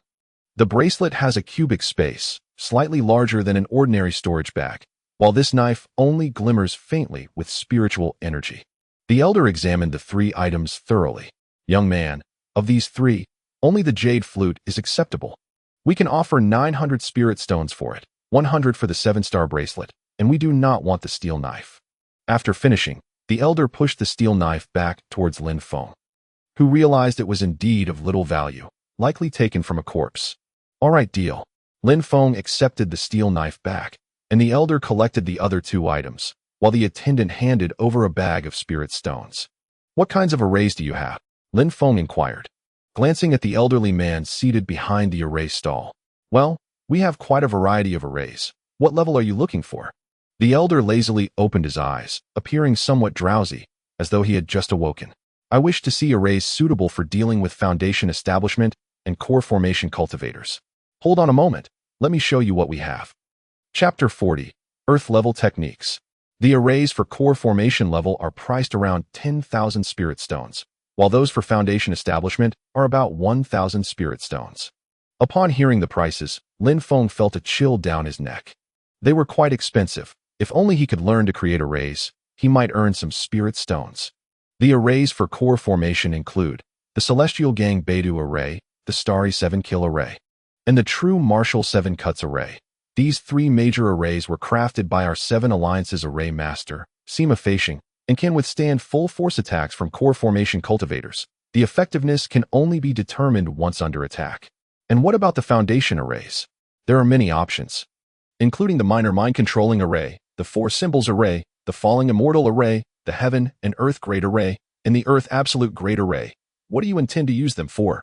If you need protection for a cave dwelling, the 4 Symbols Array will suffice. That if you require a killing formation, the Heaven and Earth Great Array will work as well. It's all dependent on your purpose. The elder remained drowsy, clearly fatigued. May I take a look at them? The elder waved his hand, and 8 small flags appeared on the counter, each adorned with a divine beast. Each pair was identical, representing the 4 divine beasts: Vermilion Bird, Azure Dragon, White Tiger, and Black Tortoise, along with an array plate on the side. The grand formation requires a medium-grade spirit stone. Though it is preferable to use a high-grade spirit stone, it must be capable of withstanding the attacks of several foundation establishment practitioners and can endure a single strike from a core formation master. Such a master is a venerable ancestor of every sect. Lin Feng pondered. Who would be foolish enough to provoke someone of that caliber? Nearby lay a jade slip, detailing the method for arranging the formation, complete with illustrations explaining its specific functions and utilities. Without hesitation, Lin Feng handed over 1,000 spirit stones to the elder, purchasing the 4 Symbols formation. This amount barely sufficed. Aside from this formation, he could afford nothing else. Reflecting on his own foolishness, Lin Feng realized he was an immortal emperor. Even if his mind were devoid of knowledge, his ability to comprehend and deduce was unmatched in the world. A spark of inspiration lit within his eyes. He had finally discovered a method to earn money. He made his way back to the stall, where he had seen the ancient texts. A young attendant approached, saying, "Greetings, esteemed immortal. How may I assist you? What techniques are available for the Qi refinement stage?" With only a few spirit stones remaining, Lin Feng could only afford some inexpensive ones. Here are several yellow-grade techniques, each priced at a single spirit stone. Lin Feng perused them, selecting 3 techniques, and tossed down 4 spirit stones. He acquired a jade slip for 1 spirit stone, which contained 10 slips. After completing his purchases, he returned to his residence with Ling Long that he had intended to buy some gifts for her. But with his meager amount of spirit stones, he found himself with empty hands once again, holding the 3 techniques. One titled Xianjian, another Qing Ling Gong, and the last Tishouju. Lin Feng sat down to deduce the Xianjian technique. Originally a swordsmanship manual, it served as a pathway for sword cultivators, yet its content was exceedingly profound and difficult to comprehend, with certain aspects being incomplete. Drawing from his own knowledge and deductive abilities, Lin Feng gradually revised the contents of Xianjian. He did not aim for perfection, he merely sought to amend portions of the text. With a thought, he infused the revised content into the jade slip. Ding! Congratulations, Master, for correcting the text. Your merits are immeasurable, and you have gained 1 merit point. The points had increased to 3, with experience at 76. As the manual was successfully crafted, he took up Qing Ling Gong and once more engaged in deducing it, refining the technique through continuous contemplation. Ding! Congratulations, Master, for correcting the text. Your merits are immeasurable, and you have gained 1 merit point. The merit points now totaled 4.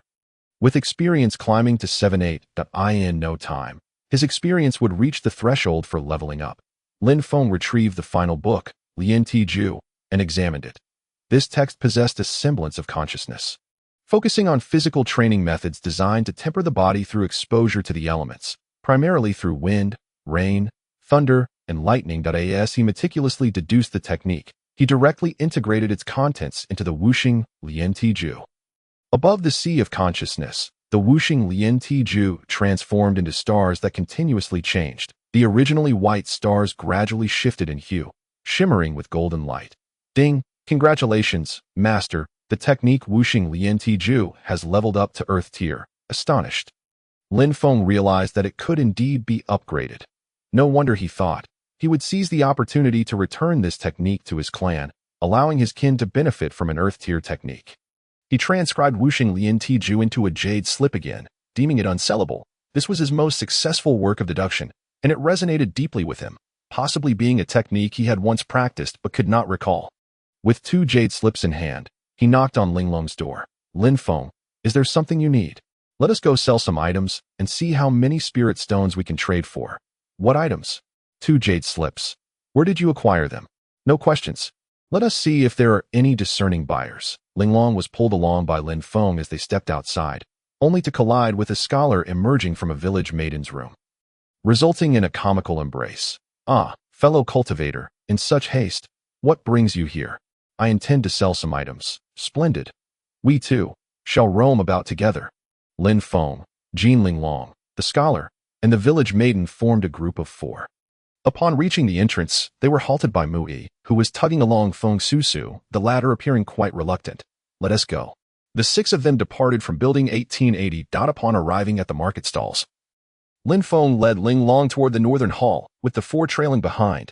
Inside the main hall, they found 4 stalls. The scholar approached the artifact stall, inquiring about a few items. The village maiden purchased several divine movement talismans and indestructible talismans at the talisman stall. Mui seemed indifferent to the offerings, while Feng Susu busily flitted from one stall to another, inspecting various items. By noon, the crowd had thinned, with only a few attendants busily working. Ah, esteemed immortal, you have returned. The young attendant selling the text recognized Lin Feng immediately. He had purchased 3 books for 4 spirit stones, making a lasting impression on the attendant. Indeed, I have come to sell a text. May I inquire about its value? Lin Feng produced a jade slip containing the revised Xianjian, which he had renamed Yijian Feixian. Upon seeing the jade slip, the attendant pondered. Esteemed immortal, please wait. I shall fetch my master. The attendant hurried to the back, and shortly after, an elderly man emerged, exuding an aura of immortality. Ah, esteemed guest, what text do you wish to sell?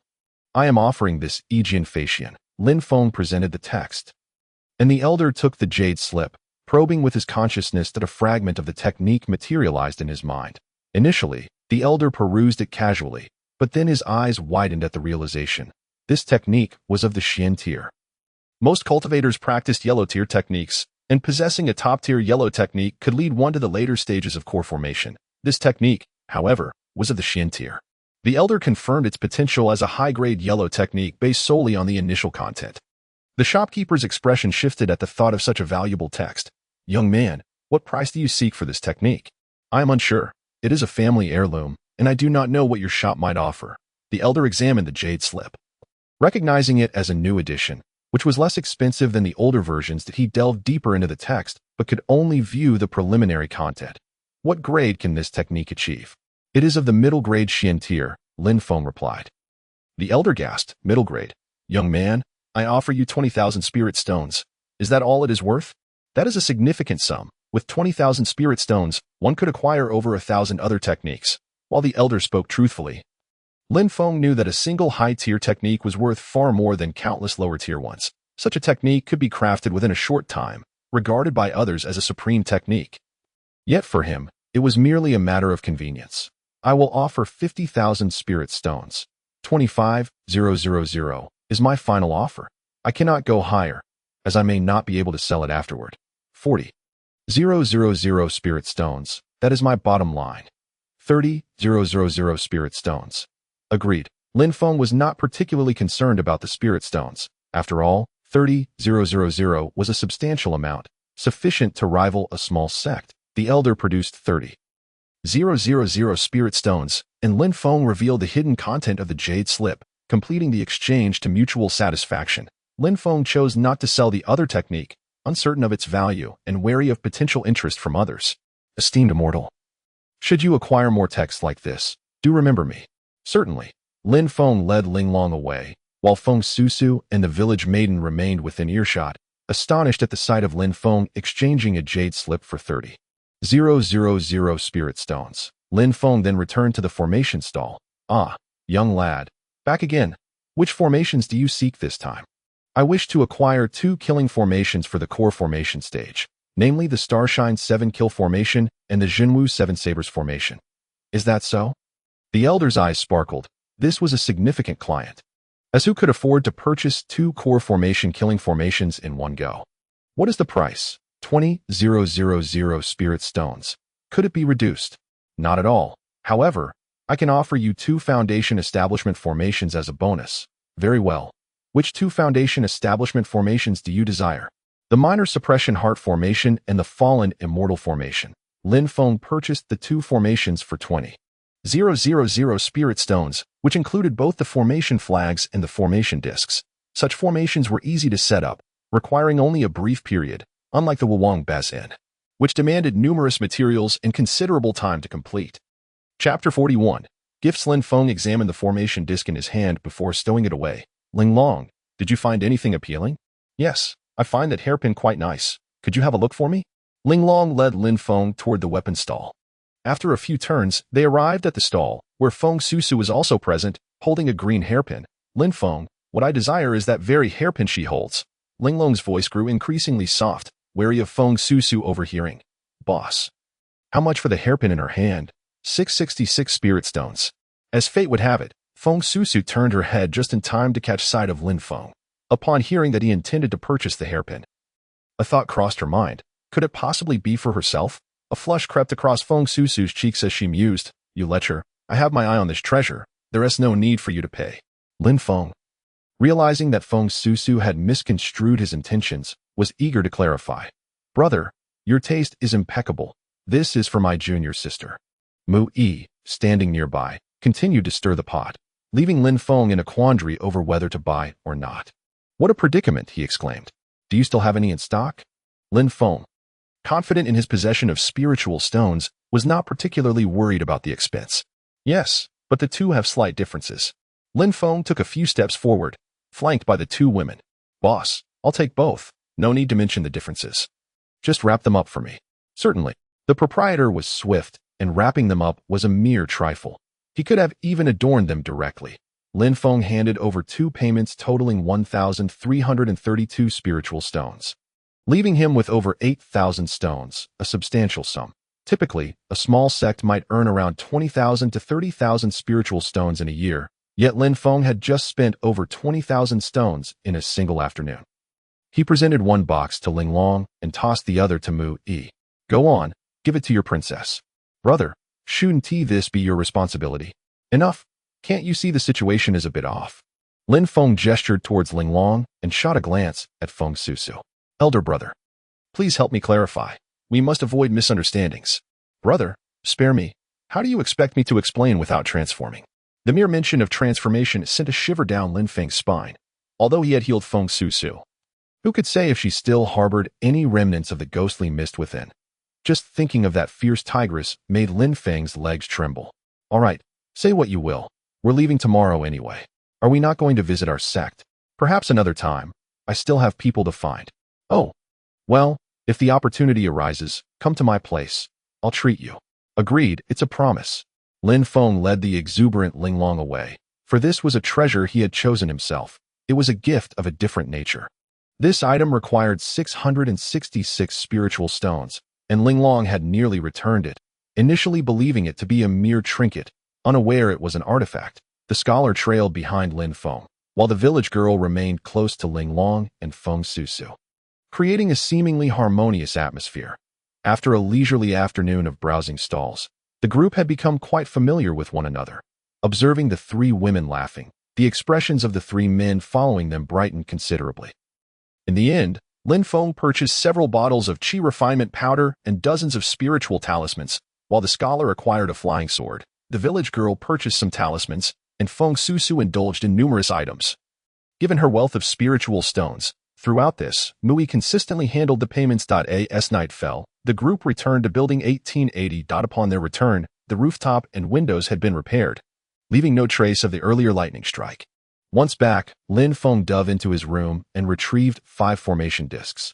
The Starry Sky 7 Kill formation, the True Martial 7 Cut formation, the lesser chariot mind formation, the four symbols formation, and the fallen immortal formation.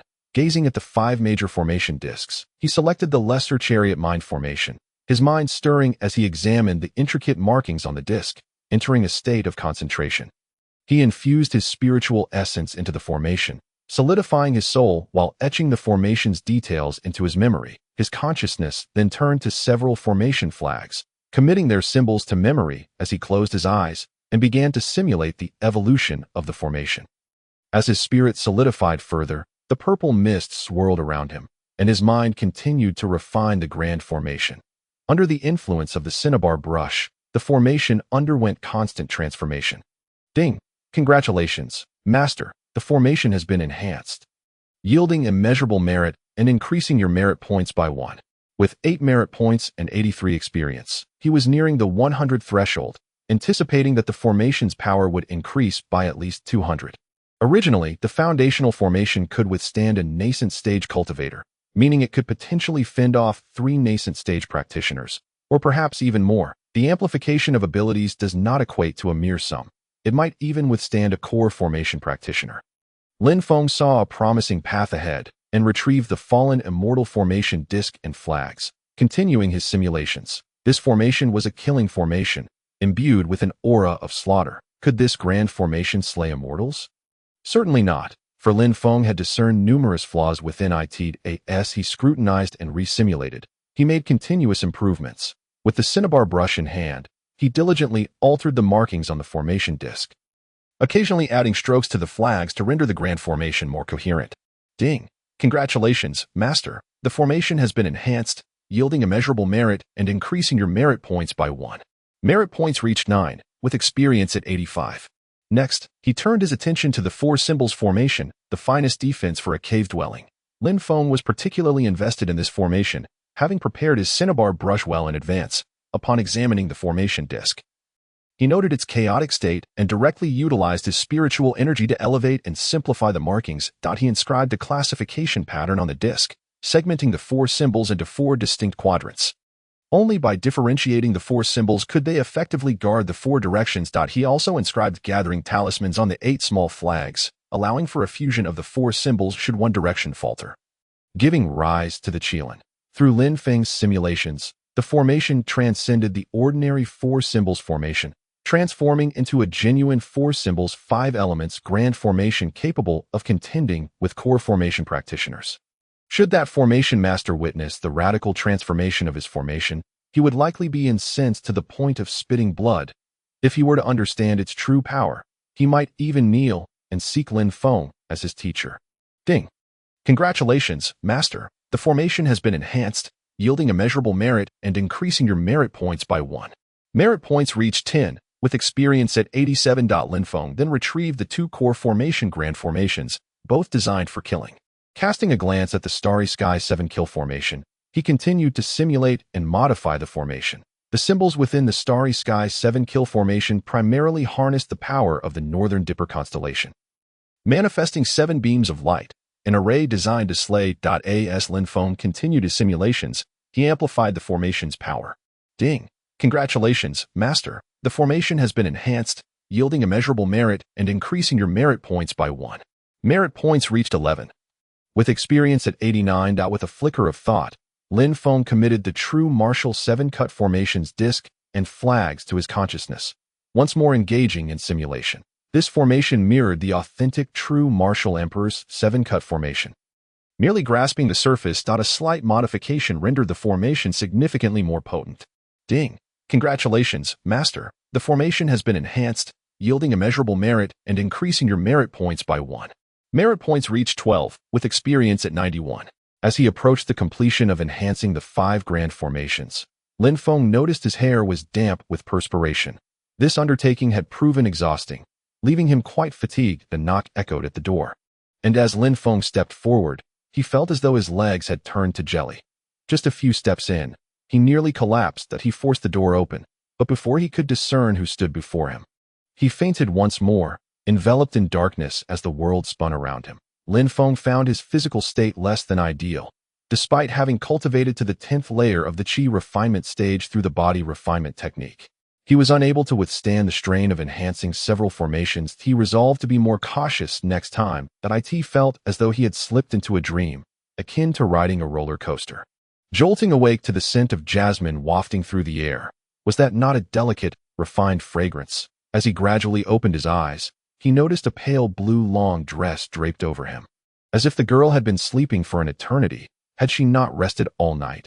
The beauty before him was none other than Ling Long, now clad in feminine attire that exuded an ethereal grace. Her porcelain skin appeared exquisitely tender, her eyes closed in slumber, her cheeks adorned with a gentle smile, exuding an air of soft allure. Lin Feng blinked, realizing he was still sprawled on the bed. The morning light filtering in. He wondered how the competition would unfold today, and whether he had delayed too long. No. Ling Long seemed to awaken from a nightmare, jolting awake upon seeing Lin Feng's open eyes and, in a surge of emotion, leaped into his embrace. Lin Feng felt the weight of her presence pressing down on him, her arms wrapping tightly around him. "I'm so relieved you're okay. You scare me to death." In that moment, Lin Feng felt the warmth of Ling Long's concern, recognizing how much she cared for him. "It's all right. I'm perfectly fine. It was merely the excessive consumption of my spiritual power." Regardless, I want to let go. This must be a dream. I want to allow you to slip away again." Ling Long clung to Lin Feng, perhaps still rattled by her recent nightmare. "All right, I assure you I'm fine." Ling Long's weight pressed upon Lin Feng, overwhelming the young man, igniting in him a tempest of conflicting emotions. The tension within him swelled, a struggle between the urge to possess and the need to maintain composure, for she was indeed a virtuous girl. Lin Feng's arms gently encircled Ling Long, recalling his past existence of over 10,000 years without ever having touched a woman. In this life, he vowed to change. A warmth radiated from his hands. As Ling Long's body felt soft and supple against him, her skin so delicate and smooth. "All right, Ling Long, I understand your reluctance. I too find it hard to part." "Really?" "Yes. Will you be my woman?" Lin Feng sensed Ling Long's feelings, and his words echoed the sentiments of his heart. "Very well, I shall grant your request. However, it cannot be at this moment. Once you reach the latter stages of the Foundation establishment, you may proceed to the Immortal Island to propose your marriage." Ling Long recalled her grandfather and father, who had repeatedly advised her that any marriage proposal must be approved by them on the Immortal Island. Chapter 42. It turns out to be this on the third day, with no wind in sight. The treasure appraisal continued. The 5 adjudicators had taken their places, and before the crowd lay 10 glass domes, showcasing the 10 most formidable magical artifacts or elixirs selected by 666 participants and the council over the past 3 days. Confirmed by the adjudicators, within the hall, only these 10 luminous domes remained. Li Cheng ascended the stage once more, surveying the audience. With a wave of his hand, 11 items appeared beneath him, one of which was a counterfeit spiritual treasure. He instructed the assemblage to identify the genuine spiritual treasure. 100 individuals encircled the 11 glass domes, now able to observe the artifacts within. The 11 items included an ancient chain, a pair of twin swords, a bronze bell, a painting, a cauldron, a chain, a flower basket, a bamboo stalk, a ribbon, a set of silver needles, and a pearl. Lin Feng's eyes gleamed with delight. His pearl was among them, indicating that the majority regarded this large pearl as quite a remarkable item. The 11 artifacts were housed within protective barriers, and the attendees utilized their methods to scrutinize the treasures within. The selection process for the appraisers mirrored that of physicians, employing observation, inquiry, palpation, and auscultation. The first round utilized olfactory examination. The second round focused on visual inspection, while the third round involved tactile comparison. This round emphasized visual assessment, examining the artifact's shapes, formations, and the flowing light that danced upon them. Primarily, the appraisal hinged upon the artifact's exterior, their engravings, and the formations present, alongside the luminous energy that swirled around them. Lin Feng approached the first ancient chain, observing the intricate patterns upon its surface, which formed an unbroken series of clouds, the lacquer glistening with a deep sheen. Although he did not pluck its strings, the chain seemed to play a melody, a wondrous sound penetrating deep into his soul. It was indeed a fine magical instrument. Applying his knowledge, Lin Feng turned to the second item, a pair of twin swords, one inscribed with the character for Yin and the other with Yang. The swords crossed each other in a perfect X upon the display stand, their inscriptions visible to the audience, inducing a sense of dizziness at a mere glance. The juxtaposition of these characters evoked notions of life and death, rendering the twin swords quite intriguing. Next, he examined a small bell. Its material indiscernible but reminiscent of brass. The exterior was adorned with intricate carvings forming a formation. Like the qin, this bell utilized sound waves for attack, possessing offensive formations both inside and out. Lin Feng scrutinized it for a moment. Sensing that something was missing from its formation, he then shifted his gaze to the painting, which depicted a youth practicing horse stance and a punch, a simple action devoid of any embellishment. Lin Feng's spiritual eye flickered, imprinting the image into his consciousness. Upon viewing the replicated painting, it appeared as if it had come to life. The figure within began to execute the movements: horse stance, lunging punch, lateral guard, flicking foot, jumping palm strike, and cloud kicking, culminating in a graceful finish. This was akin to a martial arts manual, yet it bore no remarkable qualities that warranted its inclusion among the 11 artifacts. Lin Feng examined the scroll, noting the two ends and the central paper, which exhibited some spiritual fluctuations that resembled a jade tablet in function, recording a basic set of techniques. Why was this? He shifted his gaze upward, questioning if there was something more within the scroll. By chance, he noticed the cloud patterns adorning the scroll. This was no ordinary scroll. It was a formation of lethal intent. The array inscribed upon it surpassed the one he held, indicating that the scroll was the primary essence of this painting. This was indeed a valuable item. Next, he scrutinized the cauldron, shimmering with spiritual light, its energy abundant, clearly a vessel long used for alchemy. The chain was forged from fine iron, its end shaped like a diamond, resembling a venomous serpent, glinting with a bluish hue. This was a poisonous chain, its energy pulsating faintly. The flower basket emanated spiritual energy as well. Could it be a fine magical artifact? The fresh flowers within radiated a spectrum of colors, presenting a captivating sight. Could a bamboo stalk be deemed a treasure? It was a naturally grown specimen. However, the leaves bore formations, each adorned with distinct symbols. The stalk itself also featured formations, making the entire bamboo a complete array. The ribbon and silver needles, both exhibiting fluctuations of spiritual energy, suggested they bore restrictions, qualifying them as magical artifacts or treasures.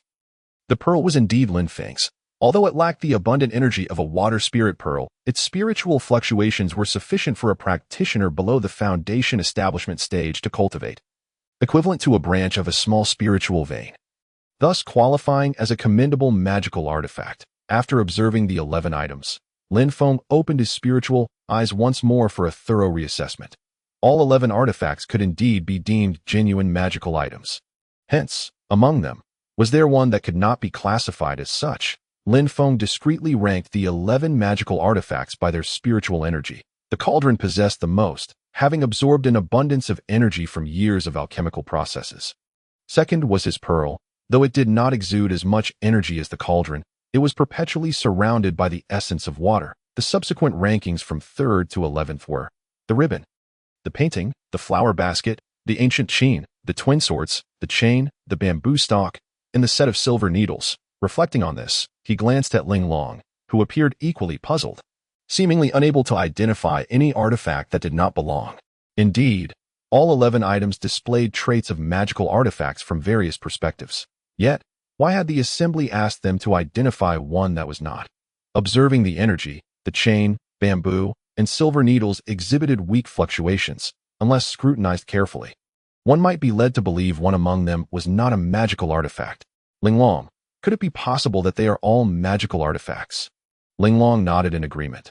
Lin Feng, could it be that the distinction lies in their utility? Precisely. Lin Feng pondered further. Among these 10 spiritual items, the only ones unlikely to be offensive were the cauldron, bamboo, and silver needles. However, that was incorrect. The bamboo constituted an offensive array, and the silver needles could serve for both acupuncture and attack. It dawned on him that the only one not meant for offense was the cauldron. Although it radiated spiritual energy, this was merely the residue from alchemical processes. Lin Feng quietly shared his hypothesis with Ling Long, and together they inscribed their conclusions onto a jade tablet before submitting it to the assembly. Time passed gradually, and the organizers began to clarify the answers. Li Chung ascended the stage once again, nodding towards the audience. I shall now announce the list of individuals advancing to the finals. All ears in the hall perked up. Kong Ro, Hua Yuxia, Bai Bao, Jin Linglong, Zhang Yanli, Chang Yurue, Yuan Jiangling, Tang Ji, Fei Junhan, Feng Susu, Shi Jiapei, Yu Xiang, Qi Ping, Fu Xiangyan, Tan Linghao, Du Shu, Ji Rong, Lin Feng. Upon finishing the announcement, the crowd erupted into chaos. Discontented murmurs filled the hall, prompting the three Foundation establishment practitioners on stage to emit a combined aura of authority. Silencing the room. Hear me out. You will soon understand. All 11 artifacts exhibit fluctuations of spiritual energy, correct? Indeed, please elucidate. The silver, chain, and ribbon belong to one category. Their spiritual energy is weak, yet they possess offensive formations, thus classifying them as spiritual items, albeit with diminished power. You shall see for yourselves, haha. The audience fell silent, contemplating their choices. Next, the chain, painting, flower basket, and bamboo exhibit clear offensive formations. Indeed, do not merely focus on the painting. It is fundamentally a scroll. As Li Cheng concluded, some in the audience began to curse, realizing their misjudgments. The remaining items are self-evident. They all radiate spiritual energy. Yet, consider this cauldron. It possesses the richest energy. Has anyone pondered its purpose? A Dan furnace? Correct. It is an alchemical furnace, saturated with spiritual energy. Among the 11, it is the only one devoid of offensive capabilities, merely a vessel for alchemical processes. And what of the pearl? Another voice interjected, echoing the crowd's curiosity. Oh, that pearl is indeed a remarkable entity. Yet have you noticed? Its energy flows ceaselessly, containing a significant amount of water spirit energy, akin to a miniature spiritual spring. Goodness, such a precious item. The crowd murmured in astonishment.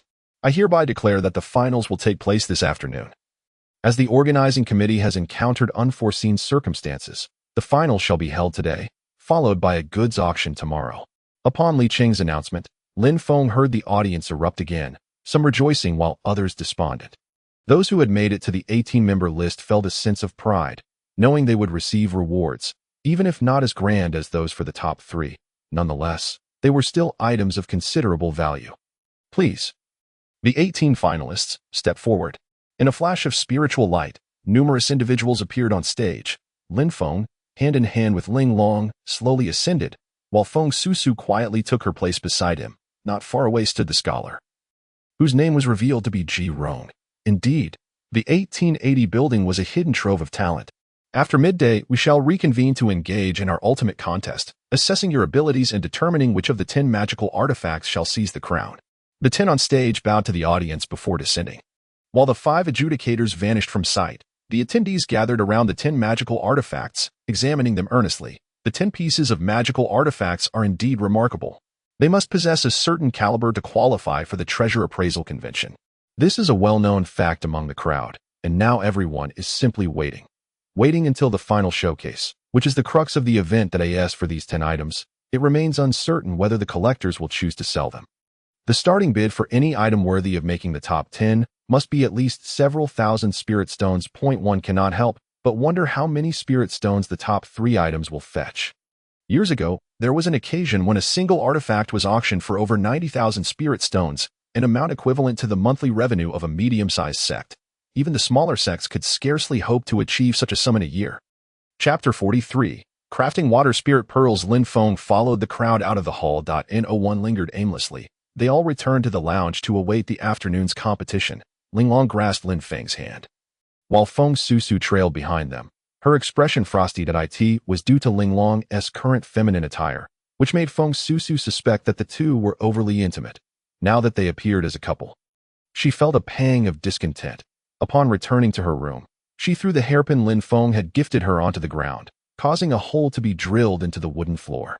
Had her strength been greater, it might have even flown downstairs. Tears welled in Feng Susu's eyes. She had always been cherished, yet why did Lin Feng not seem to harbor any affection for her?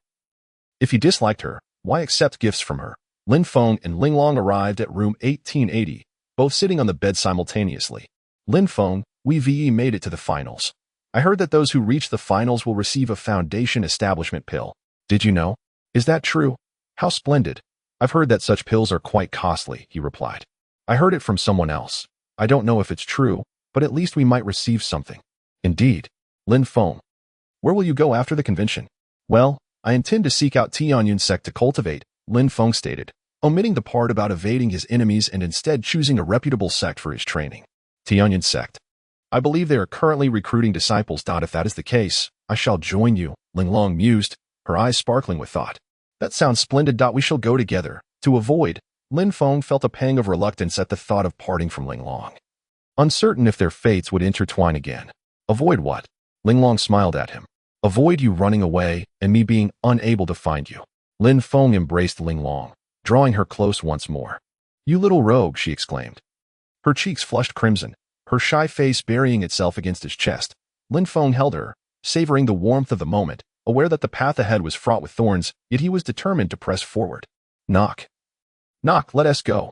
Feng Susu called from outside Lin Feng's door. The two sprang to their feet, straightened their clothes, and opened the door.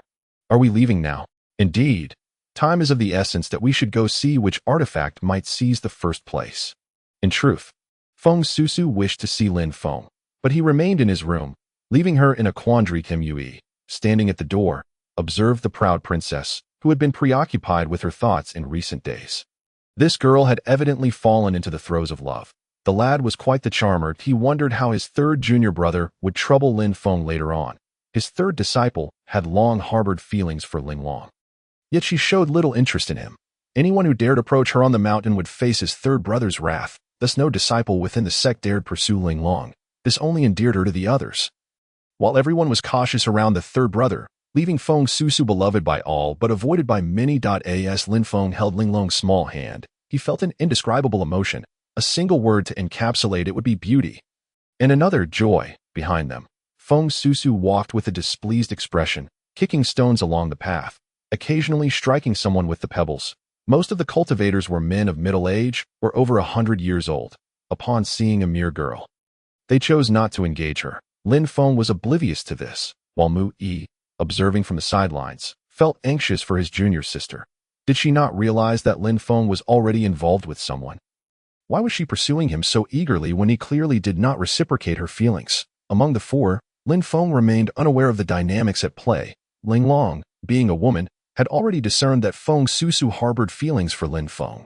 After all, she had seized the opportunity first. Not far behind, a scholar and a village girl emerged from a room together. The group arrived at the hall, where they found several competitors scrutinizing the magical artifacts. Speculating about each one's capabilities based on the fluctuations of spiritual energy. As the sun shifted slightly, the hall buzzed with activity. On the high platform appeared 6 individuals. The original trio of alchemists was joined by a woman whose enchanting figure commanded the attention of all present. Greetings, everyone. I am Ji Xiang, the host of this final competition. Let the grand contest commence. Upon hearing the alluring voice of the woman, a massive protective barrier rose within the hall, enveloping the 10 magical artifacts. The competitors, armed with their respective identification tokens, were granted entry into the protective sphere. The first task of the finals is group selection. May I invite 18 individuals to enter the arena, and you shall have 15 minutes to stand behind the artifact you deem most worthy. Awaiting the president's judgment, Lin Feng immediately positioned himself behind his pearl. Now that it had made it to the top 10, if it could reach the top 3, it might fetch a handsome sum of spirit stones, enabling him to purchase ample spiritual herbs for alchemical concoctions. When Linglong observed Lin Feng standing by the pearl, she instinctively joined him, while Feng Susu, after a moment's contemplation, took her place behind Lin Feng. Time's up. Lin Feng noted that everyone had chosen their targets. Among the 10 artifacts, only 5 stood behind the guqin, 5 behind the bamboo, and 5 behind the floral basket. Lin Feng's group was the only one without a companion behind the other artifacts. Excellent. We shall now divide into 4 groups. Each group will discuss and evaluate the treasures. Guqin group, please send someone to the stage. A cultivator named Fei Junhan stepped forward, announcing, this guqin has been passed down for millennia. It not only possesses spiritual energy fluctuations, but its tone and quality are also rare in this world. Once the music plays, it can induce illusions and manipulate thoughts. Listen. With a flick of his hand, the melodious sound of the guqin resonated, leading the audience to believe it was indeed an exceptional instrument. Next, may the Qizhu group come forward to present. A member of the Qingzhu group named Tangxi, a woman with a solemn expression, took the stage. Greetings, everyone. I am honored to be here. Lin Feng discerned her formidable cultivation, likely a late-stage foundation establishment cultivator. This treasure has been passed down from my ancestors. Crafted by the illustrious Taoist, observe. As she gestured, a single bamboo leaf drifted downwards, and upon touching the ground, the weather shifted dramatically from clear skies to an overcast gloom, rendering visibility nearly non-existent. Leaves fall and the world changes. Leaves return to the four-season peace. With another gesture, the leaf returned to her hand, and the green foliage regrew. The clouds dissipated instantly. Now, may the Xianling Flower Basket Group take the stage. The representative of this group was Ji Rong. A scholar. As he approached the platform, he held a flower basket. With a flick of his consciousness, a flower shot forth, piercing a large tree, which promptly withered and turned to ash, leaving the flower even more vibrant. This flower is known as falling leaves and flying flowers. The combination of these two treasures is indeed one of the famed south falling leaves and north flying flowers. The audience began to connect the dots. Recognizing the bamboo and flower basket as the revered southern and northern treasures, it was no wonder the two were brimming with confidence. Ji Rong had provided minimal explanation, likely intending to sell the artifact. As Lin Feng pondered this, he realized that his own artifact was too singular in function. If he could enhance its capabilities, it might prove more effective. With no books at hand, he decided to combine several array plates. Closing his eyes as he commenced his calculations within his spiritual realm. Ding! Congratulations, Master. You have successfully created a small gathering spirit array, earning you immense merit and increasing your merit points by 3. Lin Feng glanced at the display on his device. Noting he had accrued 15 merit points and was at 97 experience, he was on the verge of leveling up, eagerly anticipating the next page of items. Opening his eyes, he grasped a carving knife and sat down, meticulously engraving the array on the pearl. Next, we invite the fourth participant, who happens to be the owner of this pearl. Linglong cast a glance at Lin Feng, who remained focused on his carving. With no choice, she steeled herself and ascended the stage. Hello, everyone. Linglong's demeanor was charming as she greeted the audience, eliciting thunderous applause. Allow me to introduce myself. The crowd erupted in cheers and whistles, clearly captivated by her beauty, overshadowing the significance of the artifact itself. My name is Longer, a girl born in the deep mountains and raised beyond the frontier. Today, I present a treasured gem cherished by my friend for a century, this magnificent pearl, which holds great significance. The audience leaned in, ears perked, eyes wide, fearing they might miss a word. The most challenging part lay with Linglong, who had to stretch her words within the constraints of time while frequently glancing at Lin Feng. As Lin Feng remained offstage, Linglong's words began to dwindle. Just then, Feng Susu stepped onto the platform. The crowd's eyes lit up once more. This girl bore a distinct aura from the previous one, where the former resembled a neighborly girl. This one exuded the grace of a refined lady as she made her way to the center of the stage. With just a few steps, the audience erupted in thunderous applause. Even the highly accomplished dance stage cultivators brightened at the sight, pondering the identity of this remarkable woman, each secretly wishing to welcome her into their own harem. To dare take such bold strides onto the stage, to traverse the realm of cultivation without disguise, must surely imply a formidable background. Just as the 3 dance stage cultivators on stage were intrigued, they too hesitated to act rashly in seizing her away. Greetings, everyone. Today, my sisters and I stand before you for a particular reason. Regarding that grand pearl. At this juncture, she paused, seemingly feeling something stir within her, turning her body slightly to glance back. With these 2 simple gestures, the youthful cultivators in the audience began to shout in excitement, while the older cultivators seethed with frustration. Were these individuals truly cultivators? Wasn't cultivation meant to temper the heart and nurture one's spirit? Hello, everyone. I am Susu from. Before Feng Susu could reveal her sect, Lin Feng stood up, his body shifting to position himself between the 2 women. Step down. Who allowed you to come forward? Let the beauty enlighten us. With a smile, Lin Feng waved his hand, and the spirit pearl in his grasp shimmered, transforming into a water sphere that enveloped the 3 of them. As the sphere formed, the trio felt their spiritual energy surging, rich and abundant. This pearl not only resembled a spring of spiritual essence, but also possessed the ability to gather spiritual power. Drawing in the surrounding water energy, combined with the inherent spiritual energy of the pearl itself, it was undoubtedly an essential treasure for any water spiritualist. Chapter 44, Sword Trial. As Lin Feng released the spirit pearl, he was met with shouts from the audience, but this time they were not urging him to leave the stage. Rather, They were astonished. Such magical artifacts were rare in the realm of cultivation.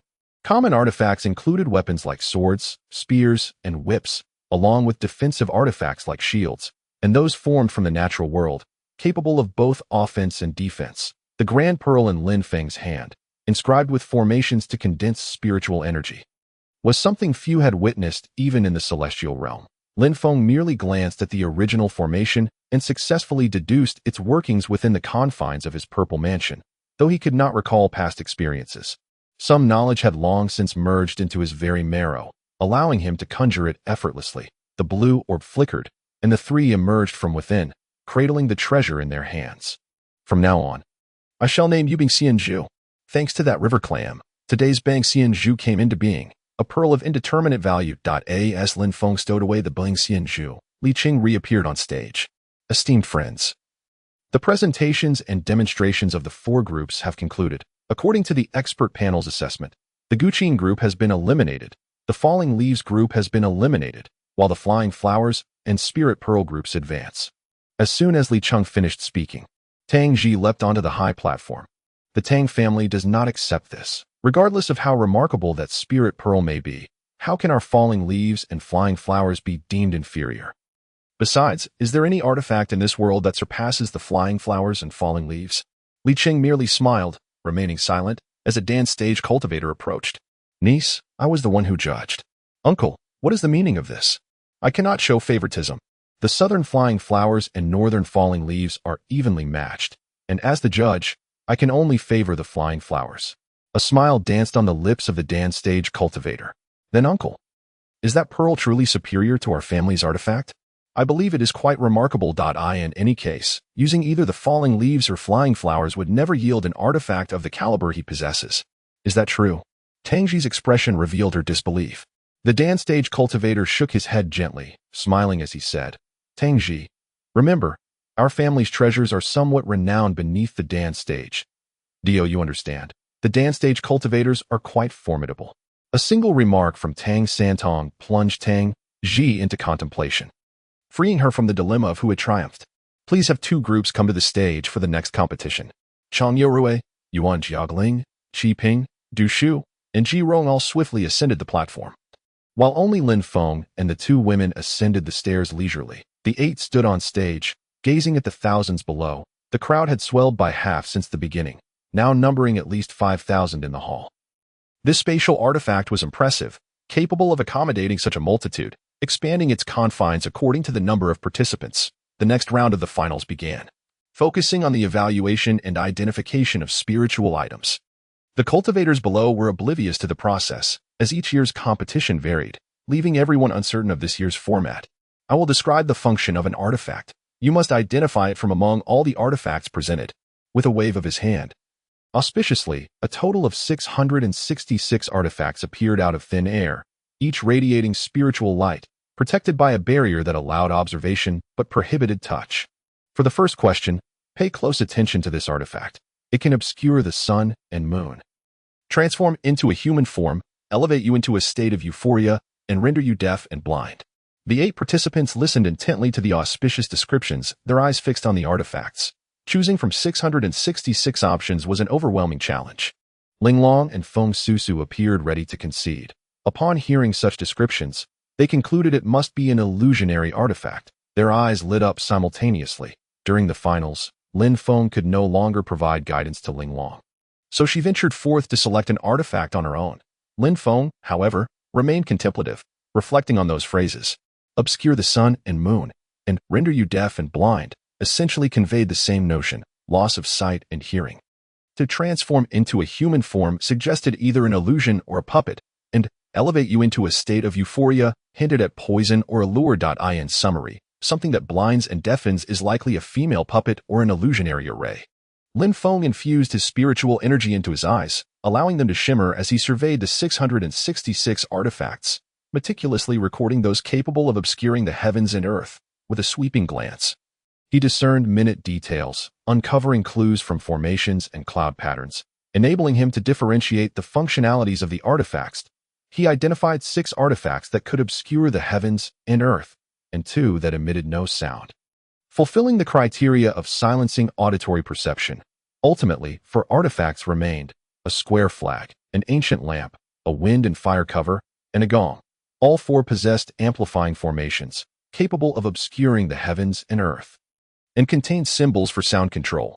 The ancient lamp and fire cover were illusionary artifacts, capable of manifesting figures. The square flag bore countless tiny figures. When it waved, it would directly conjure numerous beauties, capable of eclipsing the sky. The gong, inscribed with the image of a beauty, would release her from the gong's surface upon sounding, enabling her to employ enchanting techniques. This gong was named Mi Huan Tian Gong, a protective artifact for dance stage cultivators. Included among the 666 artifacts for this conference, Lin Feng noted it bore the number 616, and with a flicker of thought, he recorded the number into his jade slip. Once he had confirmed his target, he handed the jade slip to Li Qing and descended the stage. As he passed by Ling Long, he subtly mouthed, 616. As they crossed paths, he revealed his answer, causing a glimmer of joy to shine in Ling Long's eyes.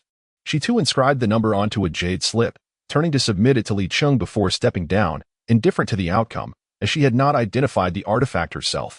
Time passed gradually, with participants submitting their jade slips to Li Qing. This time, there are 2 correct answers, auspiciously noted as he examined the jade slips handed over by Li Qing. One is the 616 miles Huan Tian Gong. Lin Feng's lips twitched, pondering the presence of another.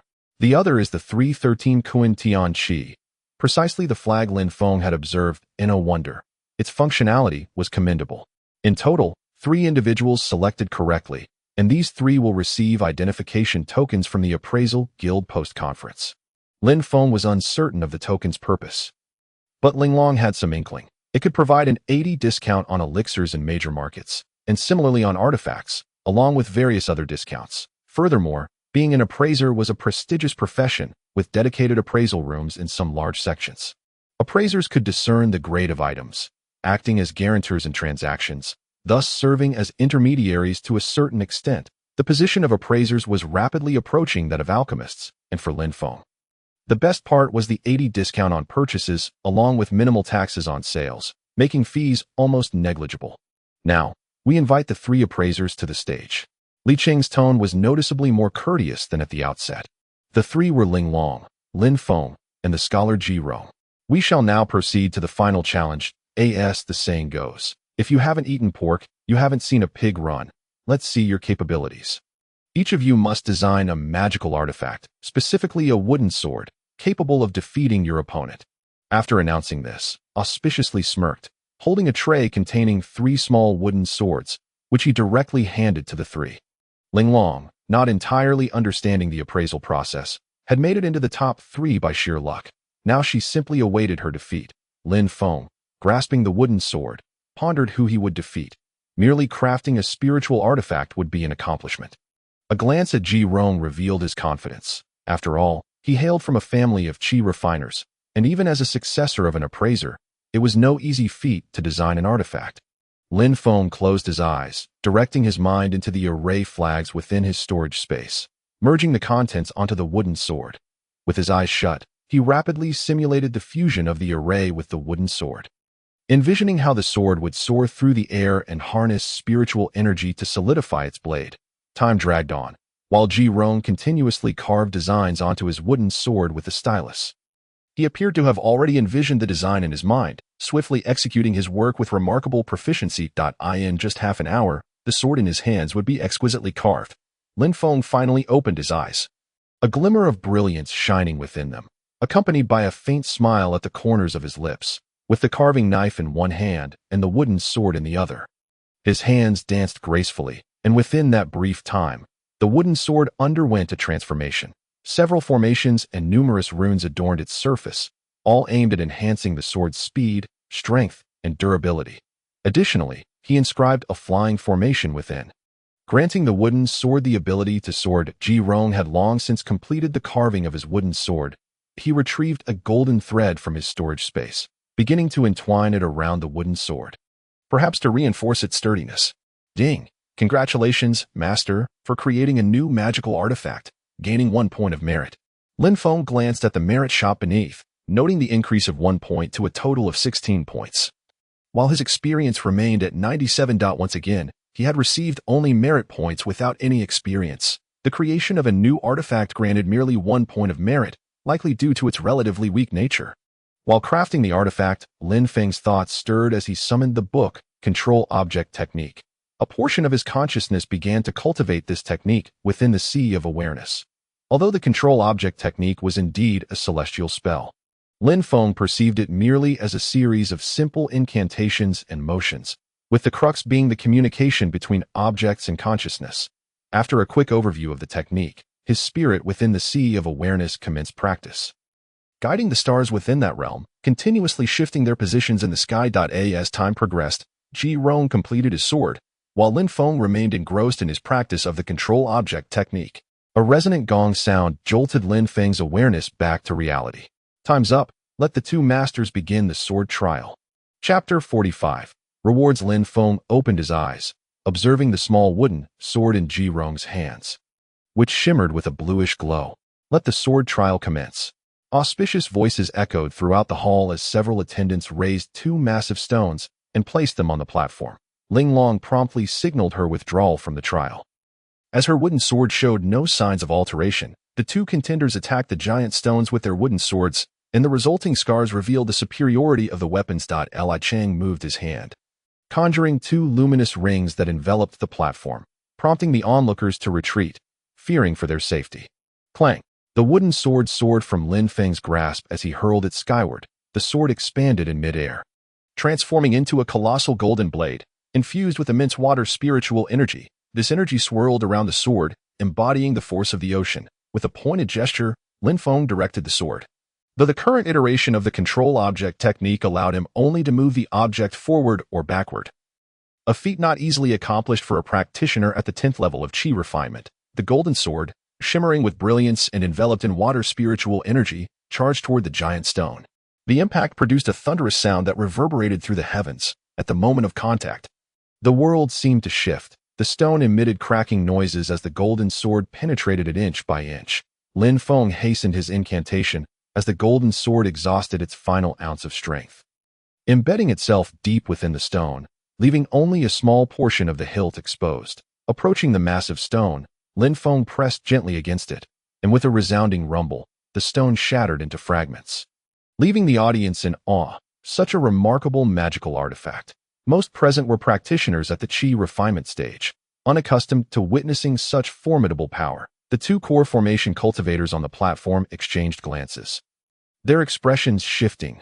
This artifact was indeed impressive. Lin Feng retrieved his wooden sword from between the 2 massive stones, brushing his hand against the stone, sensing an anomaly. Logically, this stone should have shattered under such an assault, combined with his Control Object Technique and the sword's offensive capabilities. The result should not have been merely this. The stone emanated a chilling sensation. Within it lay cold iron, explaining the peculiar outcome. He had initially expected the stone to be sent flying upon the sword's emergence. Please, let Master Ji Rong showcase the spiritual sword in his possession.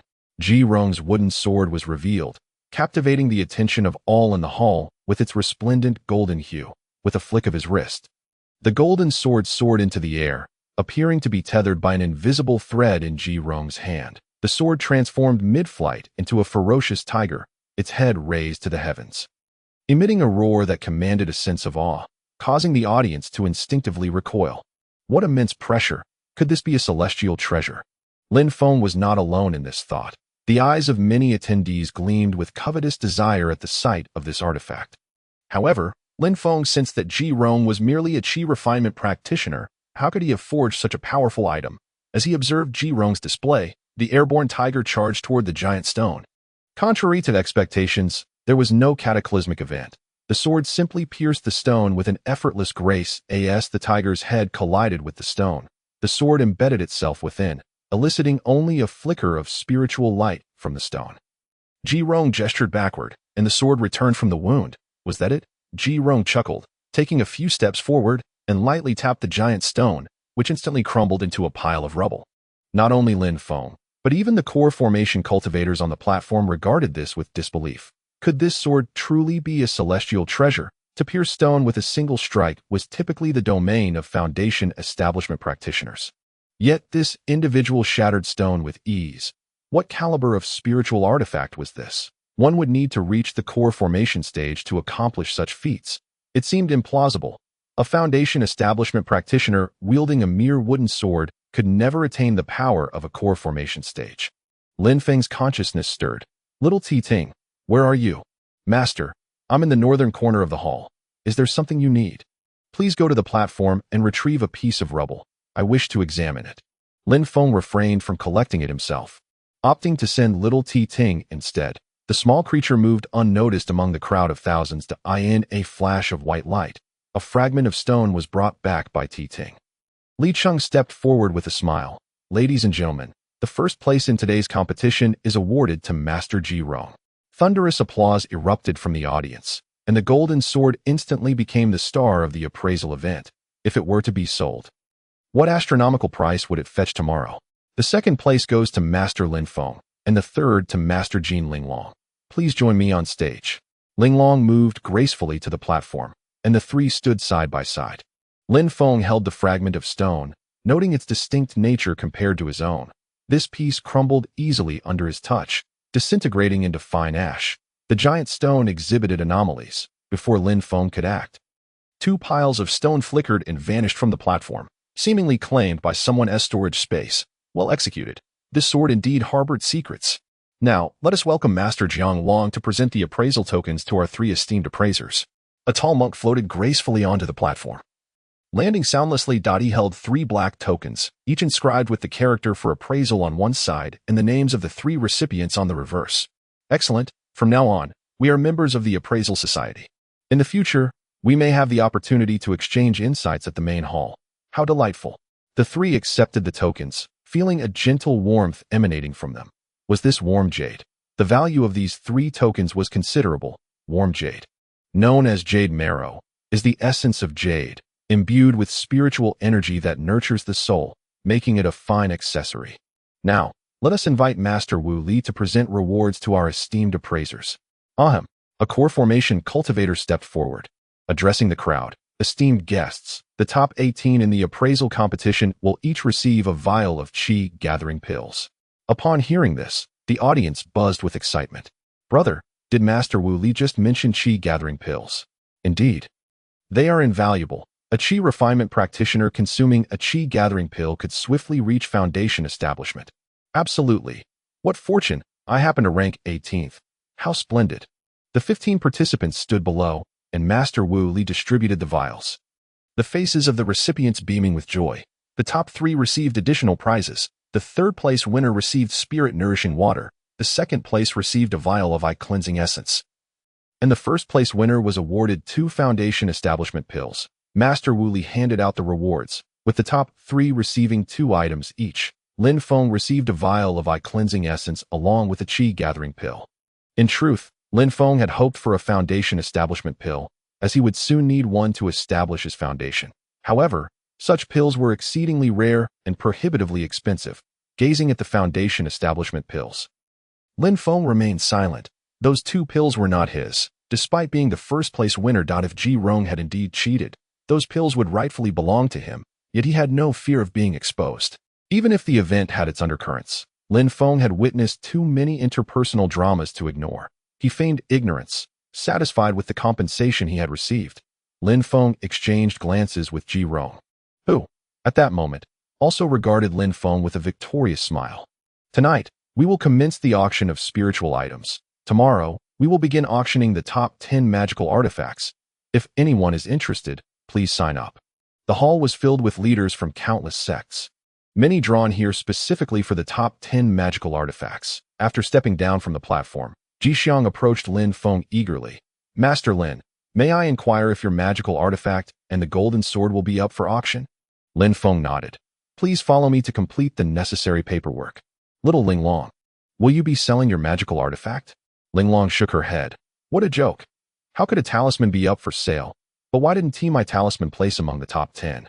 Lin Feng presented the auction items at the event, then returned with Linglong to room 1880. Ji Rong and the village girl had yet to return, while Feng Susu, clutching a qi-gathering pill, wore a grin that threatened to split her face. This was her first reward earned through her own efforts. You have returned, and it seems you have reaped quite a harvest. A smile adorned Mu Yi's face. Thanks, it was all right. But you must exercise caution. I have heard that many cultivators who ranked highly in previous years have fallen victim to treachery. Is that so? Lin Feng perceived a fleeting chill in Ji Rong's eyes. A fleeting notion that perhaps they were scheming in the shadows. Thank you, Brother Mu. No need for thanks, that we will depart after tomorrow's auction, and you should take care as well. Indeed, you should be cautious too. Brother Lin Feng. Will we see each other again?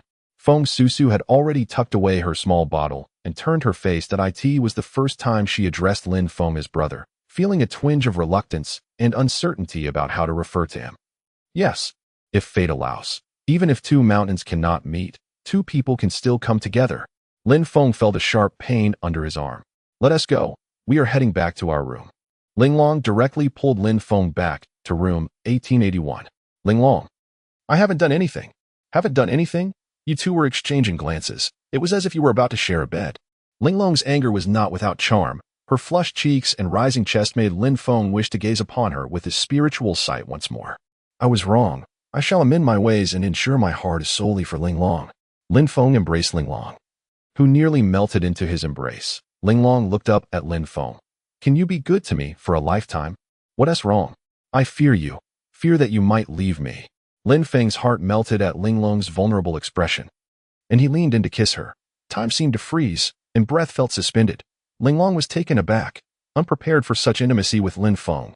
She pushed him away. You little lecher, it's not the right time. I am not ready. Lin Feng's passion was abruptly extinguished. Silence enveloped the room, thick with awkwardness, as neither dared meet the other's gaze, both lost in thoughts of one another. Lin Feng envisioned Ling Long's exquisite form, a yearning igniting within him. Shall we attend tonight's auction?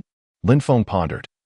As he had very few spirit stones in his possession, uncertain whether the two treasures he intended to sell would be auctioned today or tomorrow. Chapter 46. The auction. The sound of knocking at the door interrupted him, and Lin Feng opened it to find Feng Susu standing at the threshold once more. Initially, she had intended to confide in Lin Feng, but upon seeing Ling Long inside, her temper flared. You lecher, are you going to the auction? Just going to take a look. Ling Long cast an unwilling glance at Lin Feng, the atmosphere between them shattered by Feng Susu's presence. Lin Feng, let us go.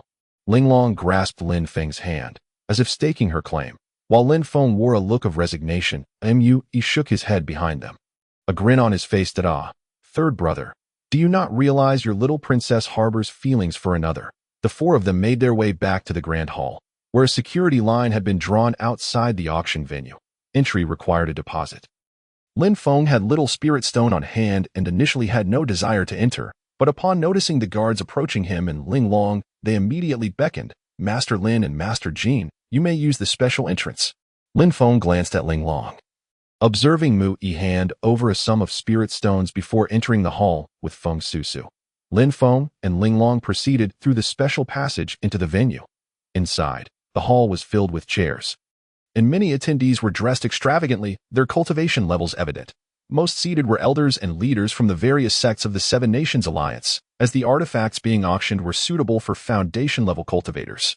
If one did not meet this threshold, they could not participate. The value of items entering the top 100 would multiply, and those making it into the top 10 could see their prices soar exponentially. On the stage, over a dozen female cultivators graced the auction, each as beautiful as a blooming peach blossom, captivating the gaze of many below. Ji Xiang stood at the forefront. The next item is quite intriguing. Her voice echoed through the hall as a maid approached, remarkably fair of face, and directly addressed Lin Feng and Ling Long. Masters, please proceed to the second floor. Rooms 12 and 13 have been reserved for you. Such generosity, the event organizers had set aside positions for the top 3 appraisal masters. Following the maid upstairs, Lin Feng and Ling Long entered the designated rooms. From their vantage point, they had a clear view of the auction proceedings, perfectly aligned with the auctioneer's platform, providing a most comfortable sight. The room contained 2 chairs and a table laden with a variety of fruits. Masters, here are your tokens, valued at 10,000 spirit stones. What is this? Lin Feng inquired, puzzled. As I mentioned, every appraisal master attending the auction is granted a 10,000 spirit stone credit, which can be used and repaid later. Your Blackstone token alone is worth 10,000 spirit stones. Lin Feng understood now. It made sense why the crowd had reacted with murmurs when he received his token. Most were aware of its significance. The value of this token far exceeded the 10,000 spirit stones. Master Jean, would you prefer to occupy the adjacent room? No need. I am content here with Lin Feng. Very well, masters, I shall take my leave. Should you require assistance, simply ring the bell. The maid gestured to a golden copper bell on the table. A gentle tap produced a crisp sound, but Jixiang's voice resounded once more. This artifact can summon clouds and rain. It is an essential tool for any alchemist. Lin Feng squinted to observe a peculiar umbrella. Unlike ordinary umbrellas that shield from rain, this one served as a tool for creating rain. Noting the spiritual energy fluctuations on the umbrella, it appeared to rank only at the first tier, suitable for Qi refinement stage cultivators. Generally, artifacts are categorized by tiers. A first-tier artifact is deemed inferior, while second tier aligns with its level and third tier and above surpass the required standards. Typically, artifacts are ranked into several tiers. Third tier denotes that the magical power exceeds expectations, while ninth tier denotes divine artifacts. Artifacts of the Qi refinement stage are classified as first tier, accessible to all cultivators, while those of the foundation establishment stage are third tier. As Lin Feng and Ling Long sat in their seats, absorbing the atmosphere of the hall. The umbrella was purchased by an elderly man who appeared to be in his 100th year, his visage reflecting a life of arduous cultivation. The next artifact is unique. It is a meditation mat, essential for enhancing focus. This treasure is second tier and third grade, an indispensable item for contemplation. Ji Xiang's trembling voice stirred excitement among the audience. Indeed, an item that could enhance cultivation and promote tranquility was a rare gem. With Ji Xiang's fervor, hands began to rise among the crowd. 100 spirit stones. No bids higher than 100 spirit stones. If you desire it, act swiftly, as there is only this one. I bid 120. 130. Two cultivators began to vie for the mat, eventually securing it for 180 spirit stones. At that moment, a striking woman emerged from backstage, her face adorned with a striking red mark emblazoned with a lightning symbol. She possessed a slender form, her long hair cascading down her back, secured with a pink ribbon. Clad in a light green outfit that accentuated her allure, she appeared ethereal, seemingly untouched by the mundane world. In her early 20s. Her skin was as pure as snow, her beauty unparalleled, her features breathtaking, and her eyes captivating enough to ensnare the hearts of countless cultivators. The radiant white of her attire dazzled the eyes. And Lin Feng, watching from the second floor, found himself captivated by sights he ought not to see, swallowing hard. Lecher, what are you staring at? Ling Long's petite hand reached towards him, making Lin Feng sense another impending flush to his waist. Jixiang, allow me to take over. Certainly, sect leader. This fiery temptress was none other than the leader of the Xianin sect, Yu Zayunio. Leader Yu has arrived. We are indeed fortunate. The audience erupted in excitement. Zayunio, do you have time this evening? My Qitian sect is hosting a banquet. Will you attend? Don't jest, sect leader Lu. Tonight is the Seven Nations Alliance auction. Do you wish to disrupt the proceedings?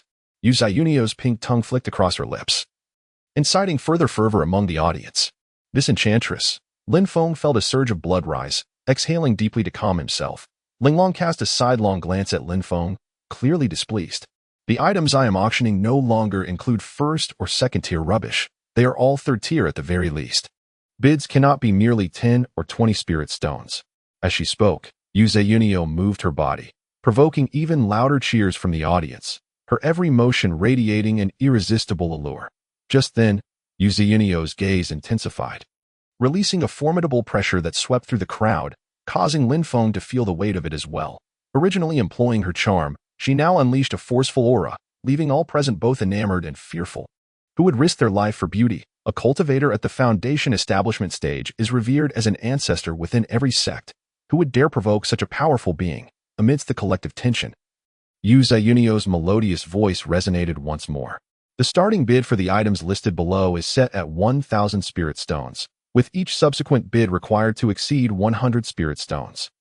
Currently, the majority of items being auctioned are presented by sects or guilds, making it rare for individuals to afford such substantial amounts of spirit stones. The first item for auction is a magical artifact ranked 25th in the appraisal conference. A Qian Kuan bell, known for its thunderous resonance that reverberates across the land, serving as an excellent treasure for warding off evil and safeguarding mountains. A wave of Yu Zayunio's hand. A brilliant flash of gold illuminated the stage, revealing a massive bronze bell that exuded an imposing presence, reminiscent of a small mountain. Lin Feng pondered over Yu Ziyunio's words, contemplating the purpose of this artifact in banishing malevolence. Its size was rather unwieldy, making it difficult for cultivators to wield, even if it possessed other capabilities. The starting price is 1,000 spirit stones. For sects, acquiring such an artifact projects an air of grandeur and is not deemed a waste of spirit stones. 1,100 spirit stones. An elder in the audience raised his bidding paddle. Yu Ziyunio turned towards the voice. Chief Lu has bid 1,100 spirit stones. Are there any further bids? 1,500 spirit stones. The prominent figures in the audience continued to raise the price, eventually reaching 3,000 spirit stones, at which point the item was acquired by members of Huangsha Valley. It was noted that a larger storage space would be required to contain this artifact, as even 10 cubic meters could scarcely accommodate it. The second magical artifact, one that ranked within the top 10 of this conference, was announced for auction, as its owner was eager to leave, prompting the early sale. Upon hearing that it was a top 10 artifact, curiosity piqued amongst the crowd. Lin Feng spotted a young girl on stage wielding a steel whip, revealing it to be this very chain. This artifact is priced at 5,000 spirit stones. It is a second tier, third-grade spiritual item, and the bidding commences. Whether it was the steep price or the crowd's hesitance, silence enveloped the room.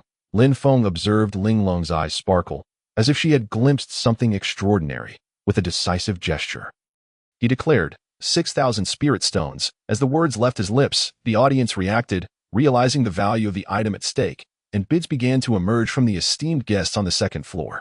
Just then, a voice boomed from a nearby private room. I bid 7,000 spirit stones. The voice resonated with strength, suggesting a formidable cultivator. Before Lin Feng could raise his bid, a woman stood from the crowd, declaring, I bid 8,000 spirit stones. Such chain-like magical treasures were typically favored by women. Upon hearing the 8,000 spirit stones bid, a hush fell over the hall. Yu Ziyunio's enticing voice rang out again. Someone has bid 8,000 spirit stones. Is there anyone else who wishes to claim this top 10 treasure? This is a second-tier, third-grade artifact. With undisclosed abilities, it may even reach fourth or fifth-tier status. Although only a second-tier, third-grade item, its rarity incited fierce competition, as artifacts of such caliber were exceedingly scarce, with ordinary artifacts lacking such formidable offensive power. This thought reminded Lin Feng of a small wooden sword he possessed, enhanced by formations, which surely surpassed this chain in attack power. He pondered its potential value. I bid 10,000 spirit stones. Once more, the hall fell into an astonishing silence. Could a foundation-building artifact fetch such a price? Chapter 47. A pearl rising amidst the waves. Lin Feng had called out 10,000 spirit stones, glancing at Ling Long beside him. This is the best I can offer. Do you still desire that chain? Yes, but it is so expensive. I wonder how we can repay such a sum of spirit stones. Rest assured, my little sword and water pearls will surely be worth several tens of thousands of spirit stones. At that moment, the girl from earlier rose again, waving her hand. I bid 12,000 spirit stones. I insist that you do not compete with me for this. I am Wang Yuyan, the daughter of the Grand Elder of Ling Yun's sect. Upon hearing this, Yu Ziyunio furrowed her brow. Regardless of who you are, you shall not act unruly in my presence. Even the sect leader of Ling Yun must adhere to my rules. As Yu Ziyunio's voice resonated, the girl was forcibly pulled aside. I bid 13,000, someone nearby called out, raising the price again. Lin Feng gritted his teeth, realizing that if this bidding continued, the final price could be astronomical. 20,000 spirit stones. I say, do you truly possess such wealth? If not, step down. Let me ascertain your worth. Wang Yuyin could no longer maintain her composure. Simultaneously, Yu Ziyunio gestured, and a massive hand materialized in the air, delivering a resounding slap. Ah! Wang Yuyin was sent soaring through the air.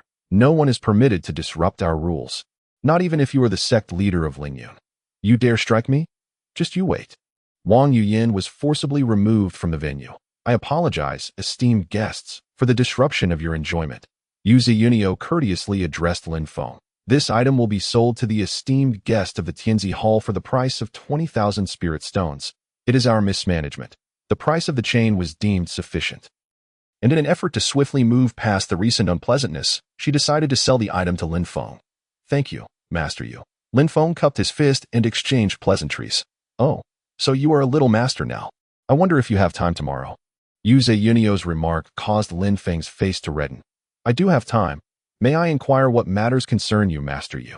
What master? Just call me Zhiyunio. Lin Feng nearly retched at her words. Despite her alluring appearance and smooth skin, she was at least 150 years old, given her core formation level cultivation. After expressing his gratitude, a maid entered, presenting the second-tier, third-grade chain. The item was delivered directly to Lin Feng's private room, where he placed 2 black jade tokens onto the tray. I will return to collect it after the auction concludes tomorrow. As Lin Feng grasped the chain, it felt alive, as if it were an extension of his own arm, swirling around him. With a simple motion, the chain returned to his hand.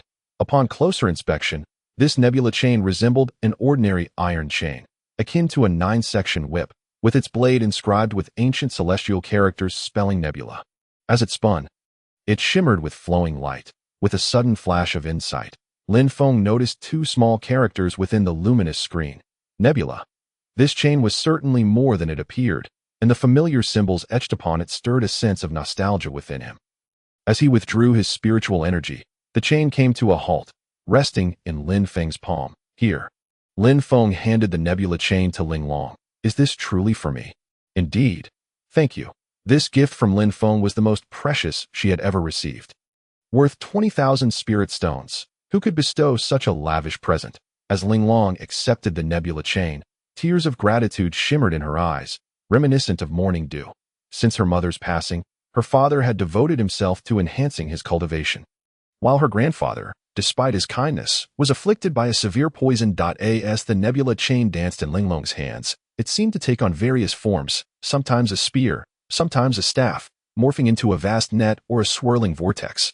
Ling Long exhibited greater control over it than Lin Feng. Have you recognized it with your blood? Lin Feng sensed the chain's spiritual energy fluctuations. It was indeed an exceptional artifact. He produced a silver needle and gently pricked Ling Long's fingertip, allowing a drop of blood to fall in an instant. The chain glimmered with 7 colors, swirling around Ling Long as if a great dragon coiled about her. The spectators in the hall gasped, captivated by the radiant spectacle emanating from the Tianzi Hall. Whispers of awe circulating among them. Ji Rong's eyes gleamed with avarice as he, along with the village girl in his arms, turned to gaze at the Tianzi Hall. With a subtle motion, Ling Long commanded the nebula chain as if it were a living entity.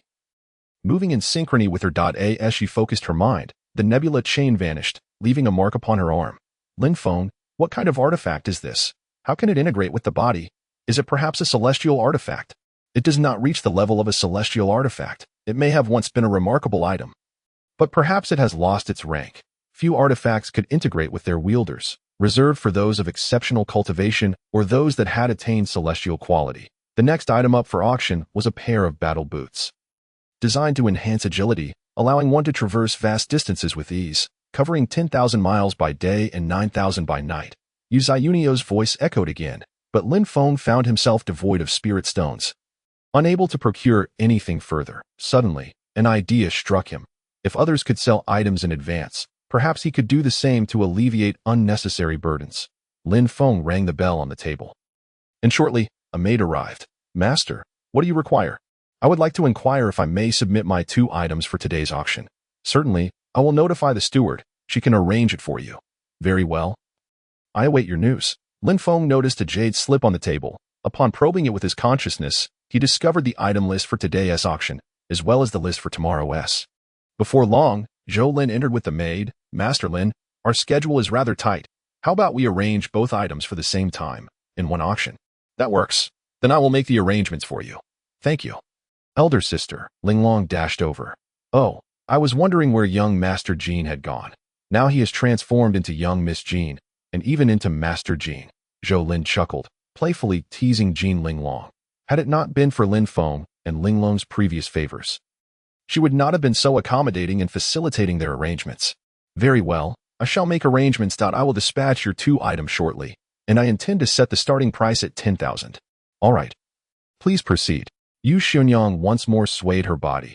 As the venue fell into a hush, the exuberant cheers had dissipated, replaced by the weary acceptance of her allure.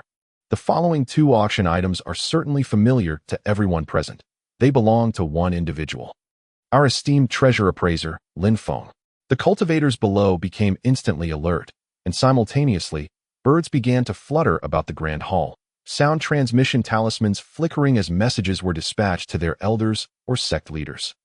Lin Feng had become a household name at this treasure appraisal event. Despite securing second place, his spiritual treasures and flying swords had become the talk of the town, upon learning that Lin Feng's spiritual pearl would be auctioned.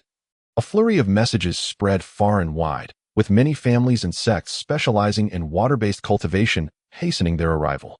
The first item is this golden sword, the very blade that earned Master Lin the second position. What does everyone think of it? Though it is merely a wooden sword, under Master Lin's skilled hands, it has transformed into a genuine magical artifact. A splendid sword, truly a remarkable blade. The crowd erupted in cheers. This is indeed a fine sword. Capable of cleaving through boulders, with a starting bid of 10,000 spirit stones. I bid 11,000. Master Zhang, how generous. I bid 12,000. Master Liu, impressive indeed. I bid 13,000. Before long, the price of Lin Feng's celestial sword soared to 17,000. I bid 30,000. Feng Susu stood up from her seat. Oh, the little princess has made her move. Perhaps we should refrain from competing. Yu Xionyang cast a knowing glance at Feng Susu. What draws our little princess to this wooden sword? I intend to use it as a firewood stick, Feng Susu replied nonchalantly. While Yu Xionyang and the others, familiar with her father, took her teasing words in stride. The next item should also ring a bell. This is a water spiritual pearl, capable of absorbing the essence of heaven and earth, providing a substantial amount of water spiritual energy. Yu Xionyang earnestly introduced the functions of the water spiritual pearl, explaining how it could expedite the enhancement of magical power, enabling multiple individuals to cultivate simultaneously. If placed in a secluded chamber, it could serve as a cultivation ground for a family or even a sect. Most notably, this particular pearl is a water spiritual pearl, while many water energy enhancements rely on spirit springs, which cannot be relocated. This pearl can indeed be carried with ease, making it nearly as valuable as a spirit spring itself. Why Yu Xionyang stood on stage, modulating her voice to extol the pearl's virtues. Quickly, state your bids.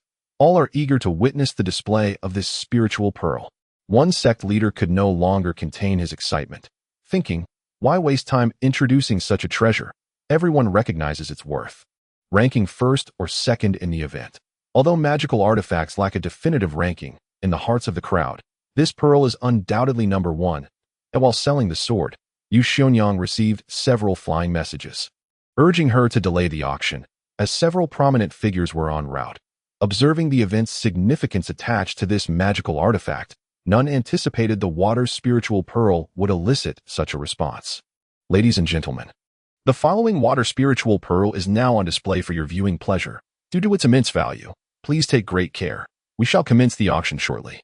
With a wave of her hand, the pearl vanished, only to reappear on the display table. Frustrated, several sect leaders contemplated taking the stage, yet hesitated, fearing Yu Xionyang's wrath. The crowd understood she was biding her time. Chapter 48. 200,000 spirit stones. Many in the hall were elders or power holders of various sects, each harboring their own thoughts regarding the pearl. Present were representatives from over a dozen sects, including Master Qiu Long of Huangsha Valley, Master Su Jun of Qingwei Hall, Master Sun Yi of Longquan Villa, Master Li Taibai of Jiuxin Gate, Master Zhong Shijia of Jianshan Gate, Master Guan Kai of Huangquan Sect, Master Su Tianho of Lingwu Valley, and Yu Xionyang herself. Even Yu Xionyang coveted this treasure. An artifact capable of enhancing water spiritual energy is exceedingly rare in the cultivation world. The potential value is staggering. Why Yu Xionyang could not afford to wait indefinitely for the arrivals of those with significant influence within the Seven Kingdoms Alliance. Soon, figures began to swiftly enter the venue, landing directly before the stage. The number of attendees continued to swell, predominantly consisting of sect leaders and several esteemed elders. Faced with the prospect of acquiring such a treasure, the leaders of smaller sects contemplated pooling their spirit stones in a bid to secure the pearl from the larger sections. Lin Feng observed the increasing crowd with a sense of foreboding. The more people gathered, the greater the value of his items. However, too many participants could spell trouble for him, a potential turn into a farcical situation. Dong! Dong dong!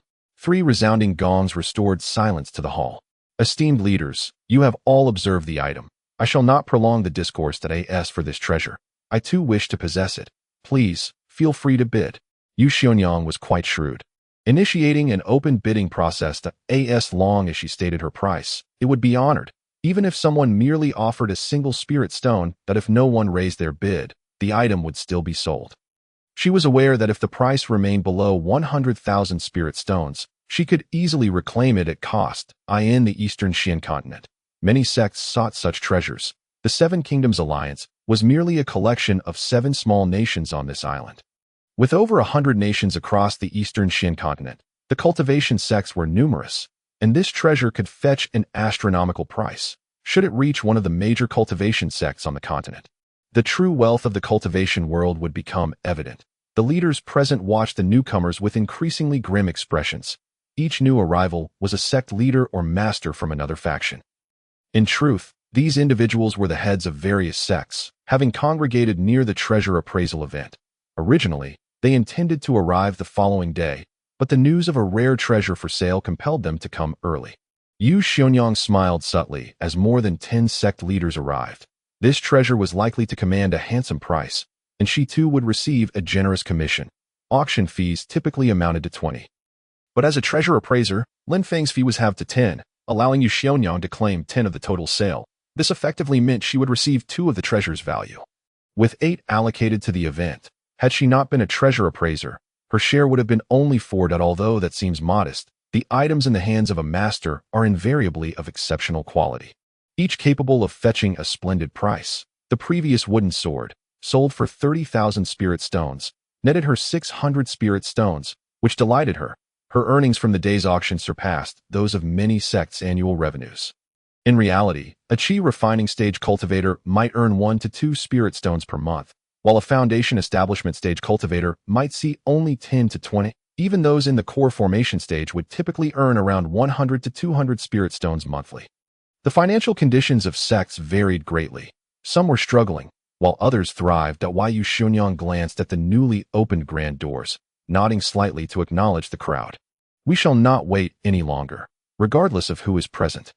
If one is late, that is their misfortune. I wish to acquire the treasure before us today. If the bids are low, my people will seize it instead. I hope no one takes offense.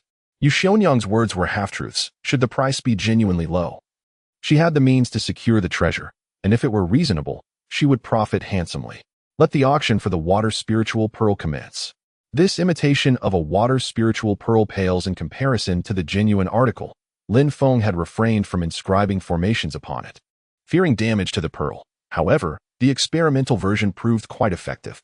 I bid 30,000 spirit stones. Master Chiu Long of Huangsha Valley called out a price, testing the waters. Brother Chiu, that price is rather modest. Allow me to raise the stakes 60,000 spirit stones. Master Guanfei of Linchuan City smirked at Chiu Long. Indeed.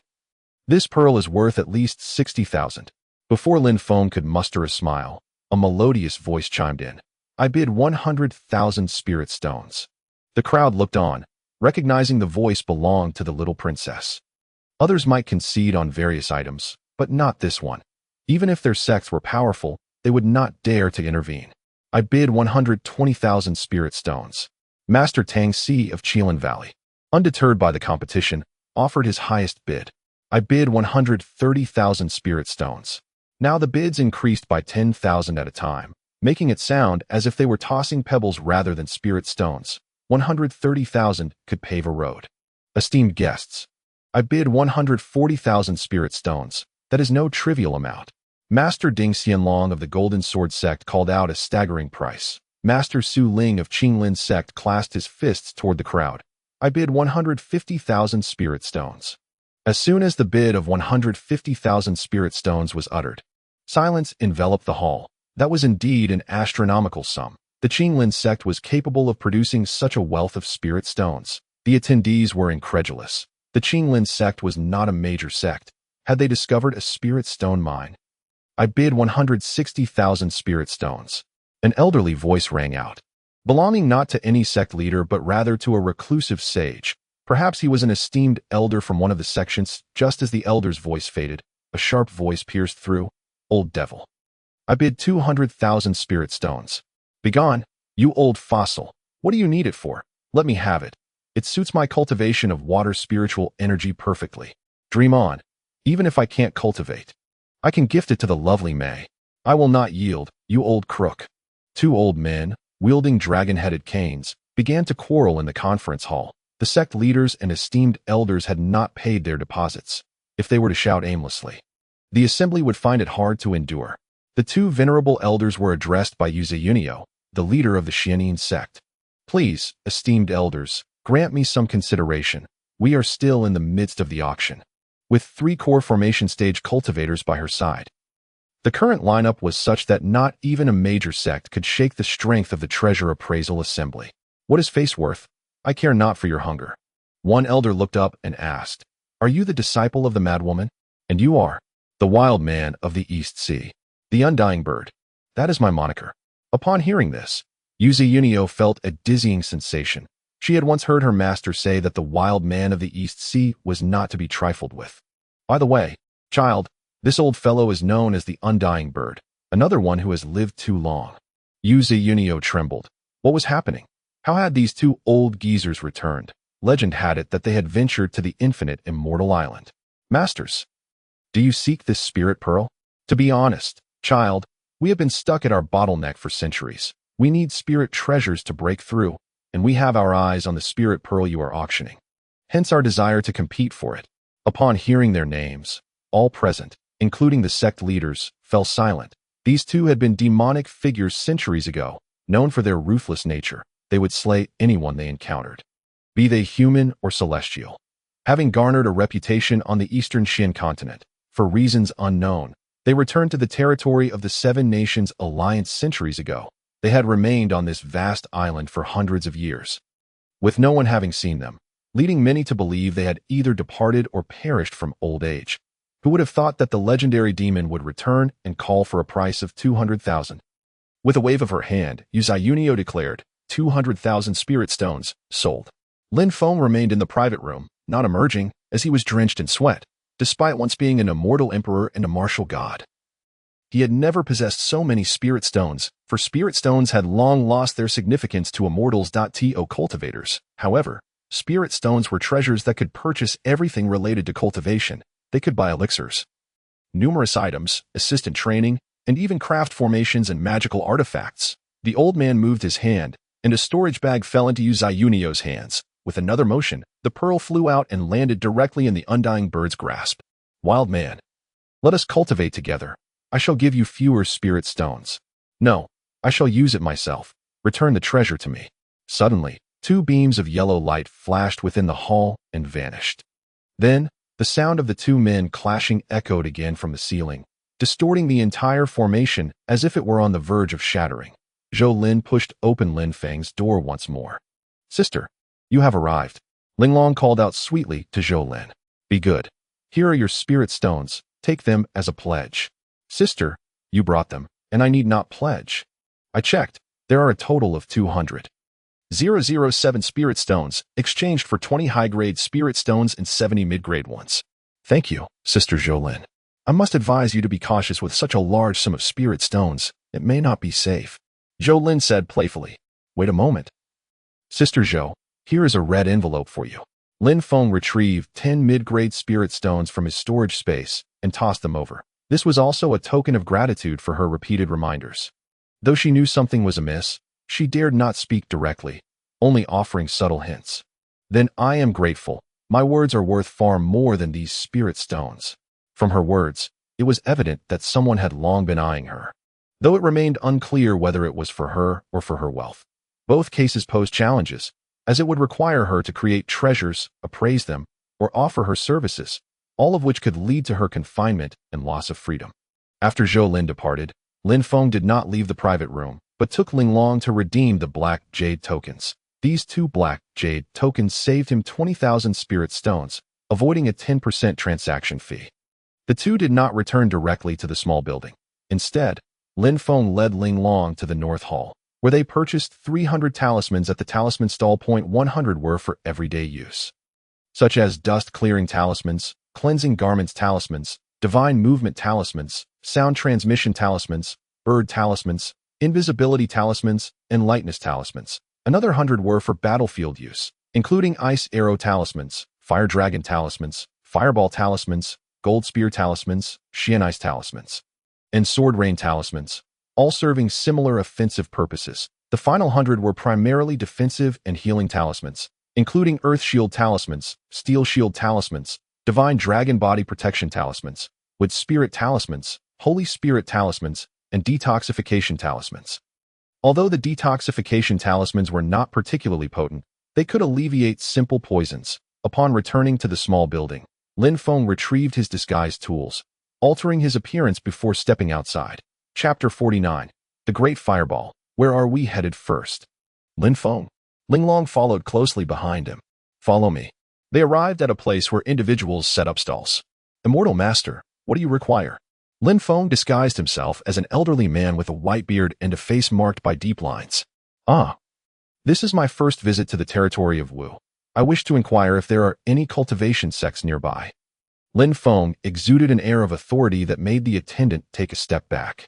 Immortal Master, I am but a humble attendant and do not know where there are cultivation sects in the 10,000 Great Mountains. Lin Feng moved his hand, producing 10 low-grade spirit stones for the attendant. This, I cannot accept. Although he said this, he promptly pocketed the spirit stones. Speak. At a glance, you are a wise immortal. Though I do not know where the cultivation sects are, I have heard the shopkeeper mention that if you head east, you will see a long river. North of that river, there may be a place where immortals reside. Very well, thank you, young man. The old voice sounded genuine, while Linglong, though not exceptionally beautiful, was still charming in her own right. Grandfather, let us go. Linglong sweetly assisted Lin Feng. As Lin Feng turned, he led Linglong to another stall, posing the same question again. The next attendant also confirmed that heading east would lead to a river. And northward, there were cultivators, making it clear that was indeed the location. In a secluded area, Lin Feng took out 6 large coins, tossing them into the air. The coins fell, revealing a pattern of 0000, with 4 upright and 2 reversed. This was indeed the Fire Jacouet hexagram. The hexagram's text warned, travelers on the road are hurried. Crossing the river, beware of thin ice. Tread carefully to pass. A single misstep may lead to a fall. The interpretation suggested that thin ice was exceedingly perilous, and travelers should proceed with caution. It seemed that today's matters would not be straightforward. Thorough preparation was essential. Lin Feng led Linglong toward the North Hall, where they sought a stall selling herbs for concocting foundation establishment pills. Upon entering the hall, he spotted a familiar formation stall. Turning a corner, Lin Feng arrived at the herbal sales area. Immortal Master, what do you need? A well-dressed female cultivator approached from behind the stall. I seek these herbs. What do you have and what are the prices? Lin Feng produced a bamboo slip listing white jade coral, purple leaf cloud sand, 10-year spirit mushroom, fire cloud ginseng, heavenly heart lotus, wind fairy grass, 7-star begonia, and finally, green sun bamboo. The woman took the slip, pondering for a moment. She had never heard of this formula before and was unsure what elixir it was for. In the realm of cultivation, even acquiring a formula without detailed instructions was nearly worthless. Missing just one herb could render the resulting elixir entirely different. Most of the herbs here are quite precious. Each herb costs over 1,000 taels. I may not have several of them. Please quote me a price, and let us see if it is agreeable. Lin Feng's demeanor was calm and composed, truly resembling an elder of a century. The white jade coral is 100 spirit stones per tael. The purple leaf cloud sand is 1,000 spirit stones per segment. Each segment weighs over a pound. The 10-year spirit mushroom is 150 spirit stones each. The fire cloud ginseng we have is 100 years old and costs 3,000 spirit stones per tael. The heavenly heart lotus is unavailable. As for wind fairy grass, I can offer it to you for free. 7-star begonia is also unavailable. I have never heard of it and do not know where it can be found. Green sun bamboo is also absent, though it is not particularly valuable. Very well, I will take 1 piece of white jade coral, no less than 2 pounds, 2 segments of purple leaf cloud sand, 10 10-year spirit mushrooms, and 1 larger fire cloud ginseng. Also, 5 pounds of wind fairy grass, since it is complimentary. All right, let me calculate the price. The white jade coral weighs 1 pound, priced at 3,200 spirit stones. The purple leaf cloud sand costs 2,000 spirit stones. The 10-year spirit mushrooms, 150 each, total 1,500 spirit stones for 10. The fire cloud ginseng weighs 9.5 taels. To reach a full pound, it needs to be perfect, and it is rare to harvest a whole pound. This ginseng is priced at 28,500 spirit stones. The wind fairy grass is complimentary. Let me sum it all up. The total is 35,000 low-grade spirit stones. Pack it up for me, and also 100 bottles of qi refining powder. Certainly. It will be ready shortly. Lin Feng placed 4 high-grade spirit stones on the table, causing the girl's eyes to light up. It had been years since such a significant customer had come. She accepted the 4 high-grade spirit stones and soon returned with 100 bottles of qi refining powder, each containing 10 pills, at 1 spirit stone per pill, totaling 1,000 spirit stones. That is all. You still have 40 mid-grade spirit stones remaining. Here are your change and herbs. Lin Feng took the items from the storage space, noticing that 2 items for the Foundation Establishment pill were still missing. In fact, 3 items were lacking, including a fuel source for the fire. The 7-star begonia and heavenly heart lotus might be rare spiritual herbs, possibly controlled by some sect or family. Qingyang bamboo thrives upon Qingyang mountain. I wonder if it is good for harvesting? After purchasing the spiritual medicine, I directly allocated 50 bottles of qi refining powder to Ling Long.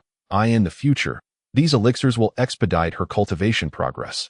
This marks the first step in my preparations. Gazing at the divination, it appears we are on the brink of peril. Nonetheless, let us secure our equipment first. I still possess 16 high-grade, 110 mid-grade, and 50 low-grade spirit stones for a cultivator in the qi refining stage. This is a fortune, but for Lin Feng, it is negligible. Lin Feng hurried to a stall selling magical artifacts, and with a swift glance, he spotted a fine set of silver needles. Good sir, what are these needles made of? They are said to be crafted from fallen stars. This set is called the meteor needles. The specifics of their function remain a mystery as they were sold to us by an elderly gentleman. How much do they cost? Lin Feng could sense the spiritual energy emanating from the needles, although they did not reach the level of celestial artifacts. They were indeed commendable among silver needles. Listen closely and refrain from cursing. The vendor offered a precaution, having endured many insults before. Speak freely. I can take it. Well, do not curse. That elderly gentleman is asking for 100,000 low-grade spirit stones, or 10 high-grade spirit stones. Upon hearing this, Lin Feng nearly exclaimed in outrage. The old man was quite audacious. Yet, upon reflection, his own shabby sword was valued at 30,000 low-grade spirit stones. And considering the pearls he sold, the old man's asking price seemed reasonable. Very well, I shall purchase them. With a swift motion, Lin Feng placed 10 high-grade spirit stones on the table, his expression growing increasingly grim. A set of 32 needles, varying in length, clearly bore the marks of having healed the sick. From this moment onward, you shall serve as my weapon, Lin Feng resolved, with only 6 high-grade spirit stones remaining. He realized how quickly his wealth had dwindled. Holding the set of silver needles, he recognized their superiority over his previous ones. In terms of both strength and hardness, they were akin to magical artifacts.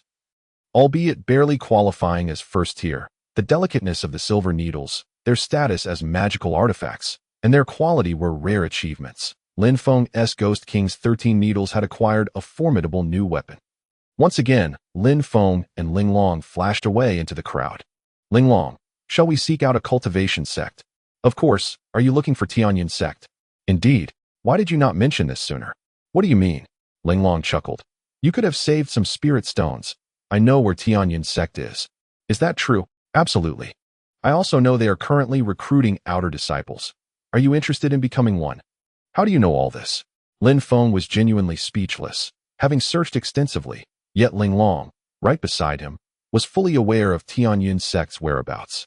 Let us depart immediately, lest we attract unwanted attention. The two swiftly navigated through the throng, turning left and right, eventually merging seamlessly with the crowd. They traversed a narrow path, their bodies shimmering with spiritual light. Lin Feng had purchased numerous spirit talismans, and now he need not rely on Ling Long. Though his wealth had diminished, he remained relatively affluent compared to the average qi refining disciple. The trees fell behind them. Their pace quickened, and Lin Feng felt an unsettling foreboding. Upon rounding a large mountain, guided by the awareness cultivated during his time as a martial deity, he pulled Ling Long into a cave for concealment. Upon reaching the 10th level of qi refining, Lin Feng's spiritual sense could extend outward, allowing him to see clearly the cave entrance and its surroundings. Hiding within the cave, Lin Feng held 10 fireball talismans in hand.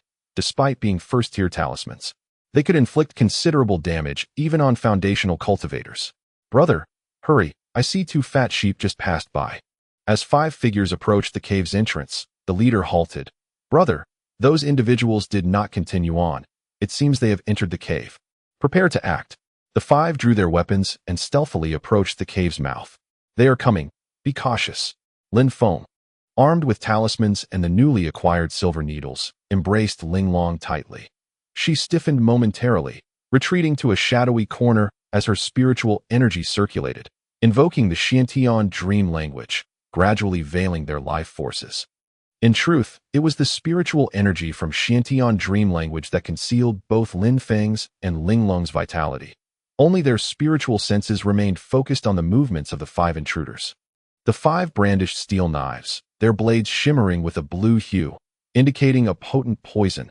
In the darkness of the night and the cave's gloom, they appeared terrifyingly sinister. Lin Feng counted silently. 1, 2, 3, 4. 1 remained outside, likely on lookout. The 4 began to cautiously advance into the cave, brushing past Lin Feng and Ling Long. As they passed, Lin Feng's eyes widened, and with a slight movement of his talisman, a fireball erupted into flames. Be careful, turn around. The leader, possessing the most combat experience, recognized the light and deduced that their quarry was behind them. Suspecting an imminent attack, in an instant, the leader enveloped his companions in a protective red glow.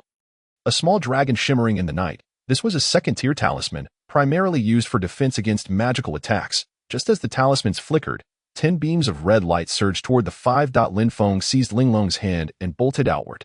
The cave erupted with a deafening boom, transforming into a sea of flames. Regardless of their cultivation levels, encountering 10 fireball spells would surely cause severe injuries. Upon exiting the cave, Lin Feng spotted the leader gazing into the distance.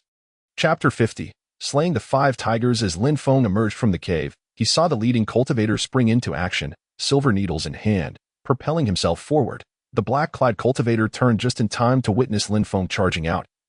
Realizing that his companions must have been struck, before he could issue a command, fire serpents erupted from the cave. Behind him, 2 figures dashed from the flames. The fireball spells had considerable power, and with 10 simultaneous blasts, they had engulfed the cave in fire. The 2 individuals were fortunate, possessing fire spiritual energy that granted them innate resistance to flames, sustaining only minor injuries and remaining capable of fighting. Brother, are you all right? The distant cultivator, seeing his leader emerge from the inferno, felt a surge of urgency, not out of concern for the leader's well-being, but rather fear of their formidable opponents and how to escape. Upon seeing the leader unharmed, a sense of reassurance washed over him. Ding! Congratulations, Master. You have slain a bandit, earning boundless merit and gaining 1 merit point. Now, with 17 merit points, Lin Feng noted that his experience had not increased. Killing 2 bandits only granted him a single merit point, suggesting their merit value was minimal. How many fire talismans does this fellow possess? He just unleashed at least 10, causing the deaths of Old 4 and Old 5 that we must tread carefully. Just as they fled the cave, the leader swiftly consumed a medicinal pill and charged at Lin Feng with his steel knife. Lin Feng, advancing toward the black-clad cultivator, was intercepted by the leader, who unleashed a long chain to block his path. Little girl, do you wish to perish? Are you eager to join this old relic in his grave? Humph. Ling Long waved her hand, and the starry chain rattled, transforming into 4 venomous serpents that circled the leader. This maneuver startled him. What kind of artifact could conjure beastly forms? The serpents lunged at the leader with ferocity. Who are you, and how dare you disrupt the pursuit of the Shangxi 5 tigers? What are your names? I would like to know. I have a blade for the nameless spirits. Haven't you heard of the Shangxi 5 tigers? I have not. I am Jinshan Tiger. My elder brother is Dujiao Tiger, and the one behind me is Urge, known as Chongmao Tiger. Upon uttering this, Jinshan Tiger felt a twinge of melancholy. Just moments ago, they were a group of 5, and now they had lost 2 members. Lin Feng, upon hearing their names, recognized them undoubtedly as mountain bandits. Although they were bandits, each possessed a cultivation level of the 8th stage of qi refining. They had not discerned Lin Feng's cultivation and presumed him merely a younger qi refining disciple, primarily due to his visible wealth of medicinal herbs. Old 2, Old 3, stop chit-chatting and attack. Dujiao Tiger, blocked by Ling Long, urged the others, while Chongmao Tiger charged straight at Lin Feng, believing their elder brother could handle the situation without assistance against a mere girl. Seizing the opportunity, Lin Feng arrived at Jinshan Tiger's side, and with a swift motion, unleashed another fireball talisman, unleashing a massive flame. Jinshan Tiger, crouching low, provided Lin Feng the perfect moment to strike. He deftly directed the silver needles toward Jinshan Tiger's acupoint. Invoking the Ghost King's 13 needles, infused with ominous energy, akin to a black skeleton wielding silver needles, Jinshan Tiger, sensing the dark light flash, felt a piercing pain in his right arm and swiftly rolled away. Just as he regained his footing, a chill crept down his spine. Realizing the impending doom, he froze, his blood feeling as though it had congealed within him. Jinshan Tiger intended to wield his knife. Yet he could only see it.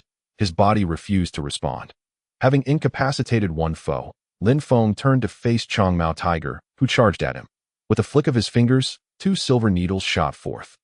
Trailing black energy towards Changmao Tiger, the latter, seasoned in combat, recognized the gravity of the situation upon seeing his brother fall. He swung his knife and attempted to flee.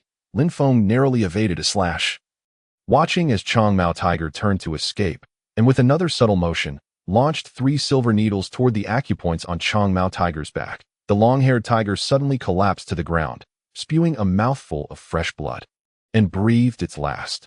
Lin Feng turned back to gaze at the unicorn tiger, only to see that its head had sprouted numerous horns, transforming it from a unicorn tiger into a multi-horned beast.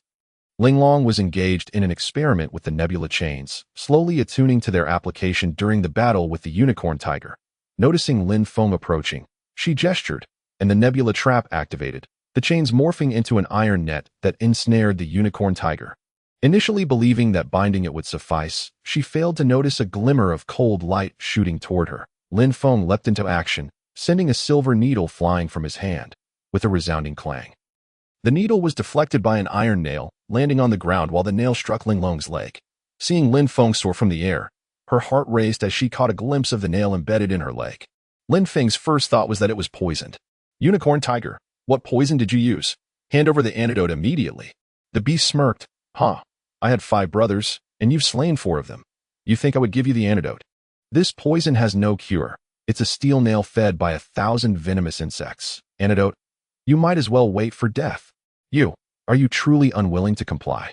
Lin Feng moved his hand, launching 3 silver needles directly into the unicorn tiger's pressure points, inflicting excruciating pain beyond human endurance. The unicorn tiger's body swelled as deep grooves formed between the nebula chains and its flesh.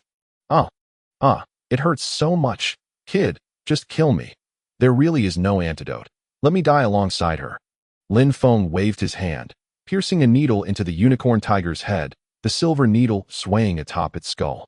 The unicorn tiger closed its eyes and perished. Lin Feng observed as the poison swiftly spread up Linglong's leg, and with a slight motion of his hand, he sealed several pressure points, significantly slowing the flow of blood and the spread of toxins. He then turned to the immobilized mountain-shaking tiger. Kid, do you wish to die? With a flick of his hand, he extracted a needle from its body. Master, I was wrong. I don't want to die. I'll do whatever you ask. Tell me, who sent you? To answer your question, Master, we weren't sent by anyone. We were merely seeking easy gains. How did you track me? I saw you purchasing numerous herbs and 100 bottles of qi refining powder. That's when we plotted to kill you. As he spoke, he glanced at Linglong on the ground, ensuring she was incapable of killing him. So that's how it is. By the way, do your 5 tigers have any allies? Master, why do you inquire about my friends? Lin Feng smirked coldly. I want him to collect your corpses. In a flash, Lin Feng sent a silver needle straight into the mountain-shaking tiger's pressure point. At the same time, a cruel smile crept across the mountain-shaking tiger's face as a beam of cold light shot towards Lin Feng.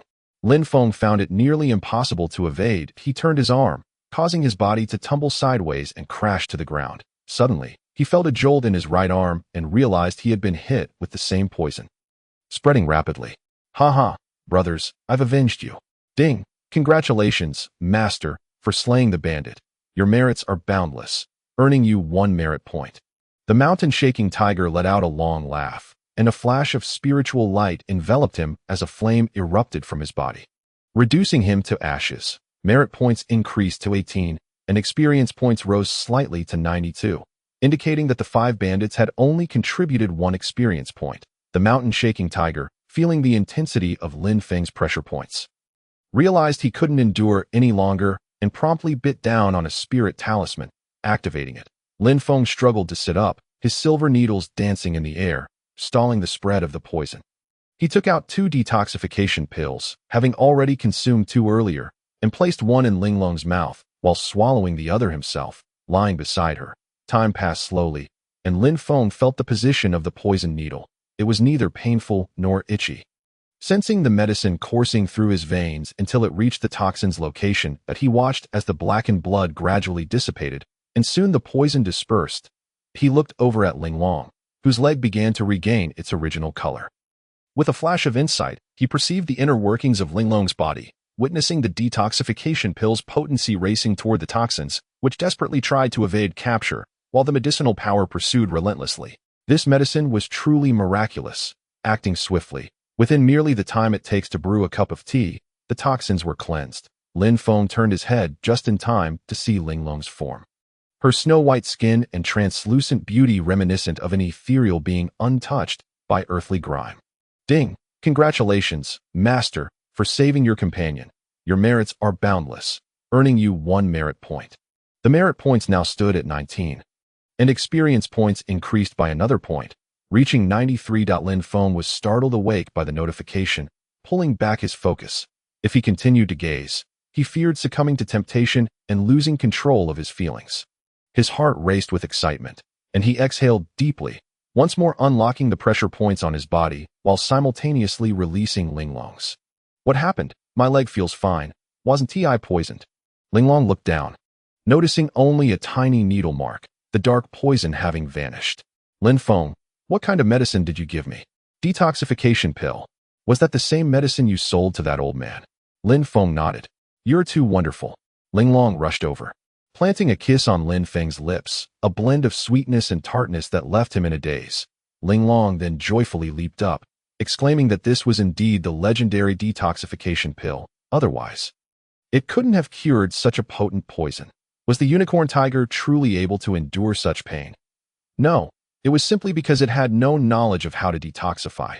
It was unaware that an antidote existed for the myriad of venomous toxins in the world. This was a needle poisoned by the venom of thousands of deadly creatures, and any human or cultivator that came into contact with it would swiftly perish. If this poison could be neutralized, then surely the poison plaguing her father could also be dispelled, for that old man was her grandfather, and thus Linglong was filled with immense joy. Lin Feng, bewildered by the sudden display of affection, felt an unexpected wave of happiness, savoring the lingering warmth of her kiss. Silly girl, why are you so happy? Are you glad we survived?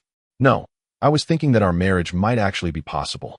If Lin Feng could genuinely save her father, perhaps their union could indeed come to fruition. After all these centuries, could this legend finally be broken? Chapter 51. The Might of the Bears. Lin Feng stood up and searched the 3 bandits, discovering a storage bag on the leader, while the other 2 only possessed knives, devoid of any valuables. These mountain bandits were truly impoverished. The sky darkened further, the night deepening with not a single star in sight. Lin Feng took Linglong's hand, leading her away. They could not linger in the cave where they had just slain 2 men. Activating his spiritual sight, he was able to discern objects in the darkness. Holding Linglong's hand, she naturally avoided any obstacles in her path. After navigating several turns, Lin Feng spotted a massive tree hollow within a dense forest and urged Linglong to enter. The wilderness at night was treacherous. One could never know where monsters might lurk or where ambushes awaited. This spot could very well be a hiding place for mountain spirits. The 2 were able to stand upright within the hollow of the ancient tree, which had fallen to the ground many years ago. Leaving its interior hollow, they settled in the center of the tree hollow, and Lin Feng pulled Linglong closer, his body glowing with mystical light as he activated the Xiantian dream technique. He sank into a state of apparent slumber, the fluctuations of spiritual energy within him gradually subsiding, while the external energy soon ceased as well, rendering them as still as a stone within the tree hollow. Even the most skilled cultivator would be unable to detect their presence through divine senses or perception. Linglong, gazing at Lin Feng, felt her cheeks flush as she nestled against him, recalling how many times she had found solace in his embrace, feeling his warmth and heartbeat. That as she watched, her lips inched closer, and she pressed a kiss against Lin Feng's mouth. Lin Feng's eyes brightened as they locked gazes, the ignited passion within him suddenly stifled by a noise from above the tree hollow.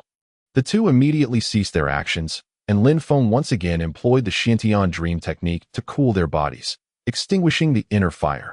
Linglong wanted to warn him that someone was outside, but Lin Feng gently placed a finger on her lips. She playfully kissed his finger. "You little vixen, what if I lose control?" They both strained their ears, and Lin Feng extended his divine sense outward. Able to discern the presence of over 10 figures clad in black outside the great tree point, one of them halted, observing something intently. "Ji Lao-san, is your magical artifact truly effective? Did you not say that kid didn't escape far? We've been chasing for dozens of miles in this dark night without finding him." "Wang Hui, take a break. If you keep talking, I want to be responsible. Don't you know that fellow's background?" "I do. Or else I wouldn't have come along. But your tracking technique doesn't seem to be working. My yin-yang compass can lock onto a person's life force. Just moments ago, I still saw him dispatching several men. And in the blink of an eye, he vanished. Everyone, be cautious. That kid has taken down the 5 tigers of Shishan, so don't let your guard down. If you find him, signal us first." "Understood." Their voices were hushed, barely carrying far, as if fearful Lin Feng might overhear. A glint of murderous intent flickered in Lin Feng's eyes. So Ji Rong had indeed plotted to kill him and had brought along over 10 men. This was intriguing. Lin Feng mused, taking out a jade slip and handing it to Linglong. "See if you can learn anything from this." Linglong glanced at the text titled Xiantian Mingyu, and upon seeing the name, a flicker of recognition sparked within her mind, as several breathing techniques swiftly flooded her consciousness. With her eyes closed, Linglong diligently practiced the methods of Xiantian Mingyu. Her cognitive abilities were indeed formidable. And with Lin Feng's guidance, it did not take long for her to master the technique of feigned death. Lin Feng gestured for her to conceal herself within a cave, to which Linglong nodded, planting a soft kiss on his cheek. Although pressed for time, Lin Feng reciprocated with a kiss upon her delicate face. Her soft skin, imbued with a remarkable elasticity, ignited a rush of warmth within him. Lin Feng continuously employed Xiantian Mingyu to elude detection, stealthily traversing the shadows of the night. As he unleashed a silver needle, another figure crumpled to the ground. "Ding! Congratulations, Master, for eliminating a killer. Your merit is boundless. And you have gained 1 merit point." Noticing the notification on his phone, he found his merit points had reached 19. With his experience at 93. Lin Feng moved again, vanishing into the night like a nimble raccoon. Weaving through the darkened forest, the mountain wind swept through, the leaves rustled softly, prompting a cloaked figure to turn around, only to be met by a pair of gleaming eyes. With a swift motion of the silver needle, yet another life was extinguished. "Ding! Congratulations, Master, for eliminating a killer. Your merit is boundless, and you have gained 1 merit point." Checking his phone once more, he saw his merit points had risen to 20, with experience at 94. "Ding! Congratulations, Master, for eliminating a killer. Your merit points have reached 22, and your experience is now at 96.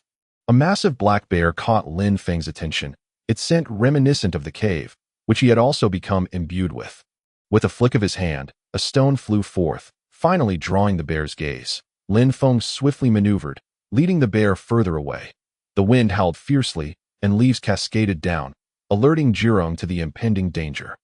With a swift motion, he summoned sound-transmitting talismans, and before long, the cloaked figures began to converge towards him. Lin Feng retreated into a hollow tree, situated close to Jirong and his companions, a place deemed most secure. For as the saying goes, darkness conceals even under the lamp. Presently, both Lin Feng and Linglong found themselves in such obscurity. "Hush!" Lin Feng signaled for silence as they embraced once more, just as a group approached from the front, halting not far from their hiding spot. "Wang Hui, is there any way to locate that brat? My spiritual artifact cannot track him.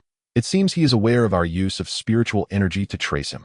"Young Master Ji, I merely followed you out of curiosity. I am not in need of money. He fell silent, sensing a powerful ripple of spiritual energy behind him, far surpassing Ji Feng's strength. "What the hell?" Wang Hui nearly collapsed in fright. Behind him loomed a colossal black bear, exhibiting a notable degree of cultivation. With a swift swipe of its dark claws, it lunged at Wang Hui, who barely managed to evade the attack, just as he dodged one claw. He was met with the massive weight of the bear crashing down upon him. The unexpected force of the black bear extinguished the life of the hapless Wang Hui. The cloaked figures finally witnessed Wang Hui succumb to the bear's attack. Drawing their blades, they charged at the bear with reckless abandon. Yet the beast, a foundational-level demon, brushed off their strikes as if they were mere trifles, incensing it further. With a resounding roar, the sound reverberated through the mountains. Echoing in the distance as more roars joined in, it was evident that at least a dozen bears of similar strength were now responding, their growls resonating with a power that warned the weaker beasts to remain silent. This was a call for reinforcements. Facing a horde of foundational-level demon bears was a dire situation. No ordinary cultivators, let alone those of lesser ranks, could withstand such a threat. Everyone, we must act swiftly and leave this place. As Ji Rong's command rang out, the cloaked figures hastily retreated in the direction they had come, pursued by the furious bear. Lin Feng grasped Ling Long's hand, racing towards the west, determined not to linger as the bear horde approached. As they sprinted westward, Lin Feng's eyes glimmered with spiritual light, attentively surveying their surroundings. After evading several black bears, they finally distanced themselves significantly, finding refuge in a valley upon hearing the sound of flowing water. Surely the river they sought. As they traversed the valley, Lin Feng urged Ling Long to head northward. Wait a moment, Lin Feng, are you not heading to Tianyun Gate? Indeed, no need to go north. That merely leads to a marketplace. The true Tianyun Gate lies to the northeast from here. Ah, understood. I shall heed your guidance. Together, Lin Feng and Ling Long ventured northeast, encountering yet another wild bear along the way, one boasting a cultivation at the 10th level of Qi refinement. How could there be so many bear demons in the 10,000 Great Mountains? The presence of bears at such high cultivation levels hinted at something extraordinary within the mountains. As Lin Feng departed from that path, the echoes of the bear's roars reached his ears, indicating a confrontation with Ji Rong and his party. As dawn broke, Lin Feng and Ling Long finally paused. Lin Feng, I can hardly walk any further. Let us rest a moment. Allow me to carry you. Once the sun rises, we shall find a suitable place to rest. It is unfortunate we are being pursued. Ling Long climbed onto Lin Feng's back, and he could feel the softness of her form, nearly losing his composure. Steadying himself, he exhaled deeply, and with a lowered head, dashed toward the northeast. The 5 elements body refinement technique circulated within him, causing golden light to flicker across his body, enhancing his physical prowess with each stride. As Ling Long nestled on his back, she felt the rhythm of his heartbeat. In her heart, this was the essence of a married life, yet she wondered if her father would consent to such a union. Sigh. The burden of her lineage weighed heavily on her, and she pondered whether her great-grandfather would approve. Ling Long sighed softly, her thoughts swirling. What troubles you, Ling Long? Oh, it's nothing, merely thoughts of home. Do you miss it? Yes. When the time permits, would you like me to accompany you back? If the opportunity arises. You must come, otherwise, our marriage may never materialize. Lin Feng smiled. That is a certainty. Who could resist such a splendid Ling Long? I will ensure my esteemed father-in-law grants his approval. Ling Long's expression darkened at the mention of her father. Your father is a relic of a millennium, if only you could convince him. Sigh. The mere mention of her father ignited her frustration, causing her to sigh repeatedly. As the sun climbed halfway up the mountain, Lin Feng finally slowed his pace, not from fatigue, but rather from the incessant pressure of Ling Long's weight on his back. A sensation that began as pleasurable, but soon became burdensome. All right, let us rest here for a while. They settled behind a large rock, and Lin Feng produced some provisions he had scavenged from other storage spaces.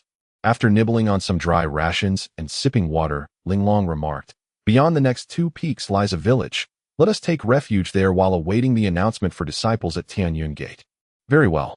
Lin Feng hoisted Ling Long onto his back once more, and she relished the comfort of being carried, as they transformed into a streak of golden light. Chapter 52.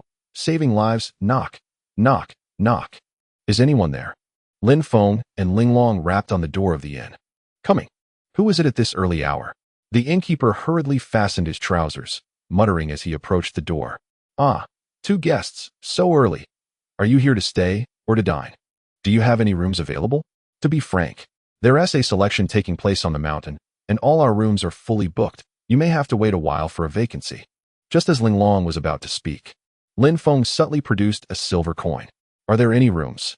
Truth be told, we do have 1 room available that was reserved for a female warrior, but she is yet to arrive. If she comes, it would be difficult to say. Lin Feng produced another silver coin. Very well, should she arrive, I will relinquish my room. Lin Feng chuckled, for money indeed could move mountains. Is there truly only 1 room? Ling Long's face flushed, as if she had realized something. Miss, are you hoping for another room? Unfortunately, there are none. Even with gold, I cannot procure another. Lin Feng pushed open the door to reveal a suite. The inner chamber housed a large bed, while the outer room contained a bookshelf lined with tomes and a few chairs, imbued with a rich aroma of literature. This room was originally my young master's, but he fell ill several years ago and has been secluded ever since, leaving this room unoccupied. What ailment did he suffer? Sleepwalking. Lin Feng was not one to succumb to superstition. Even if one were afflicted with a peculiar illness, it mattered little. Perhaps the innkeeper feared that the guests would be repulsed by the former occupant's condition. Then we shall take this room. How long do you intend to stay? When will the selection on the mountain commence? In 7 days. Though it may extend to 8 or 9. Specifics remain unannounced, but it is rumored to be 7 days hence. I shall book for 10 days. Here is the payment. Oh, this is too generous. You just... The innkeeper accepted the coins, realizing the amount was sufficient for 10 days' lodging. The previous 2 coins had been a stroke of luck. Even if that girl who booked the room arrives, we shall devise other methods, if all else fails. Let her occupy her own chamber while I squeeze in with others for a couple of days. The attendant had made up his mind and stepped outside that a beam of light cascaded through the window. And the little creature, Di Ting, leaped in, exclaiming, "Oh, whose little dog is this?" Ling Long promptly scooped Di Ting into her arms, and the little rascal began nuzzling against her chest. Lin Feng shot a glare. But it seemed Di Ting was oblivious, turning its head back for another affectionate nuzzle. Lin Feng, what are you doing? You've frightened this little dog.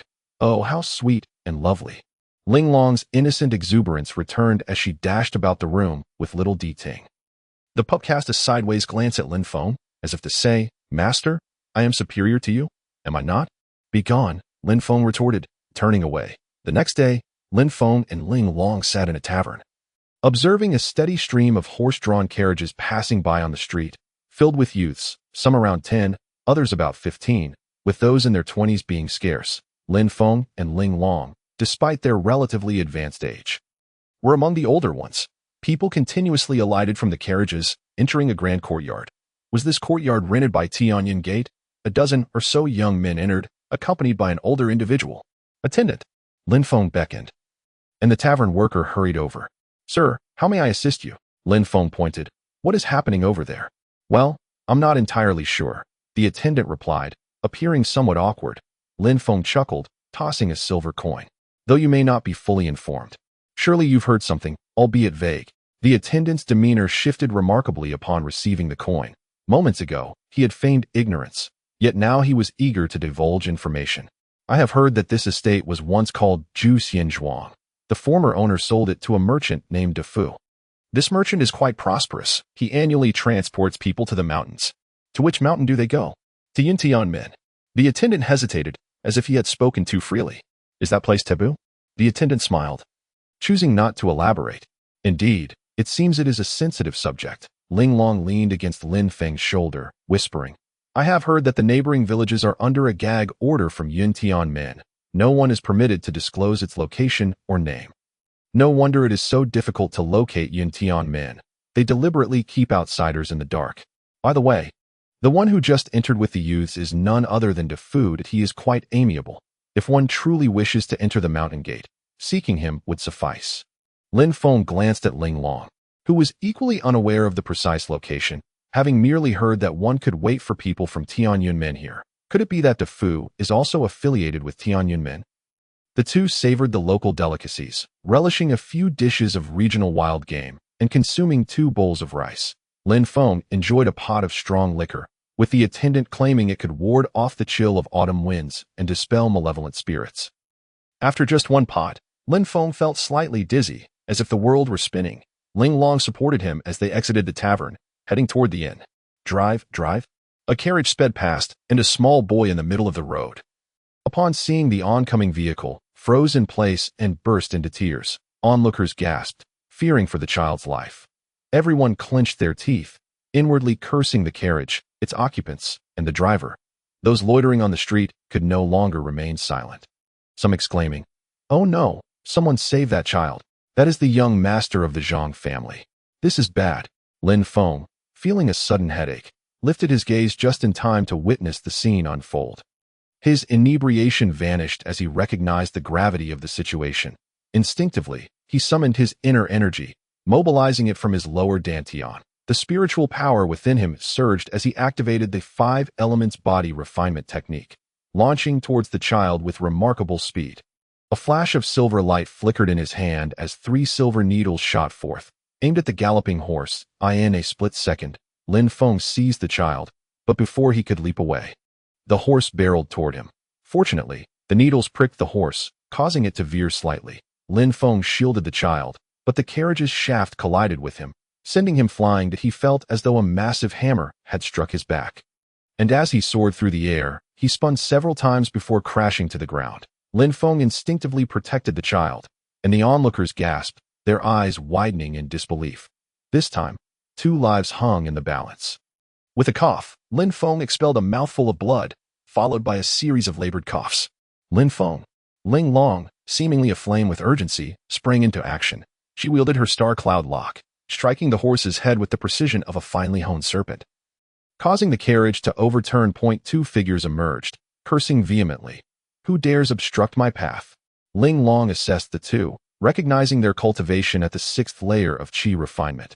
It was evident they sought entrance to Tianyun men. They were clearly from affluent backgrounds, adorned in extravagant attire. As the 2 youths dismounted and beheld their slain horse, their arrogance momentarily diminished. Lin Feng, are you all right? Ling Long approached him, pressing a healing pill into his mouth. Hurry. Take this. It's a sacred remedy for wounds. Lin Feng released the child he had been cradling, who had just begun to recover from his fright. Thank you, big brother. Thank you. It's all right. You're safe now. Just be more cautious in the future. The child, having regained his composure, bowed respectfully to Lin Feng before dashing back towards the courtyard. Ding! Congratulations, master, for saving a child. Your merits are boundless, earning you 1 merit point. The merit points increased to 23, while experience rose by 2. Reaching 99. Perhaps the merit shop would upgrade once more. One could only wonder if that mysterious wheel would grant another opportunity. Just as the child reached the courtyard, the youth who had emerged from the carriage shouted, "You brat! You killed my horse. Pay up." Another young man, snapping out of his surprise, lamented the loss of his steed. Although it may not be worth much, he was a 6th-layer qi refinement cultivator, not someone to be trifled with. Indeed. Compensation is due. We demand 100 taels of gold. Brother, you're asking too little. We require 100 spirit stones. Exactly. These 2 youths evidently had little experience beyond their family estates. Their cultivation likely fostered within the confines of their lineage. And they sought to venture forth to Tianyun men for training. At that moment, several burly men galloped towards them, dismounting as they approached. Upon seeing their arrival, the 2 youths visibly regained their confidence. Young master, what has happened? We will discuss it later.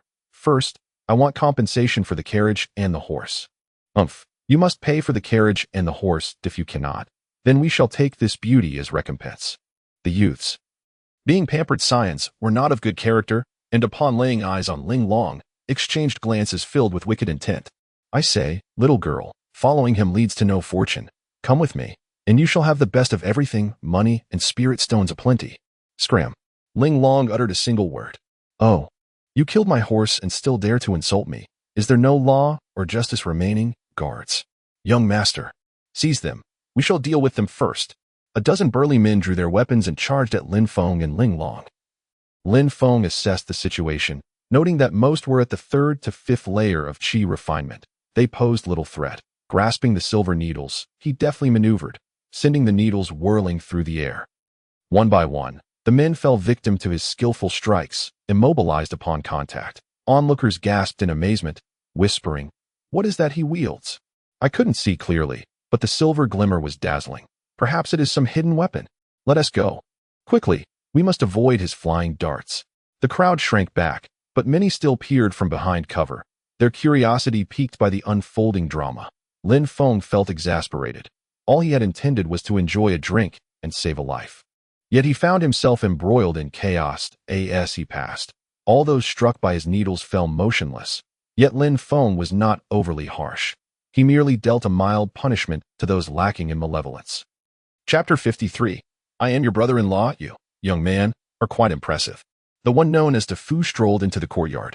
Lin Feng observed him, a plump man with a flat face and bulging eyes, who now gazed at Lin Feng and Ling Long, his eyes narrowing to mere slits.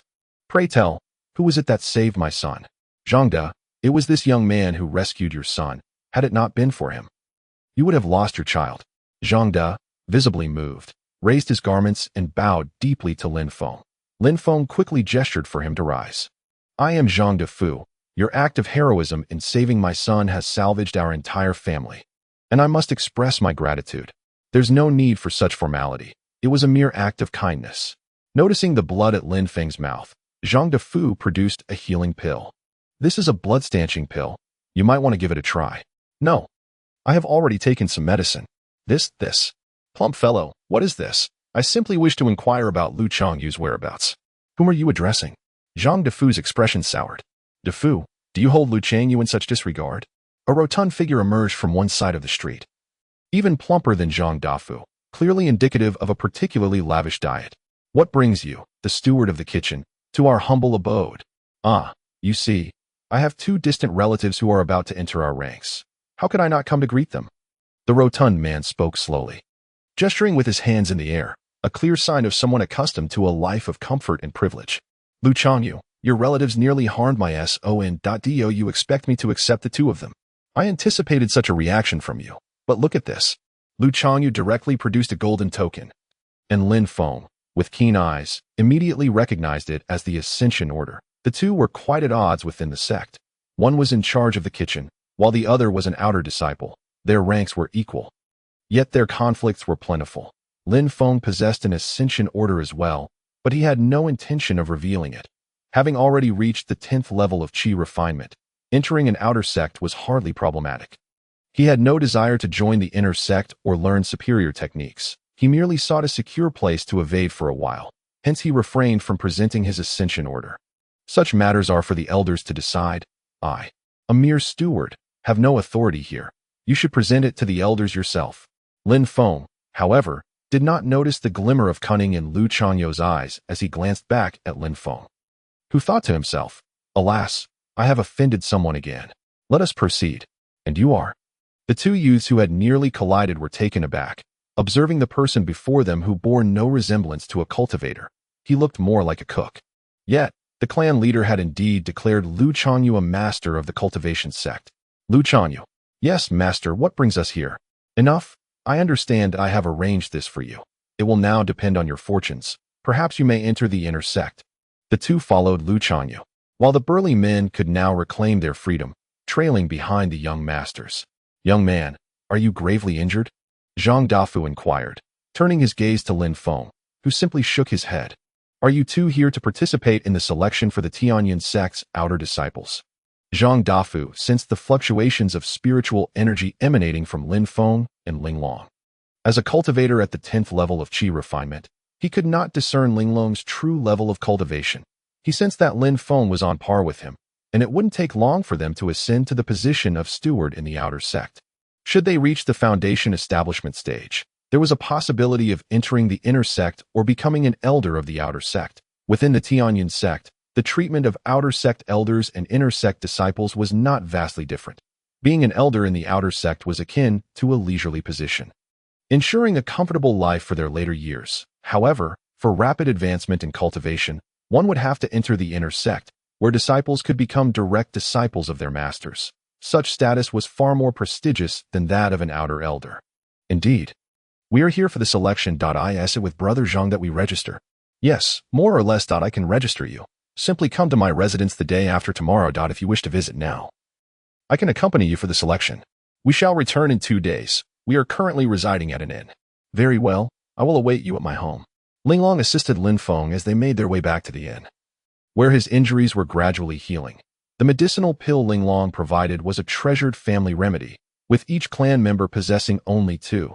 This elixir had the power to dispel malevolence, restore vitality, detoxify, and heal wounds. Even when severely injured, she had refrained from consuming it, but this time she unhesitatingly offered it to Lin Feng. Lin Feng had indeed sustained a significant impact, yet due to his robust physique and the cultivation technique of the 5 elements body refinement method, his physical strength far exceeded that of an ordinary person, allowing him to walk after being struck by the cart. Thanks to the effects of the spiritual medicine, his body was recovering favorably. Upon returning to the inn, Lin Feng collapsed onto the bed and fell asleep shortly after. Linglong, initially watching over him, eventually climbed onto the bed to sleep beside him. After falling asleep, Lin Feng felt a chill and instinctively pulled Linglong into his embrace, enjoying the soft warmth of her presence. When they awoke, Lin Feng felt no sensation in his back. The injuries from the previous day had miraculously healed, and he sensed an increase in his internal spiritual energy, feeling as though he had reached the pinnacle of the 10th level of qi refinement. Could it be that he was on the verge of a breakthrough? If he succeeded, it would mean he might attain the foundation establishment stage before turning 20. For an ancient martial arts family, this would be akin to a myth. The Lin family had not produced a foundation establishment cultivator in many years, and it was only through Lin Feng's assistance that 3 foundation establishment cultivators had emerged. Now approaching 19, he might very well reach that level before turning 20. Although Lin Feng had no desire to become the clan leader, staying within the family could lead to boundless opportunities in the future. Given the rapid advancement of his cultivation, a former celestial emperor, despite having lost his memories, was indeed a true celestial emperor. His spiritual roots had already reached the upper tier of the mysterious grade, and achieving the accomplishments of a celestial emperor was imminent. Embracing a beautiful woman, Lin Feng often found himself overwhelmed with emotion, particularly as he gazed at the trusting and peaceful expression of Jean Linglong nestled against him. Nearly melting his heart, as dawn broke, Lin Feng and Linglong once again found themselves outside the grand estate of the Zhang family. Before they could knock, the gates swung open, and several servants hurried out with large carts. "Ah, young brothers, you have arrived." Zhang Dafu greeted them with a broad smile. "Brother Zhang, what brings you here?" "I happen to be escorting you to the sect. If you pass the examination, you will gain entry to the outer sect. I am currently overseeing the recruitment for the outer disciples." "Indeed. Thank you, Brother Zhang." "Oh, and brothers, once you enter the outer sect, be wary of Lu Changyu. Despite his rotund appearance, his heart is not as broad. Even if you haven't directly offended him, if you have a verbal altercation with someone close to him, he will certainly make your life difficult." "Thank you for the warning, Brother Zhang. Now hop on the carriage." Lin Feng took Linglong's hand as they boarded a cart where 4 others sat, 3 men and 1 woman. Lin Feng nodded at each of them. "Greetings, fellow cultivators," a child's voice chimed in. Lin Feng turned to see a chubby boy, around 12 or 13 years old, and found the term fellow cultivator quite amusing. "Call her sister, little one," Linglong chuckled. "Yes. The clan leader instructed us to refer to others as fellow cultivators, and those older than us as seniors." Such innocence was charming, yet it would be challenging for such a child to grow in a cultivation sect. "From now on, just call me sister." Linglong, finding the chubby boy adorable, felt a surge of affection. Lin Feng and Linglong sat beside the boy. "What is your name, little one?" "I am Xiangbin." "What about you, sister?" "I am Jean Linglong." "You can call me Linglong Jie from now on." The boy nodded earnestly. Observing the closeness between Linglong and Lin Feng, the chubby boy's eyes twinkled with mischief. "Sister, is this brother your fiancé?" Jean Linglong's face flushed. "No. He is my beloved." "Oh, can I call him brother-in-law then?" "Certainly. Henceforth, I shall be your brother-in-law." The little fellow was quite astute, securing 2 powerful allies before even entering the sect. "Little chubby, if you don't mind. You can call me uncle, and I will look out for you." A burly man chimed in from within the carriage. The man was robust, his muscles resembling bricks, solid and imposing. "Brother, what is your name?" The chubby boy ignored him. Snuggling closer to Linglong, Lin Feng chuckled and turned to the burly man.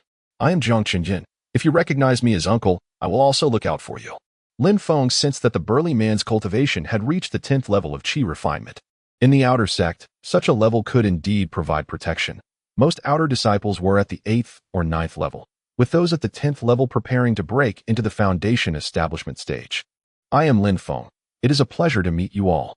"I am Feng Ming." Another stout young man in his 20s introduced himself with a nod. "I am Su Hui." A delicate girl with a captivating demeanor added, her eyes sparkling with charm, nearly ensnaring Lin Feng's soul. Just as Linglong extended her hand, Lin Feng, not wishing to be entranced, felt a slight sting in his armpit. His hand inadvertently grasped Linglong's, while the other arm wrapped around her. The 6 of them conversed intermittently within the carriage, while Lin Feng and Linglong listened, occasionally casting glances outside. Initially, the carriage moved at a leisurely pace, but once they left the village, it sped along the main road. After navigating several mountain paths and turning a few corners, the carriage entered a dense forest. Observing the wild grass along the path, Lin Feng noticed there were no wheel ruts. Looking up, towering pines and cypresses flanked the road, blocking out the sky. With sunlight streaming through the gaps, the carriage meandered through the woods. It felt as though the journey was interminably long, as if it would never end. Chapter 54. The 99 Steps. As the carriage rounded a cluster of trees, Lin Feng sensed fluctuations of spiritual energy in the air, as if they had entered a mirror-like realm, suddenly appearing in another world. This was a wondrous formation. The enchantment was truly remarkable, emerging from a vast forest. They found themselves in an expansive meadow, and when they turned back, the trees had vanished. Ahead loomed several majestic peaks, their bases enveloped in verdant foliage, adorned with vibrant blossoms. The gate of Tianyun sect stood at the mid-slope of the highest peak, showcasing the sect's grandeur and magnificence. The towering gate was carved from white jade, and beside it stood a stone tablet inscribed in ancient celestial script, reading, Tianyun. This is the mountain gate of Tianyunmen, the long-awaited sect of immortality. That a group of youthful individuals disembarked from the carriage, and Lin Feng observed that at least 30 or more young souls had accompanied Zhang Dafu. Among them, half were in their teens, while a larger contingent fell within the ages of 13 to 18, and only 5 were in their 20s. Everyone, please step down and form an orderly line according to the names on your identification badges. The older children were relatively obedient, though a few of the teenagers began to weep as soon as they alighted. Their cries went unnoticed. This was not a home, but a ruthless sect of cultivation where the weak were devoured by the strong. No crying. If you continue, I will beat you to death, roared a burly man under Zhang Dafu's command, silencing all the children with his terrifying presence. All right, line up according to your badges and follow me. I am merely an outer sect steward. There are a total of 11 stewards executing this mission, so you can calculate how many individuals there are in total. Lin Feng calculated, with each steward bringing along 30 individuals. That amounted to 330 people. It was said that a large number of recruits were being accepted this time, but could they truly enroll 330 individuals? Brother Dafu, how many outer sect disciples is Tianyunmen recruiting this time? Lin Feng inquired softly, trailing behind Zhang Dafu. When I was last at the sect, I heard from the outer hall elder that they might recruit 99 individuals, which would be the largest intake in many years. Lin Feng noted that this number was indeed considerable, equating to about 1/3. Hurry up, children, we must reach the mountain gate before noon. Anyone who cannot keep up will be eliminated from the competition. Lin Feng's interest was piqued. The competition was already beginning. Upon hearing Zhang Dafu's command, everyone quickened their pace. The advantages of the older participants became apparent, as those of greater stature felt a momentary thrill before realizing the difficulty of the task. Each step up the stairs felt as if burdened by 1,000 pounds, dragging their feet down. Without exerting all their strength, they could scarcely move forward. In contrast, the younger children, though they struggled, found the ascent considerably easier compared to their adult counterparts. Lin Feng gritted his teeth, making his way upward step by step. With every advance, the 5 elements body refinement technique activated within him, accelerating the enhancement of his physical strength during the climb, transforming his body from a pale gold to a radiant gold. It felt as though Lin Feng's feet were glued to the ground, every step a torment. Just then, he noticed a youth tumble heavily, rolling down from the platform, prompting those watching to proceed with increased caution. Many resorted to crawling on hands and feet, fearful of tumbling down the stairs. I wonder how many of these 30+ will make it through. Care to wager? I say no more than 20 will succeed. Come on, that last group had 18 pass. You think 20 will? Well, I predict fewer than 18 will make it. If more do, I'll wager 2 low-grade spirit stones. All right then, 2 low-grade spirit stones it is. Anyone else care to place a bet? On a distant platform, dozens of outer sect cultivators were gambling on the outcome of this initiation trial. 1 step, 2 steps, 5 steps, 15 steps, 35 steps. Beads of sweat trickled down Lin Feng's forehead as he resolutely continued his ascent. He glanced back at Ling Wang, who appeared unperturbed and seemed to ascend with ease. A sight that both amused and infuriated him. As Lin Feng persevered, his body became increasingly burdened by gravity, each step requiring immense effort and determination. The assistance of his hands was necessary for every advance. Ding! Congratulations, Master. Your physical level has risen to the bone and muscle realm. The notification startled Lin Feng, and upon focusing on the consciousness interface in his mind, he marveled. Remarkably, he could enhance his cultivation while climbing, though his cultivation level had not improved. His physical prowess had, ensuring he would not be outmatched by foundational cultivators in the future. The ranks of body refiners included the meridian opening realm, bone and muscle realm, muscle transformation realm, and marrow cleansing realm. Presently, Lin Feng belonged to the bone and muscle realm, a significant step toward true cultivation. With the 5 elements Qi refinement technique reactivated, he felt noticeably lighter. Looking back, he saw the others grimacing as they continued forward. While only Ling Long smiled at him. Lin Feng, hurry up. Phew. Lin Feng exhaled deeply, channeling his spiritual energy as the 5 elements body refinement technique activated, propelling him upward. Among the group, those with superior physical attributes had already advanced far ahead of Lin Feng. Feeling lighter, he surged forward. Lin Feng, slow down. If you keep up this pace, I won't be able to catch up. Ling Long's voice echoed from behind. Brother-in-law, pick up the pace. You're still behind me. The chubby boy, Xiang Bin, waved from ahead, his youth rendering gravity almost negligible, allowing him to be among the fastest. Coming. Lin Feng exerted himself, leaping up 2 or 3 steps at a time, leaving the others astonished. Under such pressure, he could leap that high? A monster. A prodigy. Humph. That big-mouthed creature is just bad-mouthing. Xiang Bin retorted, feeling defensive as Lin Feng was his brother-in-law. Wait for me, everyone. Su Hui's sweet voice captivated the young men, leaving them spellbound. The last to lag behind was Jiang Qinyun, the tallest among them, bearing the heaviest burden. None of you have any spirit. Just wait until I show you how I'll deal with you later. Jiang Qinyun declared with determination, undeterred by the gazes of others as he pressed onward. However, each step was a monumental struggle, requiring all his strength to ascend. Big brothers and sisters, keep it up. Brother-in-law, go for it. The little one's cheers made Ling Long blush. While Xiang Bin waved from the last step, garnering admiration from all, Lin Feng moved swiftly, being the 5th to reach the top, the fastest among those around 20. Ling Long followed closely behind, leaping onto the high platform. Lin Feng sat down, gasping for breath. This ascent was no ordinary feat. Only Ling Long seemed unaffected, alongside a few younger children who could manage the climb given their stamina, rather than waiting for the others to arrive. Lin Feng pulled Ling Long and Xiang Bin inward, where a white light watched them from afar. Upon reaching the platform, they encountered a large gathering of individuals, the earlier arrivals for the examination. As Lin Feng stepped forward, he spotted the 2 boys ready to brawl among the crowd. Their presence hinted at future complications. After all, it was no coincidence that rivals would converge. The glint of animosity in their eyes suggested trouble. All right, everyone, sit here on the platform and wait. 2 stewards have yet to arrive. Once everyone is assembled, we will commence the official selection. Was this not already the selection? The others, nearly at their limits, plopped down on the platform, while only Ling Long and Lin Feng remained standing, scrutinizing their competitors. Just then, a fresh wave of youths appeared on the steps. They were evidently much younger than in no time. All the youths had completed the 100 steps to in reality. It was 99 steps, referred to as the 100 steps, where 9 signifies extremes, and double 9 represents the utmost, termed as infinity, hence the 99 steps. This was the initiation ladder of Tianyunmen. Unknown to the others, those under 10 years of age faced no added gravity, each year added a layer of weight. Moreover, the array would assess the climber's physiques. The better the physique, the greater the added weight.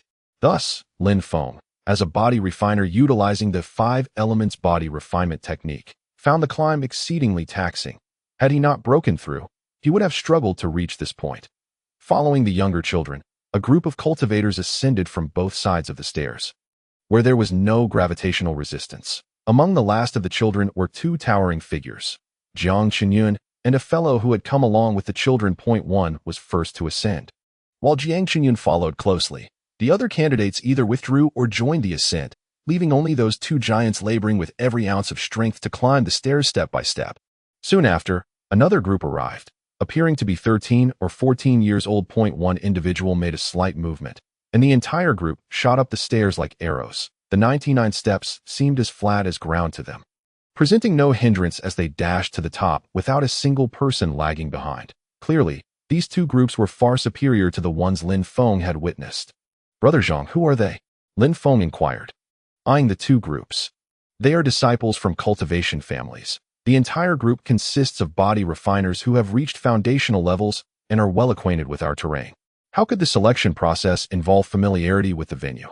It appeared there were connections or perhaps financial influence at play. No matter the era, corruption was inevitable. "Here, take this. Consider it a token of gratitude for saving my son." "Brother Dafu, what is this?" "This is an exemption token. It allows you to bypass the trial and enter the outer sect directly. You can also attempt the trial first, and if unsuccessful, present this to the steward, and you will be granted passage." "Is it similar to the ascension token?"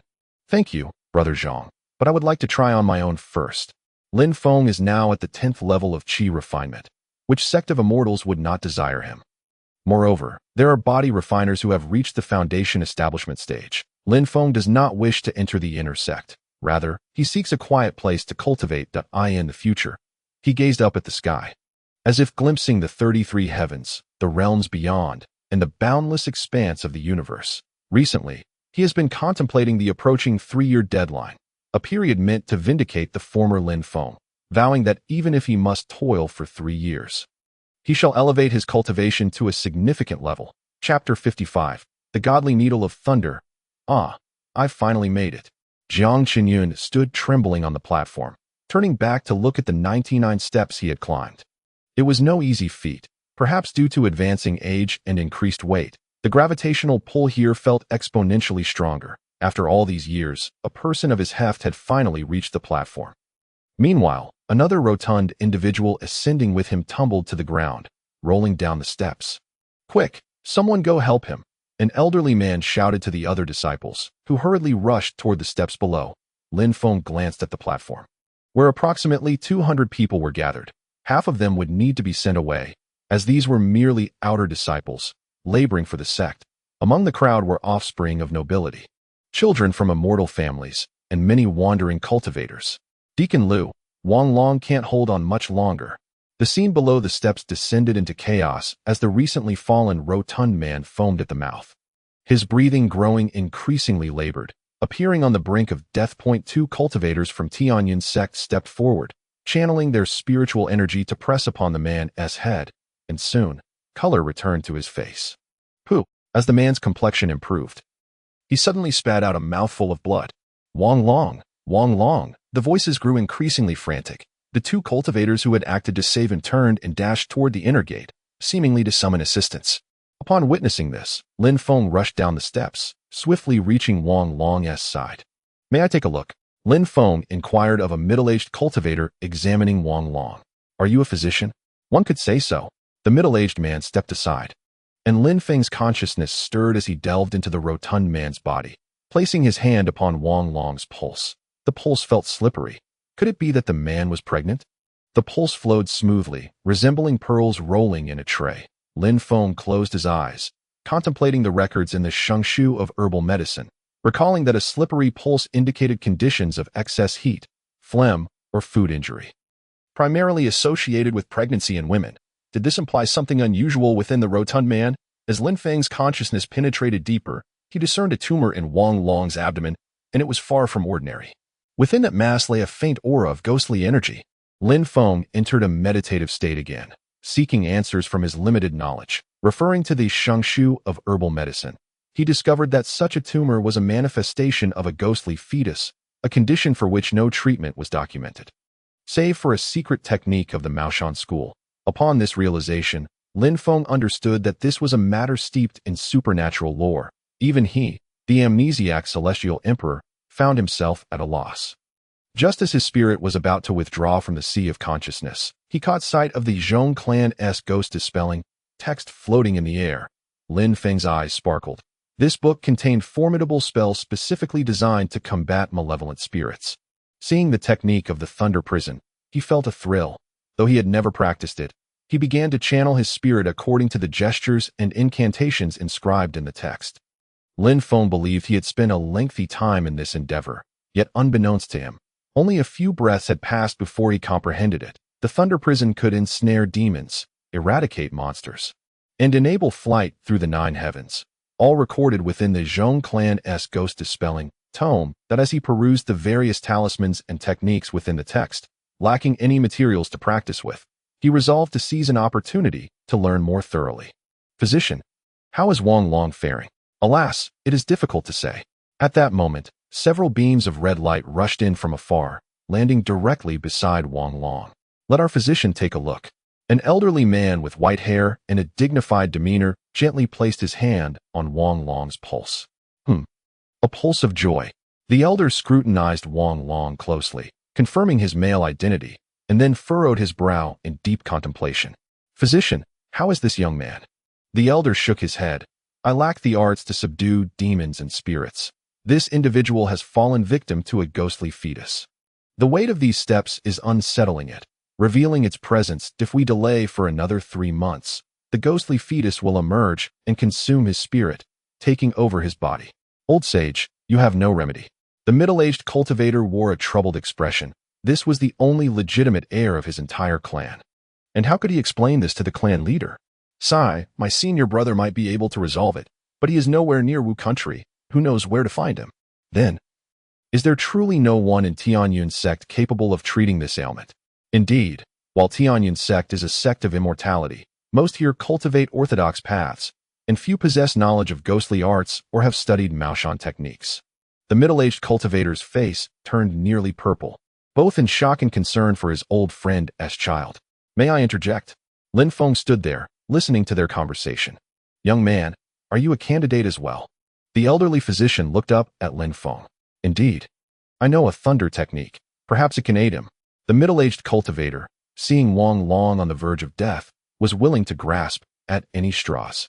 Young man, if you can save him, I shall reward you with 10 medium-grade spirit stones as thanks. Upon hearing the promise of 10 spirit stones, the eyes of the surrounding cultivators glimmered. Obtaining even 2 low-grade spirit stones in a month was a rarity. Yet here was a pledge of 10 medium-grade stones, worth thousands of low-grade stones. Should I succeed, no thanks are necessary. Should I fail, you need not blame me. Lin Feng regarded the 10 medium-grade spirit stones with indifference. With a flick of his wrist, 32 silver needles flew into his hand. As each time he utilized the silver needles, they were stored within a case. Lin Feng withdrew 13 needles, channeling his spiritual energy as he attempted the thunder technique. Directly infusing it into the needles crackled with arcs of lightning. Yet, only a minuscule amount of thunderous power coursed through them, for Lin Feng's cultivation was too feeble, and the level of the thunder prison was insufficient. The needles quivered before plunging into Wang Long's abdomen. With a soft utterance, Lin Feng declared, first needle, nourishing the meridians. Without pausing, he continued, second to fifth needles, opening the pathways. The needles shimmered with lightning as Lin Feng adeptly adapted the 13 Ghost King needles to his thunder needle technique. He pressed on with 6th to 9th needles, sealing the 8 directions. 9 needles were used to bind the ghostly energy within the tumor. With a flash of lightning, Lin Feng directed the final needle toward the tumor in Wang Long's abdomen, declaring, 10th needle, dispelling evil. As the needle pierced through, a mournful wail echoed from the ghostly spirit within. Although it had become a spirit, its consciousness had yet to fully awaken, were the spirit to regain its full strength. It would become Wang Long himself. Do not lament. Your misfortune has led you to me. Lin Feng unleashed 2 needles simultaneously. These 2 needles bore no lightning, only swirling black ghostly energy, their whispers soft yet ominous. Vengeful spirit, take form, devour the demon. As the 2 needles struck, Lin Feng felt a significant portion of his spiritual energy drained, nearly causing him to falter. The needles sank directly into Wang Long's abdomen. As they descended, Lin Feng's spirit perceived 2 streams of black energy surging into the ghostly fetus, initiating a rapid consumption process. The spirit had yet to fully materialize, and soon, it was entirely devoured by the force of the needles. Within the ghostly fetus remained only a core shaped like a walnut. This core, if not removed, could regenerate the ghostly spirit. Lin Feng retrieved the largest silver needle, infusing it with a faint spark of thunderous energy, and with a muffled exclamation, declared, open. The needle plunged into the ghostly fetus, unleashing a heart-wrenching scream that sent shivers down the spines of those present, the sound echoing like a haunting reverberation in the valley. As the needle penetrated Wang Long's body, he began to tremble, as if something within him were about to explode. The needle pierced the core of the fetus, and with the 11th and 12th needles. The black energy surged back in, consuming the dark essence within the demon's core. Soon, the black energy was entirely absorbed, dissipating within Wang Long. Lin Feng felt dizzy and collapsed into unconsciousness. Ding! Congratulations, Master. You have healed the sick and saved a life. Accruing immense merit. You receive 1 point of merit value. Ding! Congratulations, Master. You have exterminated. Ding! Had his energy been entirely depleted again, Lin Feng knew nothing further. He felt a surge of purple light enveloping him. His spirit once more entering the sea of consciousness, where swirling purple spiritual energy formed clouds in the air, continuously shifting. This was the essence of purple spirit. Previously, there had been little of it, confined to the space above the small purple mansion. Now, the entire sea of consciousness transformed into a violet hue, the once small purple mansion expanding into a vast domain, standing within the purple space. Lin Feng sensed the rapid influx of purple spirit energy into his body, flowing from the entrance of the sea of consciousness, conducting a thorough transformation of his being. Time lost meaning, and as Lin Feng merely shifted his gaze, he heard a gentle voice beside him. You're awake. He felt warmth enveloping his hand, gripped by 2 small hands, accompanied by the fragrant scent of a young girl. Upon opening his eyes, he beheld a smiling face gazing down at him. Linglong sat beside the bed, resting her chin on her hands as she observed Lin Feng with a radiant smile. Have I exhausted my spiritual energy once more? Yes, before Linglong could finish her sentence. Lin Feng's mind drifted to the examination. Then we have not yet participated in the selection. This time, I shall be absent from the entry. Linglong chuckled. You have encountered a stroke of good fortune. That physician has taken you as his disciple. Thus you have become an inner disciple. That old man is a significant figure within the sect, second only to the sect leader and a few elders. His disciples enjoy the privileges of inner disciples. And what of you? By chance, I have caught the eye of a female cultivator, who has taken me as her named disciple. Lin Feng sat up straight, grasping Linglong's delicate hand, a profound feeling welling up within him. Is anyone there? A stout figure, resembling a wall, entered the room. Ordinary, he exclaimed, immediately kneeling before Lin Feng. Thank you, elder brother, for saving me. The newcomer was none other than Jiang Qinyuan, the rotund man whom Lin Feng had rescued. Chapter 56. Master Lin Feng stood up, donned his shoes, and helped Jiang Qinyuan to his feet. Elder brother, I truly thank you. This is my treasured possession, a gift for you. Lin Feng smiled, bemused by the man's straightforwardness. Even when offering a gift, one should not express it so bluntly. Jiang Qinyuan held out a bead, shimmering with earthy spiritual energy. Is this the earth spirit bead? No, this item is far too precious. I cannot accept it. Lin Feng regarded Jiang Qinyuan's earnestness and hesitated to accept the treasure. Elder brother, I do not possess an earth spirit root. This item would serve me no purpose. Perhaps it will be of use to you. After a moment's contemplation, Lin Feng accepted the bead. Very well. I acknowledge you as my brother. Great. Elder brother, I have heard you have entered the inner sect. Please look after your brother from now on. Of course I will. Jiang Qinyuan, lacking in eloquence, exchanged a few words with Lin Feng before taking his leave. Linglong returned to her own quarters, while Lin Feng slept for several days, not once closing his eyes. Upon awakening, he sensed Linglong's relief as she returned to her room for some much-needed rest. As Lin Feng settled onto his bed, he recalled the notification sound from his phone during his unconscious state. Curious about its significance, he retrieved his phone and discovered that the merit points had risen to 27, and his experience points had reached 100%. This indicated that he could unlock the next page. He noticed the navigation bar displaying the numbers 1, 2, and 3, and with a gentle tap of his finger, he activated it. Ding! Congratulations, Master. You have unlocked a new chapter. The merit shop revealed its third page, showcasing 3 large boxes, each containing an item. The first box held a cauldron, inscribed with the words Reign King Divine Cauldron, accompanied by a small inscription stating, this cauldron can refine the sun and moon, can refine the stars. My goodness, such grand claims for what is essentially a pill furnace. Lin Feng's gaze sharpened at the exchange cost below. It demanded 100 merit points. The second box contained a manual titled Qianquan Sword, a set of sword formations, a small-scale array that could be wielded seamlessly during combat. Upon seeing the exchange requirement of 300 merit points, Lin Feng momentarily lost his focus. The third box contained a thick stack of talisman paper, labeled Merit Command. a tool for gathering merit from the world, binding the bearer to a lifetime of merit collection. Upon realizing that it required 500 merit points for just one talisman, and there were at least 100 within, Lin Feng felt a wave of despair. To acquire them all, one would need a staggering 50,000 merit points. Heavens and earth, O celestial beings, grant me some merit points. The sheer quantity of merit points was overwhelming, and he was uncertain when he might accumulate even 100. The thought of the 500-point talisman, akin to capturing a servant, ready to serve for a lifetime, sent Lin Feng into a frenzy of desire.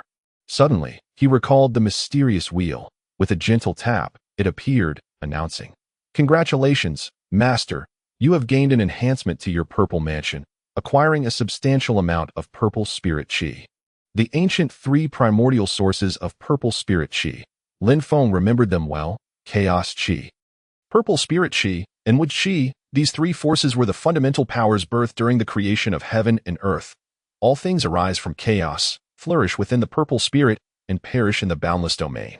These three forces perpetually coexist in a cycle.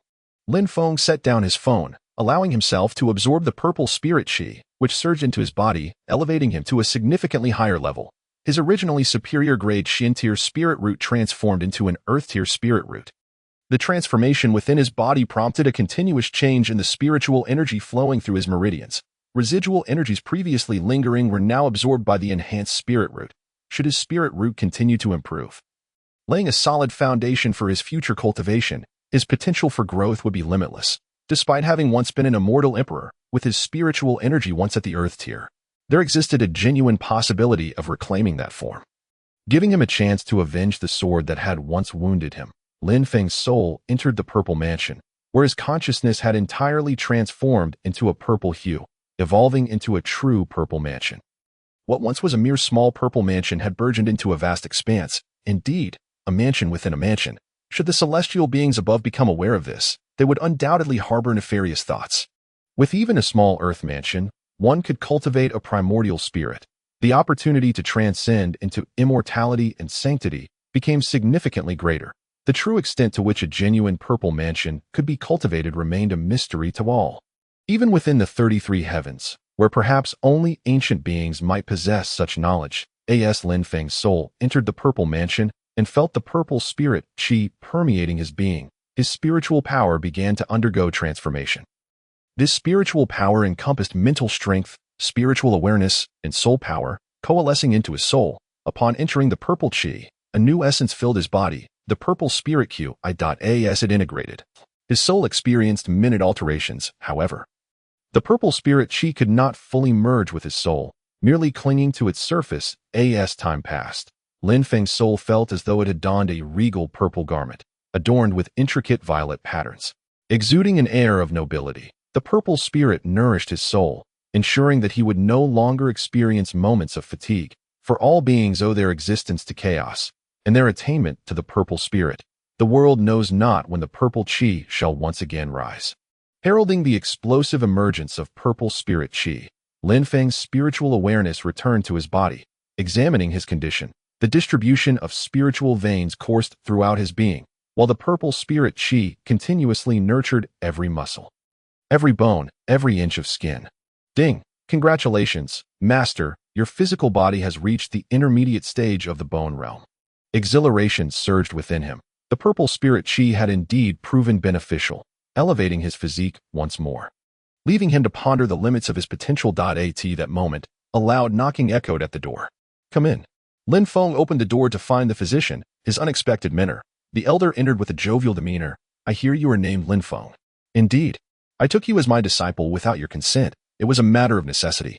The elder gazed at Lin Feng, as if he had made a momentous decision. "I wish to clarify that our master-disciple relationship is not conventional. Had I not taken you in, you would have been expelled from the sect. I see great promise in your medical skills, and I desire to learn from you."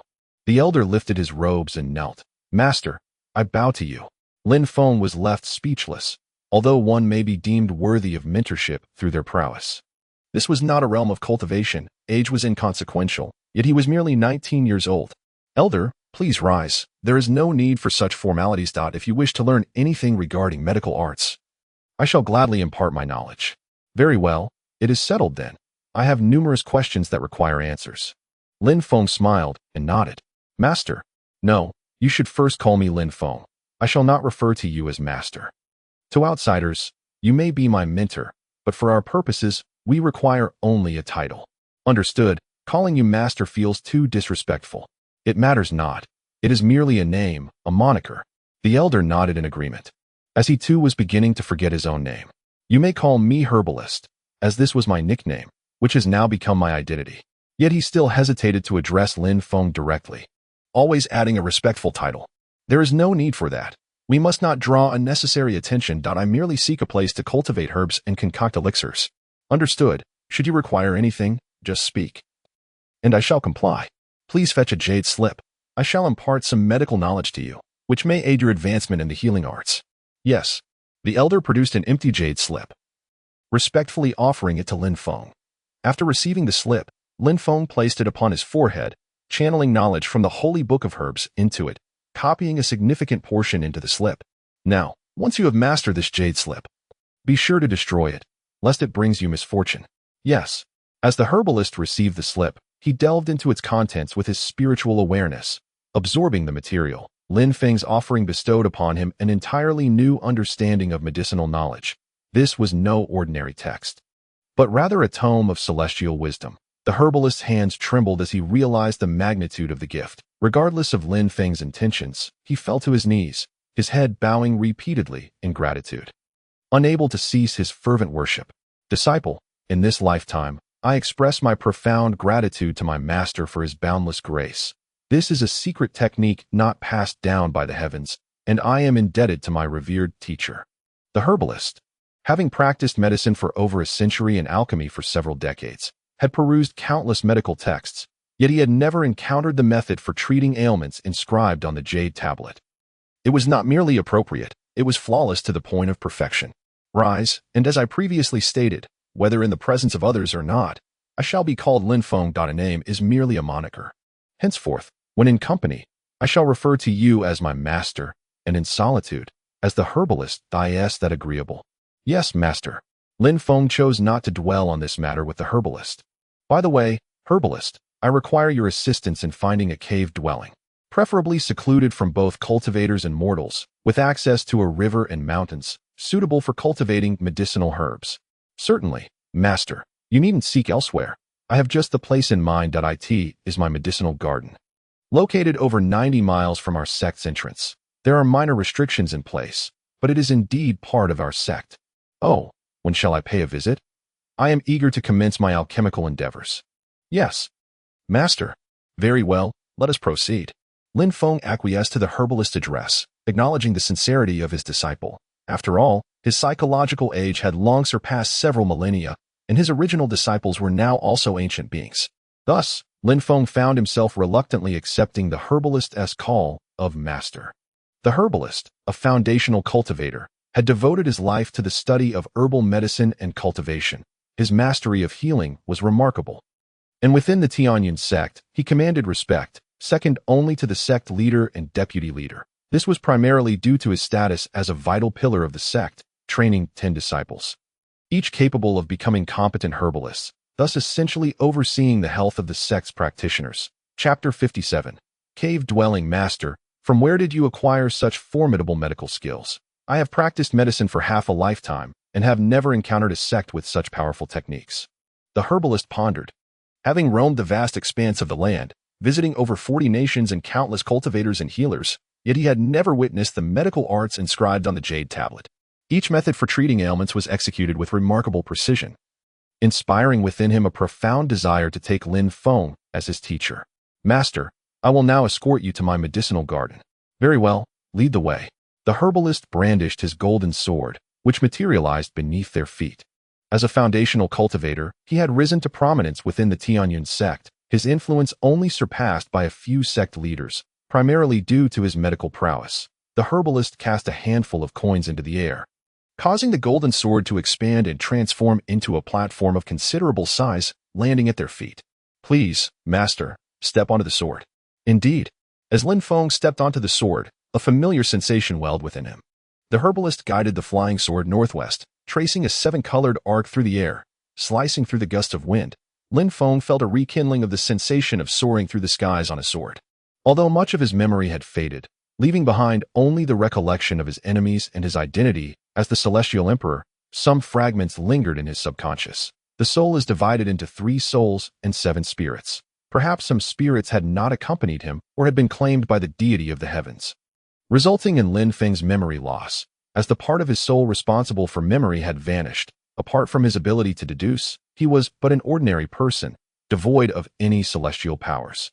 Standing upon the sword, he felt invigorated by the rush of wind, an impulse akin to that of a warrior on the battlefield, as it had been many years since he departed from the celestial realm. As a throbbing pain enveloped his head, Lin Feng shook it off and exhaled deeply. Before him lay a series of mountains. Was this not a dragon vein? Lin Feng marveled at his own adeptness at divination. Gazing northward at a massive, serpentine dragon poised to take flight. This location was promising. The terrain and the ambient spiritual energy, though modest, sufficed for an individual's cultivation. Herbalist, is your medicinal garden located below? No. Master, we still have some distance to cover. No need to continue. I shall choose the area below. Master, the spiritual energy here is insufficient. My garden possesses far greater potency. Lin Feng smiled. Herbalist, the quantity of spiritual energy is of little consequence. What matters is its sufficiency. Here, the spiritual energy is ample enough for me to reach the core formation stage.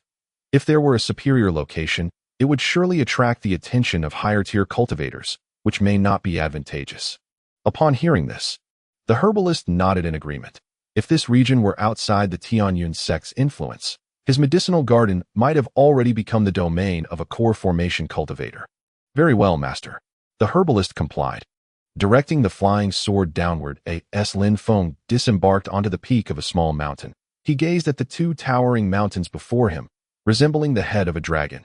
The twin peaks stood like the horns of a dragon, rising high into the sky, while the mountains behind formed a coiling dragon, poised to ascend.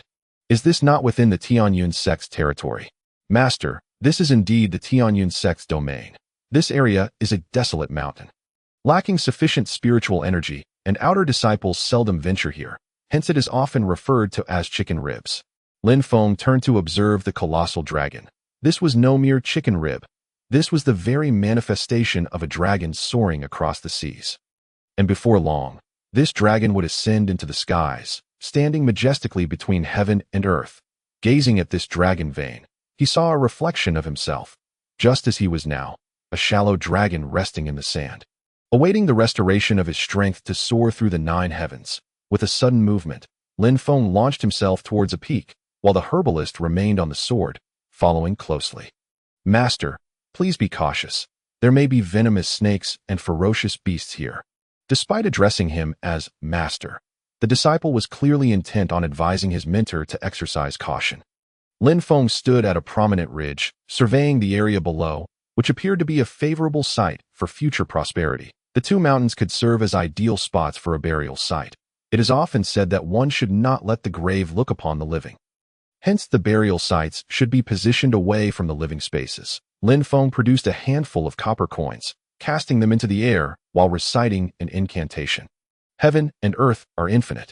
The Great Way knows no bounds. Should you seek a dwelling, let the copper coins guide your path. Strike. As the coins fell, they formed a divination pattern, corresponding to the wisdom of Kingwen, which interpreted as the Earth Mountain Modesty hexagram. It foretold that the heavens bestow wealth upon the impoverished, requiring no contention. Both parties would share the fortune, and all endeavors would align with their heart's desires. This hexagram signified that all matters would prosper, particularly in seeking land and engaging in trade or partnerships. The arrow of the hexagram pointed directly between the 2 dragon-headed mountains, prompting Lin Feng to stride towards the dragon's head, departing from the twin peaks. Upon reaching the connecting point of the 2 mountains, he stood at the dragon's snout, where 2 caves awaited. No wonder the hexagram spoke of sharing. There were precisely 2 caves, one for himself and one for his disciple. Herbalist, where is your cave dwelling? Master, my cave is located in the southern region of the 10,000 Great Mountains. You may relocate there, and I shall offer you another. Indeed, master.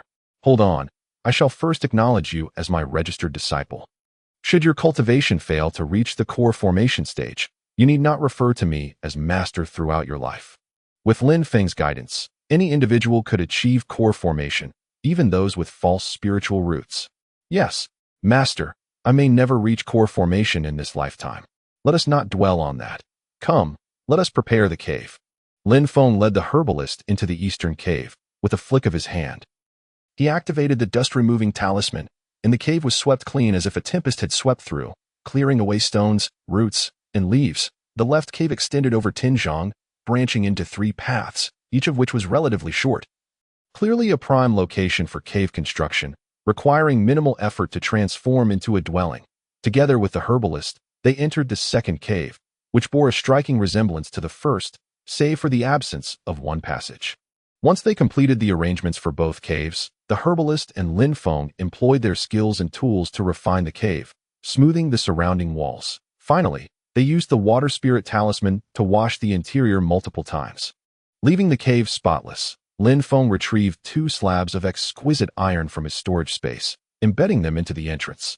The cave was nearly complete. All that remained was to decorate the interior and set up the external formation. Herbalist, you are permitted to reside in this cave, but do not bring outsiders. Remember this. Yes, Master, these 2 caves belong to you. I shall regularly come to assist you in maintaining them. No need. The hexagram has indicated sharing. Thus we each have one, which may yield benefits. Lin Feng's hexagram was indeed divinely inspired, consistently accurate, and insightful. Understood. Master, I shall procure the necessary items forthwith and notify the sect. Very well. First accompany me to retrieve the various credentials for entry into the sect. And once that is done, we shall shop for the cave's furnishings. Yes, Master. The herbalist now treated Lin Feng with the utmost respect, embodying the reverence one would show to a true master before departing. Lin Feng produced 2 formation plates, casting them into the spaces between the 2 caves. Point 1 was an illusion formation designed to confound core formation cultivators, preventing them from intruding. The other was a lethal formation, reputed to withstand attacks from core formation practitioners, potentially even slaying them. Such formations were formidable weapons in the kingdom of Wu. Once the 2 formations were set and the high-grade spirit stones positioned, which offered extended durations and greater offensive power, they might indeed defend against core formation cultivators. Upon completing the arrangement of the formations, Lin Feng gifted the herbalist a formation flag, allowing him free passage. The herbalist once again mounted the flying sword, soaring towards the Tianyun sect. A flash of sword light swept across, landing outside the sect. Point 2 figures stepped forward, entering the premises where numerous disciples bowed respectfully to the herbalist. The herbalist, however, paid them no heed and proceeded directly towards a side hall. Master, let us first collect our identity tokens, Lin Feng remarked, trailing leisurely behind the herbalist, eyeing the gazes he passed through. Many were filled with envy and jealousy. After all, an outer disciple gaining the favor of the renowned herbal king was indeed a stroke of extraordinary luck. Look, isn't that the disciple taken in by the herbal king? Indeed, that lad is quite fortunate to have caught the herbal king's eye. Even if he fails to cultivate immortality, he shall not starve. You speak the truth. One wonders what qualities that fellow possesses to be favored by the herbal king. The outer disciples were particularly discontent, questioning why, despite all entering the sect together, only he was chosen as a disciple. Unbeknownst to them, Lin Feng's prior act of saving a life was a pivotal factor. Were any of them to possess even half of Lin Feng's capabilities, the herbalist would have long since accepted them as disciples. Yet, who could fathom that the herbal king, as he was known, had merely taken on a nominal disciple in Lin Feng, whose potential was limited as his spiritual root fell short of reaching the earth tier. The herbal king might only be able to claim Lin Feng as an ordinary disciple. Walking behind the herbalist, Lin Feng sensed an extraordinary spiritual power within the old man, indicating a unique spiritual root. While normal spiritual roots were categorized as gold, wood, water, fire, or earth, the herbalist possessed a rare thunder-water spiritual root, combining the forces of both thunder and water. Such a dual root would slow initial cultivation but might yield significant benefits at later stages. This exemplified the distinction between cultivators with multiple spiritual roots and those with a single one. The former required double the effort to advance, while their attacks wielded greater potency. The complexity of harmonizing 2 types of spiritual powers made breakthroughs more challenging than with a singular root. Additionally, the herbalist's thunder root was a mutated variant. Should he practice the thunder prison technique, His progress would vastly outpace Lin Feng's. Upon arriving at the discipline hall, the two guards stationed there saluted the herbalist. Greetings, Master Uncle. In truth, both guards were at the Foundation establishment stage, capable of addressing the herbalist as an equal, yet their own master dared not do so, hence the respectful title. Enough, I wish to see your leader. Is he present? The head of the discipline hall was one of the most significant figures in the Tianyun sect. Yet to the herbalist, he was merely a figurehead. Who in the world was exempt from illness? When one fell ill, they would seek treatment, and those who dared cross the herbalist would face dire consequences. Hence, none dared to neglect him. Master Uncle, your words are noted.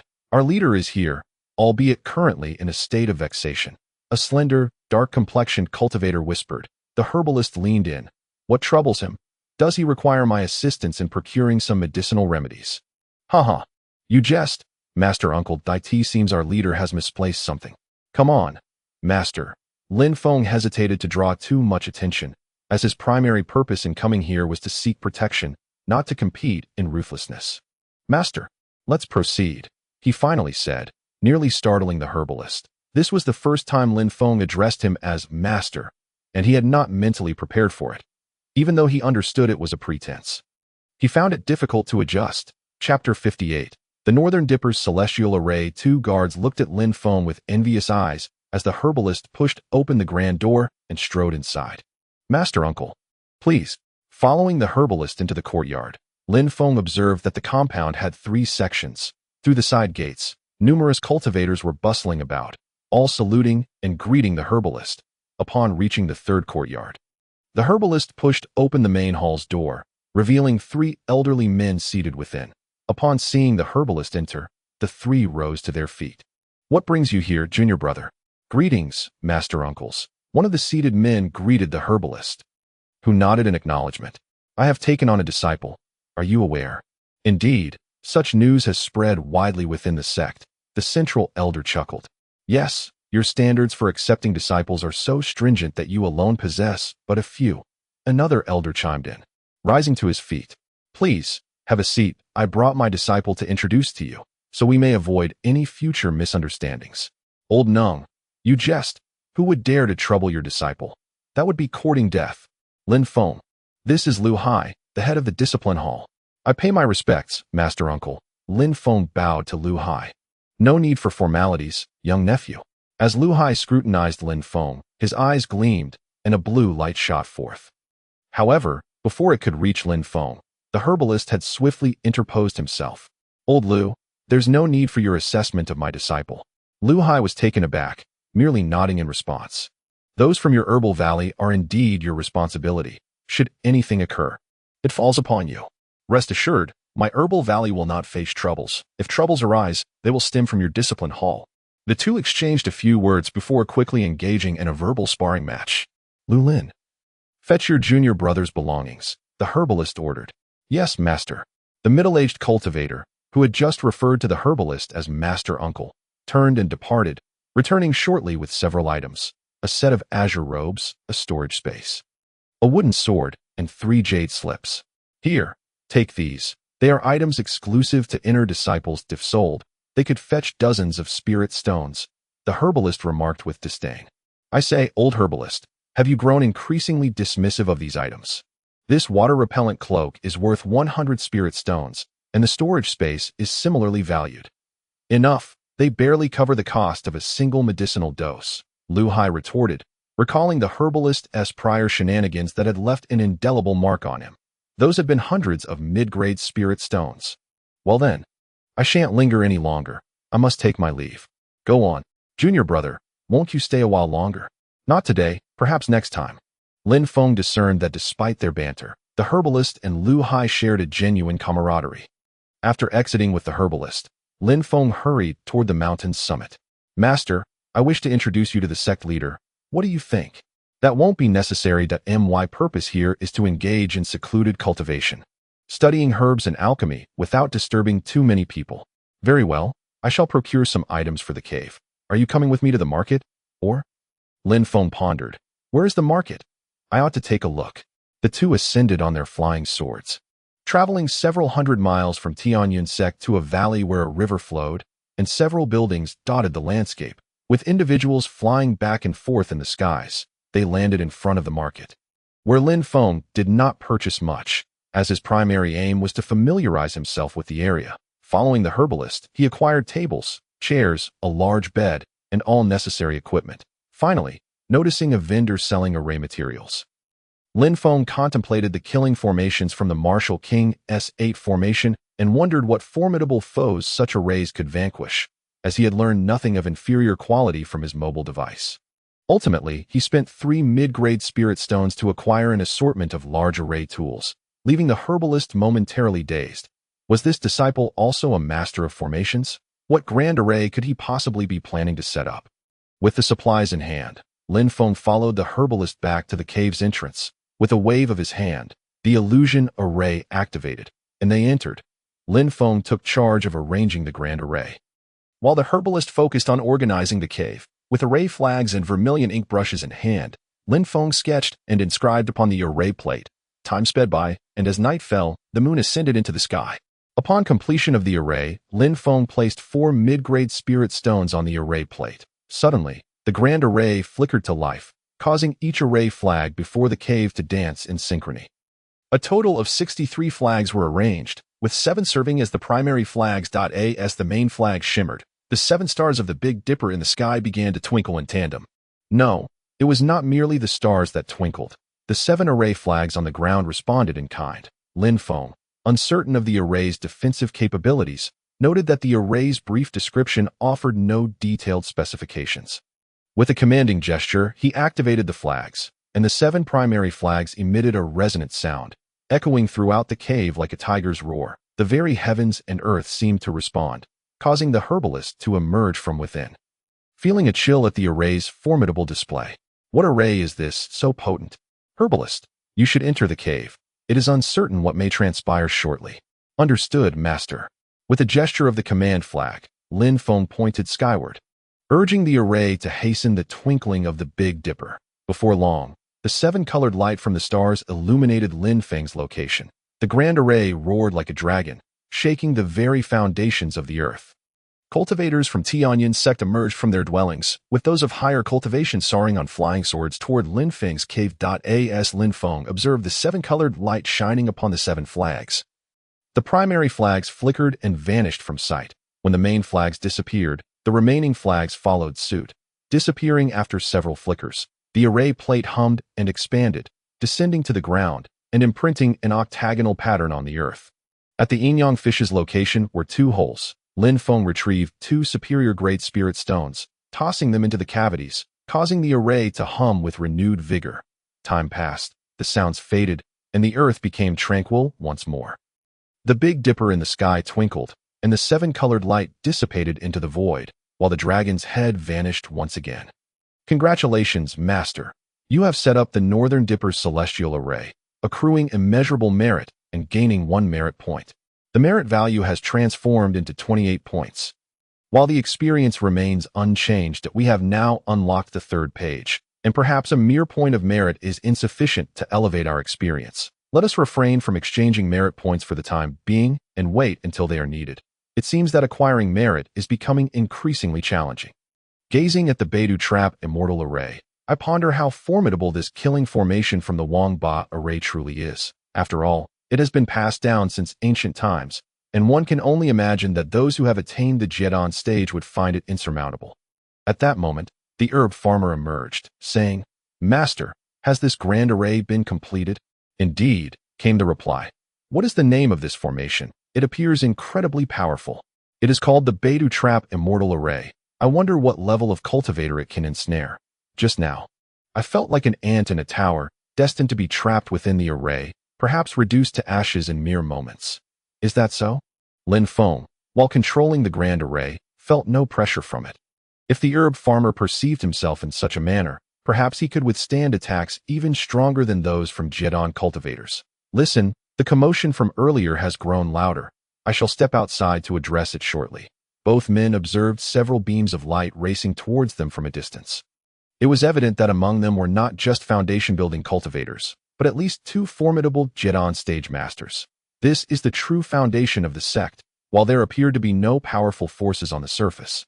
Formidable support would emerge at critical moments. Here, Lin Feng handed a flag of the array to the herb farmer, serving as a token within the grand formation, and also presented him with a jade slip containing the array's contents. Upon receiving the jade slip, Lin Feng heard the notification sound once more. Ding! Congratulations, Master, you are now able to promote the Wangba array, earning 1 merit point. The merit value increased to 29, while the experience remained at 0. Showing no sign of change. Transitioning from 3 pages to 4, Lin Feng realized that much time had passed, and at this rate, he could only wonder how many years it would take to advance further. As he retracted the flag, he noticed the herb farmer soaring back on his flying sword, ascending into the sky. Apologies, fellow disciples, for disturbing your tranquility. The herb farmer deeply bowed to the 2 Jedon cultivators. Herb farmer, what did you just do to attract the attention of the Beidou Star Lord? Senior Brother Wang, I am uncertain how it happened. I merely set up an illusion array, and it transformed into what you see now. This formation of yours is impressive. Do take the time to teach me. Senior Brother Wang, my formation is a disc. Once placed outside the cave, it became this way. The array disc has fused with the earth and cannot be retrieved. Ah, what a treasure! Anything that can draw upon the spiritual energy of heaven and earth is considered a precious item. This array disc must have been crafted by an extraordinary master. You have stumbled upon a gem. The Jedon cultivator named Wang exchanged a glance with another Jedon cultivator, and in an instant, they vanished into the golden light of the sky, with the Jedon cultivators gone. The foundation-building cultivators exchanged glances and gradually departed. The herb farmer's few words had effectively cleared the area, for they were in the domain of the Tianyun sect, and these individuals were elders of the sect, often offering assistance to the herb farmer, hence they did not press further. However, unbeknownst to the herb farmer and Lin Feng, 2 figures stood atop the dragon vein, one tall, the other short, one stout, the other slender. They exchanged glances, and one remarked, could there be treasure emerging from that place? I believe the likelihood of treasure is quite high. The Star Lord's divine light has been stirred. Could it be that a magical artifact is manifesting, or perhaps immortals are descending? Let us observe closely. If necessary, we can break their illusion array, and then the treasure shall rightfully belong to us. Agreed. The 2 figures gradually faded away.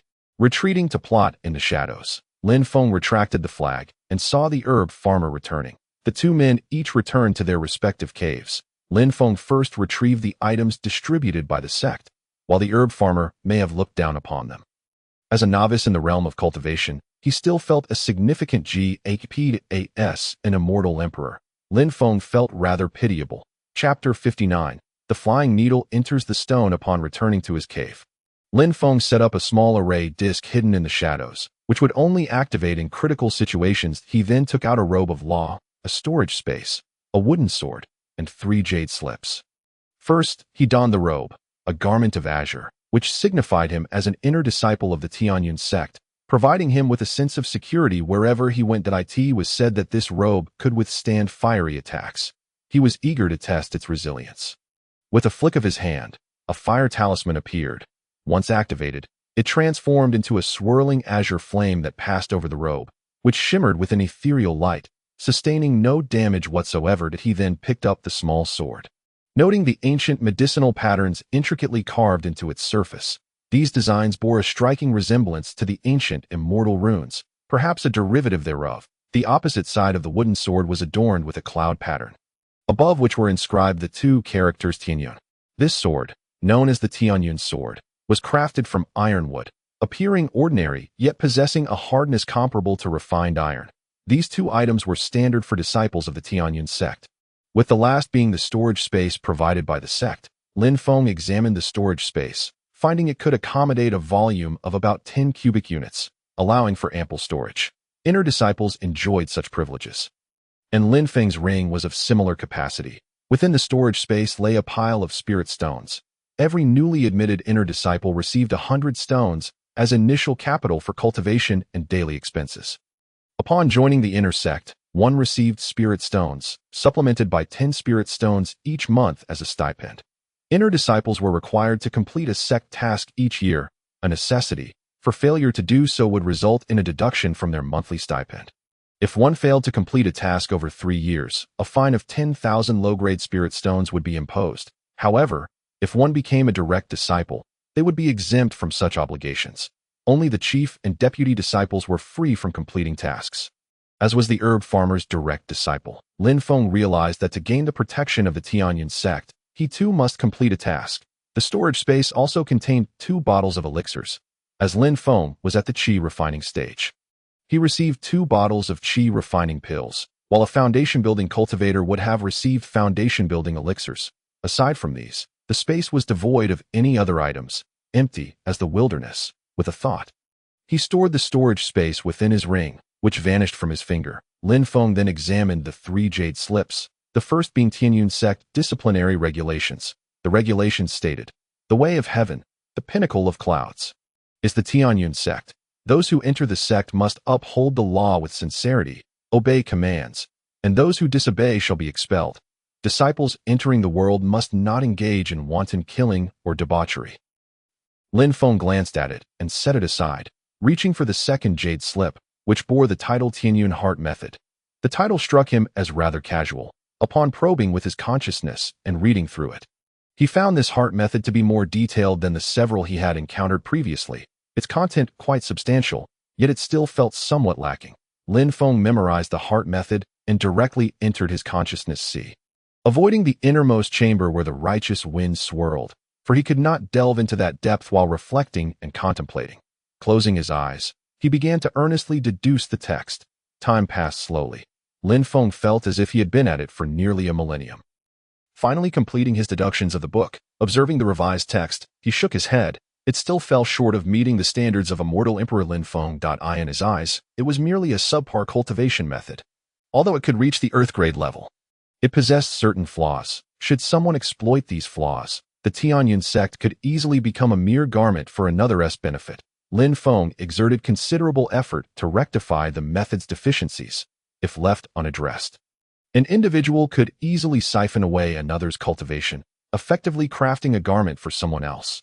Ding! Congratulations, Master, you have amended the cultivation method, earning immeasurable merit, and gained 1 merit point. Ding! Congratulations, Master, you have filled the gaps in the cultivation method, earning immeasurable merit, and gained 2 merit points. Lin Feng's eyes lit up. This time, he had acquired 3 merit points, which was quite gratifying. Checking his merit value, it had risen to 30 points, while his experience finally increased to 1. Leaving him 99 away from leveling up. This cultivation method could serve as a tool for his disciples, as he could seek other methods for himself later. Currently, he possessed the 5 elements body refinement method for immediate use, along with the Imperial Immortal Water Control Technique, which was a genuine heavenly-grade immortal technique. With these 2 cultivation methods at his disposal, Lin Feng found no need for this particular method. Lin Feng then crafted a new version titled New Tianyun Heart Method, tossing the original aside and reaching for the final jade slip. Upon inspecting it, he smiled. It was a method for flying swords that he had yet to reach the stage for learning to fly with a sword. He needed to attain the foundation building stage first. He set the jade slip aside for now. It was time to practice the object control technique, derived from the merit phone's techniques, a treasure within Lin Feng's arsenal. However, his memory seemed increasingly hazy. What could be the cause? These simple techniques, which he once mastered, now eluded him, and even thinking about them caused a throbbing headache. Lin Feng picked up a small stone and began to practice the object control technique, extending his consciousness outward. Focusing his mind, shaping his consciousness, and directing his fingers like a sword towards the stone. The stone stirred slightly, but did not ascend.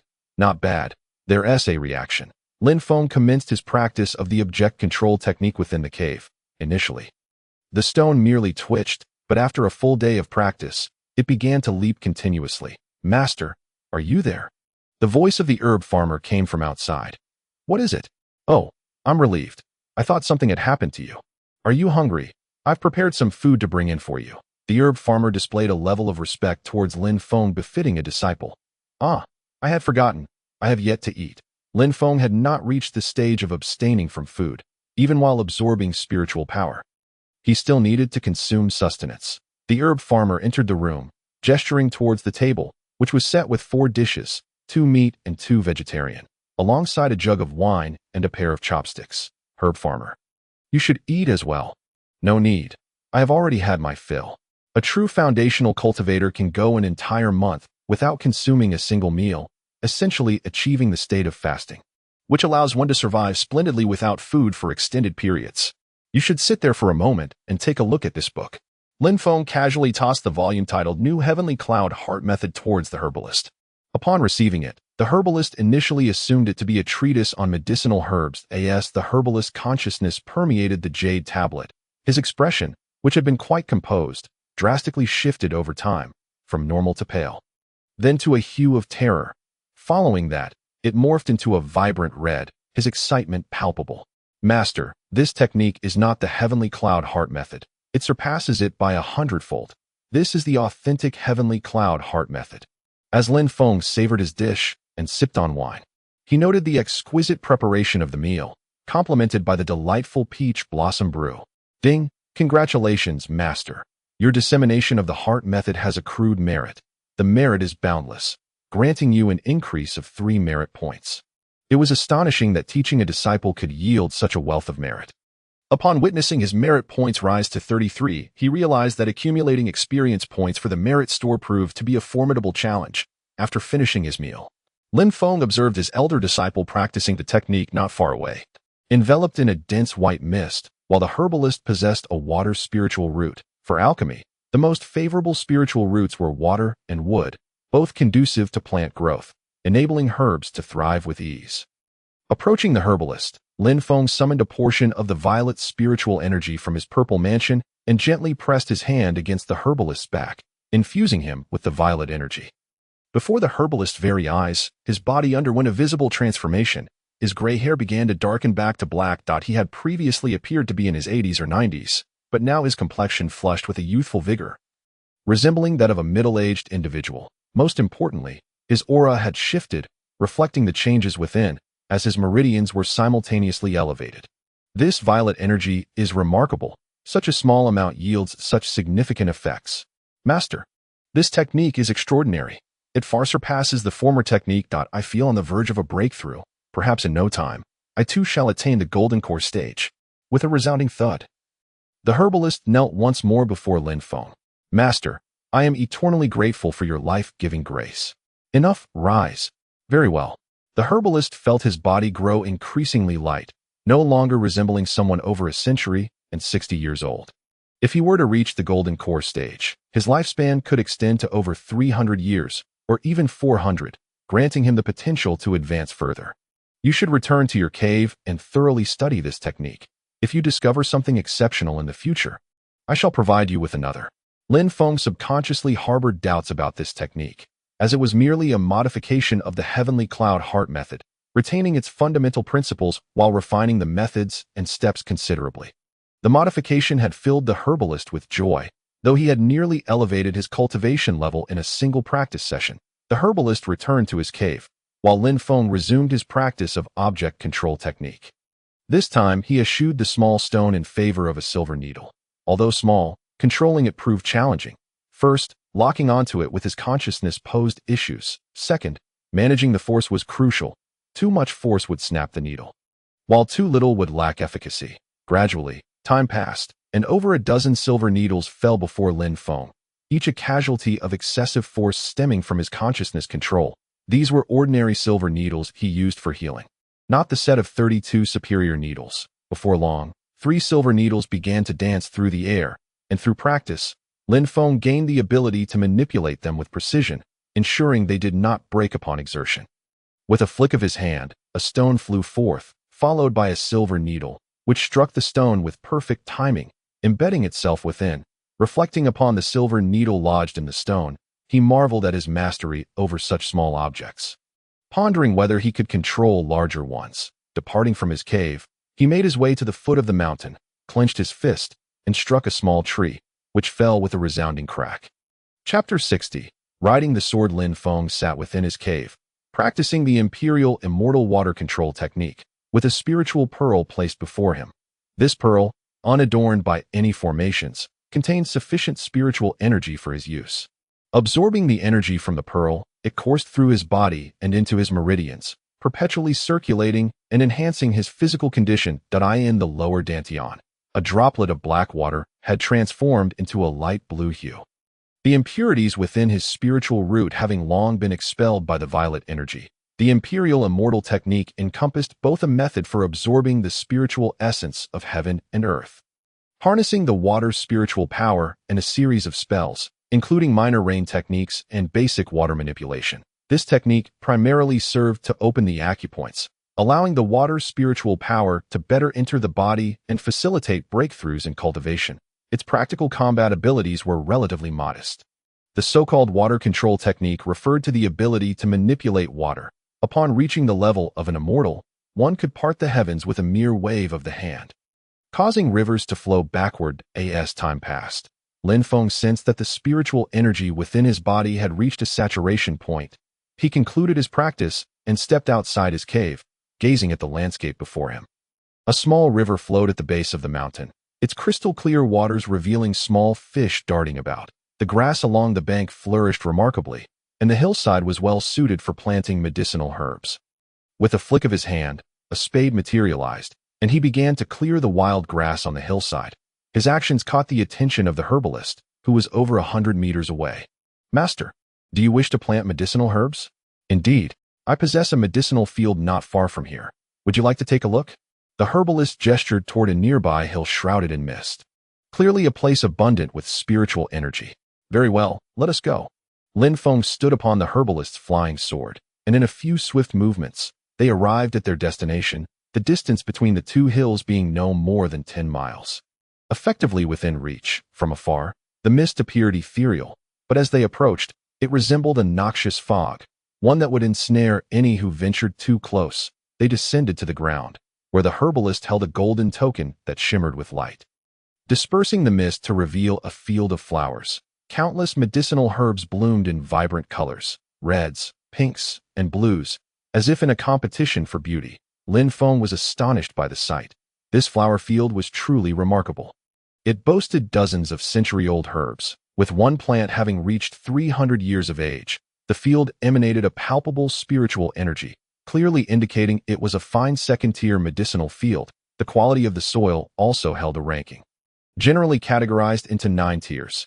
A first-tier medicinal field could cultivate most medicinal herbs that a second-tier field might yield herbs of up to 100 years that a third-tier field was even more impressive, capable of producing 500-year-old herbs in a century that a fourth-tier field could yield 1,000-year herbs in the same time frame, that a fifth-tier field could cultivate spiritual medicines, that a sixth-tier field could grow sacred fruits and herbs, while a seventh tier could yield immortal fruits and medicines.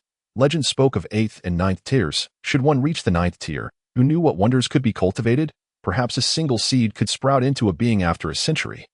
Attaining a certain level of cultivation, observing the spiritual plants, it was clear that the herbalist had tended to this field for a considerable time.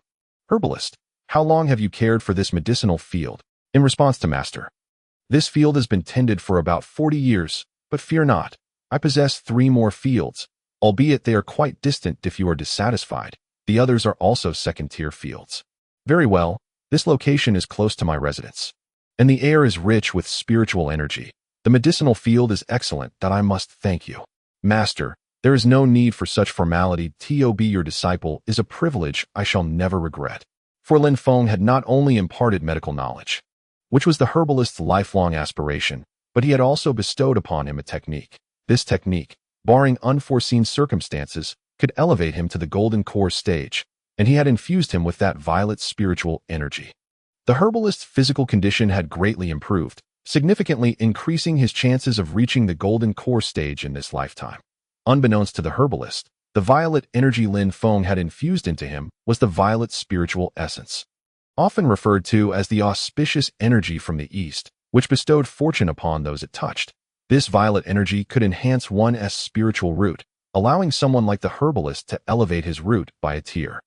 Lin Feng recognized most of the herbs within the field, especially the rare ones under 100 years of age, which included heavenly dust grass, leafy fragrant herb, 9-tailed palm, 3-leafed herb, ice spirit grass, immortal grass, red phoenix grass, heart's desire grass, purion grass, emerald rainbow grass, ground gallbladder grass, ground cloud grass, soul severing grass, wind feather grass, and moonlight grass. Among those over 100 years old were Heart of Union grass, Sky-connecting grass, Azura grass, Blood Phoenix grass, and Evernight flower. The 300-year-old specimen was the celestial star flower. Lin Feng was curious about what significant use the herbalist had cultivated it for.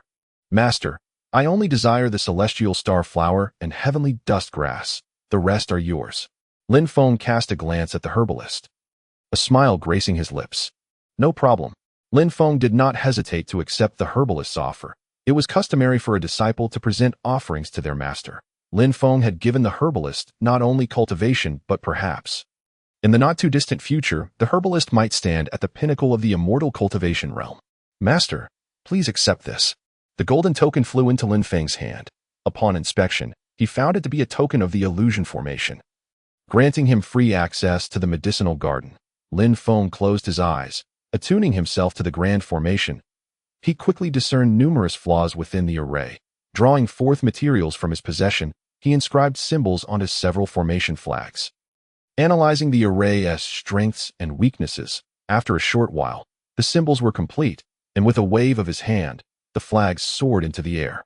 Ding! Congratulations, Master. Rectifying the grand array has yielded boundless merit, granting you 1 merit point.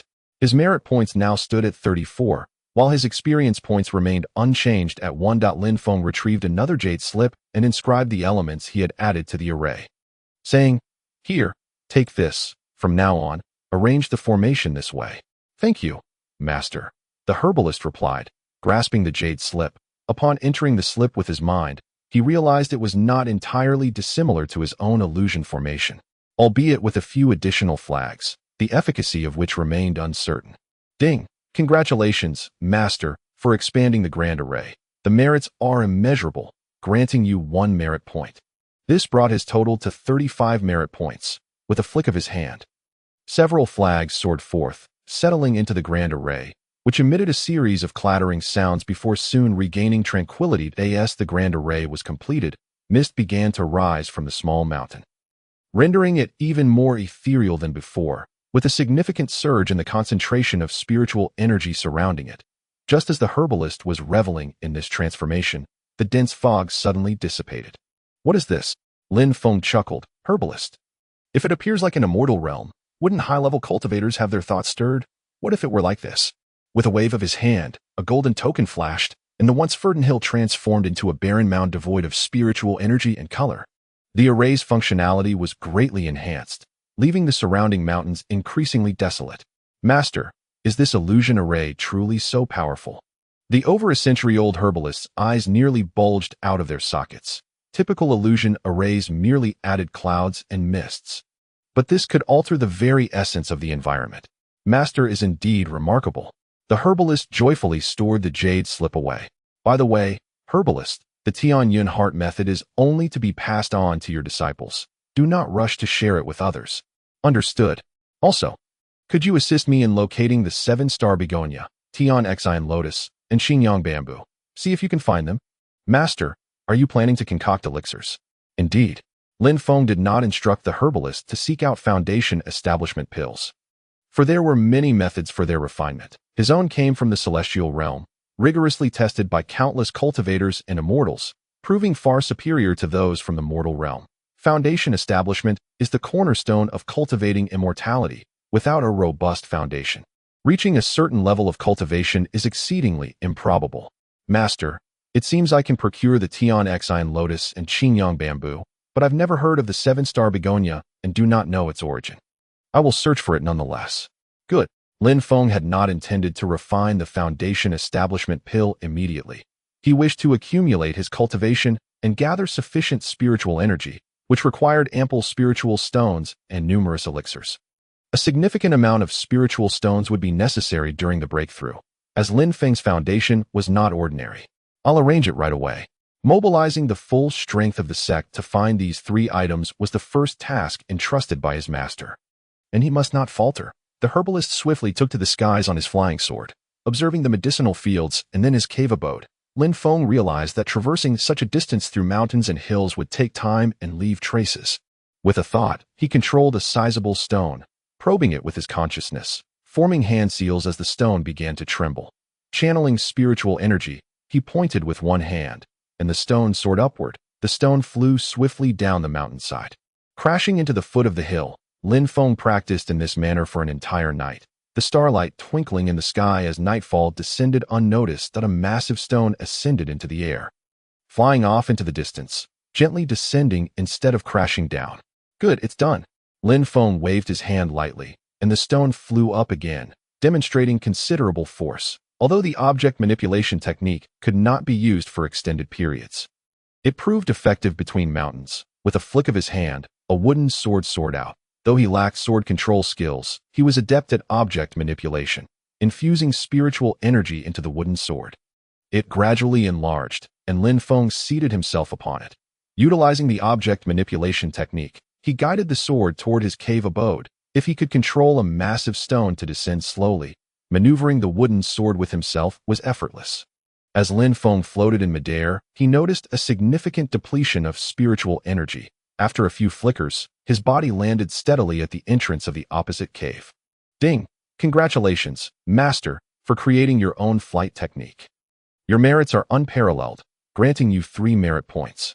Remarkable! Returning to his abode upon a flying sword earned him merit points, raising his total to 38. Upon halting, Lin Feng took out a low-grade spiritual stone and began to absorb its energy. For much of his spiritual energy had been drained by the object manipulation technique that if he did not replenish it soon, encountering danger could become problematic. Chapter 61. The Power of the Grand Array. Just as Lin Feng replenished his spiritual energy, the flags in his hand emitted a faint glow. Was someone attempting to break the array? What was happening? How could anyone breach the formation? He, a mere 10th layer Qi refinement cultivator, along with the herbalist, who was only a foundation establishment cultivator, could not fathom who would set their sights on him. Lin Feng retrieved an elixir, tossing it into his mouth. The spiritual energy rapidly coursed through his body, filling his dantian. If given another half hour, his energy would be fully restored. Hearing the grand array emit clacking sounds, Lin Feng stepped out of his dwelling to gaze at the sky, realizing that the herbalist was absent. He only saw 3 figures in the air, 1 core formation cultivator and 2 foundation establishment cultivators, one clad in gray and the other in green. The gray-clad foundation establishment cultivator held a spiritual orb, hovering above Lin Feng's grand array as it radiated white light. Lin Feng observed the trio in the sky, knowing they could not see him. A smile crept across his lips, regardless of whether they were core formation or foundation establishment cultivators. Once they entered the immortal trapping grand array, even a Deluo golden immortal might not escape. Though this was a bit exaggerated, it underscored the extraordinary nature of the grand array. With a flick of his hand, Lin Feng directly dismantled the immortal trapping grand array. Within his cave, there existed 3 grand arrays, 1 illusion array, 1 simplified array plate, both of which Lin Feng had modified as these 2 arrays activated. Flames erupted throughout the heavens. The green-clad foundation establishment cultivator unleashed a wind-fire shield, directing fiery serpents toward the grand array, which began to strike against it. Under the influence of the fire serpents, the illusion array underwent minute changes, revealing 2 dragon horns slowly before the eyes of the 3. Leaning back in his chair, Lin Feng observed the trio in the sky, fully aware that the illusion array was on the brink of being shattered. With a flick of his hand, he sent a spiritual stone flying into the array plate, illuminating it and allowing the illusion to persist. Master, it seems the lower array has been restored.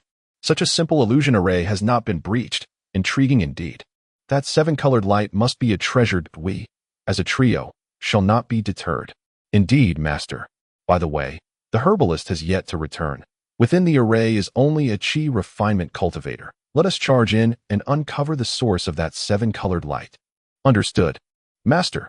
Suddenly, the previously motionless core formation cultivator stirred, producing an object in his hand, a gleaming golden block. He tossed it into the air, and the block expanded, soaring high above like a colossal gold brick.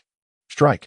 The core formation cultivator pointed, and the gold brick plummeted from above, crashing down upon the grand array, sending golden circles rippling outward. With a resounding crack, the illusion array shattered, revealing Lin Feng before the 3. They beheld a young male cultivator seated in a rocking chair, leisurely gazing at the sky. Upon witnessing the falling gold brick, the trio saw a panic-stricken youth, none other than Lin Feng himself. Feigning great alarm, He turned and fled into the cave. The three burst into laughter. Master, look at that boy's frantic demeanor. Indeed, let us charge in and demand to know what that seven-colored light is. The two rushed toward Lin Feng's cave entrance, while the Foundation establishment cultivator remained aloft, the orb in his hand pulsating with light. This was a simplified illusion array, concealing their actions. Even if the herbalist returned, he might struggle to locate his cave due to the illusion orb in the cultivator's possession.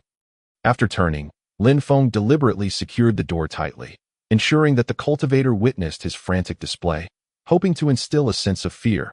With a flick of his hand, the formation flags appeared, and he chanted, "Heaven and earth are boundless. Stars align with the Big Dipper, 7 stars in disarray, immortal trapping grand array, activate." Just as the two cultivators approached Lin Feng's cave entrance, his grand array activated, enveloping half of the dragon vein, including its head and body. The cultivator in the sky unwittingly descended into the array. Lin Feng gestured, and the door opened gently. An intriguing scene unfolded. A solitary figure strolled leisurely from the cave, while two stood opposite him, one master and one disciple, one wielding a windfire shield and the other a golden block.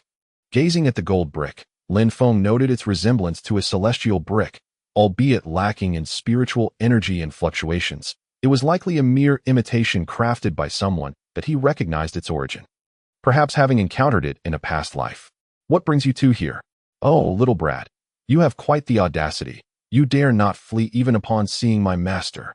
The green-clad Foundation establishment cultivator's eyes gleamed with malice, directing the windfire shield toward Lin Feng, unleashing a barrage of fiery serpents and a whirlwind.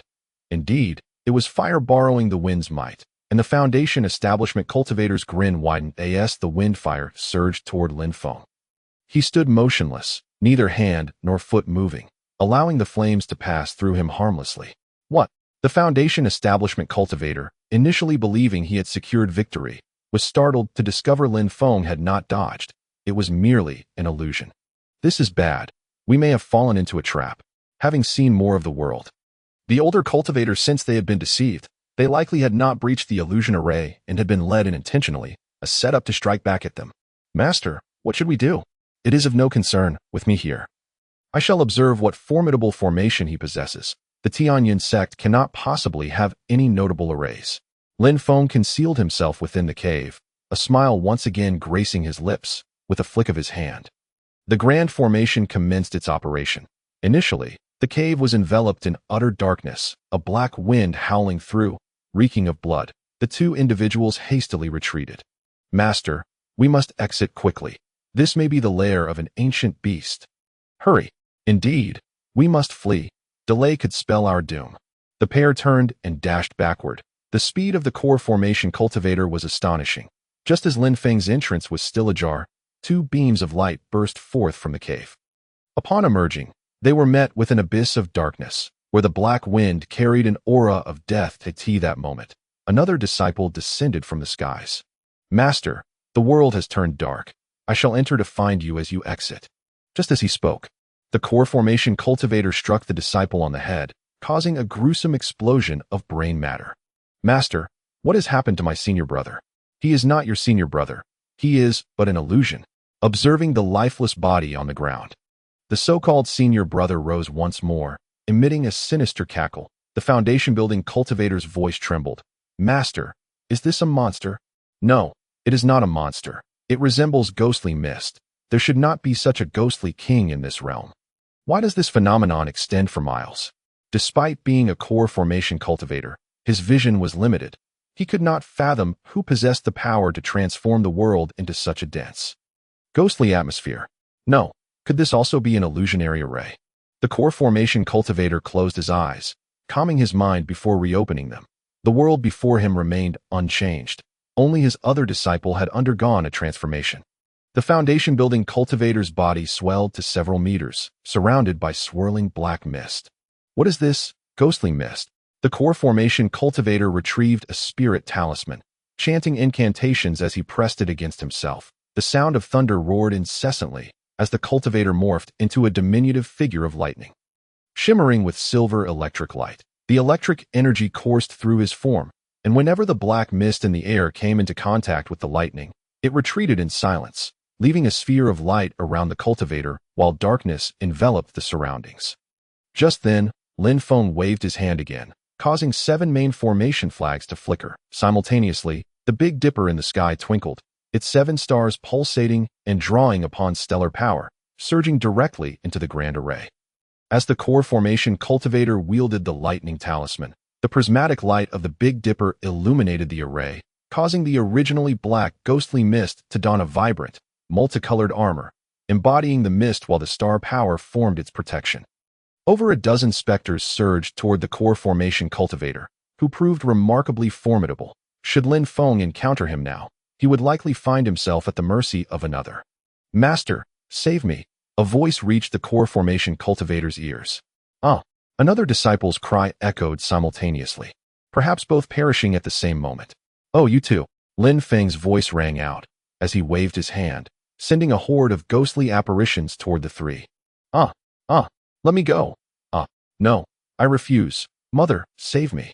The core formation cultivator produced another talisman, which Lin Feng recognized as a treasure talisman. Just as the cultivator attempted to activate it, Lin Feng waved his flag, causing the talisman to vanish from the cultivator's grasp and reappear in Lin Feng's hands. This was the North Dipper illusion array. It possessed its own capabilities. "Kid, you still have a talisman." As the core formation cultivator exclaimed, countless ghostly figures morphed into human forms, brandishing sharp blades and charging at him. The cultivator wielded his sword wildly, appearing as though he was engaged in a frenzied battle with numerous ghastly beings. To Lin Feng, it resembled the cultivator rolling about in the open, continuously thrown to the ground. Over a dozen specters transformed into countless steel needles, lunging at the core formation cultivator, who expanded his golden brick to shield himself. With a flick of Lin Feng's hand, a multitude of ghostly figures surged from either side of the golden brick, plunging directly into the cultivator's forehead and invading his sea of consciousness. The cultivator's body became motionless, frozen in place, while Lin Feng bound him securely. Simultaneously, the cries of the other 2 diminished. The grand array proved effective against the core formation cultivator. With a wave of his hand, the array dissipated, leaving behind 3 securely tied individuals on the ground. As Lin Feng approached and examined them, he found they had ceased to breathe, lifeless and devoid of vitality. Lin Feng had not intended to take their lives. He merely sought to teach them a lesson. Yet the ghostly mist had proven too powerful, resulting in their demise by his hand. If they are dead, so be it. Ding! Congratulations, Master. Slaying evildoers is indeed a virtuous act, earning you 3 merit points. This is acceptable. The merit points have increased to 41, and experience has finally moved. Now at 2. Lin Feng gestured, producing a flame talisman in his hand, poised to ignite it when a thought struck him. The 3 possessed valuable treasures. Lin Feng swiftly confiscated from them a golden brick, a wind and fire shield, and a phantom spirit pearl, in addition to discovering 3 storage spaces on their persons.